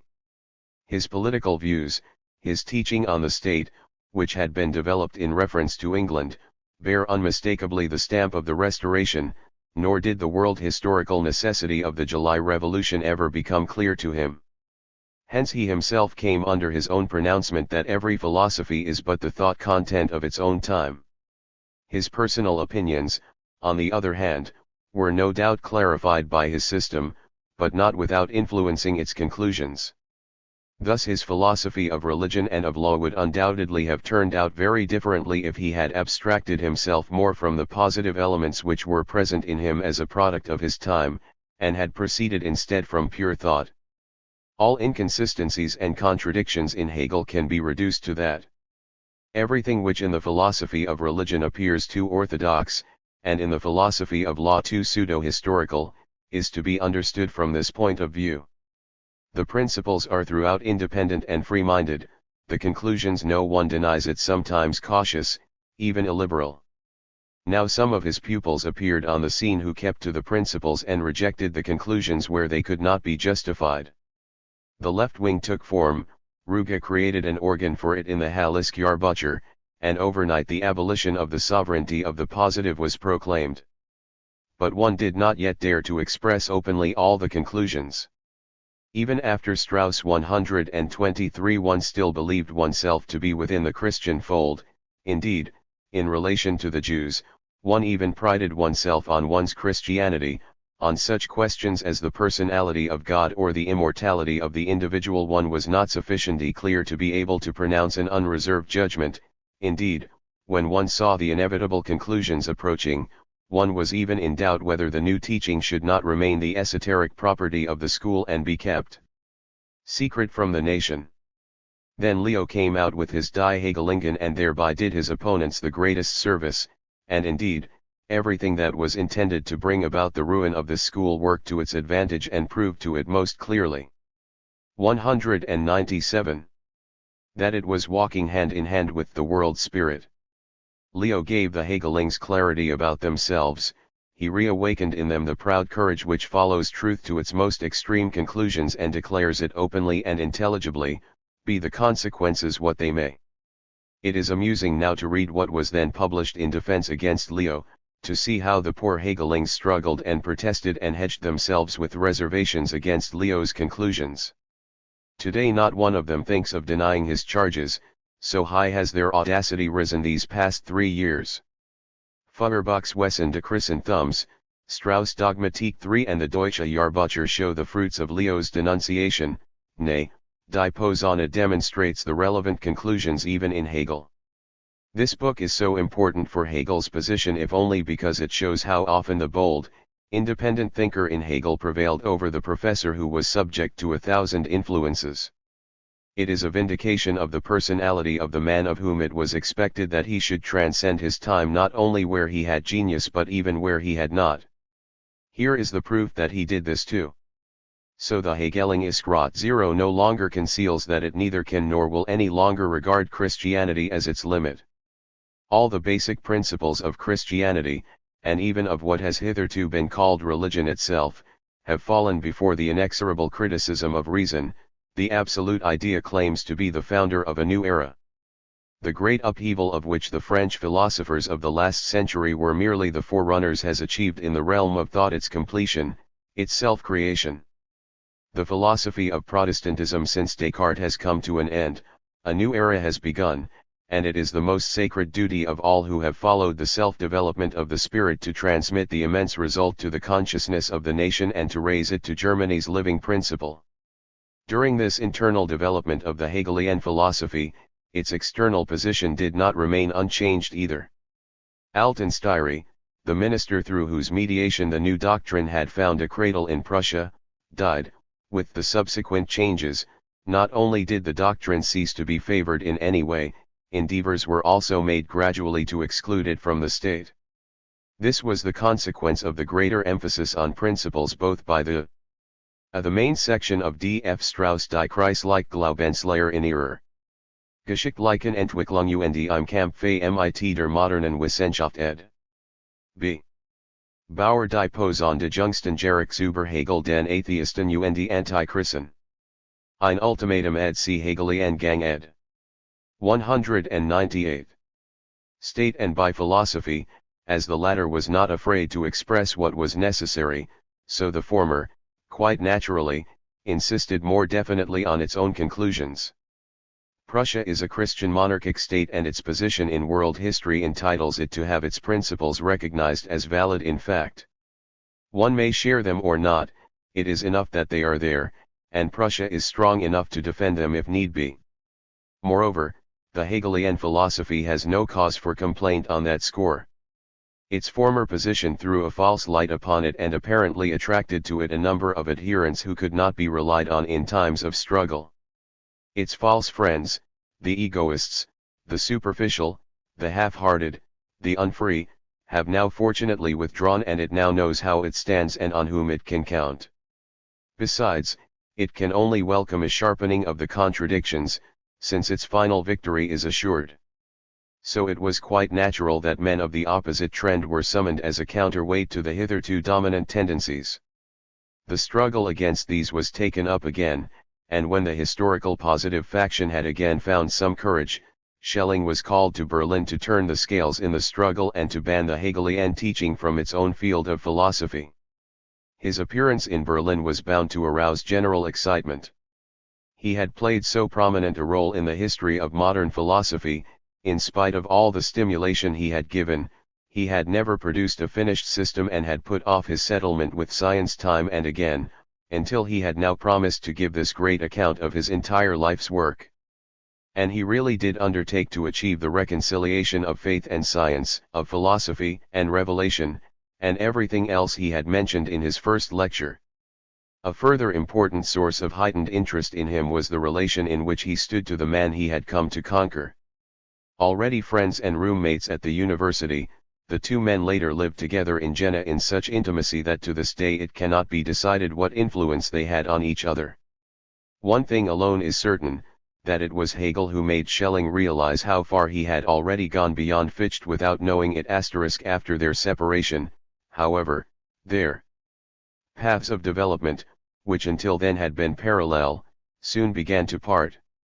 Hegel, whose profound, restless dialectic only now began freely to develop after Schelling's influence had receded, made in 1806 with the Phenomenologie des Geistes a giant step beyond the standpoint of natural philosophy and declared his independence of it. Schelling despaired more and more of the possibility of achieving the great results he desired by the method hitherto followed, and already at that time attempted to master the absolute directly by empirical assumption of a higher revelation. While Hegel's thought-creating power proved itself increasingly energetic, lively, and active, Schelling, as is already evidenced by his making such an assumption, sank into an inert lassitude which soon became outwardly manifest in the slackening of his literary activity. He may well talk complacently now about his long, secret philosophical labors, about the hidden treasures in his desk, about his 30 years' war with thought. Nobody will believe him. He who concentrates the entire effort of his mind on a single point, who still lays claim to the youthful vigor which overcame a Fichte, and wants to be a hero of science, a genius of the first order, and only such a one would be able to overthrow Hegel, as everybody must admit would he need 30 years and more to produce a few insignificant results. If Schelling had not taken Philosophising so lightly, would not all the stages in the development of his thought lie before the world in separate writings? After all, he never showed much self-control in this regard, and used to send at once anything new he found into the world without much criticism. If he still felt himself to be the king of science, how could he live without the recognition of his people? How could the miserable existence of a dethroned prince, a Charles X, how could the long since worn and faded purple of the philosophy of identity satisfy him? Should he not have dared everything to reinstate himself in his lost rights, to reconquer the throne of which a later Chimera had deprived him? Instead, he left the road of pure thought, buried himself in mythological and theosophical fantasies, and kept his system at the disposal, as it would appear, of the King of Prussia, for at his call the never completed was at once ready.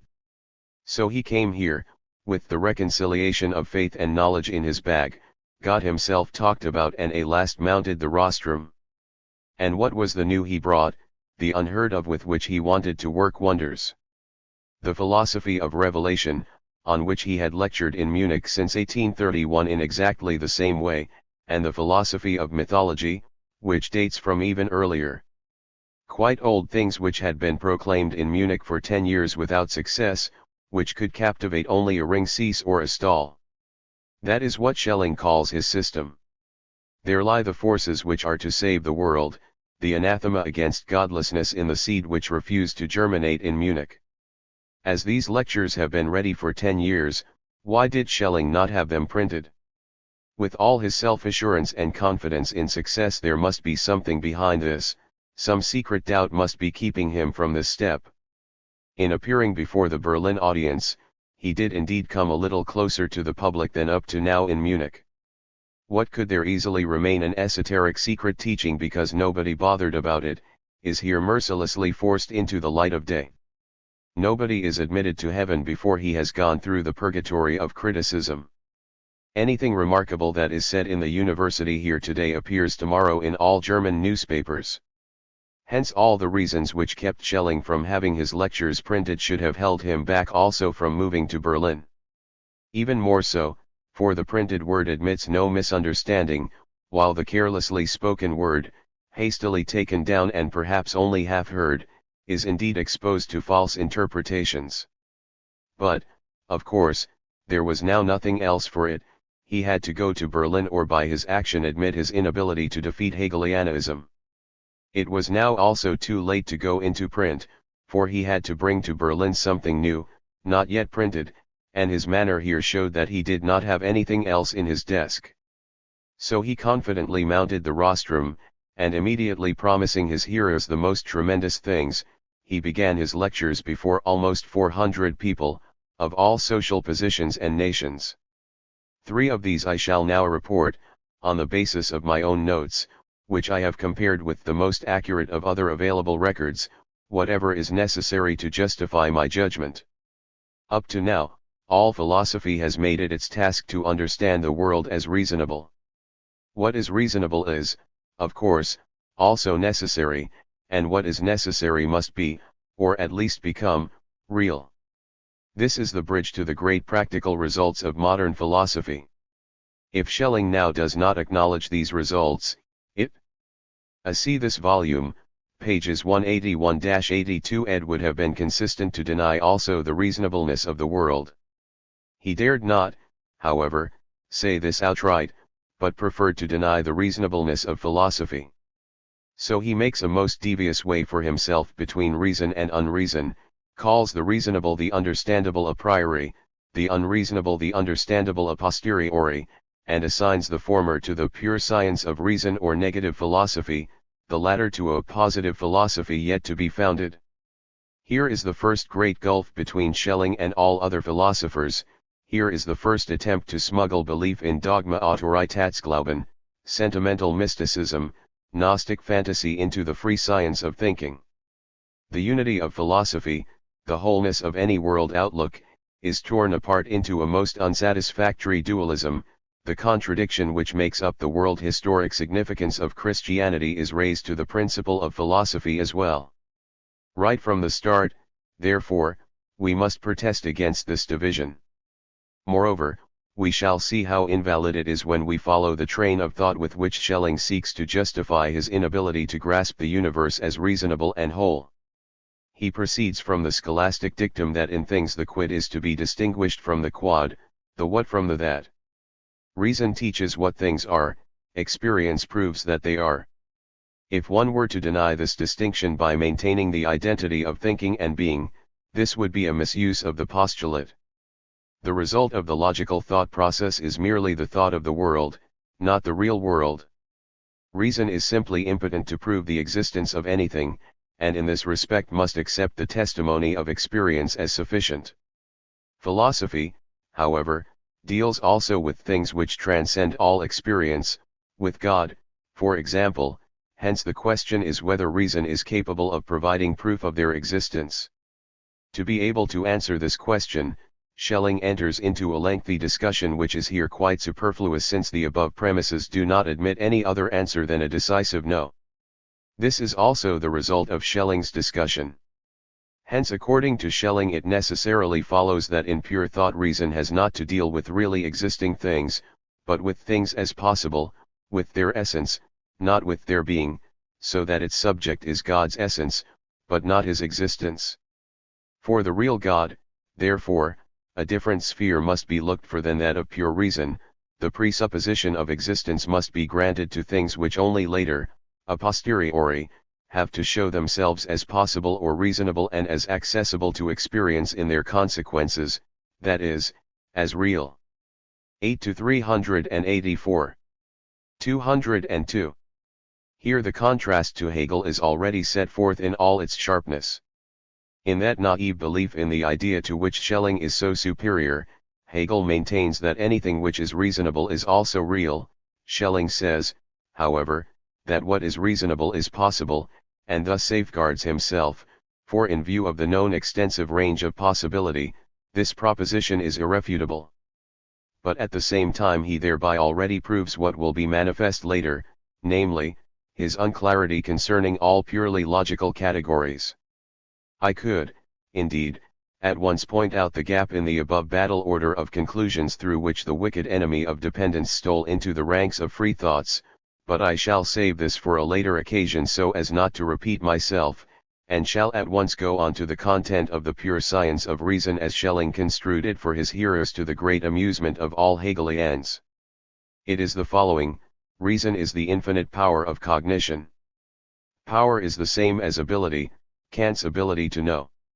As such it appears without any content, but nevertheless it has one, and indeed, without its own doing, without action on its part, for otherwise it would, of course, cease to be power, since power and action are opposites.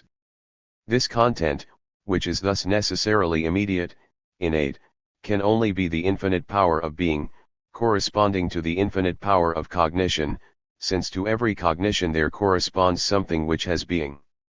This power of being, this infinite ability to be, is the substance from which we must derive our concepts. To be occupied with it is pure, self-immanent thinking. This pure ability to be is not just a readiness to exist but the concept of being itself, that which by its nature is eternally passing over into concept, or that which is about to pass over into being, that which cannot be prevented from being and is therefore passing over from thinking into being. This is the mobile nature of thinking, according to which it cannot stop at mere thinking but must constantly pass over into being. This is, however, no passing over into real being but only a logical passing over. So instead of the pure power there appears something that logically is being. But since the infinite power stands in the relation of the prius to that which itself originates in thinking by passing over into being, and since only everything that really is being corresponds to the infinite power, reason possesses as its integral content the power to assume an a priori attitude to being and thus, without having recourse to experience, to arrive at the content of everything that really is being. That which occurs in reality reason has recognized as logically necessary possibility. It does not know whether the world 203 exists, it only knows that if it does, it must be of such and such a nature. Hence, the fact that reason is power compels us to regard its content also as potential. Hence God cannot be the immediate content of reason, for he is something real, not merely potential, possible. In the power of being we first discover the possibility to pass over into being. This being takes away from the power the domination over itself. Before, the power dominated being, it could pass over into it or not. Now it has fallen to being, is under its sway. This is being without mind, without concept, for mind is power over being. This conceptless being is no longer to be found in nature, it has already all been taken possession of by form, but it is easy to see that this condition was preceded by a blind, boundless being, which lies at its basis as matter. But power is this freedom, this infinity, which can pass over into being or not, so that the two contradictory opposites in it, being and not being, are not mutually exclusive. This second ability also not to pass over into being is the equal of the first, as long as the first remains power. Only when that which is immediately able to be actually passes over into being is the other excluded from it. The indifference of the two in the power then ceases, for now the first possibility posits the second outside itself. The ability to realize itself is given to the second only by the exclusion of the first. As in the infinite power the ability to pass over and the ability not to pass over do not exclude each other, so also they do not exclude that which hovers freely between being and not being. Thus we have three powers. In the first a direct relation to being, in the second an indirect relation, which is able to be only by the exclusion of the first. So we now have 1, that which inclines to being, 2, that which inclines to not being, 3, that which hovers freely between being and not being. Before the act of passing over, the third is not distinct from the direct power and so will only become being when it is excluded by the first two. It can only come to be when the first two have passed over into being. With this all possibilities are completed and the inner organism of reason is exhausted in this totality of powers. The first possibility is only that before which there can only be the infinite power itself.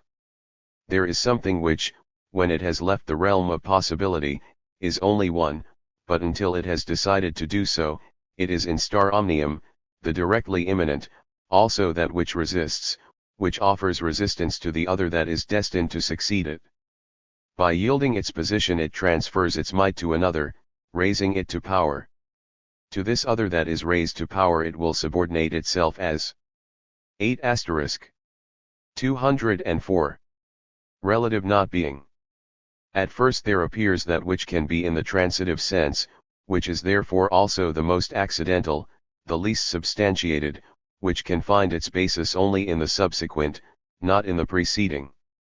Only in subordinating itself to this subsequent, in becoming, by comparison, a relative not being, does it obtain substantiation, only thus does it become something, since alone it would only be lost. This first is the prima materia of all being, itself arriving at determined being by placing above itself something higher. The second thing with the ability to be is only posited and raised into its power by the above exclusion of the first from its placidity. That which in itself is not yet able to be, now becomes something able to be through the negation. From its original indirect ability to be, it is posited as placid, calm willing, and so it will necessarily work towards negating that by which it was itself negated, and thus towards returning into its own placid being. This can only come to pass by the first being brought back from its absolute alienation into its ability to be. Thus we obtain a superior ability to be, a being which has been brought back to its ability to be, which as something higher is a being with power over itself. Since with the direct ability to be the infinite power is not exhausted, the second within it must be the direct ability only not to be. But that which has the direct ability to be is already superior to the ability, hence, the second power must be the direct non-ability not to be, the perfectly pure being, for only the being is not the being able to be. The pure being can certainly be power, however contradictory this may seem, for it is not real being, it has not, like the latter, passed a potentia ad actum, but is actus purus. It is, of course, not immediate power, but from that it does not follow that it cannot be power at all. It must be negated in order to be realized, thus it is not power everywhere and throughout, but can become power through negation. As long as that which is immediately capable of being remained mere power, it was itself pure being. As soon as it raises itself above power, it presses the pure being out of its own being so as itself to become being. Pure being, negated as actus purus, thus becomes power. So it has no freedom of will but must work in order again to negate its negation. In this way it could indeed pass over ab actu ad potentiam and thus be realized outside itself. The first, the boundless being, was the non-willed, the hyle, with which the demiurge has to wrestle. It is posited so as at once to be negated by the second power. A bounded being must take the place of the boundless being, it must be led by stages back into the ability to be, and then is an ability which is self-possessing and, at the 205. Highest stage, conscious of itself. So between the first and the second possibility there lie a mass of derived possibilities and medium powers. These are already the concrete world. If the power that was posited outside itself is fully brought back into ability, into self-possessing power, the second power, too, will leave the scene, because it is only there to negate the first, and in the act of negating the first dissolves itself as power. The more it overcomes the opposing being, the more it destroys itself. At this stage it is not possible to stop. If the being is to be completed, in place of the being which was entirely overcome by the second power a third must be posited to which the second power completely transfers its might. This can be neither pure ability to be nor pure being, but only that which in being is ability to be and inability to be is being, the contradiction of power and being posited as identity, that which hovers freely between the two, the spirit, an inexhaustible source of being, which is quite free and in being does not cease to remain power. This cannot work directly but can only be made actual through the second power. Since now the second is that which mediates between the first and the third is posited by that first which was overcome by the second. This third, which remains unconquered in being, is posited as spirit, that which is able to be and which consummates, so that with its entry into being the consummate being is there.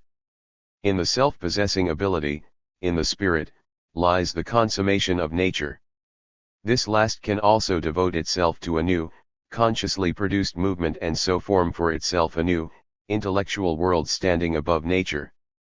This possibility, too, must be exhausted by science, which thereby becomes philosophy of nature and philosophy of spirit. Through this process everything that is not immanent in thinking, that has passed over into being, is eliminated, and there remains the power which no longer needs to pass over into being, which no longer has being outside itself, whose ability to be is its being, the entity which is no longer subordinate to being, but is its being in its truth, what is called the supreme being. Thus the supreme law of thinking is fulfilled, power and action are together in one being, thinking is now by itself and hence is free thinking, no longer subject to an unceasing, necessary movement. Here that which was willed in the beginning has been reached, the self-possessing concept, for concept and power are identical, which, because it is unique of its kind, has a special name and, because it is that which was willed from the beginning, is called the idea. For he who in thinking will not look to the result, whose philosophy is 206. Not conscious of its purpose, is like a painter who simply goes on painting, and the outcome can take care of itself. So far Schelling has communicated to us the content of his negative philosophy, and these outlines are perfectly sufficient to recognize the fantastic, illogical character of his mode of thinking. He is no longer capable of moving in pure thinking even for a short time, every moment the most fabulous, most bizarre phantoms cross his path, so that the great horses drawing his carriage of thought rear and shy and he himself abandons his goal to chase after these phantoms. That the three powers, when reduced to their naked thought content, are nothing but the three elements of the Hegelian course of development through negation, only torn apart, fixed in their separateness and dressed up by philosophy which is conscious of its purpose in accordance with that purpose, can be seen at first glance. It is a sad spectacle to watch Schelling drag thought down from its lofty, pure ether into the region of sensory perception, strike from its head the true golden crown and make it stagger about, drunk with the fog and mist of the unaccustomed, romantic atmosphere, in a crown of gilded paper, to be the laughing-stock of the street urchins. These so-called powers are no longer thoughts at all, they are nebulous, fantastic shapes in which the outlines of the three divine hypostases already shine clearly through the veil of cloud which mysteriously envelopes them. Indeed, they already have a certain self-consciousness, one inclines to being, the other to not being, the third hovers freely between the two. They yield place to each other, they have different positions, they crowd each other, they resist, they fight each other, they seek to negate themselves, they work and endeavor, etc. This strange sensualization of thought again arises from a misunderstanding of the Hegelian logic. That powerful dialectic, that inner motive force which constantly drives the individual thought categories, as if it were the bad conscience of their imperfection and one-sidedness, to ever new development and rebirth until they arise from the grave of negation for the last time as absolute idea in imperishable, immaculate splendor. Schelling has been able to grasp in no other way than as the self-consciousness of the individual categories, while in fact it is the self-consciousness of the general, of thinking, of the idea. He wants to raise the language of emotion to an absolutely scientific language without first having shown us pure thought in a language that alone is suitable to it. On the other hand, he is equally incapable of grasping the concept of being in its complete abstraction, as he shows if only by 207. Constantly using as synonymous the concepts of being and of that which is. Being is thinkable for him only as matter, as heil, as wild chaos. In addition, we now already have several such matters: a boundless being, a bounded being, a pure being, a logical being, a real being, a placid being, and later we shall get, besides, an unpremeditatable being and a contrary being. It is amusing to see how these different beings collide and crowd each other out, how power has only the choice of losing itself in this chaotic mass or remaining an empty phantom. Do not tell me that this is only because of the figurative language. On the contrary, this Gnostic Oriental dream thinking, which conceives every thought category either as personality or as matter, is the basis of the whole process. Take away the mode of looking at things and everything collapses. Even the basic categories, power and action, derive from a time of confusion, and Hegel was quite right when he threw these hazy categories out of logic. Schelling makes confusion worse confused and uses this opposition by turns, as it suits him, for the following Hegelian categories: being in itself and being for itself, ideality and reality, force and manifestation, possibility and actuality, and in all this power is, moreover, a separate, sensory supersensory essence. The chief meaning which Schelling attributes to it is, however, that of possibility, and so we have a philosophy based on possibility. In this respect, Schelling rightly calls his science of reason the non-exclusive science, for in the end everything is possible. What matters, however, is that thought should prove its worth by its inner force to become real. The Germans will decline a philosophy which drags them along a bumpy road through the infinitely boring Sahara of possibility without giving them anything real to eat and drink and without leading them to any other goal than where the world, according to it, is boarded up to reason. But let us give ourselves the trouble to follow the road through nothing. Schelling says, essence is for concept, being for cognition. Reason is the infinite power of cognition, its content the infinite power of being, as set out above. But now he suddenly starts actually to take cognizance of the infinite power of being through the power of cognition. Can he do it? No, cognition is actus, to actus corresponds actus, to cognition corresponds a being, hence to the above actual cognition corresponds the actual, real being. Hence, against its will, reason would have to cognize real being, and in spite of all endeavor to keep to the high seas of possibility we would at once be thrown on the hated beach of actuality. 208. But, it is objected, the power of being is only cognized after its transition, which is certainly a logical one. Schelling himself indeed says that logical being and power of being, concept and power, are identical. When therefore the power of cognition actually passes over into actus, the power of being cannot be satisfied with a pretended, fictitious transition. If the power of being does not actually make the transition, it remains power, cannot be cognized by reason, and therefore is not the necessary content of reason but, on the contrary, the absolutely irrational. Or will Schelling call the activity which reason applies to its content not cognition, but, perhaps, conception? Then reason would have to be the infinite power of conception, since in its own science it would never attain to cognition. On the one hand, Schelling excludes existence from reason, on the other, he restores it to reason with cognition. Cognition is for him the unity of concept and existence, of logic and the empirical. Hence, contradictions at every turn. How is that? Is reason then the infinite power of cognition? Is the eye the power of seeing? The eye, even the closed eye, continues to see, it still sees darkness even if it believes it is not seeing anything. Only the diseased eye, the curably blind, is power of seeing without being actus, only the undeveloped or momentarily confused reason is mere power of cognition. But then does it not appear so plausible to understand reason as power? It is that, too, and not mere possibility, but absolute force, necessity of cognition. That, however, must manifest itself, must cognize. The separation of power and actus, of force and manifestation, belongs only to the finite. In the infinite, power is itself its actus, the force its own manifestation. For the infinite does not tolerate any contradiction within itself. If now reason is infinite power, then by virtue of this infinity it is also infinite actus. Otherwise the power itself would be conceived as finite. That is already the case in naive consciousness. Reason which does not get beyond the power of cognition is called unreason. Only that reason is accepted as reason which really proves itself by cognition, the eye only as a true eye if it sees.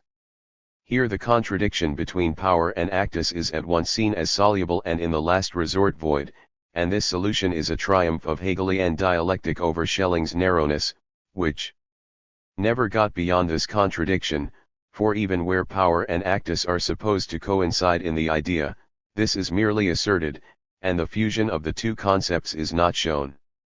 But when Schelling says, reason is conceiving, and since concept is power, it is power to cognize, which only becomes real cognition. 209. When it finds something real to cognize, on the other hand, in the pure science of reason, where it is concerned with the power of being, reason does not go beyond the power of cognition and merely conceives. Then nobody, even apart from the above discussion on power and actus, will deny that the purpose of the power of cognition is actually to pass on to cognition, and that it is nothing so long as it does not do this. So it turns out that the content of the pure science of reason is hollow, empty, useless, and that reason when it fulfills its purpose and actually cognizes becomes unreason. If Schelling admits that the essence of reason is unreason, I have, of course, nothing more to say.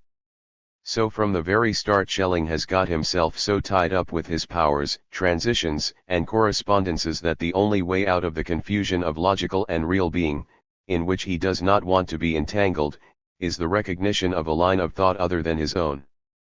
But let us proceed. Reason is now to conceive in this fashion the content of all actual being and take up an a priori attitude towards it. It is not supposed to prove that something exists, but that if something exists it must be of such and such a nature, in contrast to Hegel's assertion that with thought real existence is also given. These statements are again downright confused. It has not occurred either to Hegel or anyone else to want to prove the existence of anything without empirical premises, he merely proves the necessity of that which exists. Schelling here understands reason just as abstractly as earlier he understood power and actus, and is in consequence driven to assign to it an existence prior to that of the world and separated from all other existence. The conclusion of modern philosophy, which was at least among the premises of Schelling's earlier philosophy, and of which Feuerbach first made us conscious in all its sharpness, is that reason cannot possibly exist except as mind, and that mind can only exist in and with nature, and does not lead, so to say, a life apart, in separateness from it, God knows where. Schelling himself admits this when he describes as the aim of individual immortality not the liberation of mind from nature, but the proper balance of the two. Also when he says further of Christ that he was not dissolved into the universe but was raised as a man on the right hand of God. So the remaining two divine persons must have been dissolved in the universe after all. But if reason exists, then its own existence is proof of the existence of nature. So the necessity exists that the power of being must pass over at once into the actus of being. Or, to use a very humdrum phrase, intelligible even without Feuerbach and Hegel. 210. So long as one abstracts from all existence one cannot talk about it at all. But if one starts from something existing it is, of course, possible to go on from that to other things, which, all conclusions being correctly drawn, must also exist. If the existence of the premises is admitted, the existence of the conclusion stands to reason. Now the basis of all philosophy is the existence of reason. This existence is proved by its activity, cogito, ergo sum. If therefore one proceeds from reason as existing, the existence of all its consequences follows of itself. No philosopher has yet denied that the existence of reason is a premise, and if Schelling does not want to admit this premise, let him keep out of philosophy altogether. Thus Hegel could indeed prove the existence of nature, i.e., that it is a necessary consequence of the existence of reason.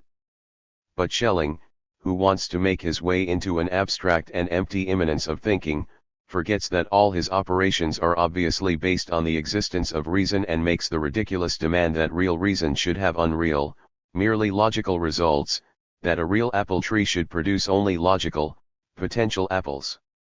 Such an apple tree is usually called barren. Schelling would say, the infinite power of an apple tree.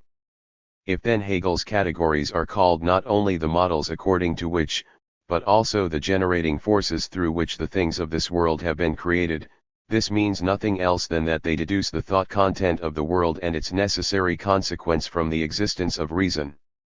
Schelling, on the other hand, takes reason really for something which could also exist outside the world organism, and so places its true realm in the hollow, empty abstraction, in the aeon before the creation of the world, which, fortunately, however, has never existed, and in which reason still less ever found itself or even felt happy. But here we see how extremes meet. Schelling cannot grasp the concrete thought and drives it on to the most dizzying abstraction, which at once appears to him again as a sensory image, so that precisely this muddle of abstraction and conception is characteristic of Schelling's scholastic mystic way of thinking. We get new proofs of this when we turn to the exposition of the content of negative philosophy. The power of being serves as the basis. The caricature of Hegelian dialectic is most obvious. The power can make a transition, but it can also refrain from doing so, as it wishes. So in the retort of reason, the two chemical components, being and not being, are separated from the neutral power. If it were at all possible to bring back the business of power to sound reason, here would be the place where a 211 dialectical element shows itself, and Schelling seems to divine that the essence of power is the necessity of transition, and that power is only abstracted from the actus of reality. But no, he becomes more and more entangled in the one-sided abstraction. He lets the power make a trial transition and discovers the great thought that after the transition it has forfeited the chance not to make it. At the same time he discovers in the power a third thing, the possibility not to do either and to hover freely between the two. These three possibilities or powers, it is declared, include all reasonable content, all possible being. The possibility to be becomes actual being. With that, the second possibility, the ability also not to be, is negated. Will it seek to reconstitute itself? How can it do so when it is not overcome by a mere negation in the Hegelian sense, but is totally destroyed, reduced to nothing, to such radical not being as can only occur in a philosophy of possibility? Crushed, swallowed, devoured, how should this possibility still have the strength to reconstitute itself? For not only the second possibility, but even the primeval power, the subject to which that second possibility is a mere predicate, is negated, and so not the latter, but the former, the primeval power, must seek to reconstitute itself. But that cannot at all be its intention to stick to Schelling's way of looking at things, for it is bound to know beforehand that by becoming actus, it would negate itself as power. Such a reconstitution can occur only when persons, not categories, negate themselves. Only boundless misunderstanding, a monstrous passion for would-be improvement, could so thoughtlessly distort the principle of Hegel's dialectic, which is here clearly the basis. How undialectical the whole process is can also be shown thus: if the two sides in the power have equal strength, then, without an impulse from outside, it does not decide to make the transition at all and remains as before. Then, of course, the whole process would not take place, and Schelling would not know where to derive the prototypes of the world, of the Spirit and the Christian Trinity. So one fails to see the necessity for the whole thing. It remains obscure why the power takes leave of its lovely potential peace, subjects itself to being, etc., and the whole process rests from the start on arbitrariness. If this happens in the necessary thinking, what will not occur in the free? But that is just the point. This transition must remain arbitrary, for otherwise Schelling would be admitting the necessity of the world, and this does not fit into his positivism. But here again is proof that power is only power as actus, but without actus is only a hollow, empty absurdity with which even Schelling cannot. 212. Be contented. For with empty power he is left without content. This only appears when the power becomes actus, and so against his will he has to acknowledge the untruth of the opposition of power and actus. Let us return once more to the second power, of which Schelling makes the most wonderful fuss. We have seen above how it was negated, reduced to nothing. Now Schelling says further, since the first is that which can be, it is its opposite, everything except that which can be, hence the wholly pure being, actus pura cell. This, however, must already have lain in the primeval power, but how does it get there? How does that which is averse to being, inclined to not being, etc., suddenly become wholly pure being? How does pure being differ from boundless being? Why is there no other possibility for that which cannot be, but to be that which is? To that we get no reply. Instead we are assured that this, the second power, leads the first, which has become boundless, back into the condition of ability, and thereby reconstitutes and at the same time destroys itself. Who can understand that? Furthermore, this reduction process is fixed in its stages by the stages of nature. That nature should be the outcome is incomprehensible. Why, for example, is the boundless being the Heil? Because Schelling thought of the Heil from the start and worked towards it, otherwise this being could have anything else as its sensory or spiritual content. That the stages of nature are to be conceived as powers is also incomprehensible. In that way the deadest, the inorganic, would have to be that which has the highest degree of being, the organic rather that which is able to be, but one can only regard this as a mystical image in which all thought content has been lost.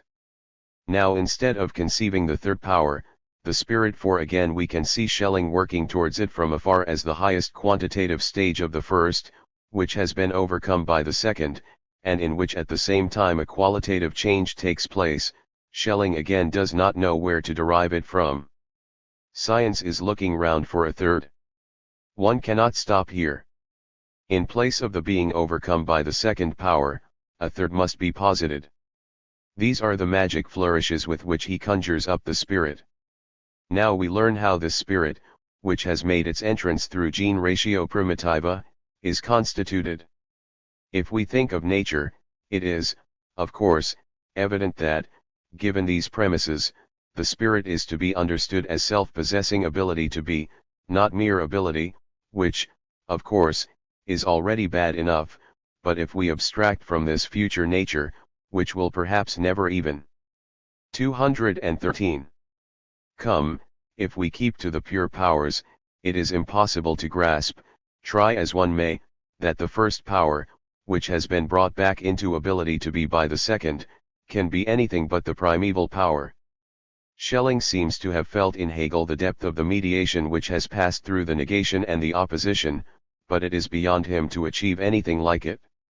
With him there are two things, indifferent to each other, one of which pushes the other aside, whereupon the second reconquers its place and drives the first back to its original position.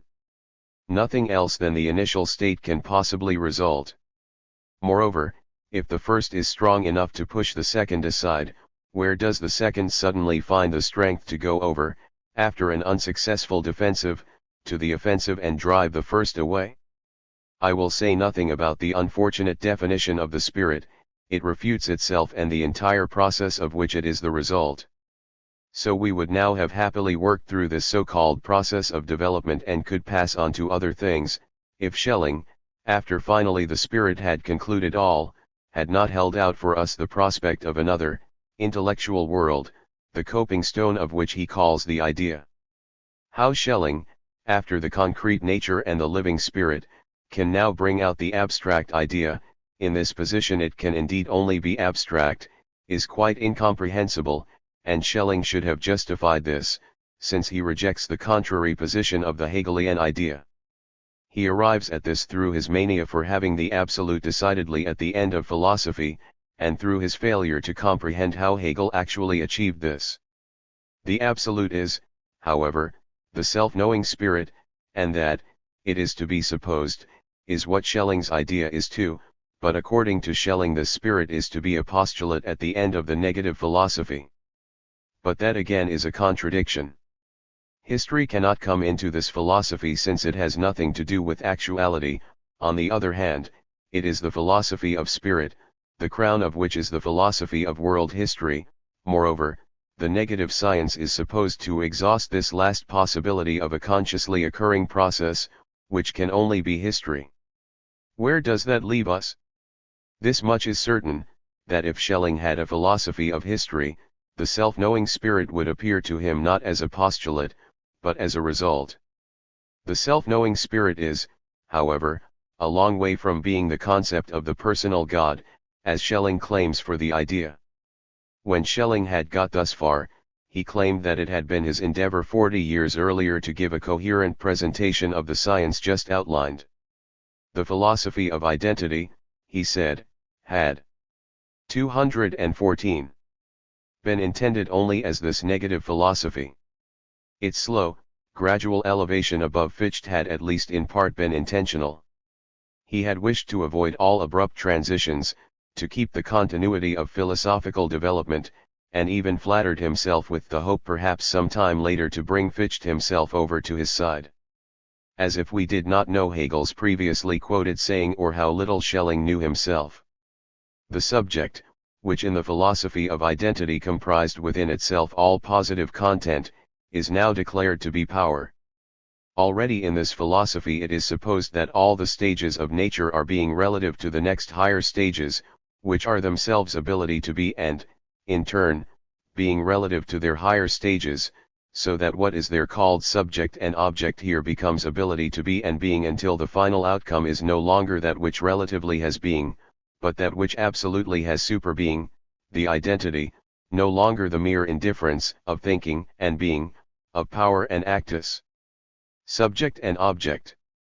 Everything in this philosophy, however, according to Schelling, had been stated presupposing the pure science of reason, and the worst misunderstanding was that the whole was taken for a not merely logical but also a real process, that this philosophy was thought to infer from a principle that was true in itself, the truth of all that followed. Only when this philosophy had reached its conclusion, did being, which was no longer able to alienate itself, remain stationary in its full splendor and see nature and spirit beneath it as its throne to which it had been raised. Yet, for all its sublimity, this was no more than a construction of thought and only to be transformed into a real process by a complete reversal. For the moment we will leave it open whether this presentation of the philosophy of identity has not been adapted to Schelling's present views, whether 40 years ago he cared as little for the reality of his thoughts as now, and whether it would not have been better to remove the greatest misunderstanding with 2 words, which could easily have been done, instead of maintaining a superior silence. We shall go on directly to the judgment of the man who pushed Schelling out of his place, without the latter hitherto having been able to negate that which has negated him. Schelling says that while almost everybody understood the philosophy of identity wrongly and superficially, Hegel rescued its fundamental thought and acknowledged it to the last, as testified by his Vorlesungen über die Geschichte der Philosophie. Hegel erred in that he took the philosophy of identity for the absolute philosophy and did not acknowledge that there are things which go beyond it.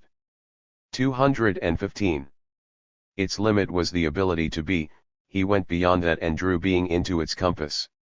His basic error was that he wished to turn it into an existential system. He believed the philosophy of identity had the absolute for its subject not merely in essence, but in existence. By bringing existence into it, he leaves the sphere of development of pure reason. So he is consistent when he begins his science with pure being and thereby denies the prius of existence. Thus it came about that he was only immanent in the non-immanent, for being is that which is non-immanent in thinking. Then he claims to have demonstrated the absolute in logic. So he had the absolute twice, at the end of logic, where it is derived in exactly the same way as at the end of the philosophy of identity, and at the end of the whole process. This shows, therefore, that logic is not to be premised as the first part of the development but should rather pervade the whole process. Hegel defines logic as a subjective science in which thinking is in and with itself alone, prior to and outside all actuality. And yet thinking is supposed to have the actual, real idea as its terminal point. While with its first step the philosophy of identity is within nature, Hegel throws nature out of logic and thereby declares it illogical. The abstract concepts of Hegel's logic do not belong to the beginning of philosophy, they can enter it only when consciousness has absorbed the whole of nature, for they are mere abstractions from nature. So there can be no question of objective logic in Hegel, for just where nature, the object, begins, logic ceases.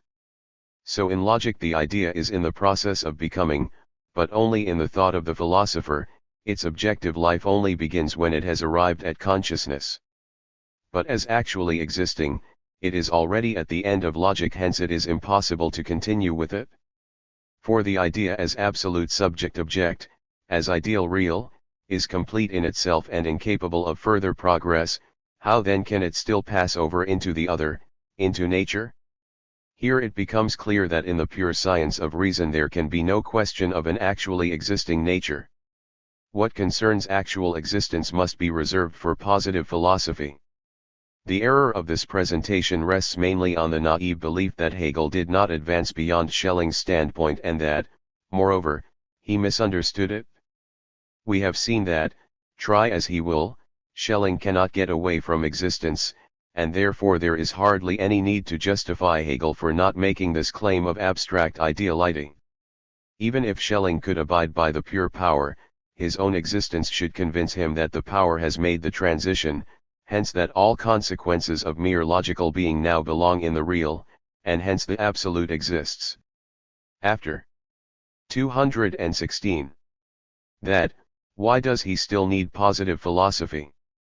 If the logical absolute follows from the logical world, the existing absolute follows from the existing world. But that Schelling cannot be content with this and now in addition assumes a positive philosophy of faith shows how strongly the empirical, extramundane existence of the absolute contradicts all reason, and how strongly Schelling himself feels this. Because Schelling now seeks to pull down to his own low level the Hegelian idea, which stands infinitely high above the absolute of the philosophy of identity since it is what the other merely pretends to be, he cannot grasp the relation of the idea to nature and spirit. Schelling again conceives the idea as an extramundane being, as a personal God, a thing which never occurred to Hegel. For Hegel the reality of the idea is nothing but nature and spirit.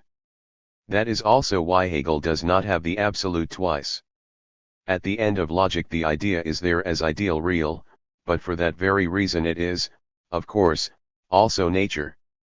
If it is only expressed as idea it is merely ideal, merely logically existing. The ideal real absolute, complete in itself, is nothing but the unity of nature and spirit in the idea. Schelling, however, still conceives the absolute as absolute subject, for, although it is filled with the content of objectivity, it still remains subject without becoming object, i.e., the absolute is for him real only in the shape of the personal God. He should leave him out altogether and keep to the pure definition of the concept in which it is not a question of personality. So the absolute is not real outside nature and mind. If it were, they would, of course, both be superfluous. Hence, if in logic it was a question of the ideal definitions of the idea as real in nature and mind, it is now a question of this reality itself, of the demonstration of these definitions in existence, which is the final test and at the same time the highest stage of philosophy. So an advance out of logic is indeed not only possible but necessary, and in the self-conscious, infinite mind this very advance returns to the idea. So we can see the nullity of Schelling's assertions that Hegel declares nature illogical, which Schelling, by the way, at once declares the whole world to be, that his logic, the necessary, self-active development of thought, is subjective science, and that objective logic cannot exist at all since it is philosophy of nature and this philosophy has been thrown out of logic. As if the objectivity of science consisted in its regarding an external object as such. If Schelling calls logic subjective, there is no reason not to declare the philosophy of.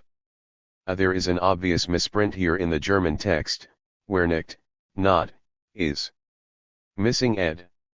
217. Nature also subjective, for the same subject which thinks here also thinks there, and it does not matter, of course, what content is under consideration. Hegel's objective logic, however, does not develop the thoughts, it lets them develop themselves, and the thinking subject is, as mere spectator, quite accidental. Passing on to the philosophy of spirit, Schelling now proceeds from those utterances in which Hegel's philosophy is at war with his personal inclinations and prejudices. The religious philosophical side of the Hegelian system gives him occasion to point out contradictions between premises and conclusions which have long since been discovered and acknowledged by the young Hegelian school. Thus he says quite correctly, this philosophy wants to be Christian, to which, however, nothing whatever compels it. If it maintained its original attitude as science of reason, it would have its truth in itself. He then concludes his remarks by acknowledging Hegel's statement that art, religion, and philosophy are the ultimate forms of achieving the absolute. Only since art and religion transcend the pure science of reason, this philosophy, and this he takes for the dialectical point of the statement, would also have to do so and be a second philosophy, different from the former one. But where does Hegel say this? At the end of the Phenomenology, where he has the whole of logic before him as a second philosophy. Phenomenology, however, here stands out the very opposite of Schelling's interpretation, was not the pure science of reason, but only the path to it, the raising of the empirical, of sensory consciousness to the level of the pure science of reason. Not logical, but phenomenological consciousness finds these three before it as ultimate possibilities to assure itself of the existence of the absolute superbeing. Logical, free consciousness sees quite different things, with which, however, we need not concern ourselves for the moment. It has the absolute already in itself. So the difficult step will have been taken and the apostasy from pure reason openly pronounced. Since the scholastics, Schelling is the first to have dared this step, for Jacobi and his like do not count, since they represented their time only in certain aspects, never in its wholeness. For the first time for 500 years a hero of science stands up and declares science the servant of faith. He has done it, the consequences be on his head. We can only be glad that the man who was a representative of his time like no one else, in whom his century came to self-consciousness, that this man is declared also by Schelling the finest flower of the science of 218. Reason. Let him who believes in the omnipotence of reason take to heart this testimony of an enemy. Schelling describes positive philosophy as follows: it is quite independent of negative philosophy and cannot start with the end of this philosophy as something existing, but must itself first demonstrate existence. The end of the negative philosophy is in the positive philosophy, not a principle but a task. The beginning of the positive philosophy is absolute through itself. The unity of the two has never existed, nor could it be achieved either by suppressing one or by mixing the two. It can be proved that the two have always been in conflict with each other. Here follows the attempt at such a demonstration from Socrates to Kant, in whom empiricism and a priorism are claimed to be again sharply separated. We must pass over this, since it remains without any result. Now positive philosophy is, however, not pure empiricism, least of all of the kind which is based on inner, mystic theosophical experience. It has its principle in that which occurs neither in mere thinking nor in experience, but in the absolutely transcendental, which goes beyond all experience and all thinking and precedes both. Hence the beginning must not be a relative prius, as in pure thinking, where the power has the transition before it, but the absolute prius, so that we proceed not from concept to being but from being to concept. This transition is not necessary, like the first, but is the consequence of a free act which overcomes being and is proved a posteriori empirically. For if it can be immaterial to negative philosophy, which rests on logical consistency, whether there is a world and whether this world agrees with its construction, positive philosophy progresses through free thinking arid so must find its confirmation in experience, with which it has to keep pace. If negative philosophy is pure a priorism, positive philosophy is a priori empiricism. Since in it a free thinking, i.e., a thinking with volition, is presupposed, its proofs are also only for the willing, and the wise. One must not only understand it but have the will to feel its power. If revelation is also among the objects of experience, then it belongs as much to positive philosophy as to nature and mankind, and has therefore no other authority for this philosophy than for anything else, as for astronomy, for example. The movements of the planets are indeed authorities with which the calculations have to agree.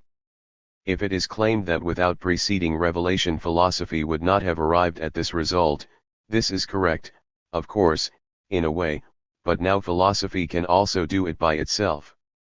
Just as there are people who, when they have once discerned small fixed stars with the 219 telescope, can afterwards see them also with the naked eye and hence are no longer dependent on the telescope.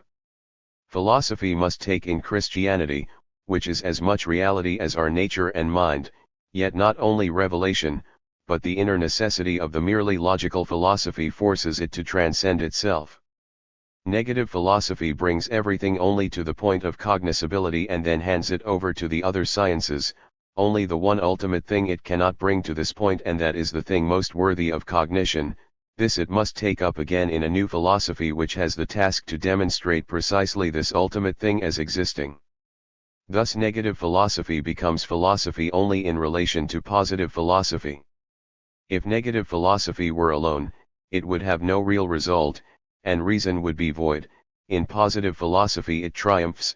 Reason, which in negative philosophy was bowed down, again stands erect. I hardly need say anything in elucidation of these Schellingian propositions, they explain themselves. But if we compare them with the promises Schelling made in the beginning, what a difference is revealed. Philosophy was to be revolutionist, a teaching was to develop which would put an end to the negative philosophy of recent years. The reconciliation of faith and knowledge was approaching, and in the end what is the outcome? A teaching which has no foundation either in itself or in anything else that has been proved. Here, it is based on a thinking freed from all logical necessity, that is, an arbitrary, empty thinking, there, on something of which precisely the reality is in question, and of which the claims are disputed, namely, revelation. What a naive demand that in order to cure oneself of doubt one must cast away doubt. Well, if you don't believe, there is no help for you. What did Schelling come to Berlin for?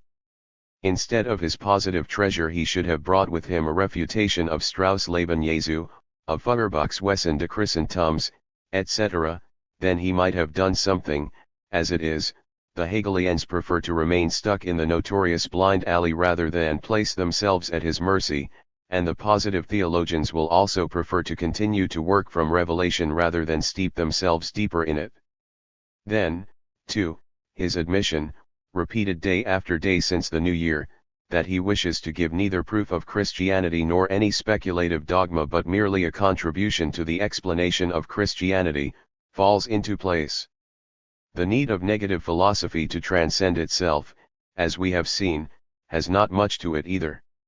If the assumption of the transition of potentia ad actum leads necessarily to the logical God dependent only on this 220 assumption, the empirically demonstrated real transition leads to the real God, and positive science is superfluous. Schelling takes the transition to positive philosophy from the ontological proof of the existence of God. God cannot exist by chance, hence if he exists of necessity. This clause inserted in the gap of the argument is quite correct. So God can only be that which is in and before itself, not for itself.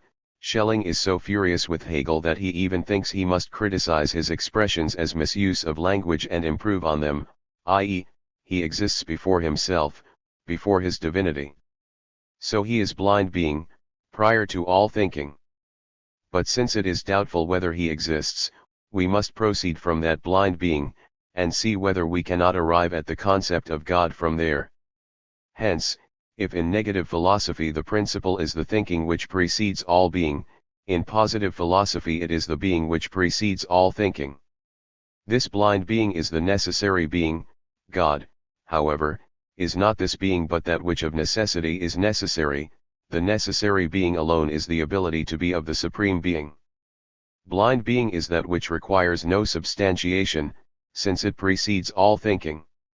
Thus positive philosophy begins with something altogether beyond concepts so as to make it a posteriori, as God, conceivable and the immanent content of reason. Here only is the latter free and has escaped from the realm of necessary thinking. This blind being is Heil, the eternal matter of earlier philosophy. That it develops itself into God is at least new. Up to now it has always been the dualistic principle opposed to God. But let us consider further the content of positive philosophy. This blind being, which can also be called unpremeditatable being, is the purus actus of existence and the identity of essence and being, which in the case of God is described as aseity. But this, it seems, cannot serve as the basis of a process, since it lacks all motive force, which lies only in power. But why should the actus purus be denied all possibility of subsequently also becoming power?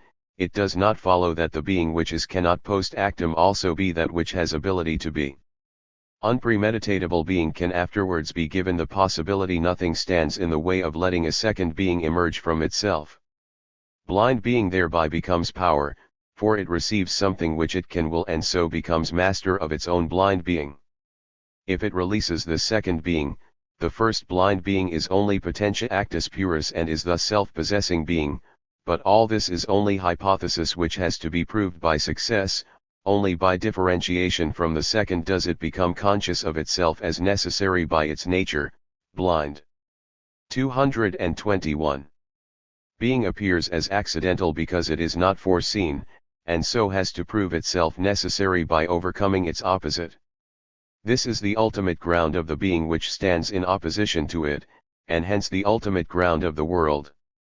The law that everything must become clear and nothing remain hidden is the supreme law of all being, not, of course, a law that stands above God, but one which first sets him free, and is therefore already itself a divine law. This great world law, this world dialectic, is simply unwilling that there should be anything undecided. It alone can solve the great riddles. Nay, God is so just that he acknowledges that opposed principle to the very end and until all contradiction is exhausted. All involuntary, unpremeditatable being is unfree. The true God is the living God who can become something other than the unpremeditatable. Otherwise it must either be assumed with Spinoza that everything emanates from the divine nature necessarily, without it doing anything towards it, bad pantheism, or that the concept of creation is one that cannot be grasped by reason, shallow theism which cannot overcome pantheism. Thus unpremeditatable being becomes the power of the opposite, and since potentiality is for it something intolerable, it will necessarily want to work towards its restoration into actus purus. So the second being must again be negated by the first and be led back into power. So it becomes master not only of the first power, but also of the second, the power to transform its unpremeditatability into a being and thereby to remove it from itself and thus give up its entire existence. In this also lies its essence, which hitherto was concealed by being, the pure being, which through resistance has received a power into itself, is now independent as essence. Thus the master of the first possibility has also been given the possibility to reveal itself, as free from necessary being, to posit itself as spirit, for spirit is that which is free to work or not to work, which in being is master of itself and remains in being even when it does not manifest itself. But this is not that which is directly able to be, nor that which must be, but that which, being able to be, must be. These three moments appear to the unpremeditatable being as that which properly should be, so that there is nothing outside these three moments and everything which is of the future is excluded. The train of thought in positive philosophy is, as we see, very free.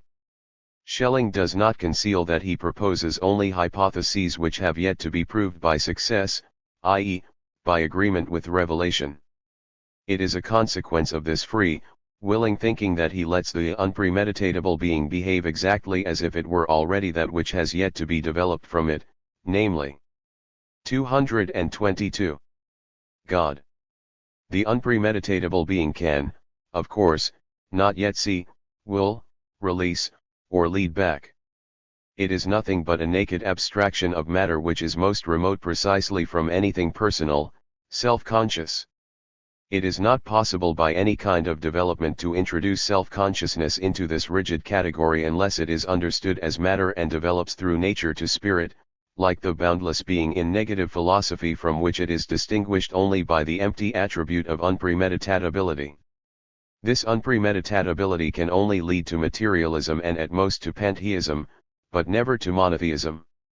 Cuvier's saying here also proves correct. Schelling puts metaphors in the place of arguments, and instead of developing concepts he changes images and allegories according to his needs.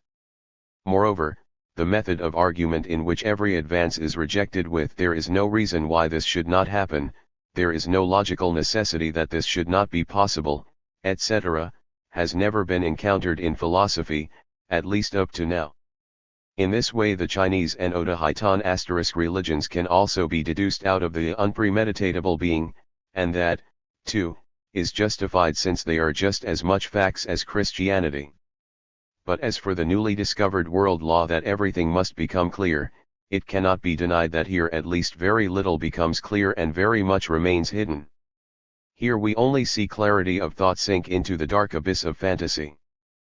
But if that law means that everything must justify itself to reason for its existence, then this again is one of Hegel's basic thoughts and, moreover, it is not applied by Schelling himself. Considerable time may still be spent in a vain endeavor to bring the conclusion of the above presentation with its can, must, and should to a point where everything becomes clear. Above all, we must ask, in what relation do the three positive powers stand to the three negative ones? Only one thing becomes clear, that they are indeed possibilities which should be, but not possibilities which, being able to be, must be. This most thoroughgoing dialectic, Schelling maintains, alone makes it possible to advance from Spinoza's necessarily existing actu to the necessarily being natura sua. For this is all he could have wanted to do, since he did not want to prove the existence of the divine, but only the divinity of that which exists. Young Hegelian philosophy does precisely the same, namely, the divinity of that which exists actu, eternally, of itself. But who then will prove to us that anything exists from eternity? That which is actu. Otaheite, former name of the island of Tahiti, ed. 223. Of itself, can only lead to the eternity of matter, if one argues logically. And illogical conclusions have no validity, even if revelation agrees with them. If, in accordance with a weak dialectic, we were to say, God only assumes the power of the opposed being so as to transform the blind affirmation of his existence into one mediated by negation, the question is, why does he do so? Not for his own sake, for he knows his might, only for the sake of others can he make the being which differs from himself into the object of volition. Only in this being away from himself lies God's essence, his beatitude. All his thoughts are only outside himself, in creation. Thus it is, indeed, a process of suspension and restoration, but in between there lies the whole world. How ridiculous is here the arrogance with which this caricature of a most thoroughgoing dialectic looks down upon its weak original. It has not even understood it sufficiently to present it correctly. According to Schelling, even Hegel thinks in this speculative manner. Schelling makes him reason something like this: here is God. He creates the world. It negates him. Why? Because it is evil? God forbid, only because it exists. It takes up all space for itself, and God, who does not know where to turn, finds himself compelled to negate it again. Then he must destroy it, of course. The profundity, however, according to which the negation necessarily follows from what exists yet only in itself, as the unfolding of the innermost essence, as the awakener of consciousness, until in its supreme activity it must negate itself again out of itself and brings forth as product the developed, that which stays with itself. The free of that shelling can have no idea, for his God is free, i.e., acting arbitrarily. God or the unpremeditatable being has now posited the world or the contrary being. This exists only in God's will and depends on it. His justice does not allow it to be destroyed in one blow for the sake of his restoration, for the contrary being now has, as it were, a right, a will independent of God. Hence it is brought back through the two last powers, gradually and according to a principle which determines the stages of the process. If then the first power was the cause which started the whole movement and the cause of the contrary being, the second was the one posited ex actu, which, realizing itself by overcoming the first and acting on the contrary being, subjected this to the third power, so that the contrary being stepped between the three powers as a concrete thing. These now prove to be, causa materialis, ex qua, causa efficient, per quam, causa finalis, in quam, secundum quam, omnia funt asterisk. A material cause from which, efficient cause through which, final cause in conformity with which, according to which, everything happens ed. 224. If now unpremeditatable being is a condition of divinity, so with the creation God exists as such, as Lord of being who has it in his power to realize or not to realize those possibilities. He remains outside the whole process and goes beyond that triad of causes as causa causarum. So as not to make the world appear as an emanation of his essence, it was for God to try all possible positions of the powers relative to one another, i.e., to let the future world pass before him as in a vision. For mere omnipotence and omniscience does not ensure this by itself, but the works are present as visions of the Creator. Hence that primeval power, that prime cause of the contrary being, has always been specially glorified. It is the Indian Maha, akin to the German Macht, power, which spreads out the nets of mere appearance so as to move the Creator to real creation, like Fortuna primigenia et praenest. 125. I will not add a word so as not to rub off the mystic butterfly dust of this vision. Now it cannot be proved a priori that God really creates. It is explained by the sole need which can be attributed to God, the need to be known, which is precisely a quality most inherent in the noblest natures. The God of creation is not just the single God, but the single God in a plurality, and since this plurality, these powers, is self-contained, the Creator is the All-One, and this is monotheism. Since he precedes everything he can have no equal, for powerless being is capable of absolutely nothing can überhaupt nicht. God, of whom it is said only in passing that he is the sole one, is merely the God of the theists. Monotheism demands the soleness without which God is not God, while theism stops at infinite substance. The advance from here to that which is God in relation to things is pantheism. In it, the things are determinants of God. Only monotheism contains God as the real, living God, where the unity of substance has disappeared in the power and has been replaced by a supersubstantial unity, so that God is the unconquerable one against three. Though several, they are not several gods, but only one God, not several in divinity. Monotheism and pantheism are thus advances over theism, which is the last expression of the absolute in negative philosophy. In monotheism there is the transition to Christianity, for the singleness finds its definite expression in the Trinity. However much one may try to grasp this Trinity, there always remain three against one against three. If God is the unity of three, he can be so only as a fourth, or else there remain three gods. If only divinity is their unity, then humanity is likewise the unity of all human beings, and just as we have only one God, so we 225 have only one human being. But the many can no more be done away with than the three, and three persons will never make one. The old contradiction of the Trinity lies bare, and we are amazed at Schelling's boldness in claiming it has been solved. That only the Trinity is the true expression of unity is again taken from Hegel, but as usual made shallow to the point of sheer emptiness. With Hegel the Trinity remains a succession of the stages of God's development, if one insists on having a God in his system. Here, however, the three moments are conceived as standing side by side as personalities, and the original proposition is advanced that the true personality of one person is that it is three persons. Up to now we have indeed only the one person, the Father. For if a prior being removes from itself something belonging to it, so that the latter necessarily realizes itself, this is rightly called procreation. If now in this process of realization the contrary being, B, is actually overcome, the second power, like the first, is master over it, and hence the divinity of the Son is equal to that of the Father.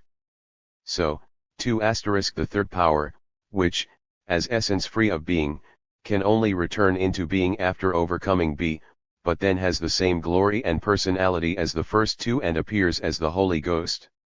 So in the end there are three personalities, but not three gods, since being is one, and hence also the glory of it is only one, as though the two Spartan kings, because their rule was one, had been only one king.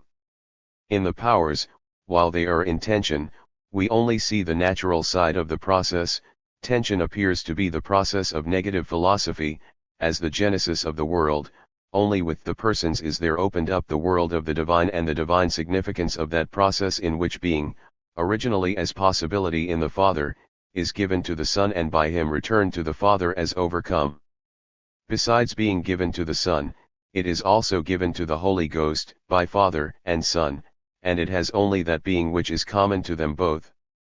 The tension of the powers pervades all nature, and is present in a certain proportion in everything.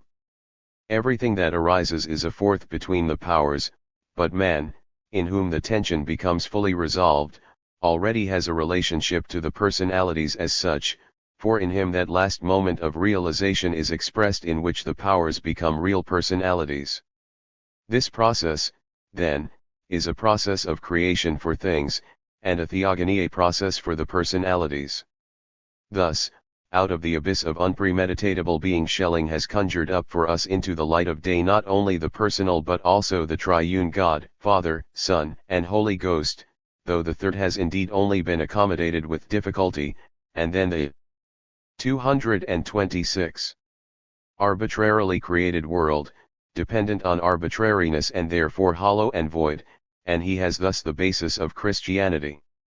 It cannot be my intention to show up one by one the inconsistencies, the arbitrary judgments, the rash claims, the gaps, leaps, assumptions and confusions of which Schelling is guilty here.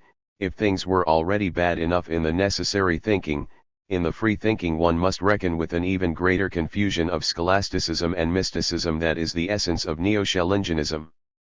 The reader can neither demand such superhuman patience of me, nor I of the reader such interest in the matter.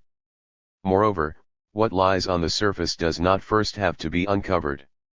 My purpose is merely to follow the train of thought in general, only to show how between Hegel and Schelling precisely the opposite occurs of what Schelling affirms. Now, on the ground of Christianity, we can let the facts speak for themselves even more. Firstly, Schelling declares his inability to understand the world insofar as he is unable to understand evil. Man could, or could not, remain in God. That he did not do so was an act of free will on his part. He thereby put himself in God's place and, where everything seemed ordered, jeopardized everything again. Separated from God, the world was exposed to externals, and the element in an ordered system moment lost its position as such. The Father was as it were pushed out of his place. Later, the as it were is omitted. But the Christian Trinity was still not there, and the Son's will, his own, independent of the Father's, was not yet pronounced. But now, at the end of the creation, there appears something new, the be which possesses itself in man. He can choose whether to be or not to be one with God. He does not want to be and thereby pushes the superior power back into potentiality, which now, separated from the Father by the will of man, is as much the Son of Man as the Son of God. This is the significance of the expression in the New Testament, and has a being both divine and extra-divine. Now the superior power can follow being into extra-divinity and lead it back to God. The Father is now turned away from the world and no longer acts in it with his will but with his unwillingness. This is the true significance of the wrath of God. So the Father did not destroy the evil world, but preserved it in view of the Son, as it is written. In him, i.e., in view of him, all things are made. So we have here two periods, the age of the Father, where being, the world, still lay in the Father as power and the Son was not yet independent, and the age of the Son, the time of the world, whose history is that of the Son. This age again has 227 periods. In the first, man is entirely under the sway of the contrary being, the cosmic powers. Here the Son is in the state of negation, of the deepest suffering, of passivity, at first excluded from being, i.e., from the world, unfree, outside human consciousness. It can only work in a natural way towards the conquest of being. This is the time of the Old Covenant, where the Son strives for dominion over being not according to his will, but according to his nature. So far the significance of that time has been missed in science, nobody has grasped it yet. It is most definitely indicated in the Old Testament, namely, in chapter 53 of Isaiah, which speaks of the present suffering of the Messiah. The second period only begins with the strengthening of the second power, with the achievement of dominion over being, when it acts freely and with will. This is the time of its appearance in Christ, the time of revelation. This is the key to Christianity. With this Ariadne's thread it is possible to find the way through the labyrinth of my trains of thought. Through the rebellion of man, the personalities that arose through the overcoming of be in creation become again mere possibilities, pushed back into potentiality and excluded from consciousness, posited outside God. Here now is the cause of a new process which takes place in the consciousness of man and from which the divinity is excluded, for in their tension the powers are extra-divine. This process of the subjugation of consciousness to the dominion of the powers took place in paganism as mythological development. The deeper historical precondition of revelation is mythology. We must now trace in the philosophy of mythology the individual powers in the mythological consciousness and the consciousness of them in the Greek mysteries. The question arises whether this influence of man on the self-development of God, for it can only be called that which Schelling affirms, is Christian. For the Christian God is one who has been complete from all eternity, whose composure suffers no change even through the Son's temporary life on earth. In general, according to Schelling, the creation ends ignominiously. The house of cards of the intermediate powers, the relatively being and able to be, has no sooner been built and the three powers are on the point of becoming personalities than stupid man plays a silly trick and all the ingenious architectonics come tumbling down and the powers remain powers as before.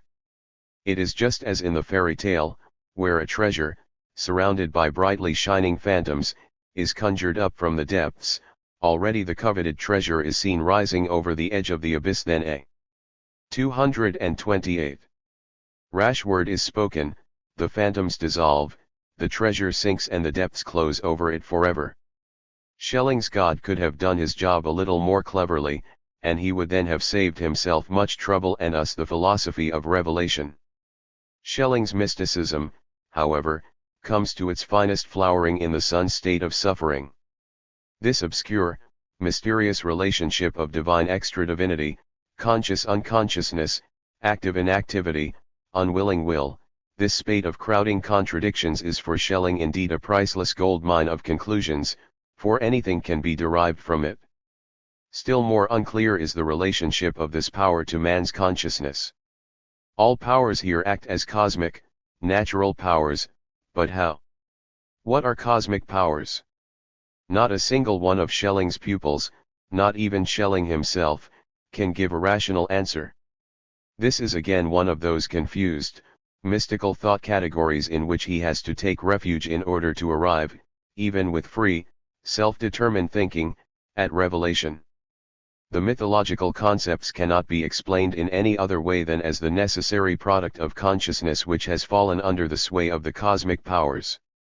But the cosmic powers are the divine powers in their state of tension, the divine as non-divine.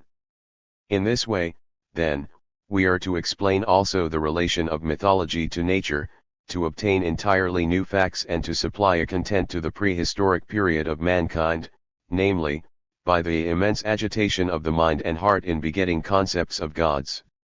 We can spare ourselves the presentation of the philosophy of mythology since it is not directly part of the philosophy of revelation and, moreover, Schelling will treat of it in greater detail next term. This part of the lectures, incidentally, was by far the best and contains much that should not be rejected once it is freed from the mystical, distorting outlook even by him who considers these phases of consciousness from a free, purely human standpoint. The question is only how far this is really Schelling's property, and whether it does not in fact originate with Stir. The chief fault of Schelling's presentation is that he does not conceive the mythological process as the free self-development of consciousness within world historic necessity, but constantly introduces superhuman principles and forces, and does so in the most confused manner, so that these powers are at one and the same time the substance of consciousness and yet again something more. Resort to such means becomes indeed necessary once absolutely superhuman influences are stipulated. So I gladly concede to Schelling his main results of mythology in relation to 229. Christianity, only in a different way, inasmuch as I understand both phenomena not as having been brought into consciousness from outside, supernaturally, but as innermost products of consciousness, as purely human and natural. Now at last we arrive at the revelation, prepared by mythology. This is Christianity as a whole. Hence its philosophy does not have to be concerned with dogma, etc., it does not itself intend to establish a doctrine, but only to explain the historical fact of Christianity.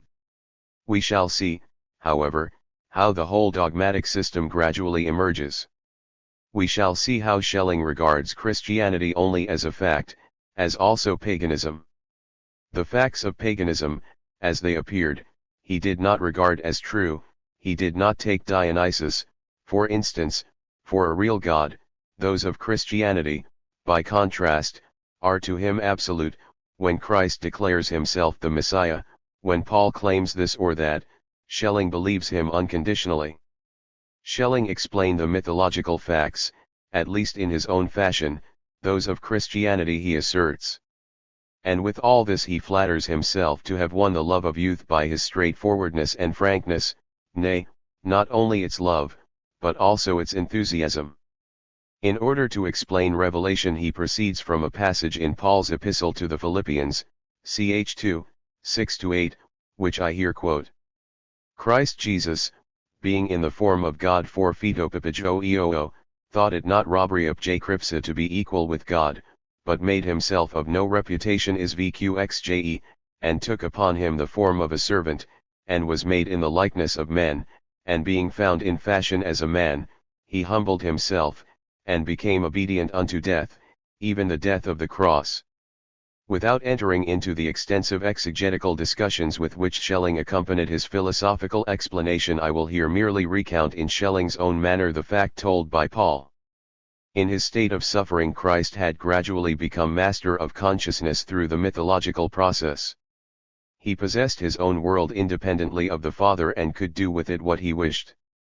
He was the God of the world, but not the absolute God. He could persist in this extra-divine state. Paul calls this, being in the form of God, ivnopjdoo. But he did not want this. He became man, divested himself of his glory to surrender it to the Father and thus to unite the world with God. Had he not done so, there would no longer have been any possibility for the world to unite with God. This is the true significance of Christ's obedience. The story of the temptation is also to be explained in this sense. The adversary, the blind cosmic principle, has been brought to the point where he offers his realm. 230. To Christ, if he will worship him, i.e., will himself remain cosmic power, for Dieu. Christ, however, rejects this possibility and surrenders his being to the Father by making it creature-like and becoming man. God preserve me from deducing as Christian philosophical doctrines of which Christianity knows nothing. Schelling concluded this deduction. To dispute about the Christianity of these doctrines would be a luxury, for even if it were proved, nothing would yet be gained for Schelling. In my view, however, they contradict the entire basic outlook of Christianity. It is no great art to prove the most abnormal thing by single passages from the Bible, but this is in no way the point here.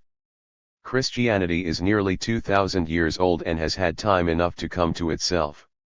Its content is expressed in the Church, and it is impossible that any other positive content of significance is still concealed in it, or that its true meaning has only now been understood. In any case it would now be too late.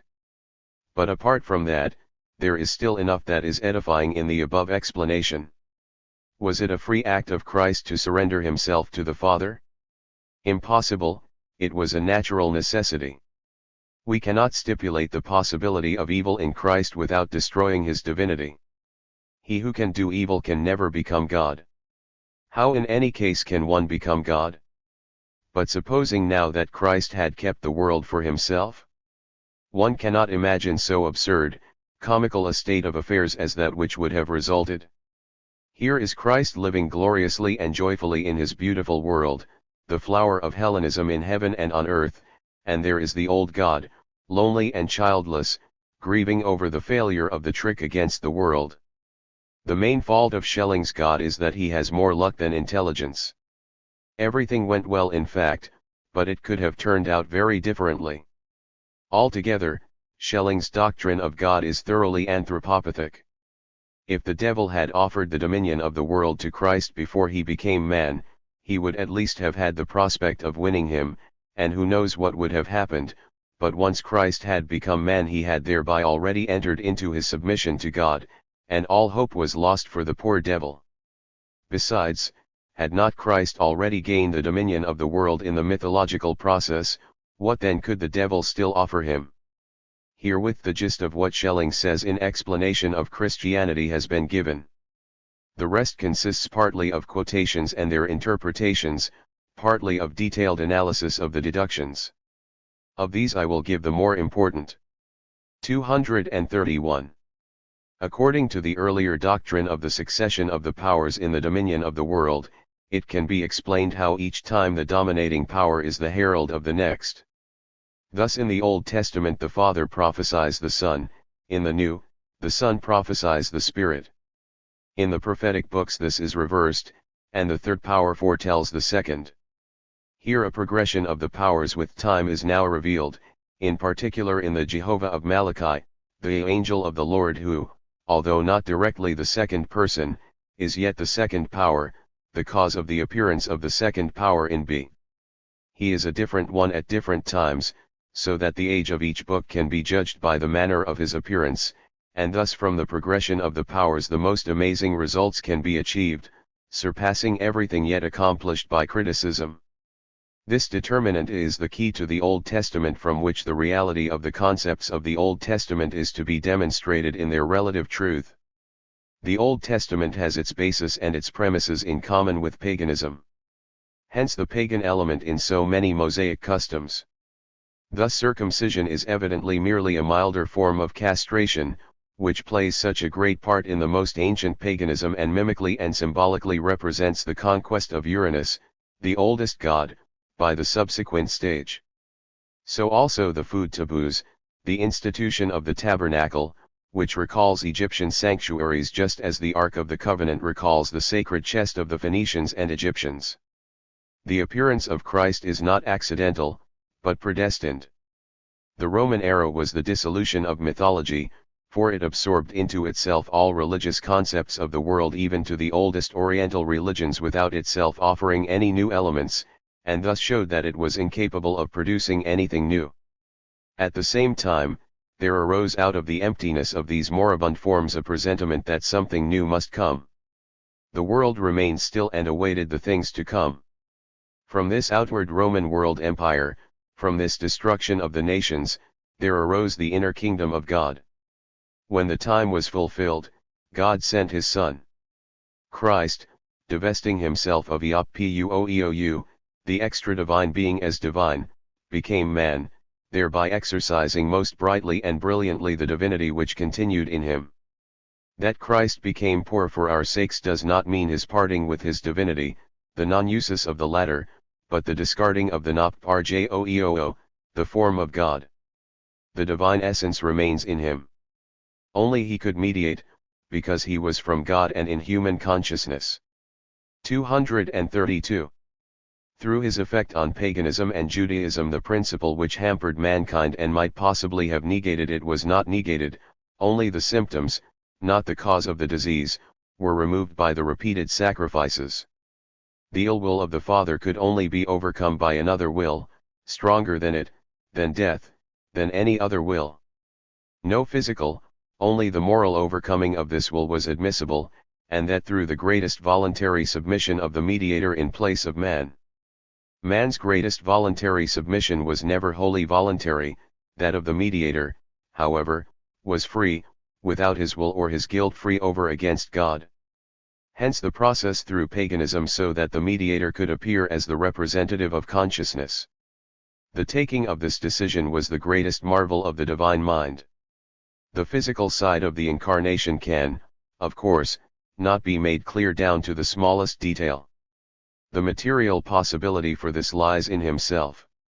To be material means to serve as substance to a superior power, to be subject to it. When Christ thus submits to God, he becomes material over against him. But only as a creature has he the right to be outside God. So he must become man. That which in the beginning was with God, and which dominated consciousness in paganism in the form of God, is given birth in Bethlehem as a man by a woman. The reconciliation had always been only subjective, hence subjective facts were sufficient.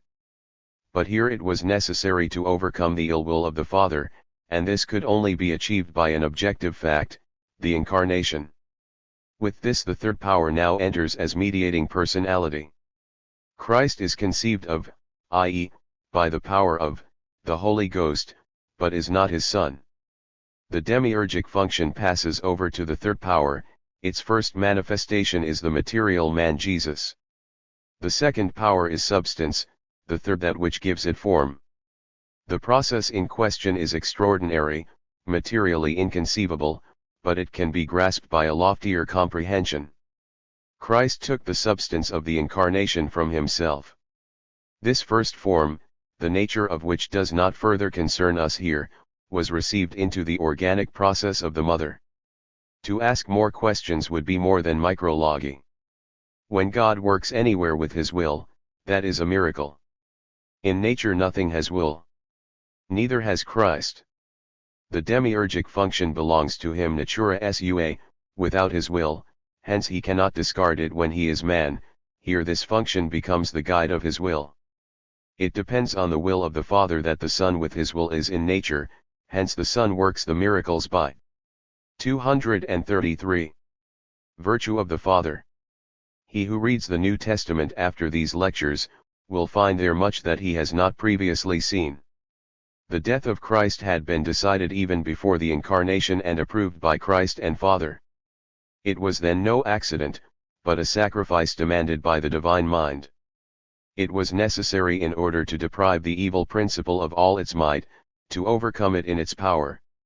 Only the mediating power could achieve this, but not by counterposing itself as a purely natural power to the former.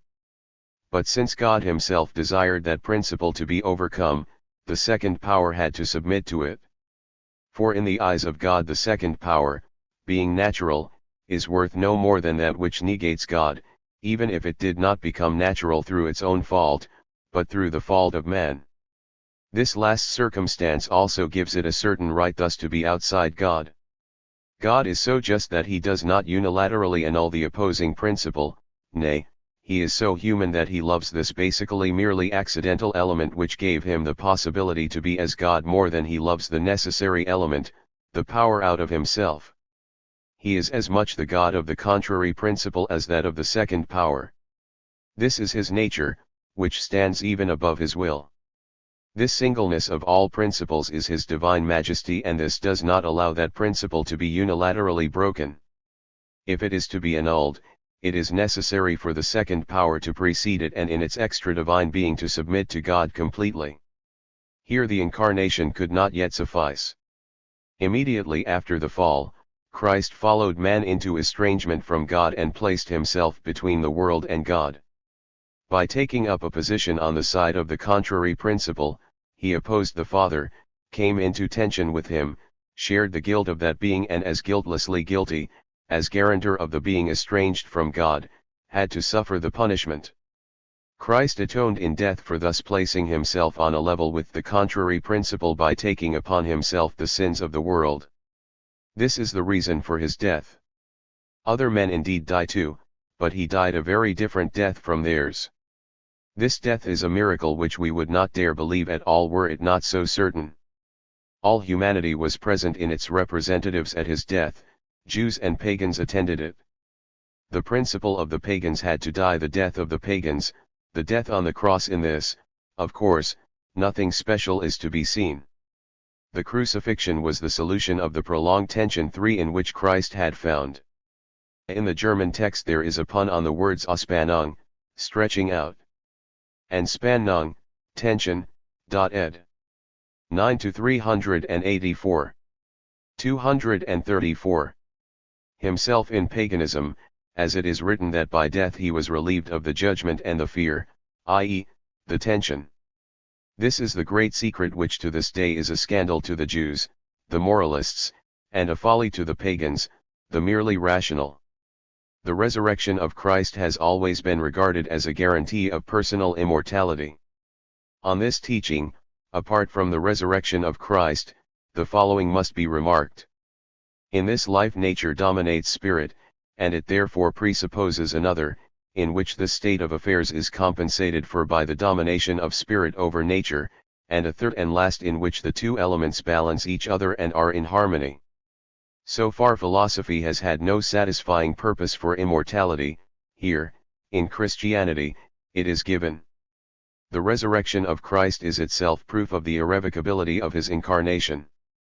In it human being is again accepted by God. Not any single deed of man displeased God, but the entire condition in which man found himself, and therefore also the individual, even before he had sinned. Hence no human will, no deed could be really good until the Father was reconciled. In Christ's resurrection this condition is acknowledged by God, joy is restored to the world. Hence the justification was only completed in the resurrection, inasmuch as Christ was not dissolved in the universe but sits as man on God's right hand. The resurrection is a stroke of lightning from inner history to outer. Whoever takes it away has only the external without divine content, without that transcendental which alone turns history into history. He has a mere fact of memory and stands there like the great mass before the events of the day whose inner workings are unknown to him. Moreover, he goes to hell, i.e., the moment of dying stretches for him into eternity. In the end, the Holy Ghost comes and concludes all. He can only descend after the Father is completely reconciled, and his coming is the sign that this has taken place. Here Schelling interpolated his judgment on the latest criticism since Strauss. It had never been able, he said, to tempt him into any sort of polemic, as he had proved by always giving these lectures in the same way, without additions, since 1831. He dated the philosophy of mythology even farther back. Then he spoke of the trivial, eminently Philistine mind of these people, of their schoolboyish treatment of incomplete propositions, of the impotence of their philosophy, etc. By contrast, he had nothing to say against Pietism and purely subjective Christianity, except that it was not the only kind nor the highest. 235. Shall I also give excerpts from the Satanology? The devil is neither personal nor impersonal, he is a power. The evil angels are powers, they are such as should not be but were posited by the fall of man. The good angels are also powers, they are such as should be and through the fall of man are not. That is enough for the present. The Church and its history have developed from the three apostles Peter, James, with his successor Paul, and John. Neander is of the same view. The Catholic Church, the conservative, the Jewishly formal, is that of Peter, the Protestant that of Paul, and the third, still to be expected and presumably prepared by Schelling, that of John, who combines in himself the simplicity of Peter with the dialectical acumen of Paul. Peter represents the Father, Paul the Son, John the Holy Ghost. To those whom the Lord loves he gives the task of completion. If I had to build a church, I would build it for St. John. Someday, however, a common church will be built for all three apostles, and that will be the true Christian pantheon. That is the main content of Schelling's lectures, as far as it could be made out by comparing three notebooks. I am conscious of having proceeded with the greatest sincerity and candor. Here we have the entire dogma, the Trinity, the creation from nothing, the fall of man, original sin, and the impotence to do good, the reconciliation through the death of Christ, the resurrection, the descent of the Holy Ghost, the community of the saints, the resurrection of the dead and eternal life. Thus Schelling himself negates the separation of fact and dogma which he had stipulated. But if we look at the matter more closely, is this Christianity still the old one? If you approach it without prejudice you will have to say, yes and no. The irreconcilability of philosophy and Christianity has gone so far that even Schelling falls into a still worse contradiction than Hegel. The latter had at least a philosophy, even if the outcome was only an apparent Christianity. By contrast, what Schelling produces is neither Christianity nor philosophy, and his passing it off for both is the measure of his straightforwardness and frankness, of the merit that to those who asked him for bread he gave real bread, not a stone, while saying it was bread. That Schelling does not know himself in the least is again proved by the speech from which these words are taken. Such a doctrine again really brings home to one how weak are the foundations on which modern Christianity rests. If we once more review this doctrine in its entirety, in addition to what has already been said we obtain also the following results. 9 * 236. For the definition of the Neo-Schellingian manner of thinking. The confusion of freedom and arbitrariness is in full flower. God is always conceived as acting in a humanly arbitrary fashion. This is indeed necessary so long as God is conceived as single, but it is not philosophical. Only that freedom is genuine which contains necessity, nay, which is only the truth, the reasonableness of necessity.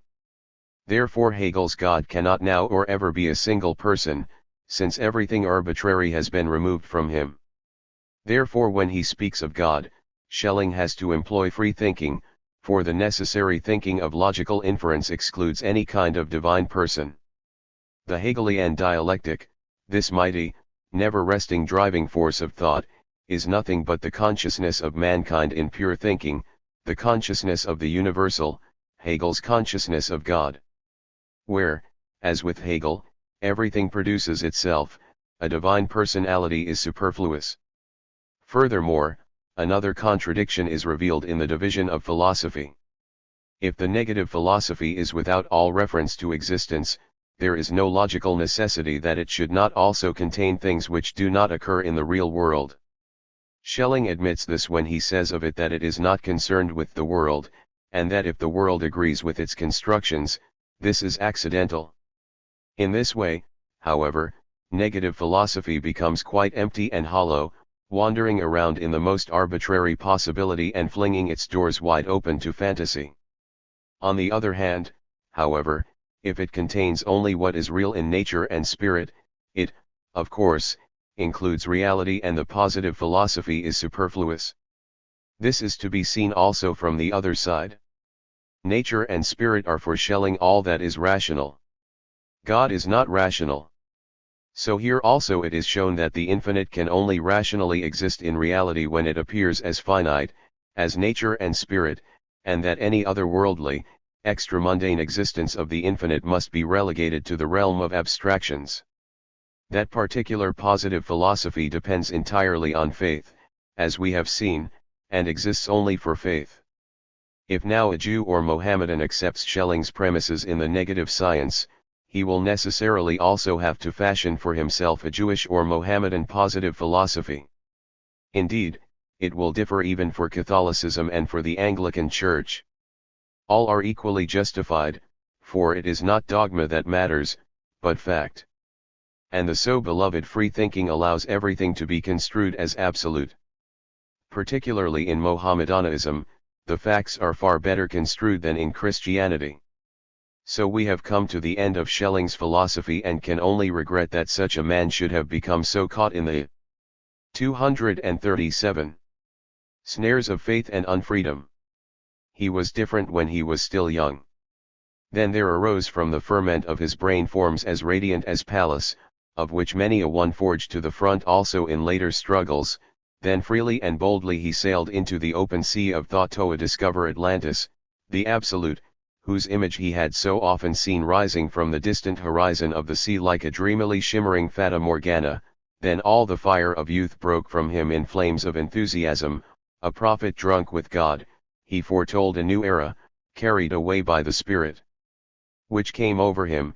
He often did not know himself the meaning of his words. He tore wide open the doors to philosophizing so that the breath of nature wafted freshly through the chambers of abstract thought and the warm rays of spring fell on the seat of the categories and awakened all slumbering forces. But the fire burned itself out, the courage vanished, the fermenting new wine turned into sour vinegar before it could become clear wine. The bold ship dancing joyfully through the waves turned back and entered the shallow haven of faith, ran its keel so fast into the sand that it is still stuck there. There it lies, and nobody recognizes in the old, frail wreck the old ship which went out with all sails spread and flags flying. The sails have long since rotted, the masts are broken, the waves pour in through the gaping planks, and every day the tides pile up more sand around the keel. Let us turn away from this waste of time. There are finer things for us to contemplate. No one will want to show us this wreck and claim that it alone is a seaworthy vessel while in another port an entire fleet of proud frigates lies at anchor, ready to put out to the high seas. Our salvation, our future, lies elsewhere. Hegel is the man who opened up a new era of consciousness by completing the old. It is curious that just now he is being attacked from two sides, by his predecessor Schelling and by his youngest follower Feuerbach. When the latter charges Hegel with being stuck deeply in the old, he should consider that consciousness of the old is already precisely the new, that the old is relegated to history precisely when it has been brought completely into consciousness. So Hegel is indeed the new as old, the old as new. And so Feuerbach's critique of Christianity is a necessary complement to the speculative teaching on religion founded by Hegel. This has reached its peak in Strauss. Through its own history the dogma dissolves objectively in philosophical thought.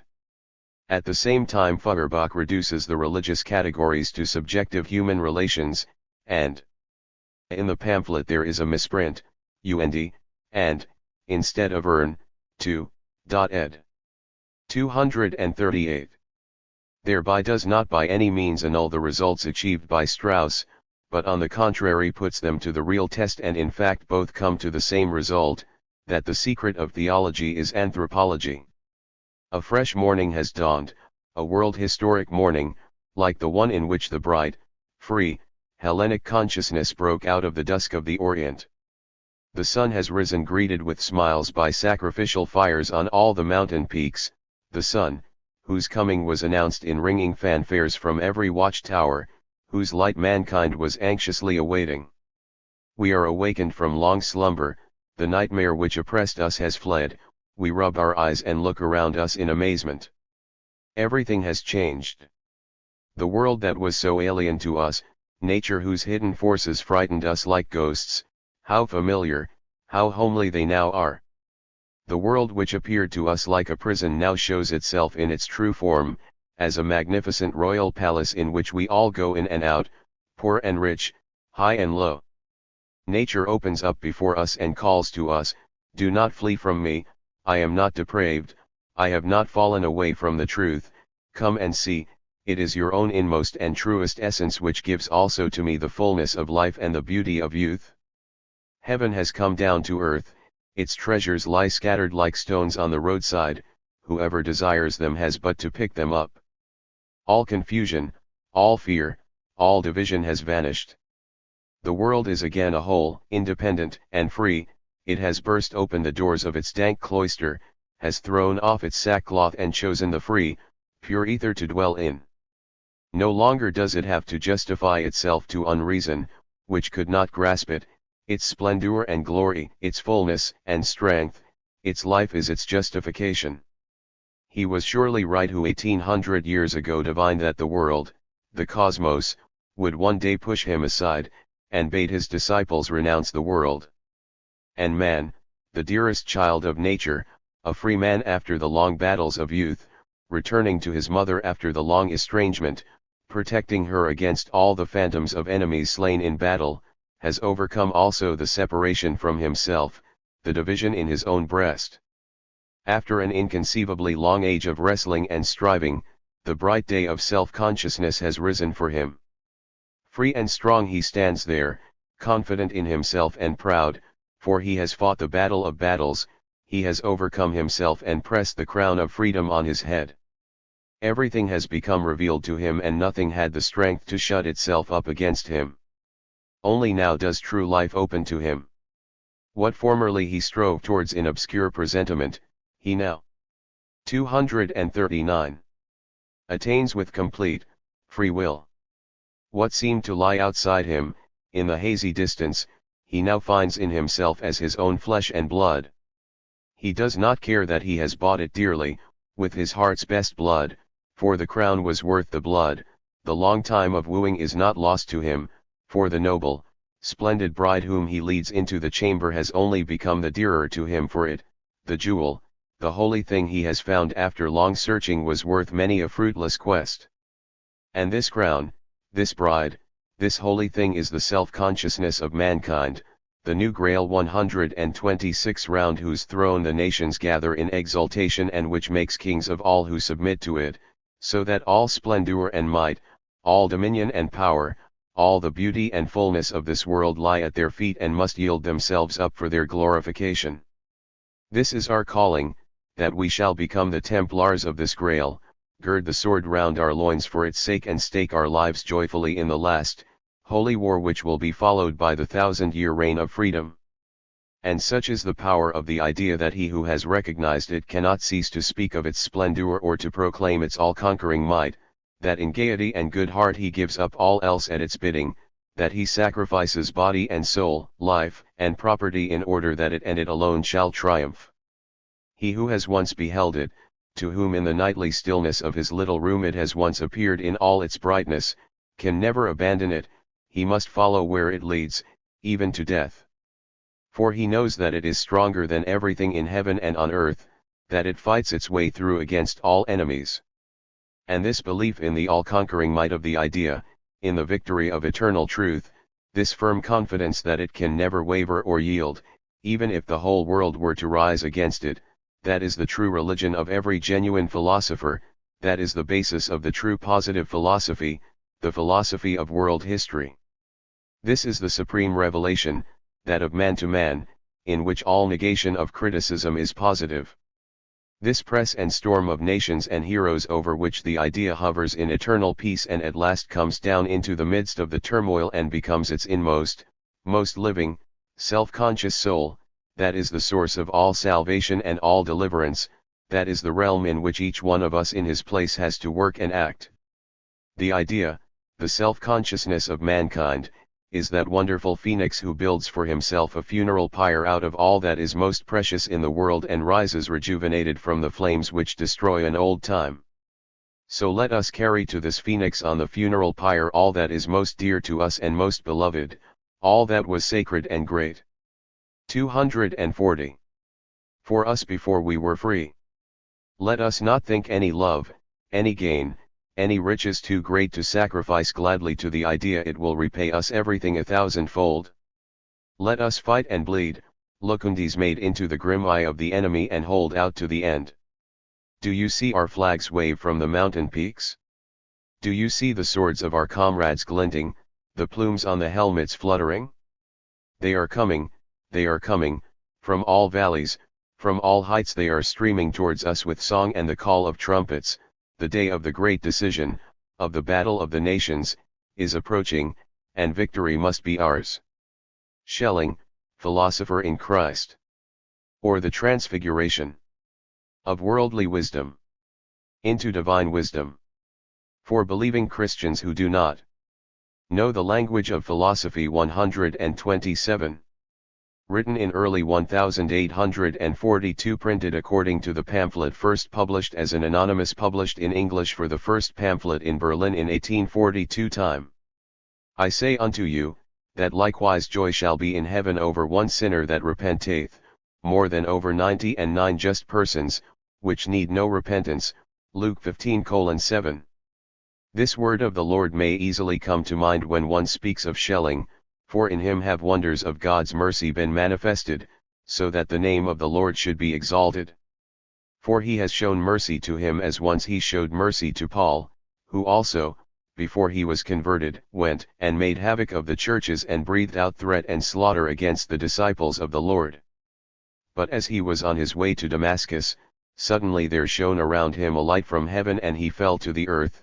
But the Lord spake to him and drew him to him, so that he became a believer at that very hour, let himself be baptized, and bore the name of the Lord before all nations, and became a chosen vessel of the Lord. So also the grace of the Saviour has imposed its hand on Schelling, and when the time had come, a great light shone for him.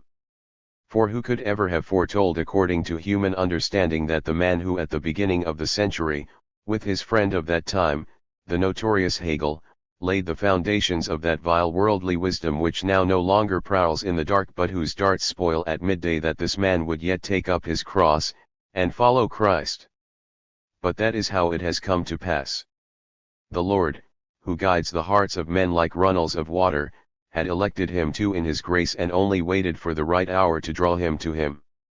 And now he has done so, he has enlightened him and made him one of his fighters against unbelief and godlessness. There is no 244 longer any doubt.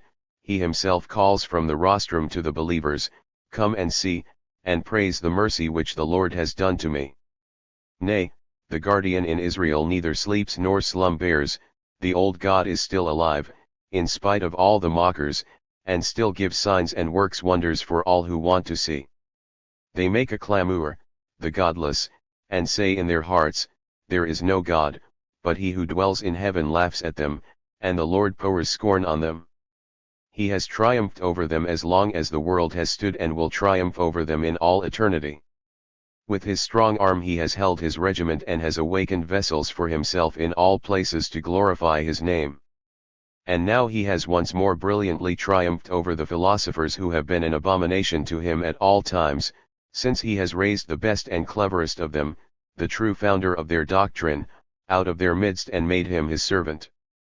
For that formerly Schelling himself was most pitiably deep in this so-called pantheism, in this deification of the world and of himself, is as clear as daylight from his earlier books. He had not yet seen everything rightly in its connection, and did not rightly know where this road would lead.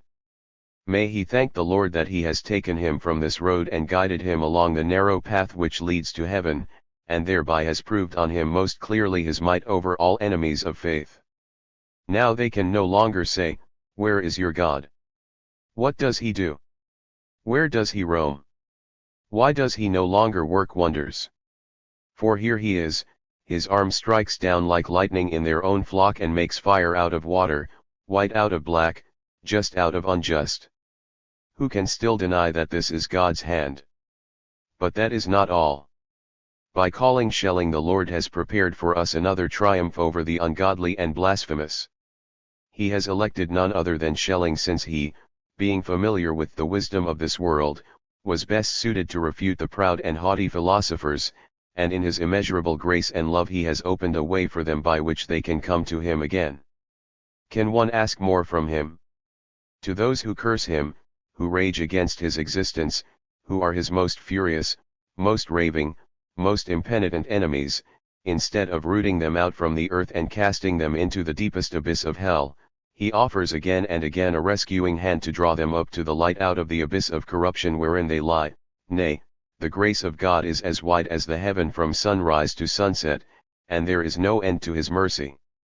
Who could resist such forbearance and love? But their hearts are so impenitent and hardened in sin that even now they. Spelling, Tet Tai Waniofop in E carat Vivto. Ober. Bet sse ud suh jud I batai will carat dtsvx $ims $t riafelt. Rilfen, 19. S bet ug con tt. YFFN at 5t. Title page of Engels' pamphlet Schelling. Philosopher in Christ. Schelling, Philosopher in Christ 247. Reject the hand that wants to save them, so dazzled are they by the lusts of this world and the devil of their own pride. They dig for themselves wells with holes and scorn the source of life which runs in the blood of Christ. They shut their ears against the salvation which comes from above, they lust for that which displeases the Lord. The shew of their countenance doth witness against them, and they declare their sin as Sodom, they hide it not. Woe unto their soul! For they have rewarded evil unto themselves, Isaiah 3:9. But still the Lord has not ceased to call them to him, so that they have no excuse. Through Schelling he has shown them how weak and vain is human reason.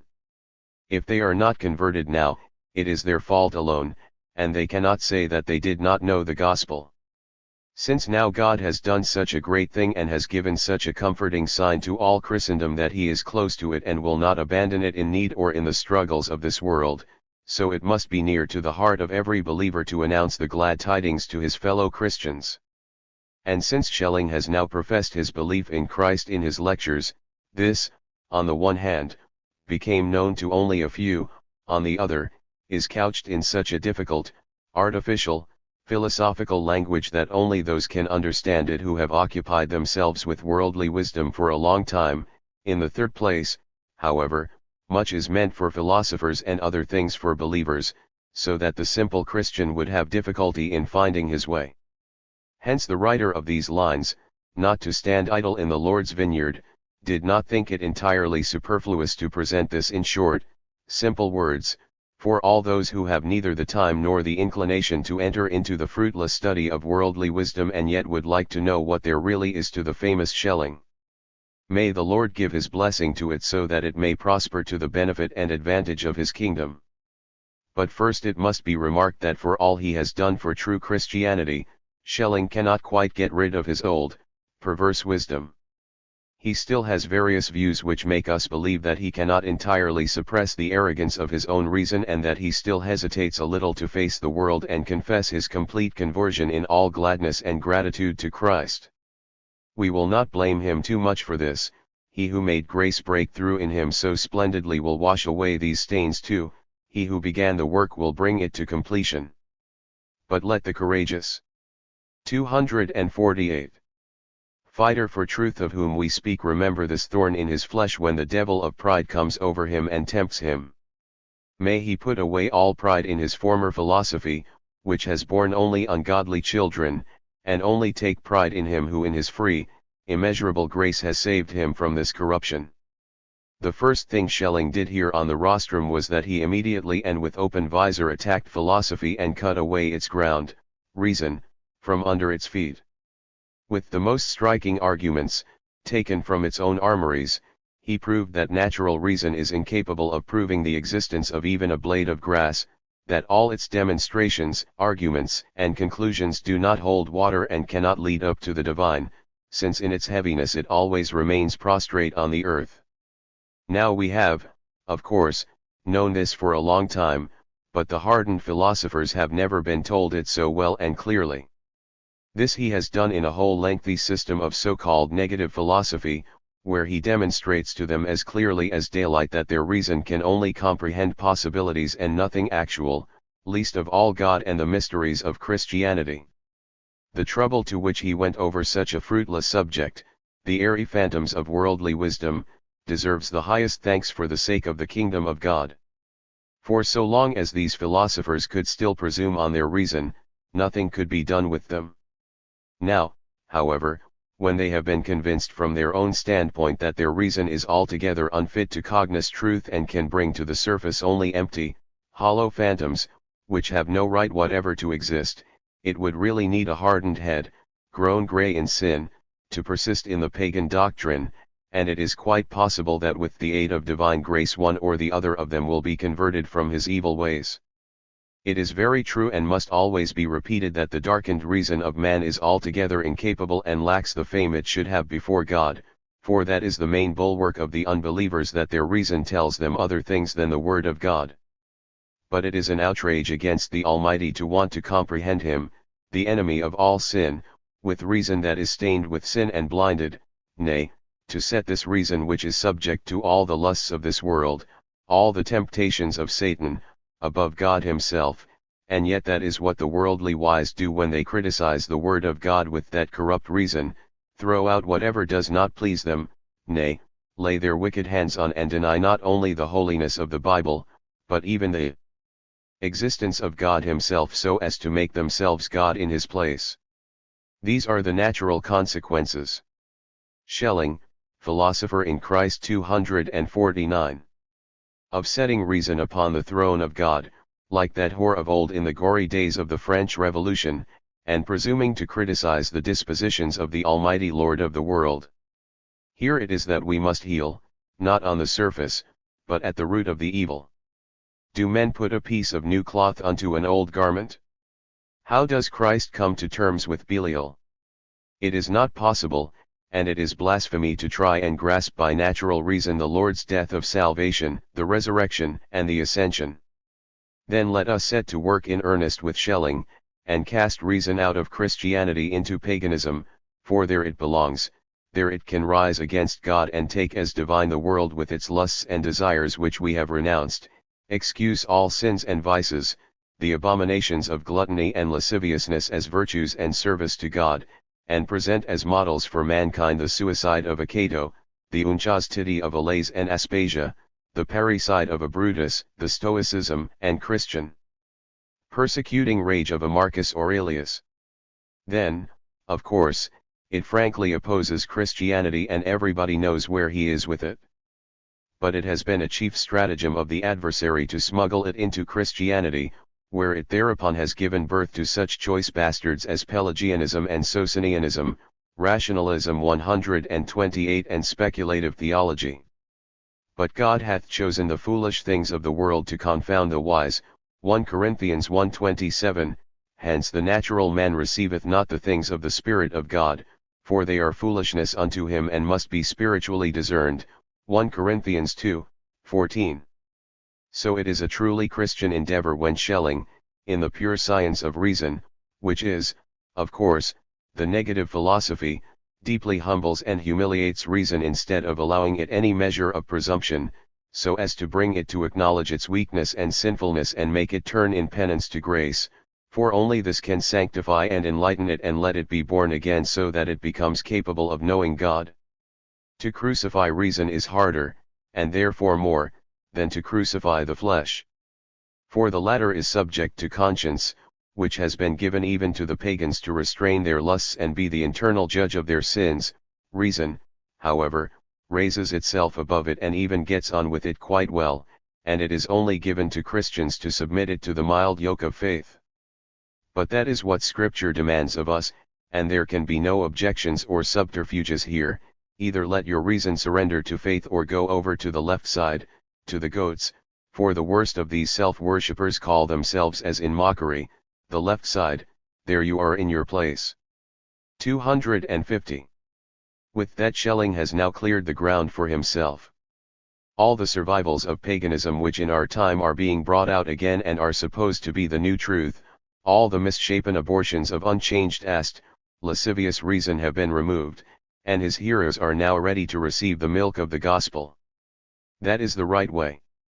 The pagans could be got hold of by their worldly lusts and desires, but our philosophers pretend, at least today, that they still want to acknowledge Christian morals. Hence, if the apostles demanded of the pagans a penitent, sorrowing, battered and contrite heart, so a penitent, humble, battered reason must be demanded of the proud worldly wise men of our time before they are ready to enjoy the grace of the gospel. So also Schelling could only now really judge his former comrade in godlessness, the notorious Hegel. For this Hegel had such a pride in reason that he expressly declared it to be God when he saw that with it he could not come to another true God, higher than man. Hence also Schelling frankly declared that he wanted nothing more to do with this man and his doctrine and no longer bothered with him. Since reason has now humbled itself and shows the desire to accept salvation, it can be exalted again and enlightened by the Spirit of truth. This happens in positive philosophy, whereby a free, that is, enlightened, thinking with the aid of divine revelation it is admitted to the grace and favor of Christianity. Now that the understanding of the higher world has been opened up to it, it at once discerns the whole marvelous connection in the history of the kingdom of God, and what formerly was incomprehensible to it is now clear and comprehensible as if it could not be otherwise. For only the eyes which the Lord has enlightened are true eyes and seeing, but where darkness reigns and the lusts and desires of this world have their way, nobody can see anything. Schelling expresses this effect of grace when he says that this philosophy is only for the willing and the wise, and that it finds its proof in revelation. Hence this philosophy is not for him who does not believe in revelation. In other words, this thing is not a real philosophy at all, and this name has only been chosen for the sake of the worldly wise, as it is written, "Be ye therefore wise as serpents, and harmless as doves," Matthew 10:16. For the rest, however, it is a right and real Christianity, as we shall soon see. Schelling has brought back the good old times when reason surrenders to faith, and worldly wisdom, by becoming the handmaid of theology, of divine wisdom, is transfigured into divine wisdom. And whosoever shall exalt himself shall be abased, and he that shall humble himself shall be exalted, Matthew 23:12. Schelling, Philosopher in Christ 251. Along this road of enlightened thinking the dear man of whom we are speaking comes at once to the true fundamental doctrine of all Christianity, namely, the Trinity of God. The God-fearing reader cannot be expected to accompany him on this road, for he knows and believes that this road only can lead to truth. This is only said for the unbelievers to show them how they can come to truth and how much their reason must be purified and sanctified to be able to discern and comprehend salvation in Christ Jesus. Hence we shall pass over these things which have no value for the discernment of salvation by the faithful. Schelling then describes according to Scripture how God created the world from nothing and how man, seduced by Satan in the shape of the serpent, lost his first way of life and became the slave of the prince of darkness. Thereby he tore the whole world from God and brought it into the power of Satan. All the forces which before were kept together by divine unity now fell apart and came into savage hostility, so that Satan could play havoc in the world to his heart's delight. One must not be dazzled by the philosophical manner of expression of our theologians. In our ungodly times the worldly wise no longer understand the simple language of Holy Scripture inspired by God Himself. They must be taught in their own way until they are again ripe for the understanding of the Bible, for it is written, "I thank thee, O Father, Lord of heaven and earth, because thou hast hid these things from the wise and prudent, and hast revealed them unto babes," Matthew 11:25. Hence Schelling calls the angels which kept not their first estate, but left their own habitation, Jude 6, calls the devil and his godless hosts cosmic powers, which means as much as princes of this world. Now God can, of course, have no further pleasure in the world. In his justice he rejects it, and where he works in it he does so in his wrath and without his full free will. But the eternally merciful cannot let go of it, the word through which all things were made and without which was not anything made that was made, John 1:3, the only begotten Son of God with his immeasurable love and grace remains in the poor, rejected world. His state of suffering begins with the fall of man and not just with his becoming man under Herod, for with the fall he is completely thrust out of mankind, in which he lived still more than the Father. Nay, by placing himself between the angry God and the fallen world, which the former wanted to destroy, and taking its side, he separated himself from the Father and so was in a sense 252. Jointly guilty and could not claim any part of the divine splendor so long as the Father was not reconciled. This great work of reconciliation, the struggle against the prince of this world, he now began in this form, neither divine nor human, in this separation from the Father which makes up his suffering and his pain. That this interpretation is founded on Holy Scripture is most clearly shown in chapter 53 of the prophet Isaiah, which speaks of a present, not future suffering. This great struggle is now beginning both among the Jews and the pagans. How the Lord subjugates the Jews unto himself is shown in the history of the people of Israel in the Old Testament, and the splendid guidances by which the Lord led his people are well known to Christians. But among the pagans, was not the devil precisely the god of the pagans? We shall try to answer this as clearly as possible without deviating from the pronouncements of Holy Scripture. Everybody will have already heard that among the pagans, too, in the books of the Sibyls 129 and elsewhere, there were prophecies about Christ. Here we see already that they were not quite so forsaken by God as is the usual view, for the prophecies are of divine origin. But now this is not enough. Why should the Lord in his mercy let them go so far astray and fall into the devil's clutches? He lets rain fall on good and evil alike and the sun shine on the just and the unjust. Nay, if the pagans had been so entirely without God's protection and guidance in the power of the evil enemy, would their sins not have been greater and more outrageous than they actually were? Would not then all the shameful lusts and unnatural desires, the sins of the flesh and other sins, murder, adultery, fornication, thieving, roguery, unchastity have cried to high heaven so that God would have had to exterminate them without hesitation? Nay, would they themselves not have slain and devoured each other? It already follows from this that God must have had mercy even on the pagans and given them some light from above, and this consists in their having been led gradually and without noticing it through all stages of idolatry to the worship of the true Christ, but without their knowing that their God and that of the Christians was one and the same, and that he who was hidden in paganism was now revealed in Christianity. Now those who failed to realize this when the gospel was preached to them no longer worshipped the hidden Christ, since they persecuted the revealed one, but their God was now the enemy of Christ, the devil. It is Schelling's great merit that he is the first to devote himself to tracing the guidance of God among. Schelling, Philosopher in Christ 253. The pagans, and so prepares new praise of the love of Christ for sinful men. Since now the Jews consciously and the pagans without knowing it and in a false form were brought to the knowledge of the true God, when the proud palaces of the Greeks lay in ruins and the iron hand of the Roman emperor lay upon the whole world, the time was fulfilled and God sent his Son so that all who believe in him should not perish but have eternal life. This happened in the following manner.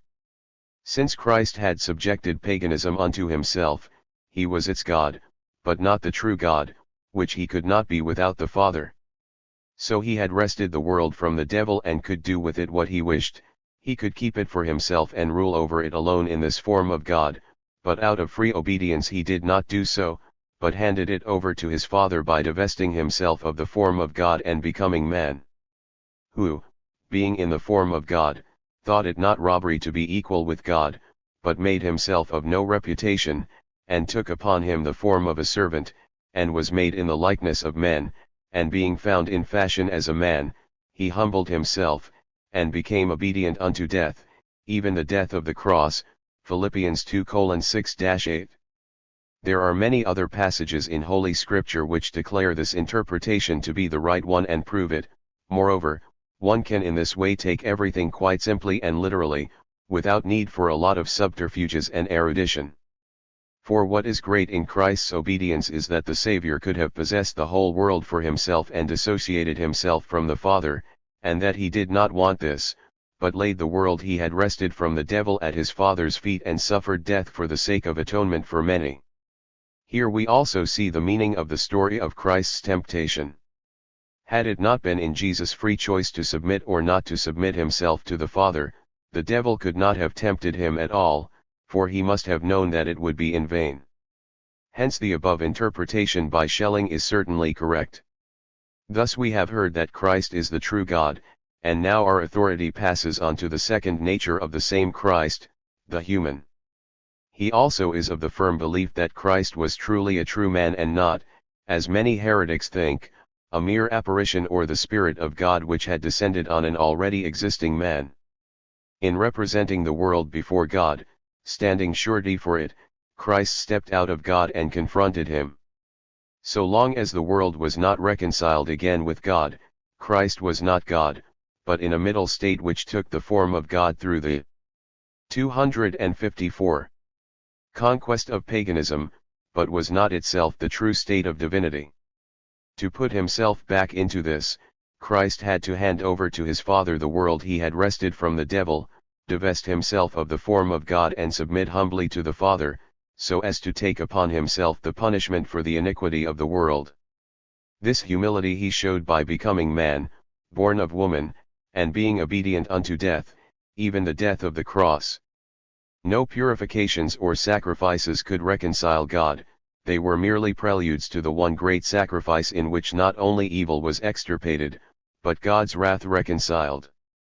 The latter could only be reconciled by the greatest, most freely rendered, most humble submission, and that could only be done by the Son, not by a man compelled to submission by fear and the torment of conscience, the threatening wrath of God.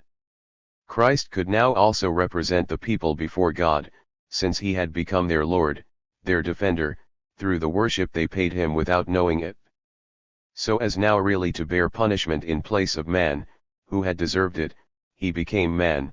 The decision to become man is a miracle of the divine Spirit. So he who in the beginning was with God, nay, was God himself, and after the fall was in the form of God, was now born in Bethlehem as man, namely, of Mary through the Holy Ghost without the agency of any man. Who would have dared hope that in the year 1842 a philosopher, nay, the founder of the new school of blasphemy, would make such a pleasing conversion and acknowledge so gladly the main doctrines of Christianity? That which was always the first to be attacked by doubt, which half-Christians have always rejected and which is nevertheless the cornerstone of the Christian faith, the birth of Christ by Mary without the agency of any man. The fact that this too has been asserted by Schelling as his conviction, is one of the most gratifying signs of the times, and the favorite of God who has had the courage to do this has a claim to the gratitude of every believer. But who does not recognize here the hand of the Lord in this marvelous, wonderful dispensation? Who does not see that he is giving a sign to his church that he has not forsaken it and remembers it day and night? On the death of the Lord, Schelling pronounces himself in a no less truly Christian and edifying manner. This is said to have been decided from the beginning of the world in the council of the guardians and to be a sacrifice demanded by the divine Spirit. God is said to be just even to Satan and so fully to have allowed him his rights that he delivered his own Son up to death so that all who believed in him should not perish but should have eternal. Schelling, Philosopher in Christ 255. Life, so that the devil should not have even the slightest grounds for saying he had been overthrown by the greater might of God, and unjustly. It is the majesty and splendor of the Lord himself which does not tolerate even the least semblance of such a blemish. For this reason Christ had to become man and had to take upon himself the iniquity of mankind forsaken by God and suffer the death on the cross so that through the death of one many would come to life. For this reason the Lord in his grace and mercy had to sacrifice himself for us, to stand surety for the sinners to his Father and to pay our debt, so that we might again have access to the throne of grace. The other men also, it is true, are one and all delivered over to death, but none has died like the Lord, none has suffered such a death of salvation as Jesus Christ. And so also this crown of faith, the purification from sin in the blood of Christ, is once again marvelously saved from the claws of the old dragon who now roams in the form of worldly wisdom and the odious spirit of the times, and the Lord has once again kept the precious promise that the gates of hell shall not prevail against his church. Further, Schelling says of Christ very beautifully, this death is such a great miracle that we would never dare believe it were we not so certain of it. At his death all mankind was represented, Jews and pagans were present, and they were the two sides of the whole human race. The principle of the pagans, as Christ had become in paganism through his struggle with Satan, had to die the death of the pagans, the death on the cross. His crucifixion is only the resolution of the prolonged tension in which he found himself among the pagans, that is, the extra-divine position of the Lord was resolved, and by death he again became one with God, as it is written. He was taken from prison and from judgment, and who shall declare his generation? For he was cut off out of the land of the living, for the transgression of my people was he stricken, Isaiah 53:8. But of the Lord's resurrection, Schelling says it was proof that Christ had not taken on his humanity for appearance's sake, but had become man in earnest and forever, and that God had again accepted into grace the human form and the human essence, and indeed not the humanity in Christ alone, but the whole of humanity, of whom Christ had merely been the representative. For not the individual sin displeased God so much that he therefore had to abandon mankind, the worst was rather the whole iniquitous state of all mankind, sold to the evil one, and therefore God finds displeasure in man even before he has sinned. 256. So that before God it was equivalent to a sin to be human. Hence no good will pleasing to God, not a single good deed that was just in the eyes of God, could be found in the world before Christ had died, and hence even now only believers can do good works and be of good will. But by the resurrection of the Lord the human state is vindicated before God and recognized by God as purified from sin, and so the vindication is completed only by the resurrection. So Christ has been raised up to heaven and sits on the right hand of God the Father as true man and true God, representing mankind before the Father. The resurrection is further a proof to us of the immortality of our own soul and the resurrection of the flesh. Schelling acknowledges this also and adds that if during this life the flesh dominates the spirit, then a second must follow, where the spirit has overcome the flesh, and finally an equalizing of both sides is necessary. This accords wholly with the teaching of Scripture, for the last state after the resurrection and the last judgment, after the transfiguration of the body, is nothing but what Schelling calls the equilibrium between soul and body. About the condition of the impenitent and damned who have passed away in unbelief, hard-heartedness and sin, Schelling offers a surmise too. He holds the second, eternal death for an eternal dying without ever being able to come to real death. It seems better to refrain from pondering over this and to leave it to the Lord to decide how he wishes to punish and torment his contemners and blasphemers. Finally, the dear Schelling delivers the following priceless testimony to the resurrection of our Lord and Savior Jesus Christ. This resurrection is a stroke of lightning from inner history to outer. Whoever denies such facts, to him the history of the kingdom of God remains a mere series of external, accidental occurrences without any divine content, without the transcendental, which goes beyond reason, which alone is history proper. Without it history is merely a matter of superficial memorizing, not true, complete knowledge of the events that is a beautiful and Christian word, but the talk of the worldly wise about God being in the history and development of the consciousness of the species is sheer filth and blasphemy.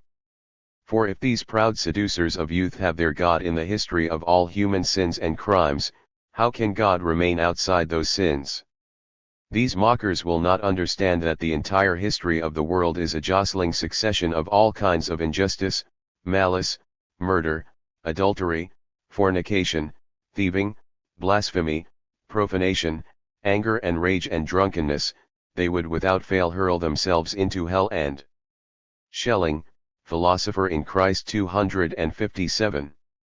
The whole world with them if one did not see everywhere the saving hand of God, which restrains and prevents the evil, and this shameful scene of blasphemy is their heaven, their whole immortality, they have said so frankly themselves. But these are the fine consequences of casting all divine action out of history. God avenges himself on them by closing their minds against his true essence and letting them make a God for themselves who is even less than a deaf idol of wood and straw, who is a vague phantom of air, a so-called world spirit and spirit of history. We have seen what is the outcome of such a view of history, of which the chief preacher is that Hegel, who is in evil repute with all good Christians. Let us hold against that the picture of history outlined by a man of God like Schelling. Among the 12, Schelling says, who were always near the Lord and whom he appointed apostles, there were in particular 3 whom he favored before the others at every opportunity, Peter, James, and John. In these 3 the models of the whole Christian church are given if we substitute as successor for James, who was earlier killed for the sake of Christ, Paul, who was converted at about the same time. Peter, Paul, and John are the rulers of three different periods of the Christian Church, as in the Old Testament Moses, Elijah, and John the Baptist were the three representatives of three periods. Moses was the lawgiver through whom the Lord laid the foundation, Elijah the fiery spirit who brought the inert, apostate people back to life and activity, John the Baptist was the accomplisher who led the Old Testament into the New.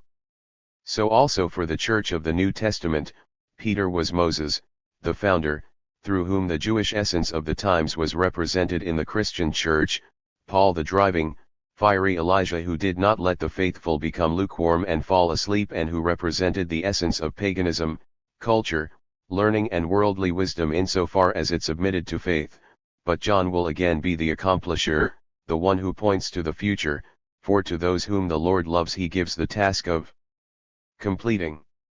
So John in his lifetime, already pointing to the future, wrote the Revelation.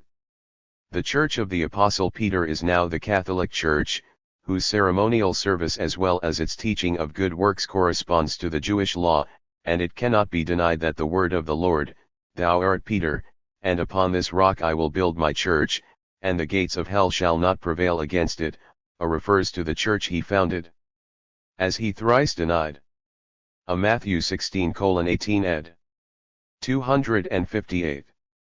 The Lord, so it can be shown that the Roman Church thrice denied the Lord. First, when it strove for worldly domination, then when it used worldly power for its own purposes, and lastly, when it lent itself to the worldly power as a means to its ends.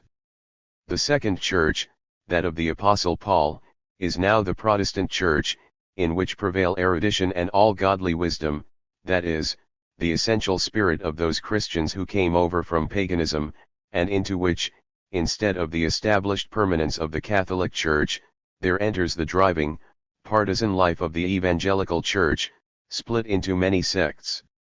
Who knows whether the thoughts and aspirations of these pagan Christians will not in the end be more beneficial to the kingdom of God than those of the Jewish Christians? But neither of these two parties is the true, last Church of the Lord. This will be only the one which from Peter's foundation will penetrate through Paul to John and so prepare the last times. This last Church is the Church of love, as John was the messenger of love, the consummation of the Church, in whose times will be the great apostasy which has been foretold for the end, to be followed by the last judgment. Many churches have been built for all the apostles, but relatively very few for St. John. If I had to build a church I would consecrate it to him. One day, however, a church will be built for all three apostles, and this will be the last, the true Christian pantheon. These are the words with which the first truly Christian philosopher concluded his lectures, and so we will have followed him to the end. The author of these lines believes that he has sufficiently shown what a chosen vessel the Lord has awakened for his church in this worthy man. This is the man who will drive out the pagans of the modern world who there pursue their practices in many forms, as men of the world, young Germans, 130 philosophers, and what else they may call themselves. Indeed, when one entered the hall where Schelling was lecturing, and heard these people mock and make fun of the elect among the worldly wise, one had to think of the Apostle Paul when he preached in Athens. It is just as if history were repeating itself, as it is told in the Acts of the Apostles 17:16 ff where it says the following. Now while Paul waited for them at Athens, his spirit was stirred in him, when he saw the city wholly given to idolatry. Therefore disputed he in the synagogue with the Jews, and with the devout persons, and in the market daily with them that met with him. Then certain philosophers of the Epicureans, and of the Stoics, encountered him. And some said, What will this babbler say? Other some, he. Schelling, Philosopher in Christ 259. Seemeth to be a setter forth of strange gods, because he preached unto them Jesus, and the resurrection. Well might Schelling, too, grow angry, here in Berlin, since he saw the city so wholly given to idolatry. For where is there more worshipping of things of the earth, of mammon, and the honor of this world, of one's own dear ego, and where is the true God more thrust aside, than precisely here? Where has the life of the world with its opulence, its luxury, and its hollow, vain pomp, with its glittering vices and embellished sins, reached a higher pitch than precisely here? Did not your scholars, your shallow unchristian writers wish to flatter you when they compared your city so often to Athens? Oh, what bitter truth they told you!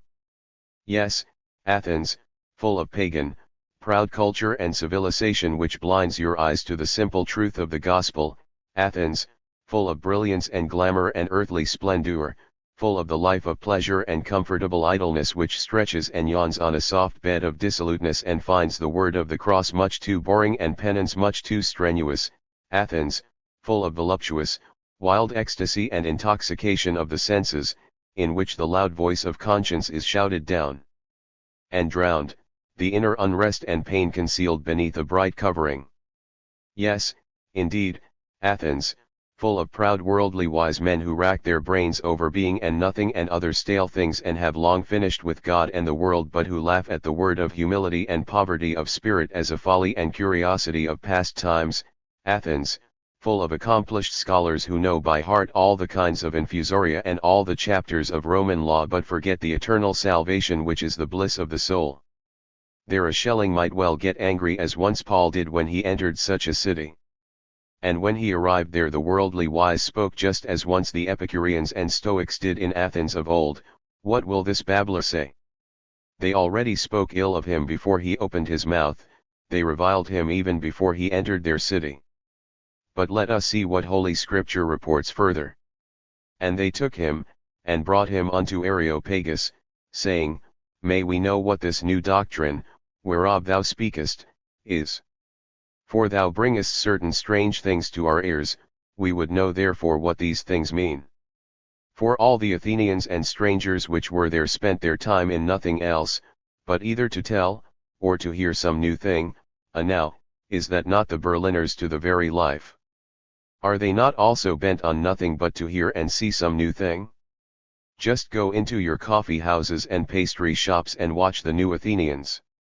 The Acts of the Apostles 17, 19-21 ed. 260. Running after the newspapers while the Bible lies at home gathering dust, and nobody opens it, listen when they gather together whether their greetings are anything but, what is the news? Nothing new? Always something new, always something that never happened before, otherwise they are bored to death with all their culture, their pomp, and their enjoyments. Whom do they think amiable, interesting, and notable? Him who is most enlightened by the Holy Ghost? No, him who always has the most news to tell. What worries them most? Whether a sinner has been converted, at which the angels of God rejoice?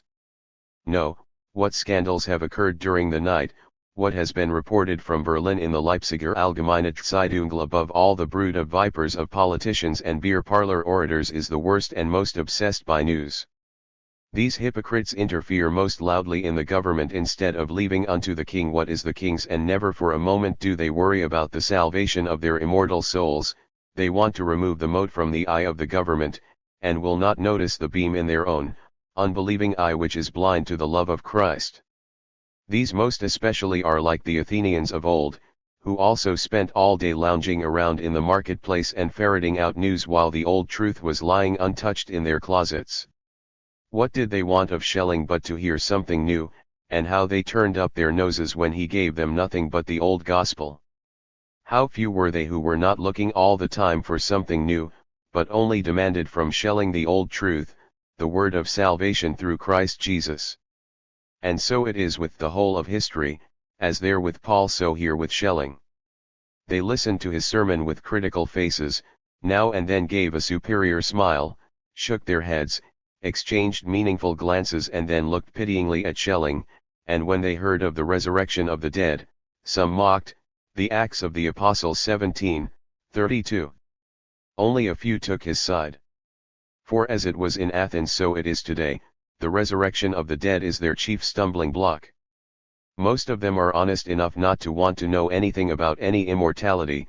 The minority admits a very uncertain, vacillating, nebulous immortality of the soul, but leaves the body to rot forever, and they are all unanimous in scorning the real, definite, and open resurrection of the flesh, and in holding it to be a matter of impossibility, as if it were not written, "For God nothing is impossible."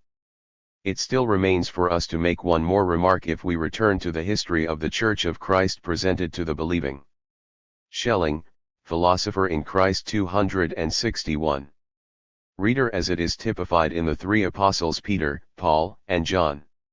It follows from this that it is a most grievous wrong and a sin against the ordinance of God himself if we, as many do even today, were to despise and disparage the Catholic Church in comparison with ours. For it is preordained in the divine council, just as the Protestant Church, and we have much to learn from it. The Catholic Church still has the old Apostolic Church discipline, which with us has been completely lost. We know from the Scriptures that the apostles and the churches expelled from the communion of the Holy Ghost unbelievers, false teachers, and sinners who were a cause of offense to the Church. Does not Paul say in 1 Corinthians 5, 3-5? For I verily, as absent in body, but present in spirit, have judged already, as though I were present, concerning him that hath so done this deed, in the name of our Lord Jesus Christ, when ye are gathered together, and my spirit, with the power of our Lord Jesus Christ, to deliver such an one unto Satan for the destruction of the flesh, that the spirit may be saved in the day of the Lord Jesus. Did not Christ say to Peter, "And I will give unto thee the keys of the kingdom of heaven, and whatsoever thou shalt bind on earth shall be bound in heaven, and whatsoever thou shalt loose on earth shall be loosed in heaven," Matthew 16:19. Did he not say after the resurrection to all the disciples, "Whosoever sins ye remit, they are remitted unto them, and whosoever sins ye retain, they are retained," John 20:23.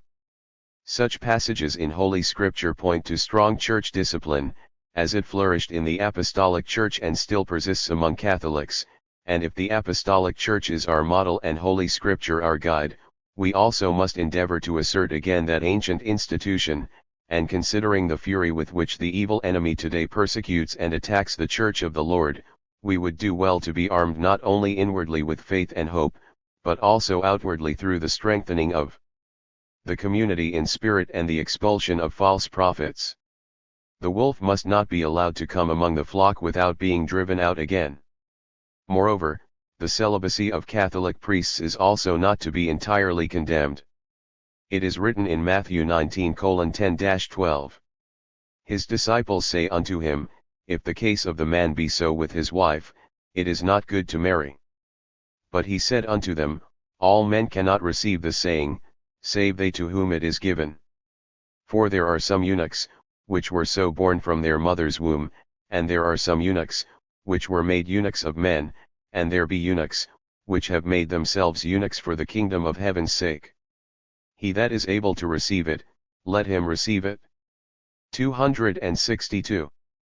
Again, 1 Corinthians 7 deals from beginning to end with the advantages of the unmarried over the married state, and I will only quote from it a few passages. 7:1-2. It is good for a man not to touch a woman. Nevertheless, to avoid fornication, let every man have his own wife, and let every woman have her own husband. 7:8. I say therefore to the unmarried and widows, it is good for them if they abide even as I. 7:27. Art thou loosed from a wife?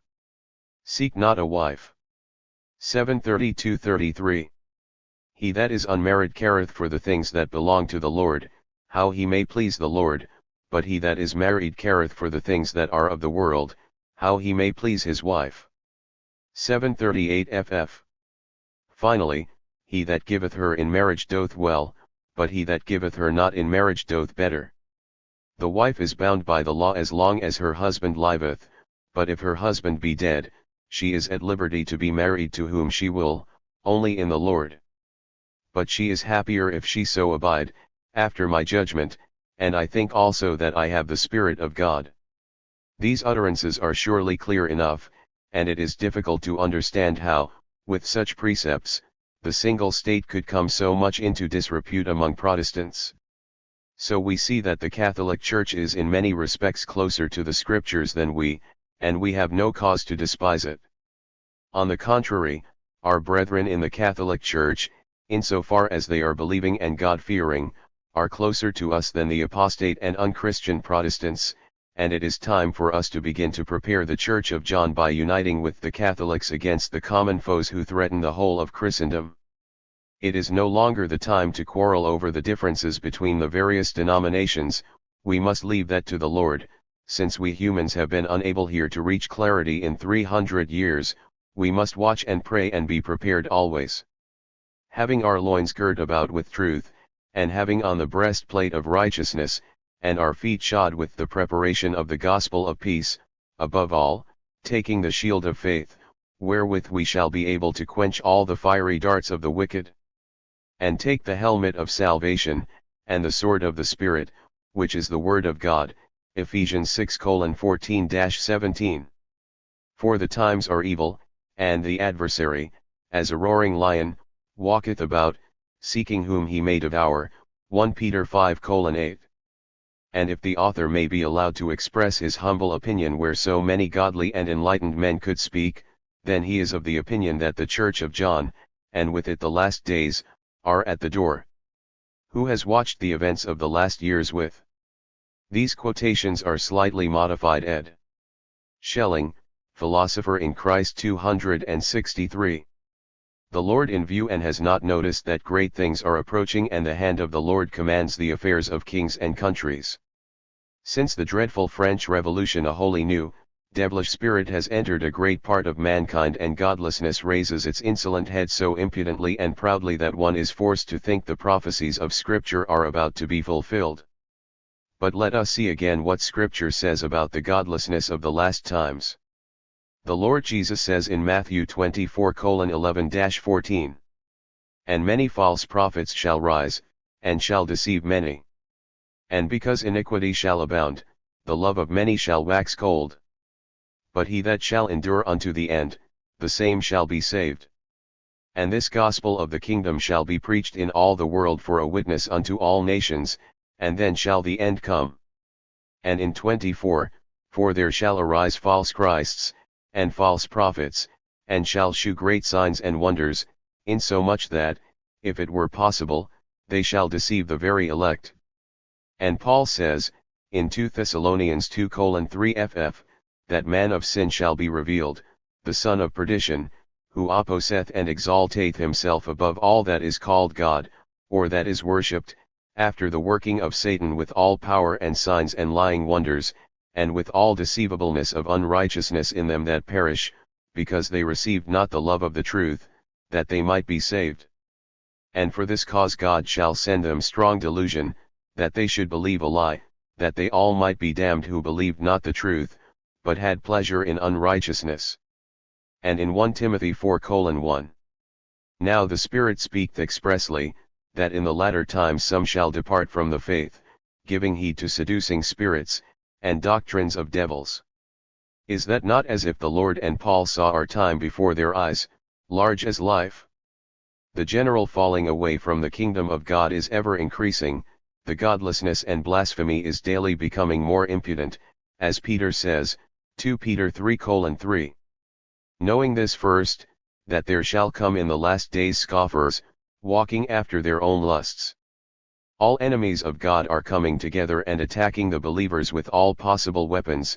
The indifferent ones who indulge in the lust of this world and to whom the word of the cross was too boring, pricked by conscience, are uniting with the atheist worldly wise, and by their doctrine are trying to lull the worm within to sleep. The latter, for their part, deny with barefaced impudence everything that cannot be seen with the eyes, God, and all life after death, and so, of course, it follows that for them this world is supreme, this world with its enjoyments of the flesh, with feasting, boozing and whoring. They are the worst pagans who have made themselves hardened and stiff-necked against the gospel, and of whom the Lord says that the last judgment would be more tolerable for the people of Sodom and 264 Gomorrah than for them. It is no longer an indifference and coldness in respect of the Lord, nay, it is open, declared hostility, and instead of all the sects and parties we now have only two, Christians and anti-Christians. But he who has eyes to see, Let him see and not blind them, for now is not the time to sleep and resort to subterfuges, where the signs of the times speak so clearly. There is need to pay heed to them and to search in the words of the prophecy, which has not been given us for nothing. We see the false prophets in our midst, and there has been given unto them a mouth to speak great things and blasphemies, and they open their mouths in blasphemy against God, to blaspheme his name and his tabernacle, and them that dwell in heaven. And it is given unto them to make war with the saints and, it almost seems, to overcome them. Revelation 13:5-7. All shame and respect and reverence have vanished out of them, and the abominable mockeries of old are child's play compared with the horrible earnestness and the deliberate blasphemy of these seducers. They roam about in Germany and want to sneak in everywhere. They preach their satanic doctrines in the marketplaces and carry the devil's standard from city to city, enticing the poor youths after them, to cast them into the deepest abyss of hell and death. Temptation abounds as never before, and it cannot be without special purpose that the Lord permits it. Shall it be said even of us? O ye hypocrites, ye can discern the face of the sky, but can ye not discern the signs of the times? Matthew 16:3. Nay, we must open our eyes and look about us. The times are important, and it is meet to watch and pray, so that we enter not into temptation, and the Lord, who will come like a thief in the night, may not find us sleeping. Great trouble and temptation will befall us, but the Lord will not forsake us, for he has said, Revelation 3:5. He that overcometh, the same shall be clothed in white raiment, and I will not blot out his name out of the book of life, but I will confess his name before my Father, and before his angels. And in 3:11, Behold, I come quickly, hold that fast which thou hast, that no man take thy crown. Amen. North and South German. Liberalism I-31. Berlin, March. Until quite recently the south of our fatherland was thought to be the only part of it capable of strong political convictions. Baden, Württemberg and Rhenish Bavaria seemed to be the only three altars on which could be kindled the fire of the only patriotism worthy of the name, independent patriotism. The north seemed to have sunk back into inert indifference, a limp, if not servile, torpor, in which it sought recovery from the truly grand and unusual exertion of the wars of liberation, in which the South took no part. With that deed the North seemed to feel it had done enough and now deserved some rest, so that the South soon began to look down on it, chide its lack of interest and be scornful of its patience. The events in Hanover 132 were also amply exploited by the South to vindicate its superiority over the North. While the latter seemed to be quieter, less active, the former was triumphant, preening itself on its developing parliamentary life, its speeches in the chambers, its opposition, which had to give support to the North while the South knew its own existence assured even without it. This has all changed. The movement of the South has gone to sleep. The cogs on its wheels which used to engage so firmly and keep them revolving have gradually become ground down and no longer interlock properly. One voice after another falls silent, and the younger generation has no desire to follow the path of its predecessors. The North, on the other hand, although external circumstances were not nearly so favorable for it as for the South, although the platform, when not entirely lacking, could never rise to the significance of that of South Germany, has nevertheless for some years possessed a store of